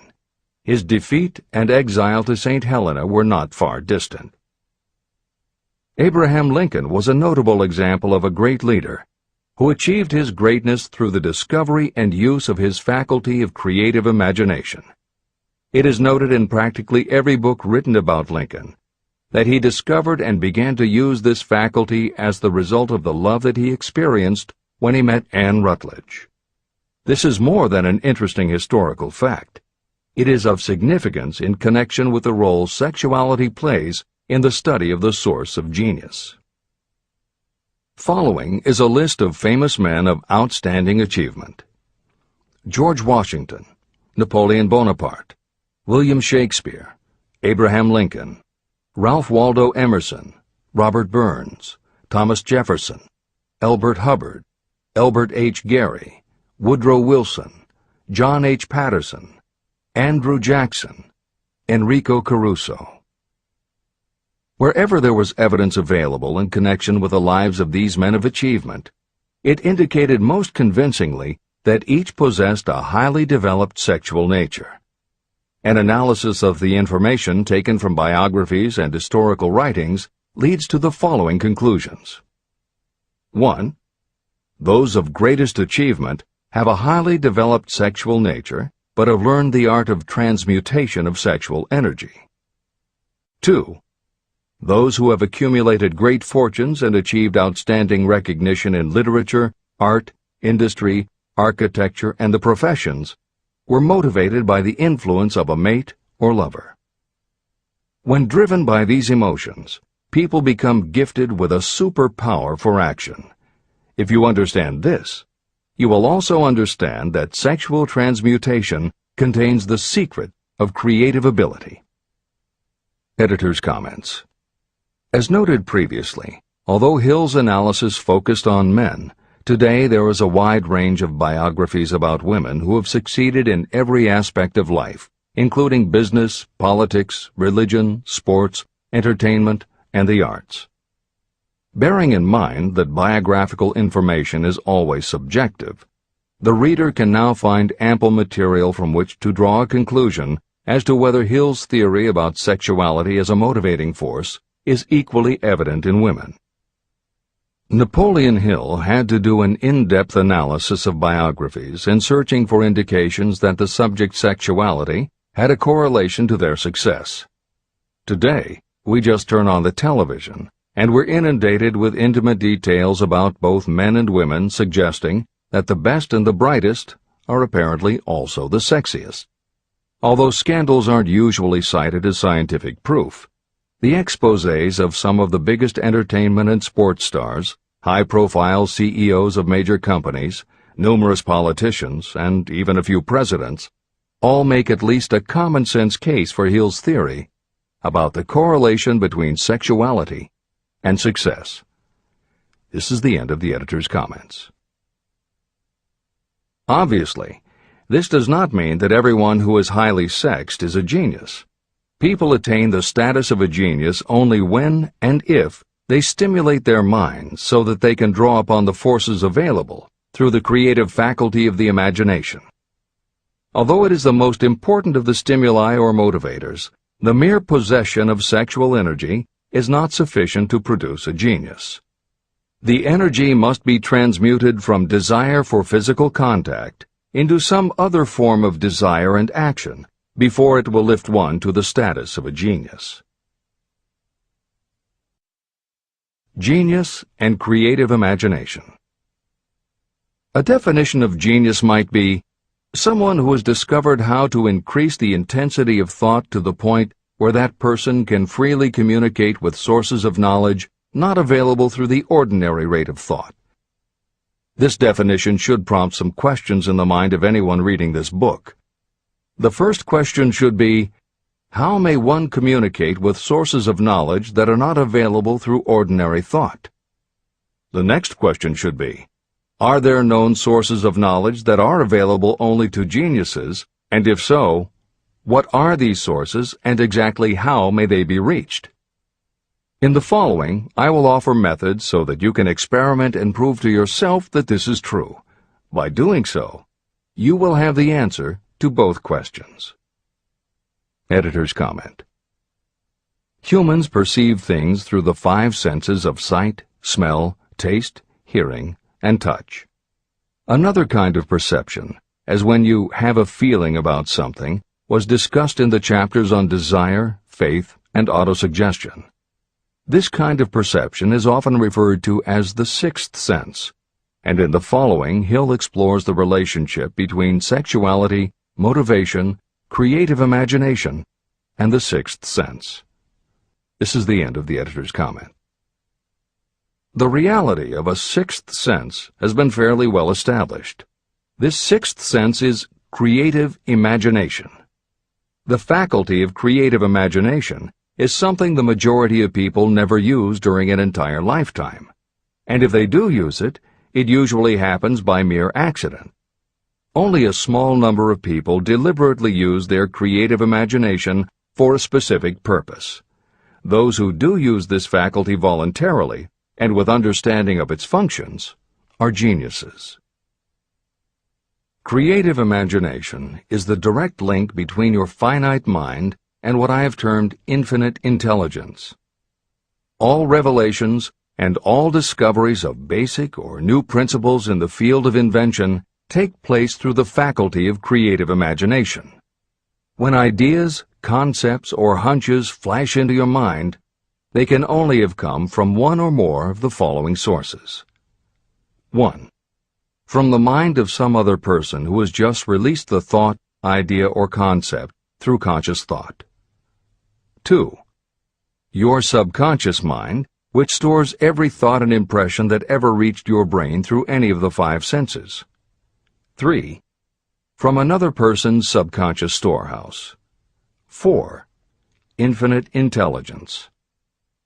There are no other possible sources from which inspired ideas or hunches may be received. When brain action has been stimulated through one or more of the 10 mind stimulants listed at the beginning of this chapter, it has the effect of lifting you far above the horizon of ordinary thought. It permits you to envision distance, scope, and quality of thoughts not available on the lower plane, such as when you are solving routine problems of business. When you are lifted to a higher level of thought through mind stimulation, it is as though you have taken off in an airplane. You can now see over and beyond the horizon that limits your vision when you are on the ground. Not only that, but while you are on this higher level of thought, you are not even aware of such things as the problems of gaining the 3 basic necessities of food, clothing, and shelter. You are in a world of thought in which the ordinary workaday thoughts have been removed, just as the hills and valleys that obstruct your vision on the ground don't interfere when you are in an airplane. While on this exalted plane of thought, the creative faculty of the mind is given freedom for action. The way has been cleared for the 6th sense to function. It becomes receptive to ideas that could not reach the individual under any other circumstances. The 6th sense is the faculty that marks the difference between a genius and an ordinary individual. Developing your creative imagination. A mind stimulant is any influence that will either temporarily or permanently increase the intensity of thought. The previously mentioned 10 major stimulants are those most commonly resorted to. Through these sources you may commune with infinite intelligence, enter the storehouse of your subconscious mind, or perhaps even that of another person. That is all there is to genius. The more you use your creative faculty, the more alert and receptive it becomes to factors originating outside your conscious mind. And the more this creative faculty is used, the more you will rely upon it for your thoughts and ideas. This faculty can be cultivated and developed only through use. What we generally refer to as our conscience operates entirely through the faculty of the 6th sense. The great artists, writers, musicians, and poets become great because they acquire the habit of relying upon the still small voice that speaks from within, through their creative imagination. Anyone with a keen imagination knows that some of their best ideas come through so-called hunches. One of the best-known public speakers admits that his speeches are only really great when he closes his eyes and begins to rely entirely upon the faculty of creative imagination. When asked why he closed his eyes just before the climax of his speech, he replied, "I do it because then I speak through ideas that come to me from within." One of America's most successful and best-known financiers has the habit of closing his eyes for 2 or 3 minutes before making a decision. When asked why, he replied, "With my eyes closed, I am able to draw upon a source of superior intelligence." Dr. Elmer R. Gates created more than 200 useful patents through the process of cultivating and using his creative faculty. His method is significant to anyone interested in attaining to the status of genius. Dr. Gates was one of the really great, though less publicized, scientists of the world. In his laboratory, he had what he called his personal communication room. It was practically soundproof, and all light could be shut out. It had a small table on which he kept a pad of writing paper. In front of the table, on the wall, was a light switch. When Dr. Gates desired to draw upon the forces available to him through his creative imagination, he would go into this room, seat himself at the table, shut off the lights, and concentrate on the known factors of the invention he was working on. He would stay in that position until ideas began to flash into his mind in connection with the unknown factors of the invention. On one occasion, ideas came through so fast that he was forced to write for almost 3 hours. When the thoughts stopped flowing, he examined his notes and found they contained a minute description of principles that had no parallel in the known data of the scientific world. Moreover, the answer to his problem was right there in those notes. Dr. Gates earned his living by sitting for ideas. He did it for individuals and corporations, and some of the most sensible people and largest traditional corporations in America paid him to do it. The part of your mind that you generally use for reasoning may be faulty, because it is largely guided by your accumulated experience. Not all knowledge that you have learned through experience is accurate. Many times your creative ideas are much more reliable because they come from sources that are more reliable than those available to the reasoning faculty of the mind. Methods used by geniuses are available to you. The major difference between the genius and the ordinary inventor is that the genius makes use of both the synthesized and the creative faculties of imagination. For example, the scientific inventor begins an invention by organizing and combining the known ideas or principles accumulated through experience through the synthesized faculty, the reasoning faculty. If the inventor finds this accumulated knowledge is insufficient, the scientist then draws upon the sources of knowledge available through the creative faculty. The method by which the inventor does this varies with the individual, but this is the essence of the procedure. 1. The inventor stimulates his or her mind so that it functions on a higher-than-average plane through one or more of the mind stimulants. 2. The inventor then concentrates on the known factors, the finished part of the invention, and creates in his or her mind a perfect picture of the unknown factors, the unfinished part of the invention. The inventor holds this picture in mind until it has been taken over by the subconscious, then relaxes by clearing his or her mind of all thought and waits for the answer to flash into mind. Sometimes the results are both definite and immediate. At other times the results are negative, depending on the state of development of the sixth sense or creative faculty. Thomas Edison tried out more than 10,000 different combinations of ideas through the synthetic faculty of his imagination before he tuned in through the creative faculty and got the answer that perfected the incandescent light bulb. His experience was similar when he produced the phonograph. Editor's comments. Synchronicity, precognition, intuition, flashes of insight, hunches, gut feelings, symbolic dreams. These are all aspects of the phenomena Napoleon Hill was describing in his two correlated terms, creative imagination and infinite intelligence. And the fact that Hill made a serious study of this function of the mind puts him in exceptional company. The fathers of modern psychology, Sigmund Freud and Carl Jung, recognized and tried to explain this sixth sense. Jung's concept of the collective unconscious, which is the very basis of Jungian psychology, is in many ways identical to Hill's concept of infinite intelligence. Scientists from Archimedes to Newton to Einstein to the team of Watson and Crick, who determined the structure of DNA, all conceded that intuition was instrumental in their discoveries. Duke University created a department for the sole purpose of studying these phenomena under scientific conditions. Many scientists admit to using personalized techniques similar to Hill's method for accessing intuition and creativity.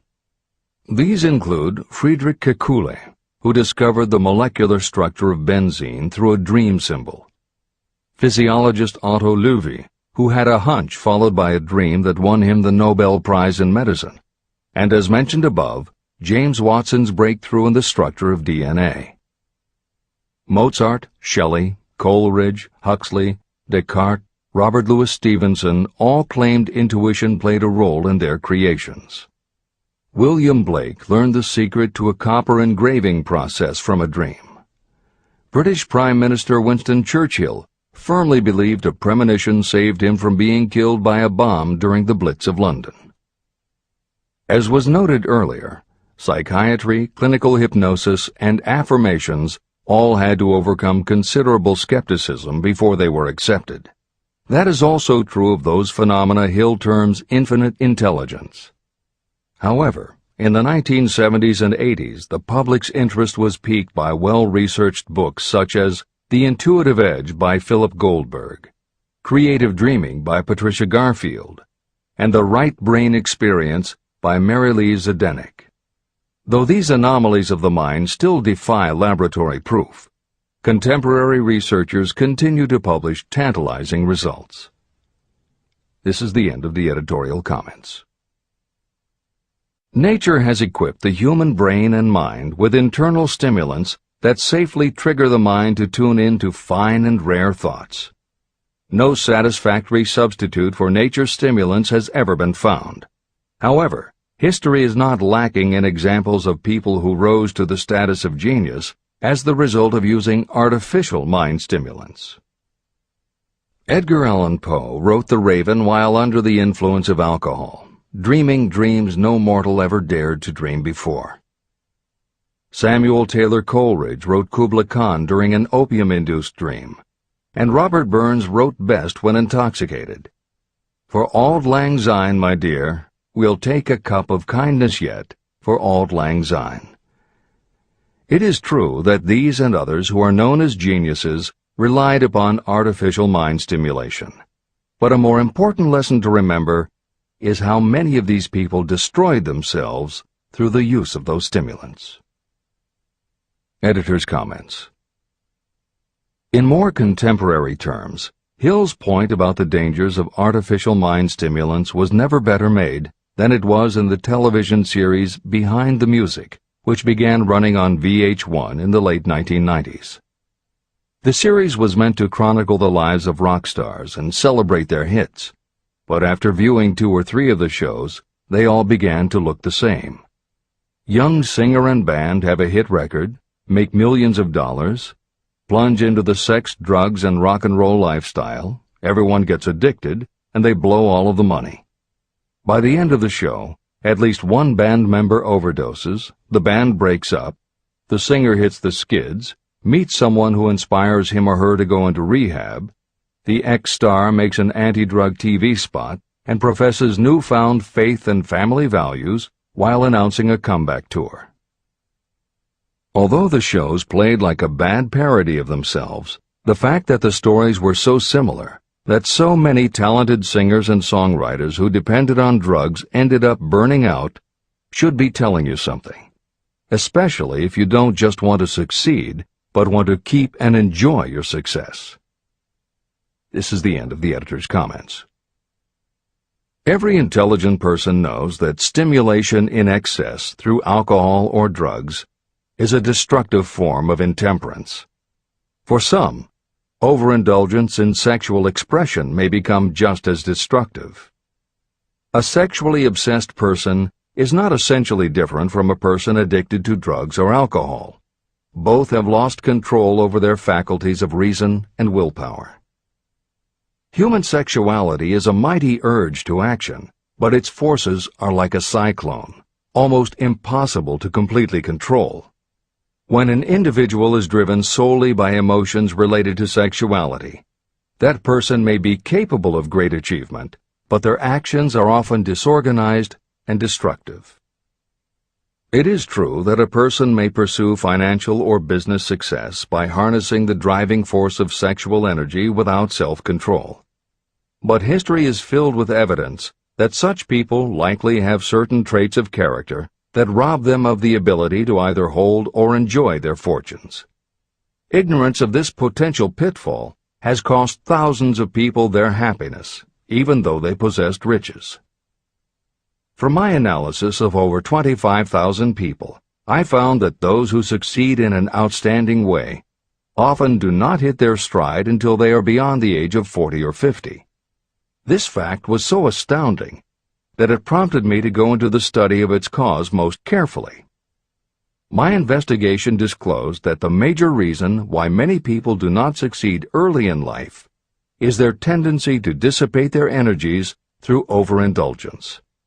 The majority of people never learn that sexual energy has possibilities other than physical expression. And many of those who make this discovery only do so after having wasted many years during the time when their sexual energy was at its height.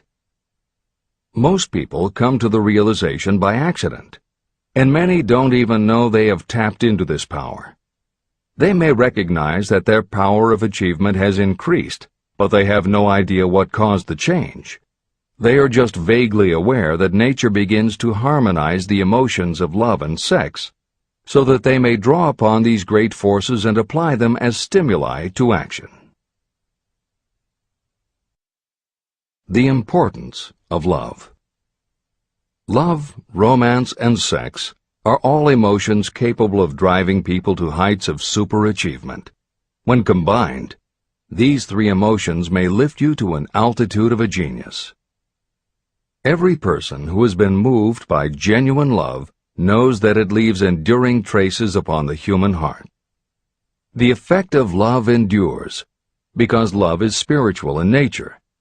Those who cannot be stimulated to great heights of achievement by love are hopeless. They are dead, though they may seem to live.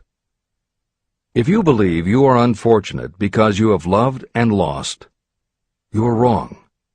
One who has loved truly can never lose entirely. Love is whimsical and temperamental. It comes when it pleases and goes away without warning.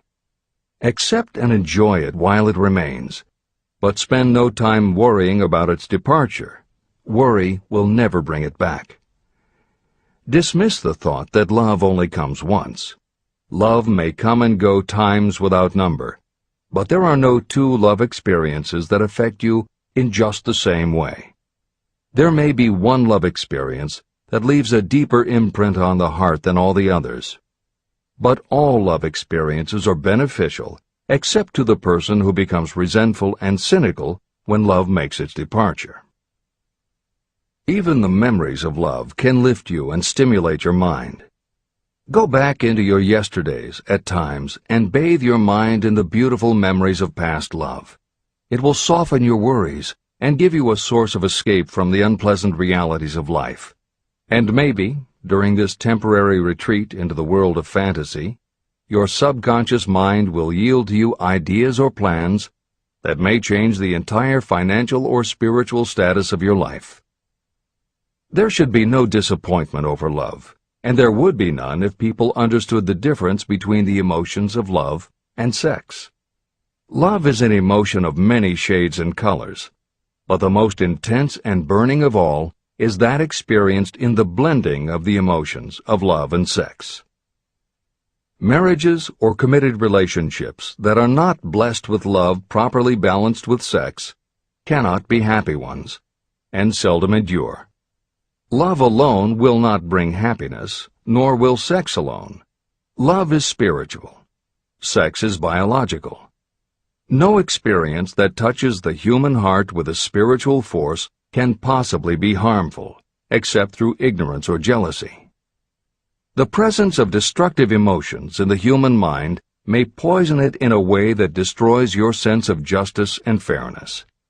Just as a chemist can take certain chemical elements, none of which are harmful in themselves, and by mixing them together create a deadly poison, in a similar manner the emotions of sex and jealousy, when mixed, may turn just as lethal. Love is the emotion that serves as a safety valve and brings balance, reason, and constructive effort. Love is, without question, life's greatest experience. It can bring you into communion with infinite intelligence. When love guides the emotions, it may lead you well on your way toward creative effort. The road to genius consists of the development, control, and use of sex, love, and romance. Briefly, the process may be stated as follows. Encourage the presence of the positive emotions as the dominating thoughts in your mind, and discourage all the destructive emotions. The mind is a creature of habit. It thrives on the dominating thoughts fed to it. Through your willpower, you may discourage the presence of any emotion and encourage the presence of any other. Control of your mind, through the power of your will, is not difficult. Control comes from persistence and habit. The secret of control lies in understanding the process of transmutation.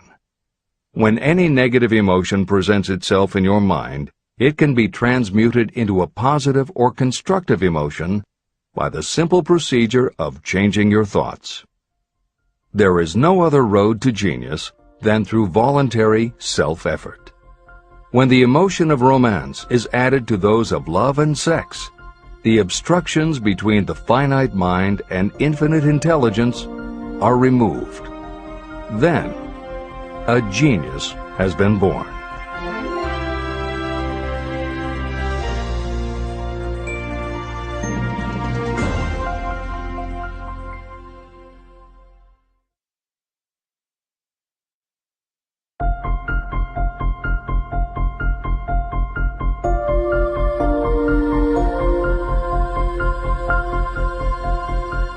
Success requires no explanations.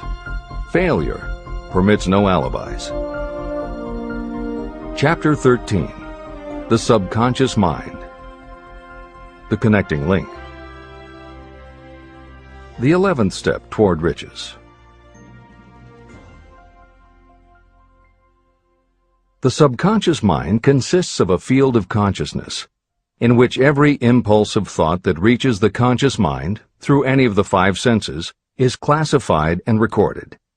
The subconscious receives and files sense impressions or thoughts regardless of their nature. You can plant in your subconscious mind any plan, thought, or purpose that you desire to translate into its physical or monetary equivalent. Those desires that have been mixed with emotional feeling and faith in your ability are the ones that are strongest. Therefore, they are the first to which the subconscious responds. The subconscious mind works day and night, and in some way which is not fully understood, the subconscious seems able to draw upon the forces of infinite intelligence for the power to transmute your desires into their physical equivalent. And it does it in the most straightforward and practical way. You cannot entirely control your subconscious mind, but you can hand over to it any plan, desire, or purpose that you wish transformed into concrete form. Refer again to the instructions for using the subconscious mind in Chapter 5, Autosuggestion. Editor's comments. In the chapter on autosuggestion, the four primary methods for planting and reinforcing suggestions in your subconscious are: 1.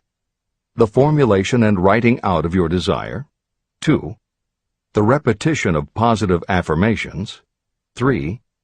The creative visualization of your goal. And 4.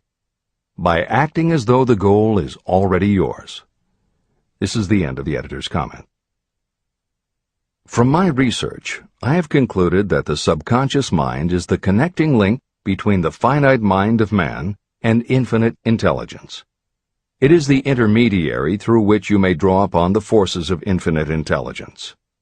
From my research, I have concluded that the subconscious mind is the connecting link between the finite mind of man and infinite intelligence. It is the intermediary through which you may draw upon the forces of infinite intelligence.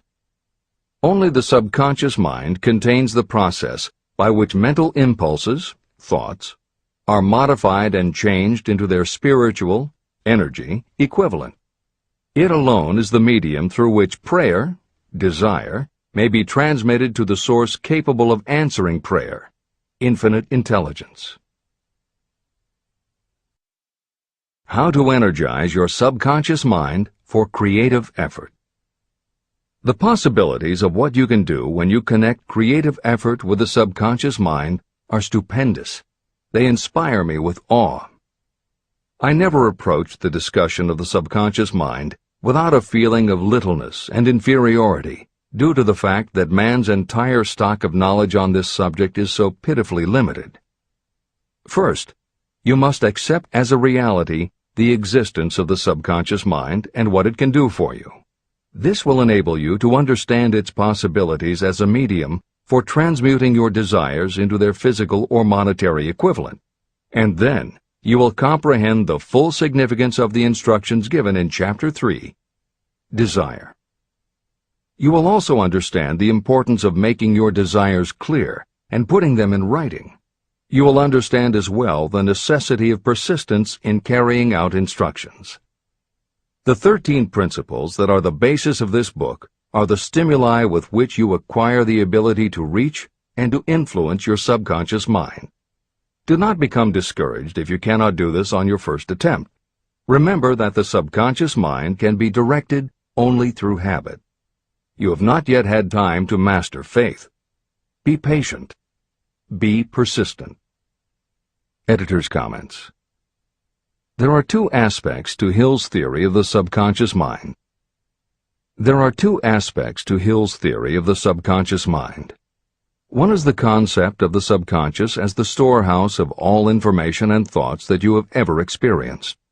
The second is the concept of the subconscious as the gateway to infinite intelligence.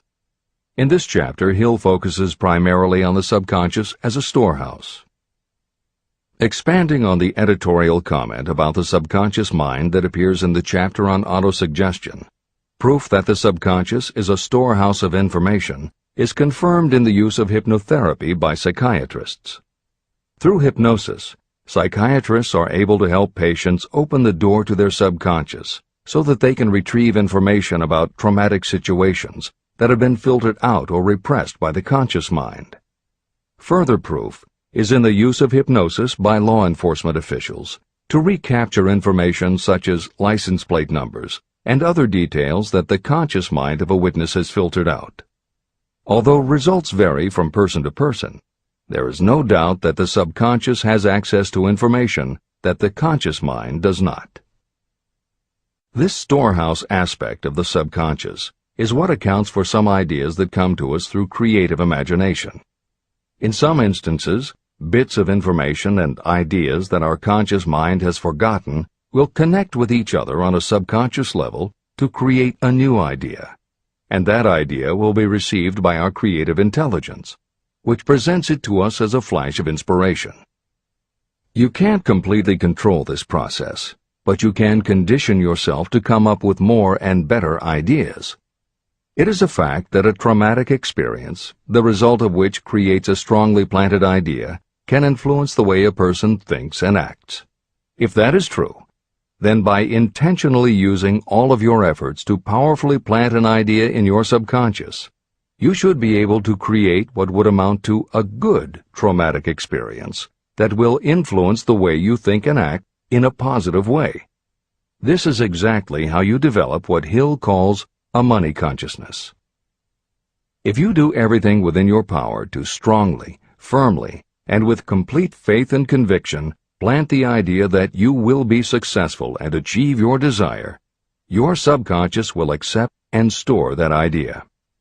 If you have planted the idea so strongly that it is the dominant idea in your subconscious, it will influence all of the other ideas and information stored there. When you have given your subconscious this specific direction that it did not have before, it will begin to put together pieces of information, and through your creative intelligence, you will find that you are coming up with more and better plans and ideas to accomplish your goal. But as Hill says, you can do this only through faith and habit. You must write out the affirmation of your goal, and you must repeat it aloud every day with absolute faith and conviction that you can achieve it. You must vividly and creatively visualize yourself achieving your goal, and you must do it every day. You must conduct yourself with the attitude that says you can accomplish your goal, and that you deserve the help of those who can help you to accomplish your goal. And you must conduct yourself in that way every day. If you seriously commit yourself to doing these things, it will change the way you think and act. Your subconscious will do everything it can to transmute your desire into reality, and other people will want to do what they can to help you succeed. This is the end of the editor's comments. Many statements in the chapters on faith and on autosuggestion are repeated here for the benefit of your subconscious mind.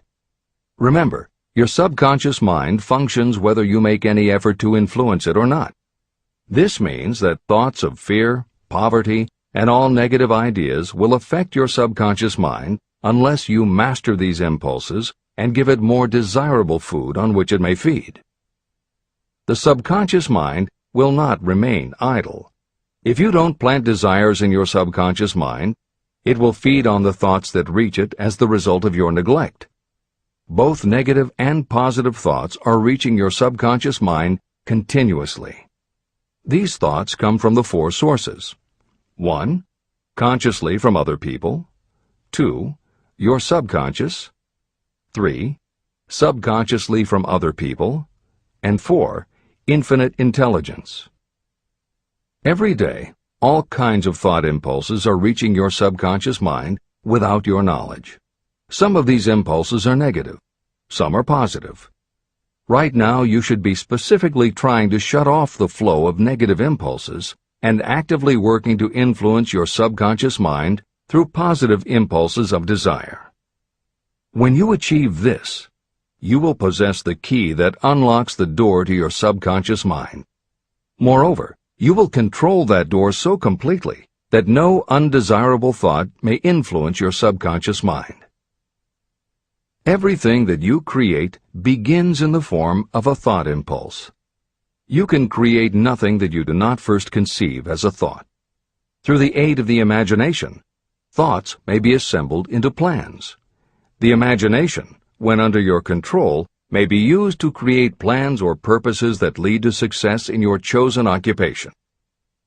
All thoughts that you want to turn into success and have planted in the subconscious mind must pass through the imagination and be mixed with faith, your faith in your own abilities. The mixing of faith with a plan or purpose intended for submission to the subconscious mind can only be done through the imagination.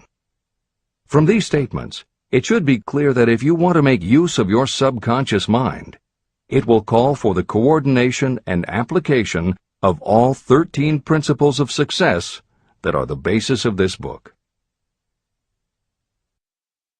Make your positive emotions work for you. The subconscious mind is more susceptible to influence by thought mixed with feeling or emotion than it is by thoughts originating solely in the reasoning portion of the mind. In fact, there is much evidence to support the theory that only emotionalized thoughts have any real influence on the subconscious mind. It is a fact that emotions or feelings rule the majority of people. If it is true that the subconscious mind responds better and faster to thoughts that are well mixed with emotion, it is essential to become familiar with the more important of the emotions. There are 7 major positive emotions and 7 major negative emotions. The negatives get into your thoughts naturally and go directly to your subconscious without any help from you. The positive emotions must be injected by you through the principle of autosuggestion into the thought impulse that you wish to pass on to your subconscious mind. These emotions or feeling impulses may be likened to yeast in a loaf of bread. They are the action element which transforms thought impulses from the passive to the active state. That is why thought impulses that have been well mixed with emotion are acted upon more readily than thought impulses originating in cold reason. Editor's comments. W. Clement Stone, Napoleon Hill's friend, mentor, and business partner, arranged for the publication of many of Napoleon Hill's later writings. The following is adapted from material that appears in 2 of these books, Napoleon Hill's Keys to Success and Believe and Achieve. Enthusiasm is a positive mental attitude, an internal impelling force of intense emotion, a power compelling creation or expression. Being enthusiastic is an impelling external expression of action. When you act enthusiastically, you accentuate the power of suggestion and autosuggestion.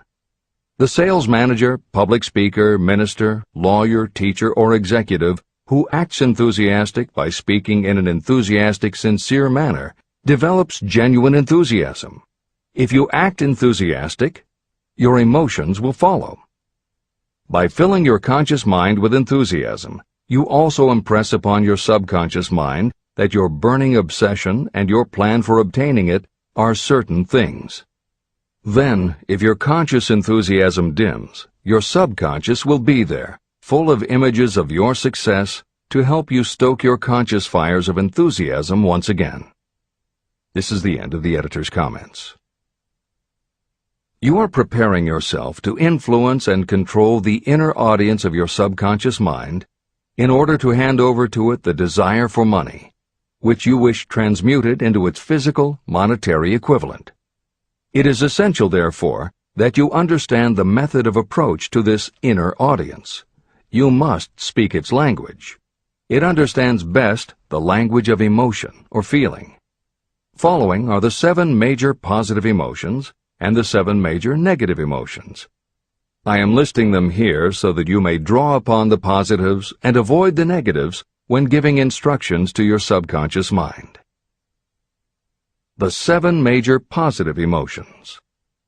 The emotion of desire, the emotion of faith, the emotion of love, the emotion of sex, the emotion of enthusiasm, the emotion of romance, the emotion of hope. There are other positive emotions, but these are the 7 most powerful and the ones most commonly used in creative effort. Master these 7 emotions. They can be mastered only by use, and the other positive emotions will be at your command when you need them. Remember that you are studying a book that is intended to help you develop a money consciousness by filling your mind with positive emotions. The 7 major negative emotions to be avoided. The emotion of fear, the emotion of jealousy, the emotion of hatred, the emotion of revenge, the emotion of greed, the emotion of superstition, the emotion of anger. Positive and negative emotions cannot occupy the mind at the same time. One or the other must dominate. It is your responsibility to make sure that positive emotions constitute the dominating influence of your mind. That is where the law of habit will help you. Form the habit of applying and using the positive emotions. Eventually, they will dominate your mind so completely that the negatives cannot enter it. Only by following these instructions literally and continuously can you gain control over your subconscious mind. The presence of a single negative in your conscious mind is sufficient to destroy all chances of constructive aid from your subconscious mind. Editor's comments. Napoleon Hill's concern about the susceptibility of the subconscious mind to negative thoughts, emotions, and comments is well known to professionals who work with these techniques. In clinical hypnotherapy, there is an axiom referred to as the law of reversed effect, which states that whenever there is a conflict between imagination and willpower, the imagination wins. When you attempt to plant an idea, if the subconscious already harbors a negative, trying to force the new idea has the reverse effect, because the subconscious becomes obsessed with defending its established negative idea.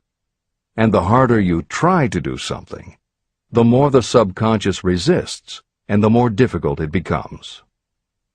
Even the use of the word try is warned against, because it gives the suggestion to the subconscious of a preconceived failure.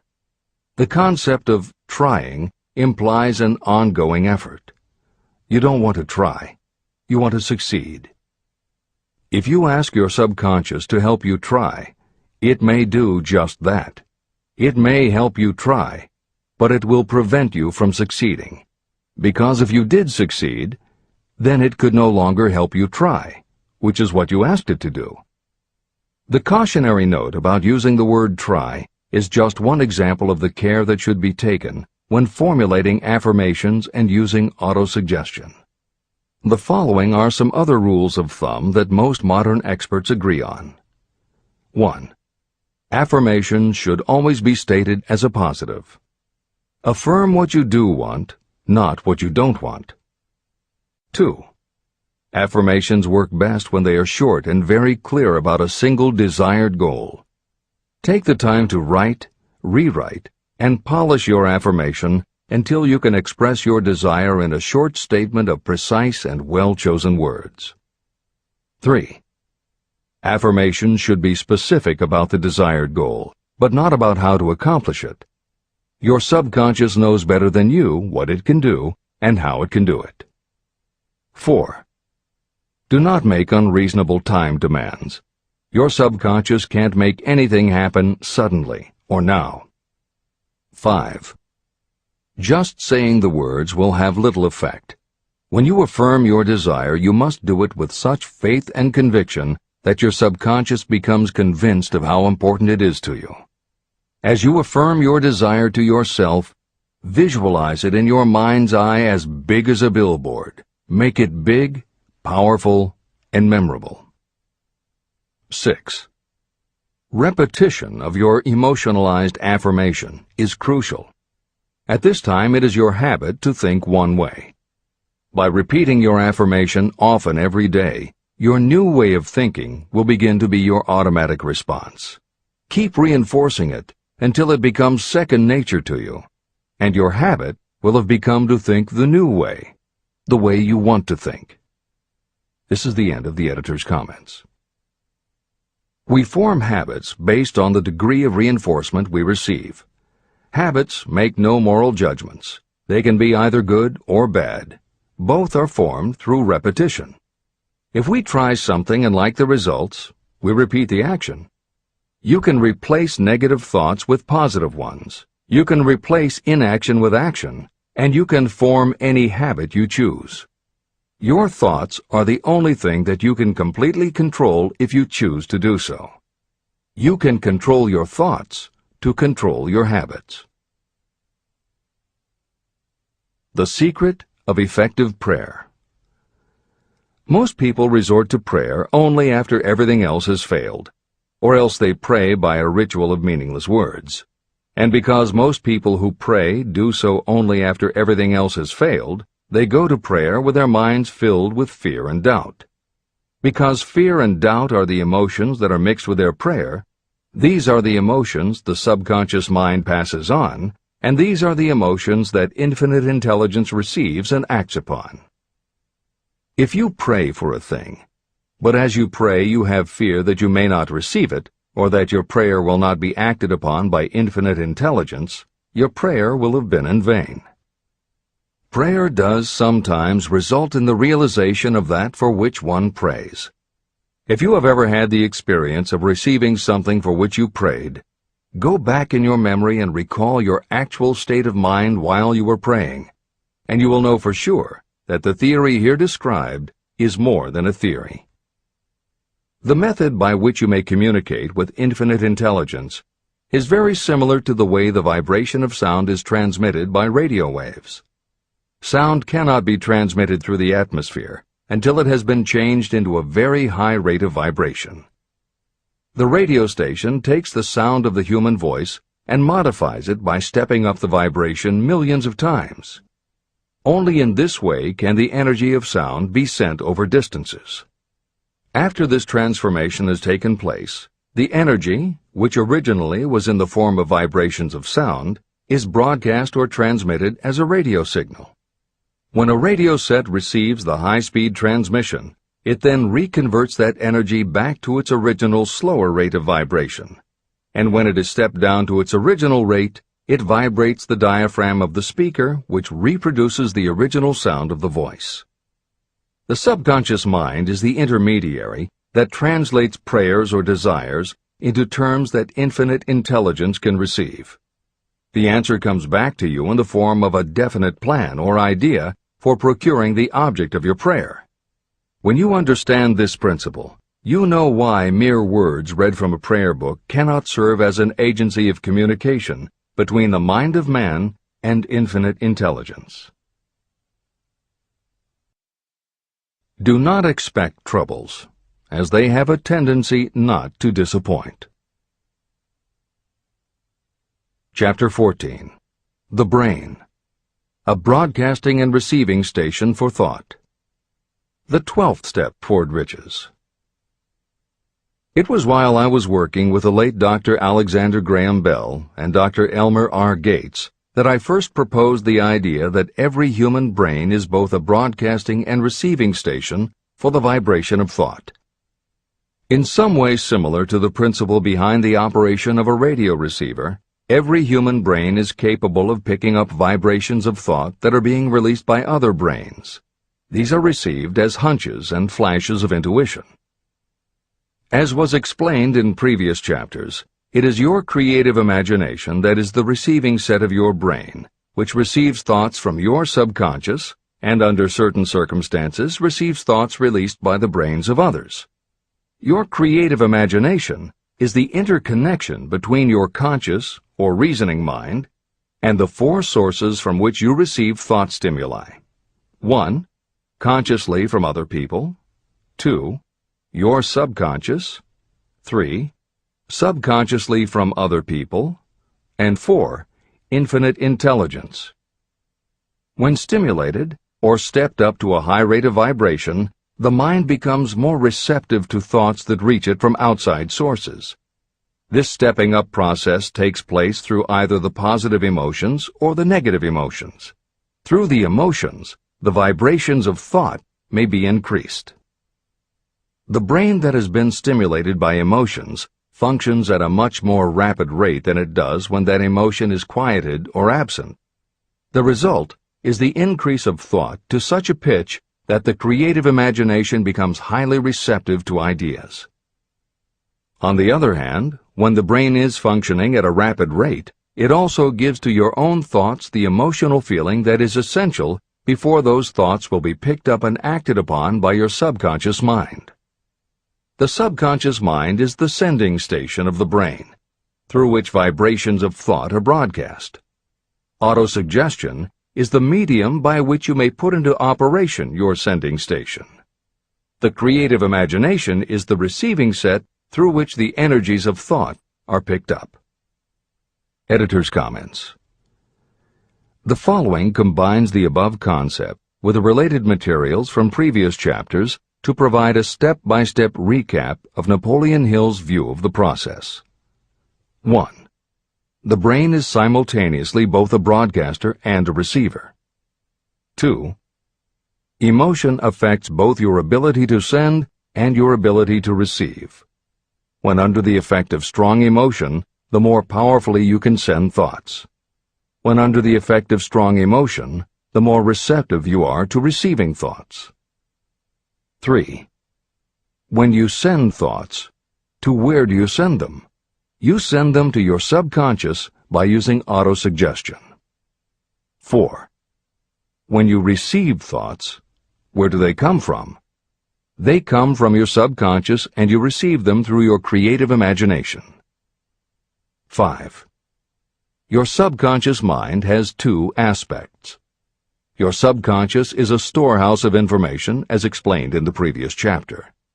Your subconscious is your connection to infinite intelligence. 6. Infinite intelligence is the medium through which you receive thoughts from other brains. Infinite intelligence is Hill's term for describing the following basic law of physics. Because everything in the universe is made of time, space, energy, or matter, and because matter is just energy in a different form, then everything is actually different parts of the same thing. This means that your subconscious mind, energy, has a common base with every other subconscious mind, energy. 7. Thoughts from other brains come to you as follows. When you are under the effect of a strong emotion and your receiver is especially receptive, sometimes its pull is so strong that it attracts a thought from the subconscious mind of another brain. It is able to do this because infinite intelligence interconnects your subconscious with the subconscious of the other brain. 8. These thoughts from other brains are what we refer to as intuition, hunches, déjà vu, and foreknowledge. Although Hill's explanation depends on the action of an intangible force that cannot be isolated and dissected in a laboratory, neither medical science nor psychology can offer a better explanation for those thoughts that depend on knowledge or information that we do not have. This is the end of the editor's comments. The greatest forces are intangible. In the past, we've depended too much on our physical senses and have limited our knowledge to physical things that we could see, touch, weigh, and measure. I believe we have entered the most marvelous of all ages, an age that will teach us more about the intangible forces of the world about us. Perhaps we shall learn that there is an other self that is more powerful than the physical self we see when we look in a mirror. Many people do not take seriously such intangibles, the things that they cannot perceive through any of their five senses. However, to belittle the idea of forces that are intangible or cannot be explained is to ignore the fact that all of us, every day, are controlled by forces that are unseen and intangible. The whole of mankind has not the power to cope with nor to control the intangible force wrapped up in the rolling waves of the oceans. We still do not fully understand the intangible force of gravity, which keeps this little Earth suspended in space and keeps us from falling from it, much less have the power to control that force. We are entirely subservient to the intangible force that comes with a thunderstorm, and we are just as helpless in the presence of the intangible force of electricity. We do not understand the intangible force and intelligence wrapped up in the soil of the earth, the force that provides us with every morsel of food we eat, every article of clothing we wear, and every dollar we carry in our pockets. Last but not least, with all of our culture and education, we still understand little or nothing of the greatest of all the intangibles, thought. However, we have begun to learn a good deal about the intricate workings of the physical brain, and the results are stunning. We know that the central switchboard of the human brain, the number of lines that connect the brain cells to each other, is written as the figure 1, followed by 15 million zeros. Dr. C. Judson Herrick of the University of Chicago says, "The figure is so stupendous that astronomical figures, dealing with hundreds of millions of light years, become insignificant by comparison. It has been determined that there are from 10 billion to 14 billion nerve cells in the human cerebral cortex, and we know that these are arranged in definite patterns. These arrangements are not haphazard. They are orderly. It is inconceivable to me that such a network of intricate machinery should be in existence for the sole purpose of carrying on the physical functions connected with the growth and maintenance of the physical body. Is it not likely that the same system, which gives billions of brain cells the media for communication, one with another, also provides the means of communication with other intangible forces?" Editor's comments. In the time since Hill wrote the above comments, we have learned a great deal more about the physical brain and how it operates. We understand much about the chemistry of the brain. We can measure the energies it releases. We know which areas control the various functions of the body and which areas affect memory, emotions, reasoning, and many other subtleties related to the thinking process. Through surgery, medication, and other techniques, we know how to prevent the brain from having certain kinds of thoughts. And we know how to encourage the brain to produce certain other kinds of thoughts when we want it to. For instance, a specific area can be stimulated, and you will have pleasurable thoughts. But we cannot yet control what those pleasurable thoughts will be, and we have no idea what the bits and pieces of information are that go into your pleasurable thoughts.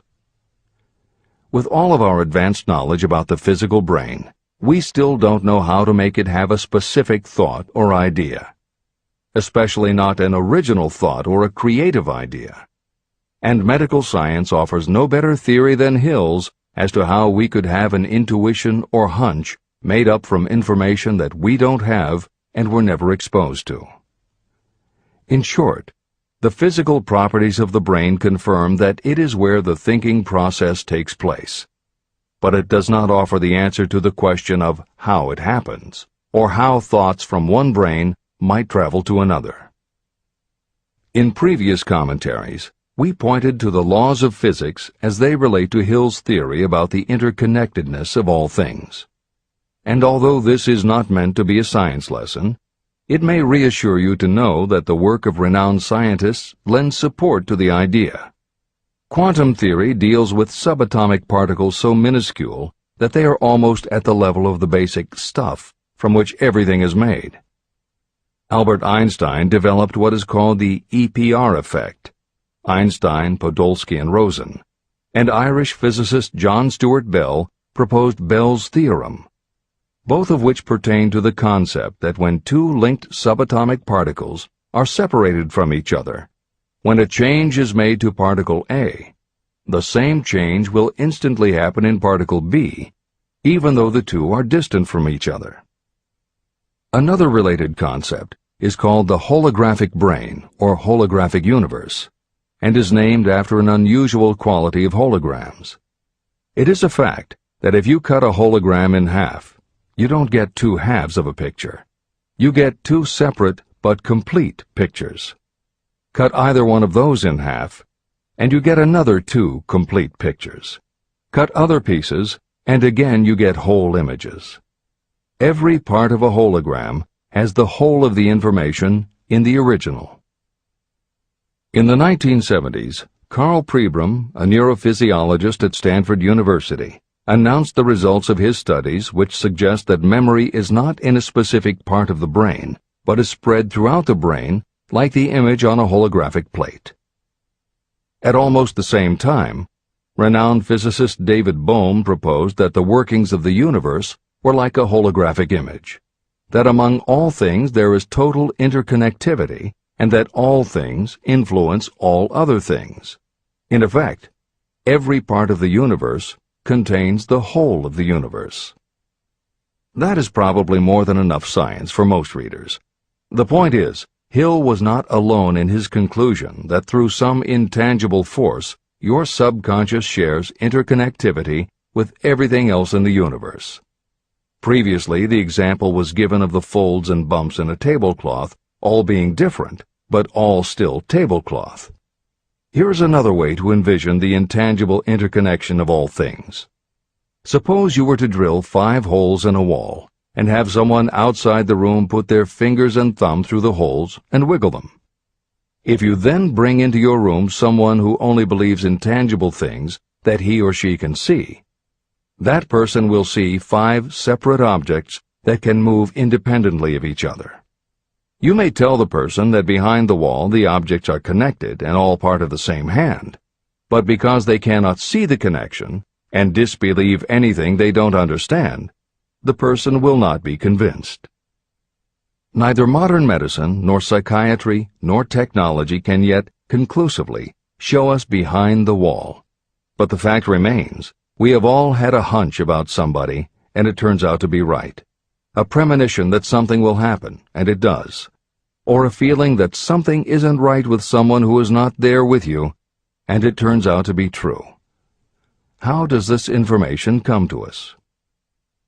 As mentioned previously, psychologist Carl Jung called the intangible connection the collective unconscious, also called universal subconscious.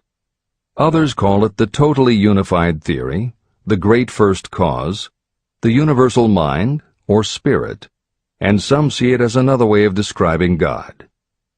Napoleon Hill calls it infinite intelligence and offers a common-sense explanation that allows you to work with a phenomenon, even if it is not completely understood.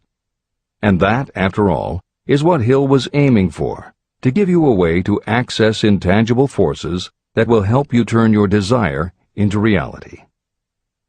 This is the end of the editor's comments. After this book had been written, just before the manuscript went to the publisher, the New York Times published an editorial showing that at least one great university and one intelligent investigator in the field of mental phenomena are carrying on an organized research through which conclusions have been reached that parallel many of those described in this and the following chapter. The editorial briefly analyzed the work carried on by Dr. J.B. Rhine and his associates at Duke University. From the New York Times. What is telepathy? A month ago, we cited on this page some of the remarkable results achieved by Professor Rhine and his associates in Duke University from more than 100,000 tests to determine the existence of telepathy and clairvoyance.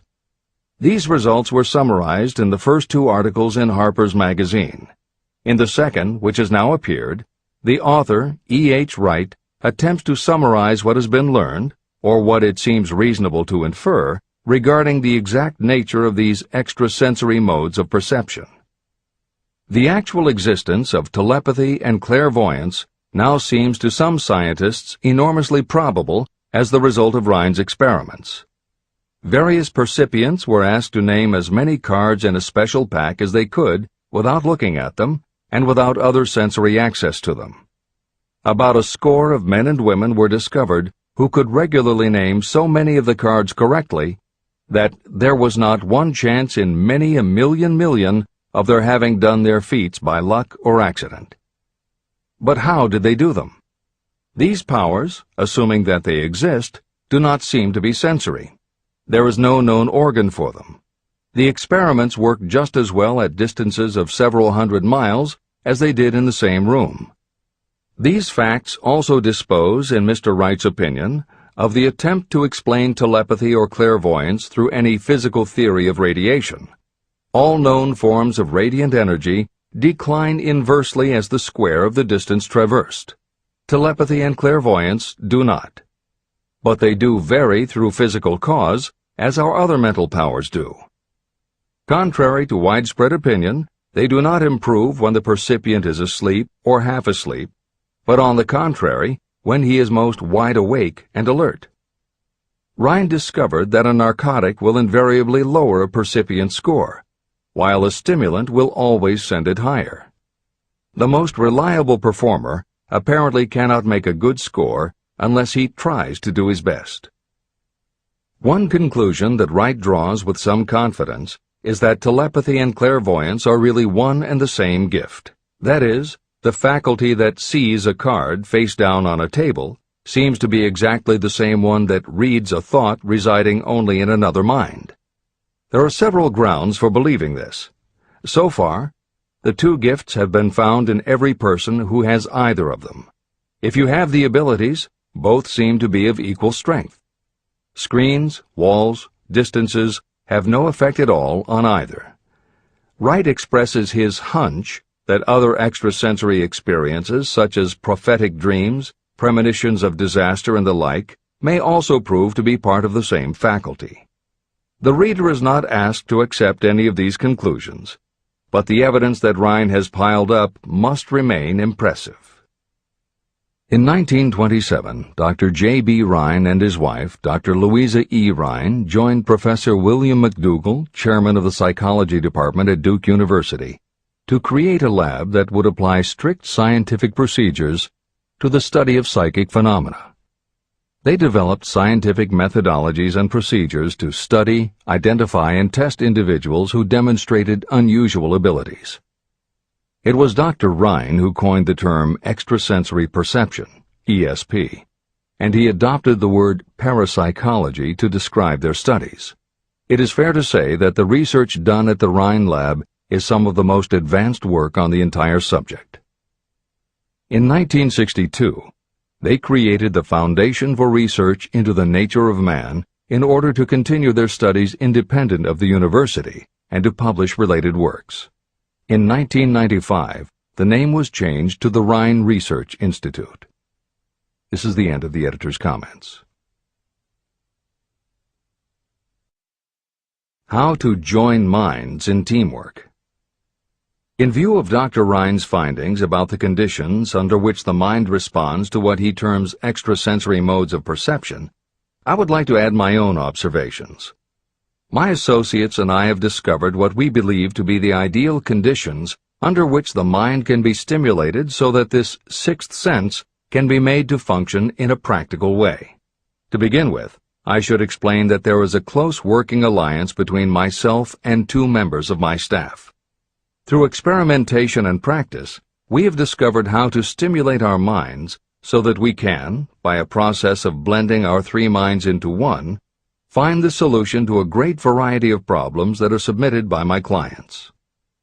The procedure is very simple. We sit down at a conference table, clearly state the nature of the problem we have under consideration, then begin discussing it. Each contributes whatever thoughts may occur by applying the principle used in connection with the invisible counselors described in the next chapter. The strange thing about this method of mind stimulation is that it places each participant in communication with unknown sources of knowledge definitely outside their own experience. If you understand the principle described in the chapter on the Mastermind, you of course recognize the round table as being a practical application of the Mastermind. This method of mind stimulation, through the discussion of definite subjects between three people, illustrates the simplest and most practical use of the Mastermind. When you tap into the power of your Mastermind group, you will find that the more you work together, the more each member will learn to anticipate the ideas of others and to connect immediately with their intense enthusiasm and inspiration. You cannot completely control this process, but the more you use it, the more it will come into play. By adopting and following a similar plan, you will be making use of the famous Carnegie formula described in Chapter 1. If it means nothing to you at this time, mark this page and read it again after you have finished the last chapter. Great achievement is usually born of great sacrifice and is never the result of selfishness. Chapter 15. The Sixth Sense. The Door to the Temple of Wisdom. The 13th Step Toward Riches. The 13th principle is known as the Sixth Sense, through which infinite intelligence may and will communicate voluntarily without any effort from or demands by the individual. This principle is the apex of the philosophy of success. It can be assimilated, understood, and applied only by first mastering the other 12 principles. The sixth sense is that portion of the subconscious mind that has been referred to as the creative imagination. It has also been referred to as the receiving set through which ideas, plans, and thoughts flash into the mind. The flashes are sometimes called hunches or inspirations. The sixth sense defies description. It cannot be described to a person who has not mastered the other principles of this philosophy, because such a person has no knowledge and no experience with which the sixth sense may be compared. After you have mastered the principles in this book, you will be prepared to accept as truth a statement that may otherwise be incredible to you. Through the sixth sense, you will be warned of impending dangers in time to avoid them and notified of opportunities in time to embrace them. As you develop your sixth sense, it is almost as though a guardian angel comes to you to be of help and assistance, a guardian angel who will open to you at all times the door to the Temple of Wisdom. Miracles of the Sixth Sense. I am not a believer in, nor an advocate of, miracles, for the simple reason that I have enough knowledge of nature to understand that nature never deviates from her established laws. However, I believe that some of nature's laws are so incomprehensible that they produce what appear to be miracles. The sixth sense comes as near to being a miracle as anything I have ever experienced. This much I do know, that there is a power, or a first cause, or an intelligence which permeates every atom of matter and embraces every unit of energy perceptible to man. I know that this infinite intelligence is the thing that converts acorns into oak trees, causes water to flow downhill in response to the law of gravity, follows night with day and winter with summer, each maintaining its proper place and relationship to the other. Through the philosophy explained in this book, this intelligence can help turn your desires into concrete or material form. I know this because I have experimented with it, and I have experienced it. Step by step through the preceding chapters, you have been led to this, the last principle. If you have mastered each of the preceding principles, you are now prepared to accept, without being skeptical, the extraordinary claims made here. If you have not mastered the other principles, you must do so before you may determine definitely whether or not the claims made in this chapter are fact or fiction. Let great people shape your life. I have never completely divested myself of the habit of hero worship. While I was passing through the stage of hero worship, I found myself trying to imitate those whom I most admired. My experience has taught me that the next best thing to being truly great is to emulate the great, to try to act like them, be like them, and feel like them as much as I could. I discovered that the faith with which I tried to imitate my idols gave me great capacity to do so quite successfully. Long before I had ever written a line for publication or delivered a speech in public, I followed the habit of reshaping my own character by trying to imitate the 9 men whose lives and life works had been most impressive to me. These 9 men were Emerson, Paine, Edison, Darwin, Lincoln, Burbank, Napoleon, Ford, and Carnegie. Every night, over a long period of years, I held an imaginary council meeting with this group, whom I called my invisible counselors. This is how I did it. Just before going to sleep at night, I would shut my eyes and see, in my imagination, this group of men seated with me around my council table. Here I had not only an opportunity to sit among those whom I considered to be great, but I actually dominated the group by serving as the chairman. I had a very definite purpose in using my imagination in this way. My purpose was to rebuild my own character, so it would become a composite of the characters of my imaginary counselors. Realizing that I had to overcome the handicap of being born and raised in an environment of ignorance and superstition, I deliberately assigned myself the task of voluntary rebirth through the method I have described above. Building character through autosuggestion. I knew, of course, that we all become what we are because of our dominating thoughts and desires. I knew that every deeply seated desire causes a person to find a way to turn that desire into reality. I knew that self-suggestion is a powerful factor in building character. In fact, it is the sole principle through which character is built. With this knowledge of how the mind works, I was fairly well armed with the equipment needed to rebuild my character. In these imaginary council meetings, I called on my cabinet members for the knowledge I wished each to contribute. I would even speak out loud to each of them as follows. Mr. Emerson, I desire to acquire from you the marvelous understanding of nature which distinguished your life. I ask that you impress upon my subconscious mind those qualities you possessed that enabled you to understand and adapt yourself to the laws of nature. Mr. Burbank, I request that you pass on to me the knowledge that enabled you to so harmonize the laws of nature that you caused the cactus to shed its thorns and become an edible food. Give me access to the knowledge that enabled you to make 2 blades of grass grow where but 1 grew before. Napoleon, I desire to acquire from you the marvelous ability you possess to inspire men and will rouse them to greater and more determined spirit of action. I desire also to acquire the spirit of enduring faith, which enabled you to turn defeat into victory and to surmount staggering obstacles. Mr. Paine, I desire to acquire from you the freedom of thought and the courage and clarity with which to express convictions which so distinguished you.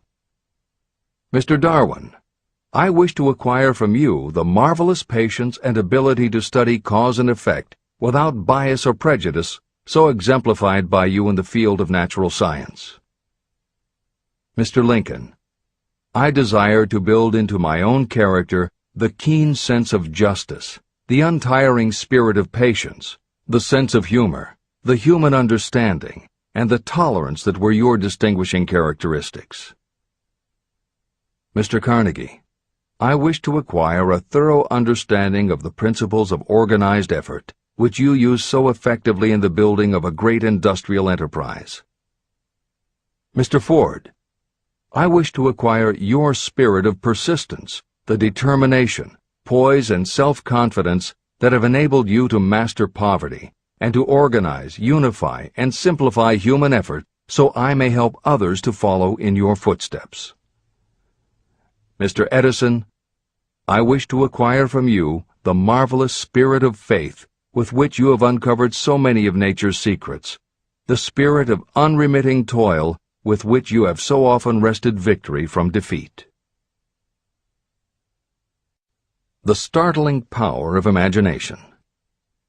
My method of addressing the members of my imaginary cabinet would vary according to the traits of character I was most interested in acquiring. I studied the records of their lives with painstaking care. After some months of this nightly procedure, I was astounded as each time my imaginary counselors started to become more and more real to me. Each of these 9 men developed individual characteristics that surprised me. For example, Lincoln developed the habit of always being late, then walking around in solemn parade. He always wore an expression of seriousness on his face. Rarely did I see him smile. This was not true of the others. Burbank and Payne often indulged in witty repartee, which seemed at times to shock the other members of the cabinet. On one occasion, Burbank was late. When he came, he was excited with enthusiasm, and explained that he had been late because of an experiment he was making, through which he hoped to be able to grow apples on any sort of tree. Payne chided him by reminding him that it was an apple that started all the trouble between man and woman. Darwin chuckled as he suggested that Payne should watch out for little serpents when he went into the forest to gather apples, as they had the habit of growing into big snakes. Emerson observed, "No serpents, no apples," and Napoleon remarked, "No apples, no state." These meetings became so realistic that I became fearful of their consequences and discontinued them for several months. The experiences were so uncanny, I was afraid that if I continued them, I would lose sight of the fact that the meetings were purely experiences of my imagination. In writing this book, this is the first time that I've had the courage to mention this. I knew from my own attitude in connection with such matters that I would be misunderstood if I described my unusual experience. I now have the courage to put this on the printed page, because I am now less concerned about what they say than I was in the years that have passed. While the members of my cabinet may be purely fictional, and the meetings existed only in my own imagination, they have led me into glorious paths of adventure, rekindled my appreciation of true greatness, encouraged my creativity, and inspired me to be honest and bold in expressing my thoughts. Editor's comments. Napoleon Hill's experience with his imaginary counselors is not as uncommon as it may seem on first reading. In fact, it happens to novelists all the time. As an author proceeds with the writing of a book, there will come a point when the characters in the novel become so well defined in the author's mind that the personalities of the characters themselves begin to suggest plot points and dialogue that the author never planned. Often the thoughts that come to the author when he or she is in the character are completely original, and in real life would never have occurred to the author. Psychiatrists, therapists, and motivational experts also use this phenomenon when they work with role-playing. The usual procedure is to ask 2 people to act out a scenario as if they were in each other's shoes. If this is done in a situation where the participants do not feel embarrassed or self-conscious, and if the people will allow themselves to become submerged and seriously try to become the other person, the results can be stunning. Depending on the faith with which you approach it, you can get not just a general sense of what the other person is going through, but also have flashes of insight, actually feel what the other person feels, and gain a real understanding about the reactions or motivations of others. Why it works is just as much a mystery as why you get hunches.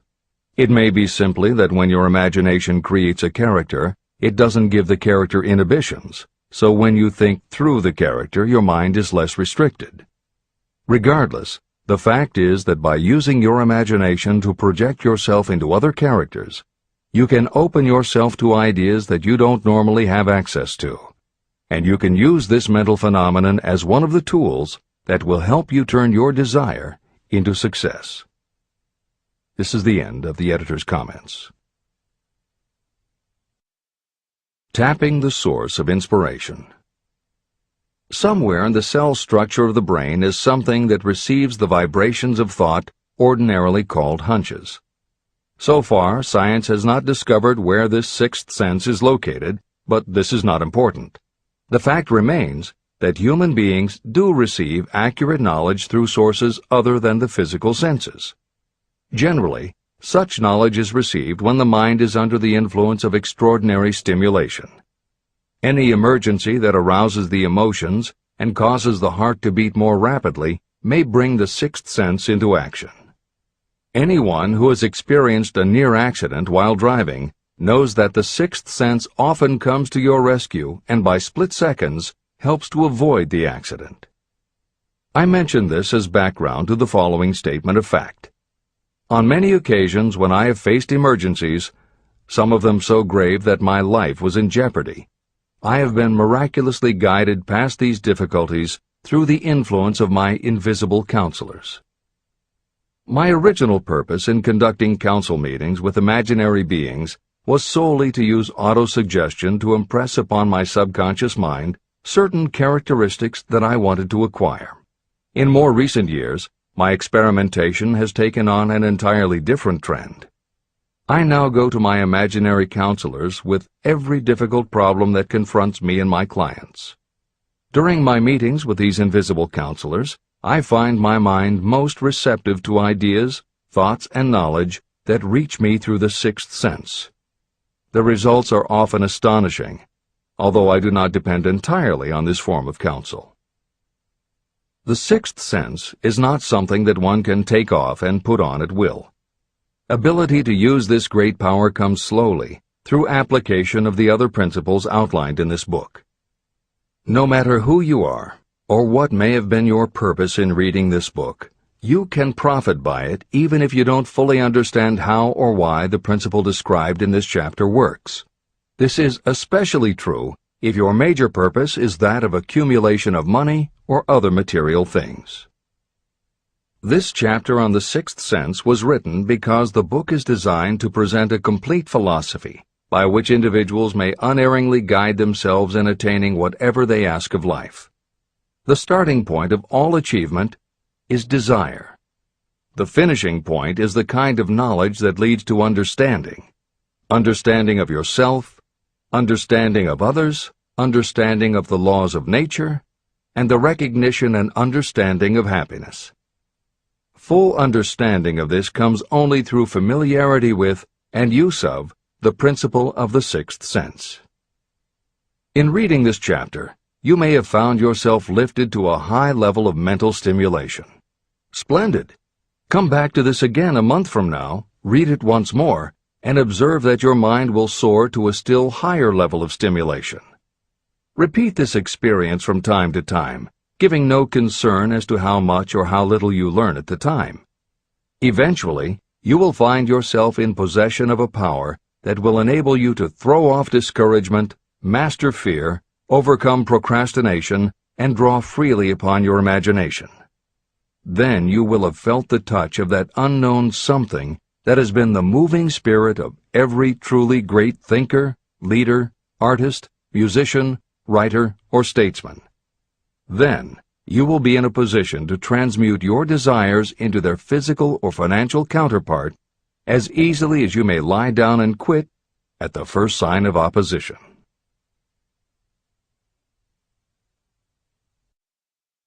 The man who actually knows just what he wants in life has already gone a long way toward attaining it. Chapter 16. The Six Ghosts of Fear. How many are standing in your way? Take inventory of yourself as you read this closing chapter, and find out how many of the ghosts are standing in your way. Before you can put any portion of this philosophy into successful use, your mind must be prepared to receive it. The preparation is not difficult. It begins with study, analysis, and understanding of three enemies that you will have to clear out: indecision, doubt, and fear. The sixth sense will never function while these three negatives, or any one of them, remain in your mind. The members of this unholy trio are closely related. Where one is found, the other two are close at hand. Indecision is the seedling of fear. Remember this as you read. Indecision crystallizes into doubt. The two blend and become fear. The blending process often is slow. This is one reason why these three enemies are so dangerous. They germinate and grow without their presence being observed. The remainder of this chapter describes a state of mind that you must attain before the philosophy can be put into practical use. This chapter also analyzes a condition that has reduced huge numbers of people to poverty, and it states a truth that must be understood by all who accumulate riches, whether measured in terms of money or in terms of a state of mind that may be of far greater value than money. The purpose of this chapter is to turn the spotlight of attention on the cause and the cure of the 6 basic fears. Before you can master an enemy, you must know its name, its habits, and where to attack it. As you read, analyze yourself carefully and determine which, if any, of the 6 common fears have attached themselves to you. And keep in mind that sometimes they are hidden in the subconscious mind, where they are difficult to locate and still more difficult to eliminate. The 6 basic fears. There are 6 basic fears. At one time or another, every person suffers from some combination of these fears. Most people are fortunate if they do not suffer from the entire 6. Named in the order of their most common appearance, they are the fear of poverty, the fear of criticism, the fear of ill health, the fear of loss of love of someone, the fear of old age, and the fear of death. All other fears are of minor importance, and are in fact just variations on these 6. Fears are nothing more than states of mind. Your state of mind is subject to your control and direction. You can create nothing that you do not first conceive in the form of an impulse of thought. The following statement is of even greater importance. Thought impulses begin immediately to translate themselves into their physical equivalent, whether those thoughts are voluntary or involuntary. Even thought impulses that are picked up by mere chance, thoughts that have been released by other minds, may determine your financial, business, professional, or social destiny just as surely as the thoughts that you create by intent and design. This circumstance also explains why some people seem to be lucky, while others of equal or greater ability, training, experience, and brain capacity seem destined to have misfortune. The explanation is that you have the ability to completely control your own mind.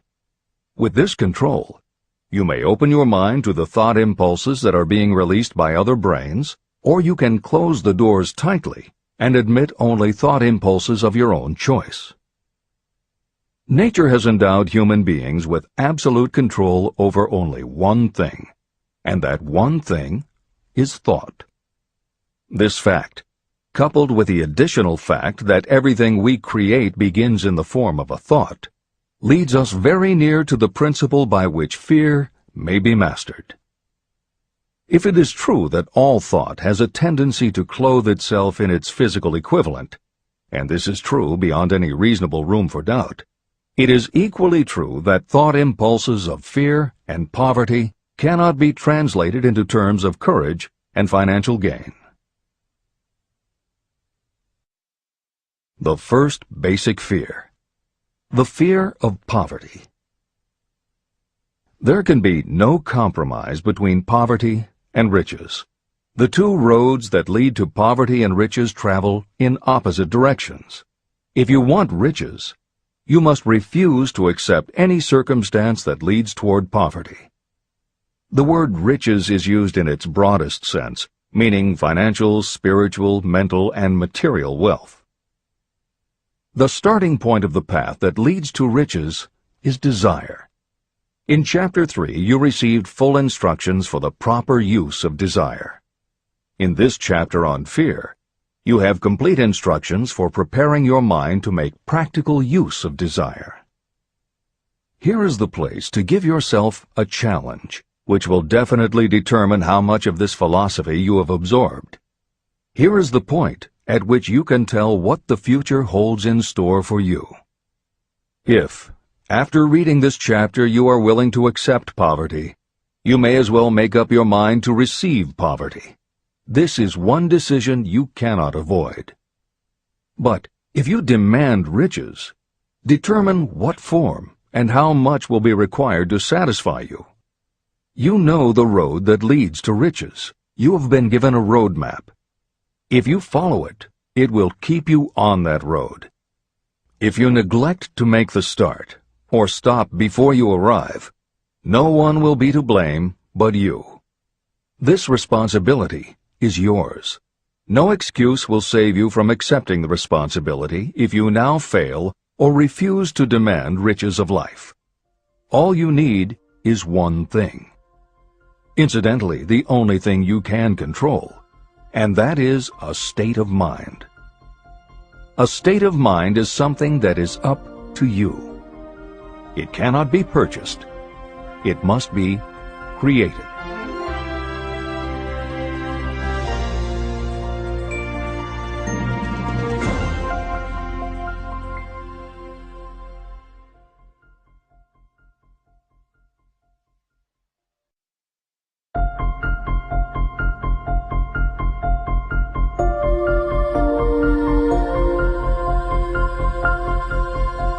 The most destructive fear.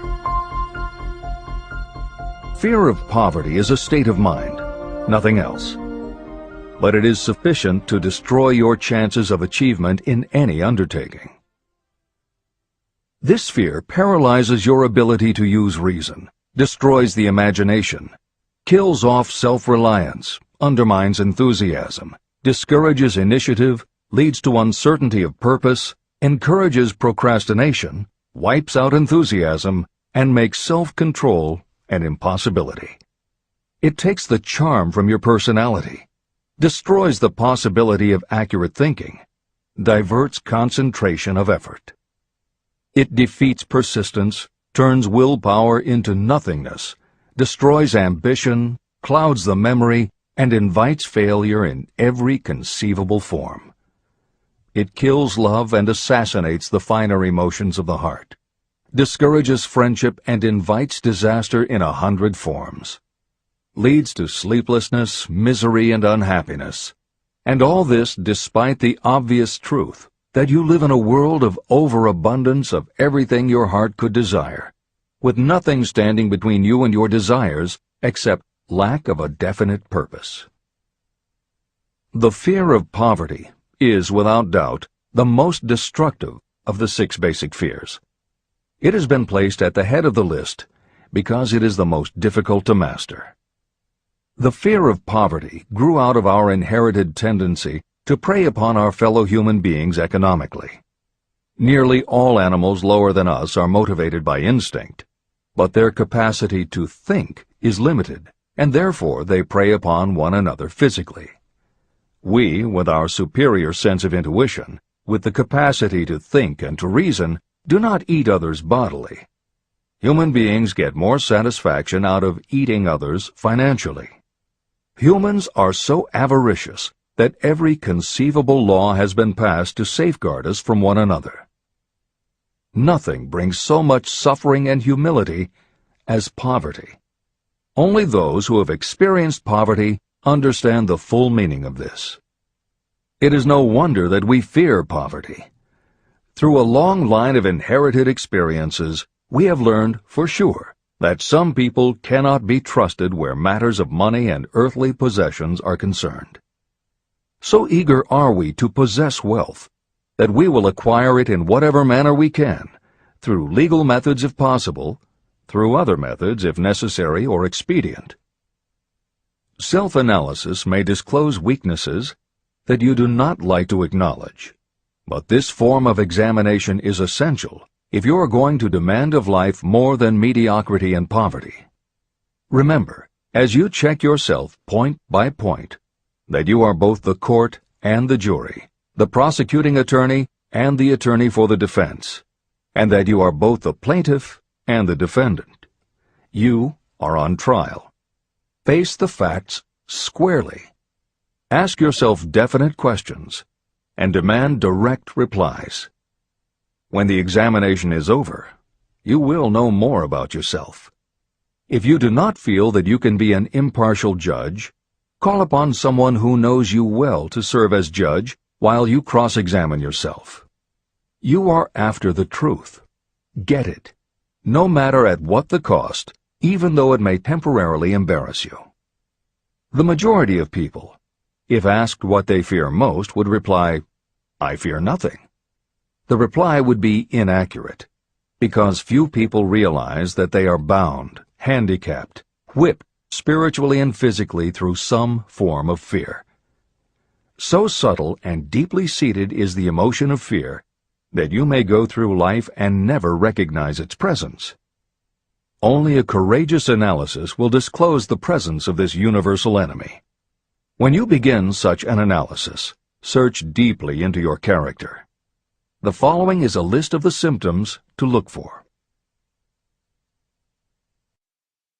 Symptoms of the fear of poverty. 1. Indifference. Commonly expressed through lack of ambition, willingness to tolerate poverty, and the acceptance of whatever compensation life may offer without protest. Also mental and physical laziness, and lack of initiative, imagination, enthusiasm, and self-control. 2. Indecision. The habit of permitting others to do your thinking. Sitting on the fence. 3. Doubt.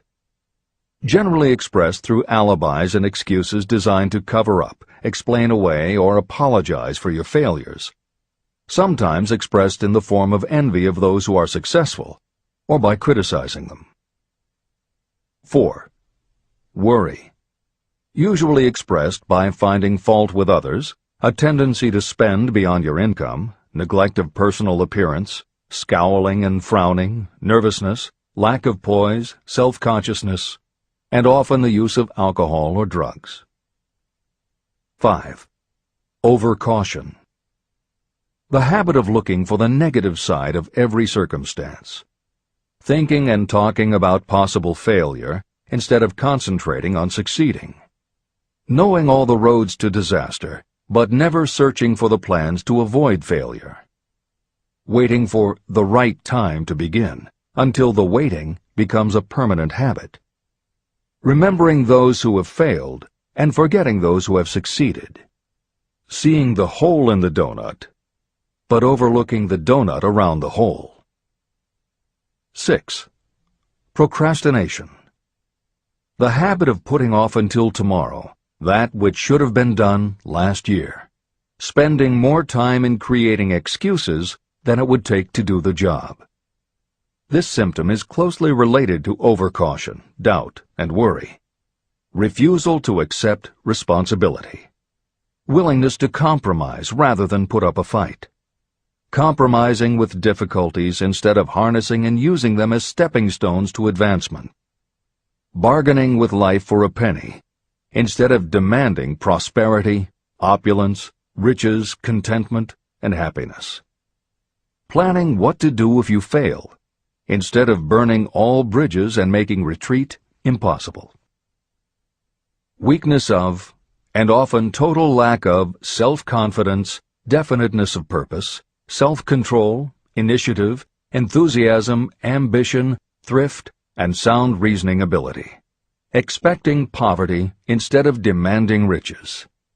Associating with those who accept poverty instead of seeking the company of those who demand and receive riches. Money talks. Some will ask, why did you write a book about money? Why measure riches in dollars alone? Some will believe, and rightly so, that there are other forms of riches more desirable than money. Yes, there are riches that cannot be measured in terms of dollars. But there are also millions of people who say, "Give me all the money I need," and I will find everything else I want. The major reason why I wrote this book on how to get money is that millions of men and women are paralyzed with the fear of poverty. What this sort of fear does to one was well described by Westbrook Pegler. Editor's comments. James Westbrook Pegler was a controversial newspaper columnist for the Chicago Daily News and the Washington Post. Although his career lasted into the 1960s, he was most widely read and quoted during the 1930s and 1940s. During that period, he went from being a public supporter of Franklin Roosevelt and the New Deal policies to the opposite end of the political spectrum, championing conservative points of view. Pegler was also the author of 3 books based on his columns, and in 1940 won the Pulitzer Prize for his exposé of union racketeering. This is the end of the editor's comments. We continue with the article by Westbrook Pegler. Money is only clamshells or metal discs or scraps of paper, and there are treasures of the heart and soul which money cannot buy. But most people, being broke, are unable to keep this in mind and sustain their spirits. When a man is down and out and on the street, unable to get any job at all, something happens to his spirit, which can be observed in the droop of his shoulders, the set of his hat, his walk, and his gaze. He cannot escape a feeling of inferiority among people with regular employment, even though he knows they are definitely not his equals in character, intelligence, or ability. These people, even his friends, feel, on the other hand, a sense of superiority and regard him, perhaps unconsciously, as a casualty. He may borrow for a time, but not enough to carry on in his accustomed way, and he cannot continue to borrow very long. But borrowing in itself, when a man is borrowing merely to live, is a depressing experience, and the money lacks the power of earned money to revive his spirits. Of course, none of this applies to bums or habitual ne'er-do-wells, but only to men of normal ambitions and self-respect. Women in the same predicament must be different. We somehow do not think of women at all in considering the down-and-outers. They are scarce in the breadlines, they rarely are seen begging on the streets, and they are not recognizable in crowds by the same plain signs which identify busted men. Of course, I do not mean the shuffling hags of the city streets, who are the opposite number of the confirmed male bums. I mean reasonably young, decent, and intelligent women. There must be many of them, but their despair is not apparent. When a man is down and out, he has time on his hands for brooding. He may travel miles to see a man about a job and discover that the job is filled, or that it is one of those jobs with no base pay, but only a commission on the sale of some useless knick-knack which nobody would buy except out of pity. Turning that down, he finds himself back on the street with nowhere to go, but just anywhere. So he walks and walks. He gazes into store windows at luxuries which are not for him, and feels inferior and gives way to people who stop to look with an active interest.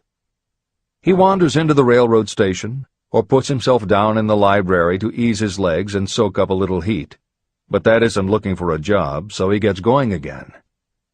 He may not know it, but his aimlessness would give him away even if the very lines of his figure did not. He may be well dressed in the clothes left over from the days when he had a steady job, but the clothes cannot disguise the droop. He sees thousands of other people, bookkeepers or clerks or chemists or wagon hands, busy at their work, and envies them from the bottom of his soul. They have their independence, their self-respect and manhood, and he simply cannot convince himself that he is a good man too, though he argue it out and arrive at a favorable verdict hour after hour. It is just money which makes this difference in him. With a little money, he would be himself again. This is the end of the article by Westbrook Pegler. The second basic fear, the fear of criticism. Just how we originally came by this fear, no one can say definitely, but one thing is certain: we have it in a highly developed form. I am inclined to attribute the basic fear of criticism to that part of our inherited nature that prompts us not only to take away other people's goods and wares, but also to justify our actions by criticism of the character of others. It is well known that a thief will criticize the man from whom he steals, that politicians seek office not by displaying their own virtues and qualifications, but by running negative campaigns against their opponents. Designers and clothing manufacturers have not been slow to take advantage of this basic fear of criticism. Every season, styles change. Who establishes the styles?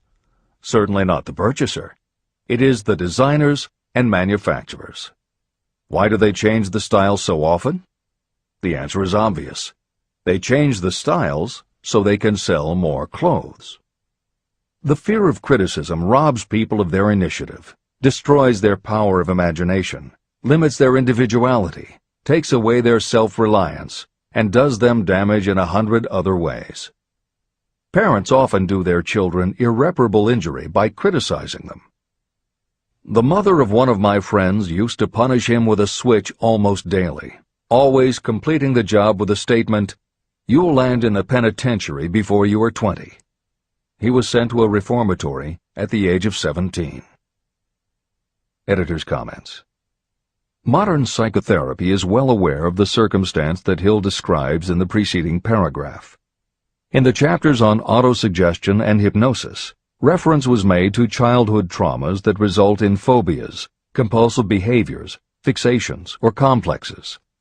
However, there are instances in which the implanting of a suggestion is much more subtle. Hypnotherapists have found that common phrases such as, "Don't you ever say no to me again," "I'm afraid she'll never get over it," or "You're just like your father," can hamper a person's abilities later in life if such phrases were said often enough, or at a time when a child was particularly vulnerable. This is the end of the editor's comments. Criticism is the one form of service of which everyone has too much. Everyone has a stock of it, which is handed out gratis whether called for or not. Your nearest relatives are often the worst offenders. It should be recognized as a crime. In reality, it is a crime of the worst nature for any parent to build inferiority complexes in the mind of a child through unnecessary criticism. Employers who understand human nature get the best there is in people not by criticism, but by constructive suggestion. Parents may accomplish the same results with their children. Criticism will plant fear in the human heart, or resentment, but it will not build love or affection. Symptoms of the fear of criticism. This fear is almost as universal as the fear of poverty, and its effects are just as fatal to personal achievement, mainly because this fear destroys initiative and discourages the use of imagination. The major symptoms of the fear are 1. Self-consciousness, generally expressed through nervousness, timidity in conversation and in meeting strangers, awkward movements, and shifting of the eyes.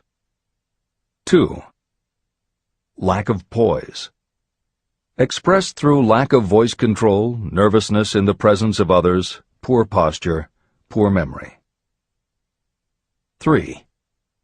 Personality weaknesses, lacking in firmness of decision, personal charm, and ability to express opinions definitely, the habit of sidestepping issues instead of meeting them squarely, agreeing with others without careful examination of their opinions.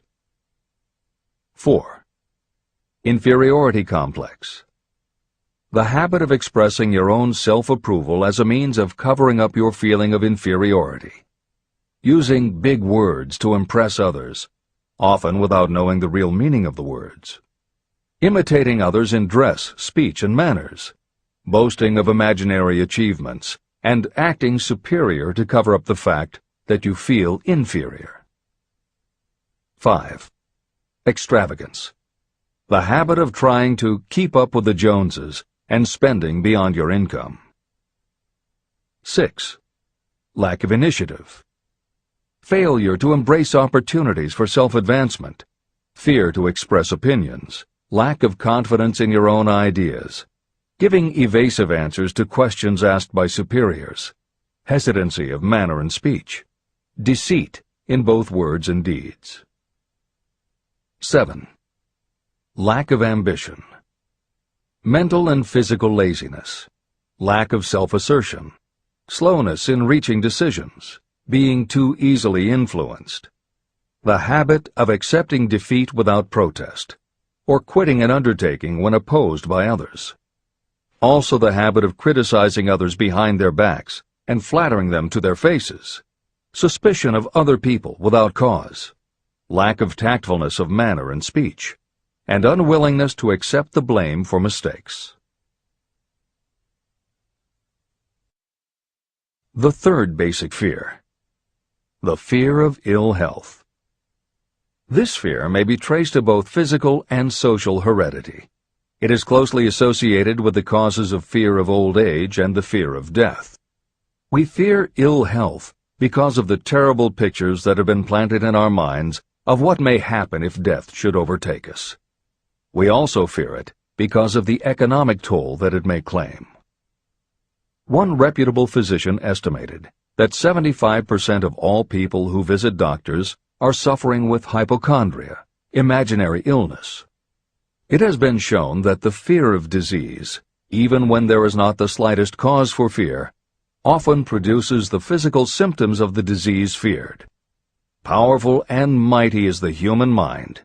It builds or it destroys. Through a series of experiments, my staff proved how susceptible people are to the power of suggestion. We asked 3 acquaintances to visit separately with the victim. They were instructed to pose the question, "What ails you? You look terribly ill." The first questioner provoked a grin from him and a nonchalant, "Oh, nothing, I'm all right."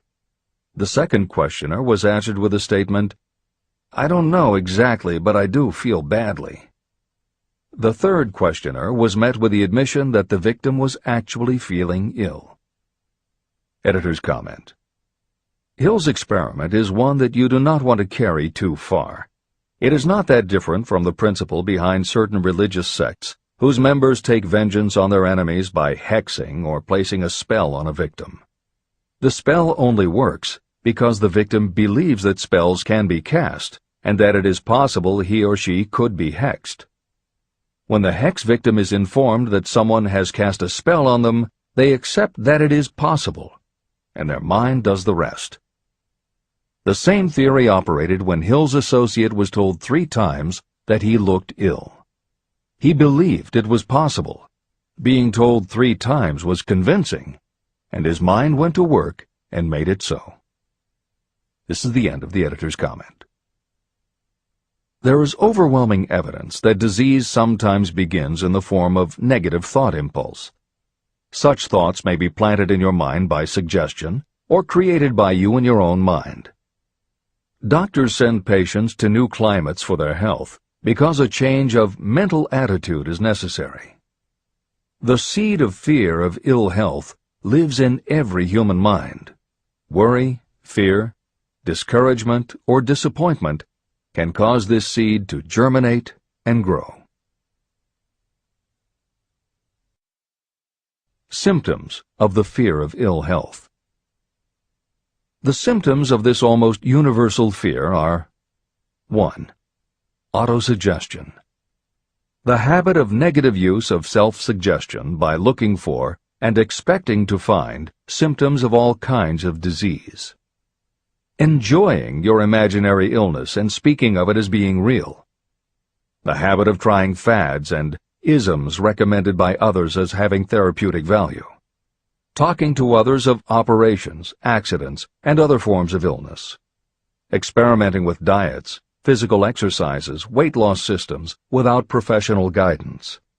Trying home remedies, patent medicines, and quack remedies. 2.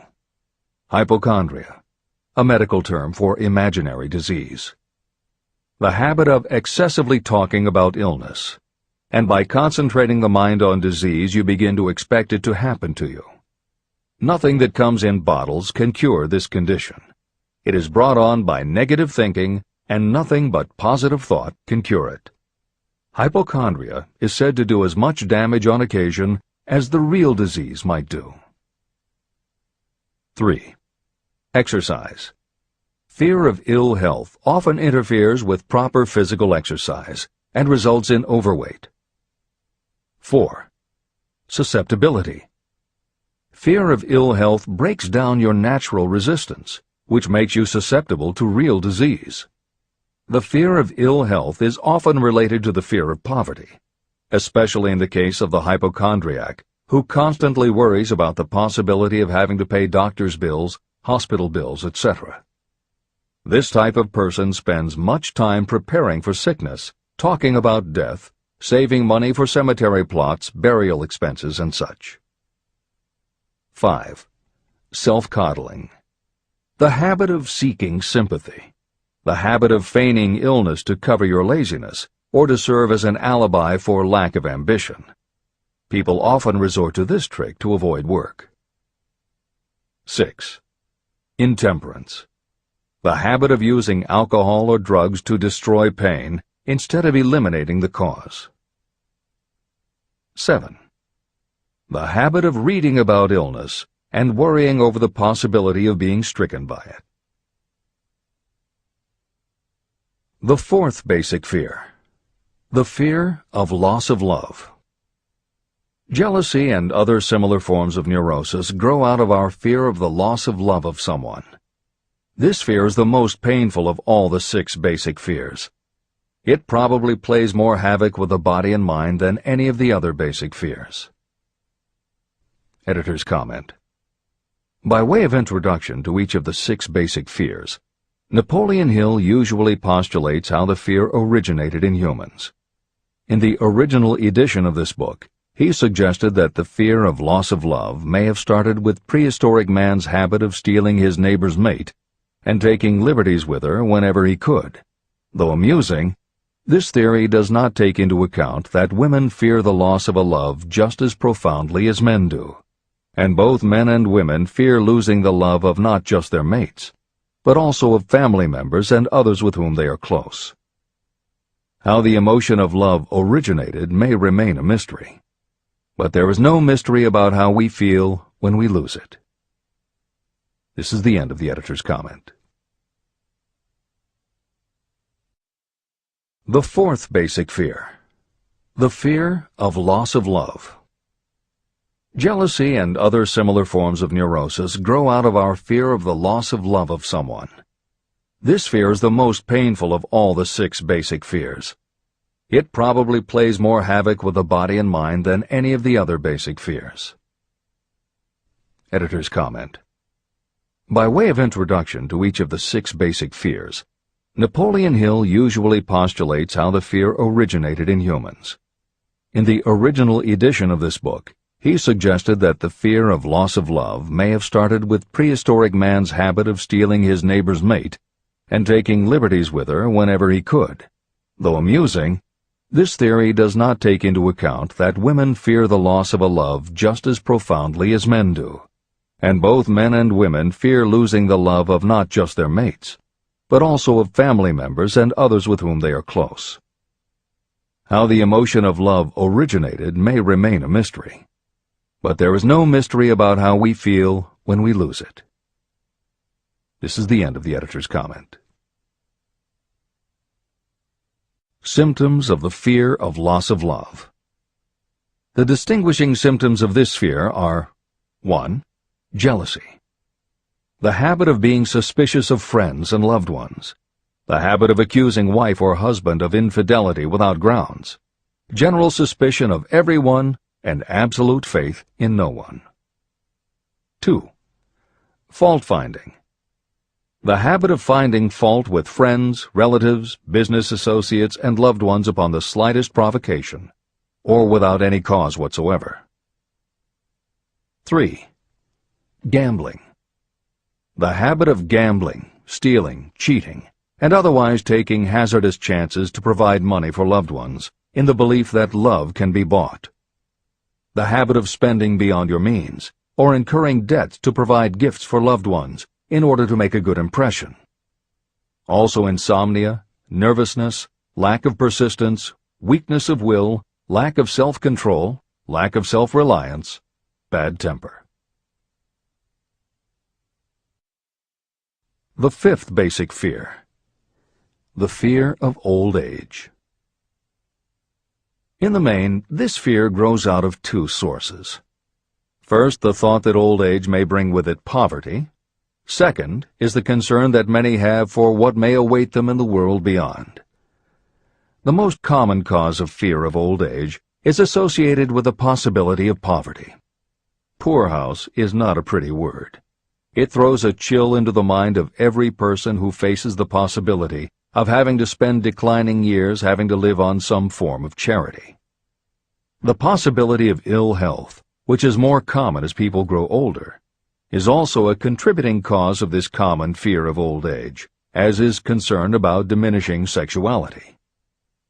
Another contributing cause of the fear of old age is the possibility of loss of freedom and independence, as old age may bring with it the loss of both physical and economic freedom. Symptoms of the fear of old age. The most common symptoms of this fear are: 1. Lack of enthusiasm. The tendency to slow down and develop an inferiority complex, falsely believing you are slipping because of age. The habit of killing off initiative, imagination, and self-reliance by falsely believing you are too old to exercise these qualities. 2. Self-consciousness of speech. The habit of speaking apologetically of yourself as being old merely because you have reached the age of 40 or 50, instead of reversing the rule and expressing gratitude for having reached the age of wisdom and understanding. 3. Inappropriate dress and action. Trying to appear much younger than your age by going overboard in your attempt to keep up with the style and mannerisms of youth. The sixth basic fear: the fear of death. To some, this is the cruelest of all the basic fears. The reason is obvious. The terrible pangs of fear associated with the thought of death, in the majority of cases, may be charged to religious fanaticism. So-called heathens are less afraid of death than the more civilized. For hundreds of millions of years we have been asking the still unanswered questions: where did I come from? And where am I going? During the darker ages of the past, the more cunning and crafty were not slow to offer the answer to these questions for a price. Come into my tent, embrace my faith, accept my dogmas, and I will give you a ticket that will admit you straight into heaven when you die, says the religious leader. Remain out of my tent, says the same leader, and the devil will take you and burn you throughout eternity. The thought of eternal punishment destroys interest in life and makes happiness impossible. While the religious leader may not actually be able to provide safe conduct into heaven or send you to hell, the possibility of the latter seems terrible. The very thought of it takes hold of the imagination in such a realistic way that it paralyzes reason and sets up the fear of death. The fear of death is not as common now as it was during the age when there were no great colleges and universities. People of science have turned the spotlight of truth upon the world, and this truth is rapidly freeing men and women from this terrible fear of death. The young men and women who attend the colleges and universities are not easily impressed by fire and brimstone. Through knowledge, the fears of the dark ages that grip the mind have been dispelled. The entire world is made up of only four things: time, space, energy, and matter. In elementary physics, we learn that neither matter nor energy can be created or destroyed. Both matter and energy can be transformed, but neither can be destroyed. Life is energy, if it is anything. If neither energy nor matter can be destroyed, of course life itself cannot be destroyed. Life, like other forms of energy, may be passed through various processes of transition or change, but it cannot be destroyed. Death is mere transition. And if death is not mere change or transition, then nothing comes after death except a long, eternal, peaceful sleep. And sleep is nothing to be feared. If you can accept the logic of this, you may forever wipe out your fear of death. Symptoms of the fear of death. The general symptoms of this fear are: 1. The habit of thinking about dying, instead of making the most of life. This is generally due to lack of purpose or lack of a suitable occupation. This fear is more prevalent among the aged, but sometimes the more youthful are victims of it. The greatest of all remedies for the fear of death is a burning desire for achievement, backed by useful service to others. A busy person seldom has time to think about dying. A busy person finds life too thrilling to worry about death. 2. Sometimes the fear of death is closely associated with the fear of poverty, where death would leave loved ones poverty-stricken. 3. In other cases, the fear of death is caused by illness and the breakdown of physical body resistance. 4. The most common causes of the fear of death are ill health, poverty, lack of appropriate occupation, disappointment over love, insanity, and religious fanaticism. The disaster of worry and destructive thinking. Worry is a state of mind based upon fear. It works slowly but persistently. It is insidious and subtle. Step by step, it digs itself in until it paralyzes the reasoning faculty and destroys self-confidence and initiative. Worry is a form of sustained fear caused by indecision. Therefore, it is a state of mind that can be controlled. An unsettled mind is helpless. Indecision makes an unsettled mind. Most individuals lack the willpower to reach decisions promptly and to stand by them after they have been made. We do not worry over conditions once we have reached a decision to follow a definite line of action. I once interviewed a man who was sentenced to be electrocuted 2 hours later. The condemned man was the calmest of the 8 men who were in the death cell with him. His calmness prompted me to ask him how it felt to know that he was going into eternity in a short while. With a smile of confidence on his face, he said, "It feels fine. Just think, brother, my troubles will soon be over. I've had nothing but trouble all my life. It has been a hardship to get food and clothing. Soon, I will not need these things. I have felt fine ever since I learned for certain that I must die. I made up my mind then to accept my fate in good spirit." As he spoke, he devoured a dinner sufficient for 3 men, eating every mouthful of the food brought to him, and apparently enjoying it as much as if no disaster awaited him. Decision gave this man resignation to his fate. Decision can also prevent one's acceptance of undesired circumstances. Through indecision, the 6 basic fears become translated into a state of worry. Relieve yourself forever of the fear of death by reaching a decision to accept death as an inescapable event. Eliminate the fear of old age by reaching a decision to accept it not as a handicap, but as a great blessing that carries with it wisdom, self-control, and understanding.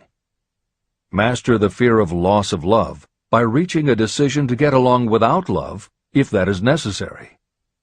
Defeat the fear of criticism by reaching a decision not to worry about what other people think, do, or say. Overcome the fear of ill health by the decision to forget symptoms, and whip the fear of poverty by reaching a decision to get along with whatever wealth you can accumulate without worry. Kill the habit of worry in all its forms by reaching a general blanket decision that nothing life has to offer is worth the price of worry. With this decision will come poise, peace of mind, and calmness of thought, which will bring happiness. If your mind is filled with fear, you not only destroy your own chances of intelligent action, but you transmit these destructive vibrations to the minds of all who come into contact with you, and you destroy their chances too. Even a dog or a horse knows when its master lacks courage, It will pick up the vibrations of fear given off by its master and behave accordingly. The vibrations of fear pass from one mind to another just as quickly and as surely as the sound of the human voice passes from the broadcasting station to a radio receiver. The person who constantly speaks of negative or destructive thoughts is practically certain to experience the results of those words in the form of destructive feedback. But even negative thoughts without words will come back to you. The release of destructive thought impulses alone also produces feedback in more ways than one. First, and perhaps most important to be remembered, the person who releases thoughts of a destructive nature must suffer damage through the breaking down of creative imagination. Secondly, the presence in the mind of any destructive emotion develops a negative personality, which repels people and often converts them into antagonists. The third source of damage is that negative thoughts not only affect others, but they also embed themselves in the subconscious mind of the person releasing them and there become a part of that person's character. Your business in life is to achieve success. To be successful, you must find peace of mind, acquire the material needs of life, and above all, attain happiness. All of these indications of success begin in the form of thought impulses. You control your own mind. You have the power to feed it whatever thought impulses you choose. With this goes the responsibility of using your mind constructively. You are the master of your own earthly destiny, just as surely as you have the power to control your own thoughts. You may influence, direct, and eventually control your own environment, making your life what you want it to be. Or you may neglect to make your life what you want, and you will be adrift on the seas of circumstance, where you will be tossed like a wood chip on the waves of the ocean. The Devil's Workshop. In addition to the 6 basic fears, there is another evil by which people suffer. It constitutes a rich soil in which the seeds of failure grow abundantly. It is so subtle that its presence often is not detected. It is more deeply rooted and more often fatal than all of the 6 fears. For want of a better name, let us call this evil susceptibility to negative influences. Those who accumulate great riches always protect themselves against negative influences. The poverty-stricken never do. Those who succeed in any calling must prepare their minds to resist such influences. If you are reading this book to learn how to grow rich, you should examine yourself very carefully to determine whether you are susceptible to negative influences. If you neglect this self-analysis, you will give up your right to attain the object of your desires. Make your analysis searching. As you read the following questions, be tough on yourself. Go at the task as carefully as you would if you were searching for any other enemy you knew was waiting to ambush you. You must deal with your own faults as you would with a real and serious enemy. You can easily protect yourself against real enemies because there are laws, police, and courts to deal with them. But this 7th basic evil is more difficult to master because it strikes when you are not aware of its presence, when you are asleep and while you are awake. Moreover, its weapon is intangible because it consists of merely a state of mind. Negative influences are also dangerous because they come in so many different forms. Sometimes they enter the mind through the well-meant words of your friends and relatives. At other times they come from within, through your own mental attitude. Always it is as deadly as poison, even though it may not kill as quickly. How to protect yourself against negative influences. To protect yourself against negative influences, whether of your own making or the result of negative people around you, recognize that your willpower is your defense. You must put it into constant use until it builds a wall of immunity against negative influences in your own mind. Recognize that you and every other human being are, by nature, lazy, indifferent, and susceptible to all suggestions that reinforce your weaknesses. Recognize that you are, by nature, susceptible to all of the 6 basic fears, and you must set up habits to counteract all these fears. Recognize that negative influences often work on you through your subconscious mind and are therefore difficult to detect. Keep your mind closed against all people who depress or discourage you in any way. Clean out your medicine chest and stop pandering to colds, aches, pains, and imaginary illness. Deliberately seek the company of people who influence you to think and act for yourself. Do not expect troubles, as they have a tendency not to disappoint. Without doubt, the most common weakness of all human beings is the habit of leaving their minds open to the negative influences of other people. This weakness is all the more damaging because most people do not even know they do it. The following list of questions is designed to help you see yourself as you really are. You should read through the list now. Then set aside a day when you can give adequate time to go through the list again and thoroughly answer each question. When you do this, I advise that you read the questions and state your answers aloud so you can hear your own voice. This will make it easier for you to be truthful with yourself. Self-analysis questions. Do you complain often of feeling bad, and if so, what is the cause?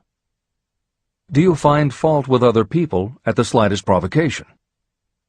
Do you frequently make mistakes in your work, and if so, why? Are you sarcastic and offensive in your conversation? Do you deliberately avoid the association of anyone, and if so, why? Do you suffer frequently with indigestion? If so, what is the cause? Does life seem futile and the future hopeless to you? Do you like your occupation? If not, why? Do you often feel self-pity? And if so, why? Are you envious of those who excel you? To which do you devote most time, thinking of success or of failure? Are you gaining or losing self-confidence as you grow older? Do you learn something of value from all mistakes? Are you permitting some relative or acquaintance to worry you? If so, why? Are you sometimes excited about life, and at other times in the depths of despondency? Who has the most inspiring influence upon you, and for what reason? Do you tolerate negative or discouraging influences that you could avoid? Are you careless of your personal appearance? If so, when and why? Have you learned how to ignore your troubles by being too busy to be annoyed by them? Would you call yourself a spineless weakling if you permitted others to do your thinking for you? How many preventable disturbances annoy you, and why do you tolerate them?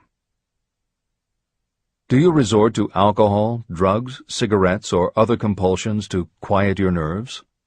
If so, why do you not try willpower instead?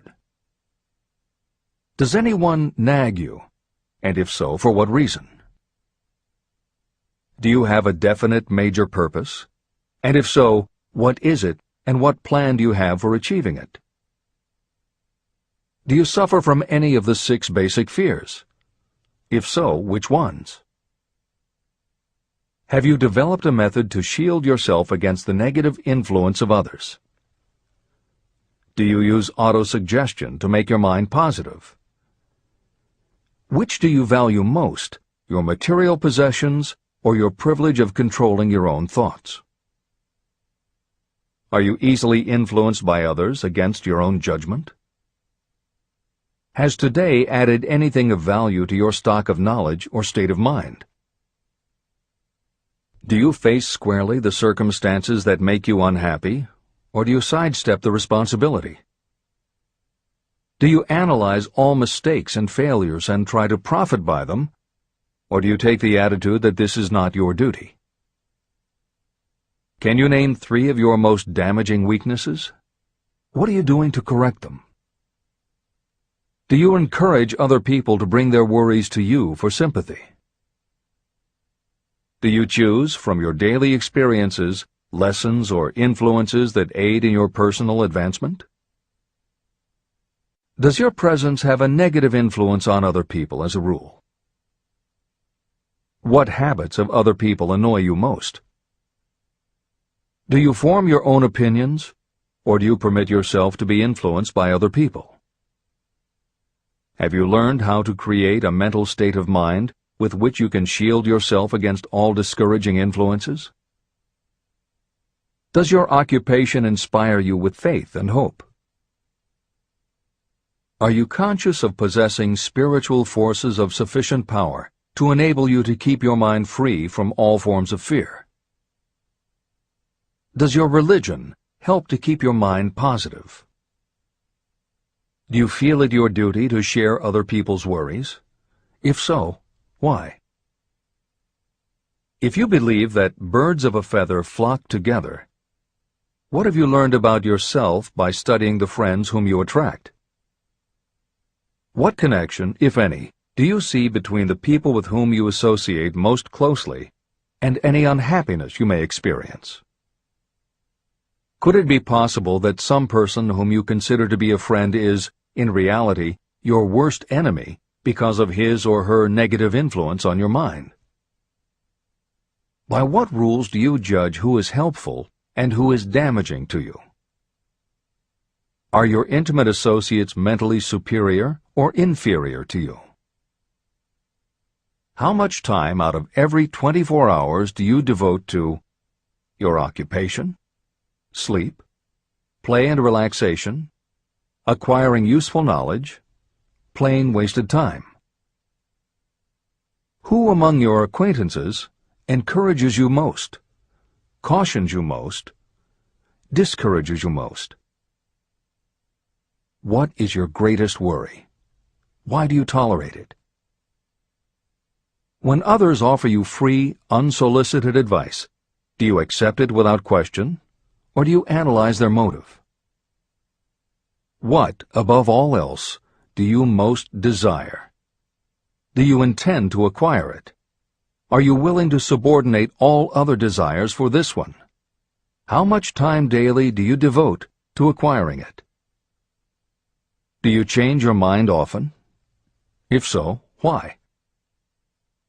Do you usually finish everything you begin? Are you easily impressed by other people's business or professional titles, college degrees, or wealth? Are you easily influenced by what other people think or say about you? Do you cater to people because of their social or financial status? Whom do you believe to be the greatest person living? In what respect is this person superior to yourself? How much time have you devoted to studying and answering these questions? At least one day is necessary for the analysis and the answering of the entire list. If you have answered all these questions truthfully, you know more about yourself than the majority of people. Study the questions carefully. Come back to them once each week for several months, and be astounded at the amount of additional knowledge of great value to yourself you will have gained by the simple method of answering the questions truthfully. If you are not certain about the answers to some of the questions, seek the counsel of those who know you well, especially those who have no motive in flattering you, and see yourself through their eyes. The experience will be astonishing. The one thing over which you have absolute control. You have absolute control over only one thing, and that is your thoughts. This is the most significant and inspiring of all facts known to humans. It reflects our divine nature. This ability to control your thoughts is the sole means by which you may control your own destiny. If you fail to control your own mind, you may be sure you will control nothing else. Your mind is your spiritual estate. Protect and use it with the care to which divine royalty is entitled. You were given your willpower for this purpose. Unfortunately, there is no legal protection against those who, by design or through ignorance, poison the minds of others with negative suggestion. Those with negative minds tried to convince Thomas A. Edison that he could not build a machine that would record and reproduce the human voice, because, they said, no one else has ever produced such a machine. Edison did not believe them. He knew that the mind could produce anything the mind could conceive and believe. That knowledge was the thing that lifted the great Edison above the common herd. Men with negative minds told F.W. Woolworth he would go broke trying to run a store on 5 and 10-cent sales. He did not believe them. He knew that he could do anything within reason if he backed his plans with faith. Exercising his right to keep the negative suggestions of others out of his mind, he piled up a fortune of more than $100 million. Doubting Thomases scoffed scornfully when Henry Ford tried out his first crudely built automobile on the streets of Detroit. Some said the thing would never become practical. Others said no one would pay money for such a contraption. Ford said, "I'll belt the earth with dependable motor cars." And he did. For the benefit of those seeking vast riches, let it be remembered that practically the sole difference between Henry Ford and a majority of workers is this: Ford had a mind, and he controlled it. The others have minds that they do not try to control. Mind control is the result of self-discipline and habit. You either control your mind, or it controls you. There is no halfway compromise. The most practical method for controlling your mind is the habit of keeping it busy with a definite purpose, backed by a definite plan. Study the records of those who achieve noteworthy success, and you will see that they have control over their own minds, and that they exercise that control and direct it toward the attainment of definite objectives. Without this control, success is not possible. 55 Famous Alibis by Old Man If. People who do not succeed have one distinguishing trait in common. They know all the reasons for failure and have what they believe to be airtight alibis to explain away their own lack of achievement. Some of these alibis are clever, and a few of them are justifiable by the facts, but alibis cannot be used for money. The world wants to know only one thing: have you achieved success? A character analyst compiled a list of the most commonly used alibis. As you read the list, examine yourself carefully and determine how many of these alibis you use. Remember, the philosophy presented in this book makes every one of these alibis obsolete. If I didn't have a wife and family. If I had enough pull. If I had money. If I had a good education. If I could get a job. If I had good health. If I only had time. If times were better. If other people understood me. If conditions around me were only different. If I could live my life over again. If I did not fear what they would say. If I had been given a chance. If I now had a chance. If other people didn't have it in for me. If nothing happens to stop me. If only I were younger. If I only could do what I want. If I had been born rich. If I could meet the right people. If I had the talent that some people have. If I dared to assert myself. If only I had embraced past opportunities. If people didn't get on my nerves. If I didn't have to keep house and look after the children. If I could save some money. If the boss only appreciated me. If I only had somebody to help me. If my family understood me. If I lived in a big city. If I could just get started. If I were only free. If I had the personality of some people. If I were not so fat. If my real talents were known. If I could just get a break.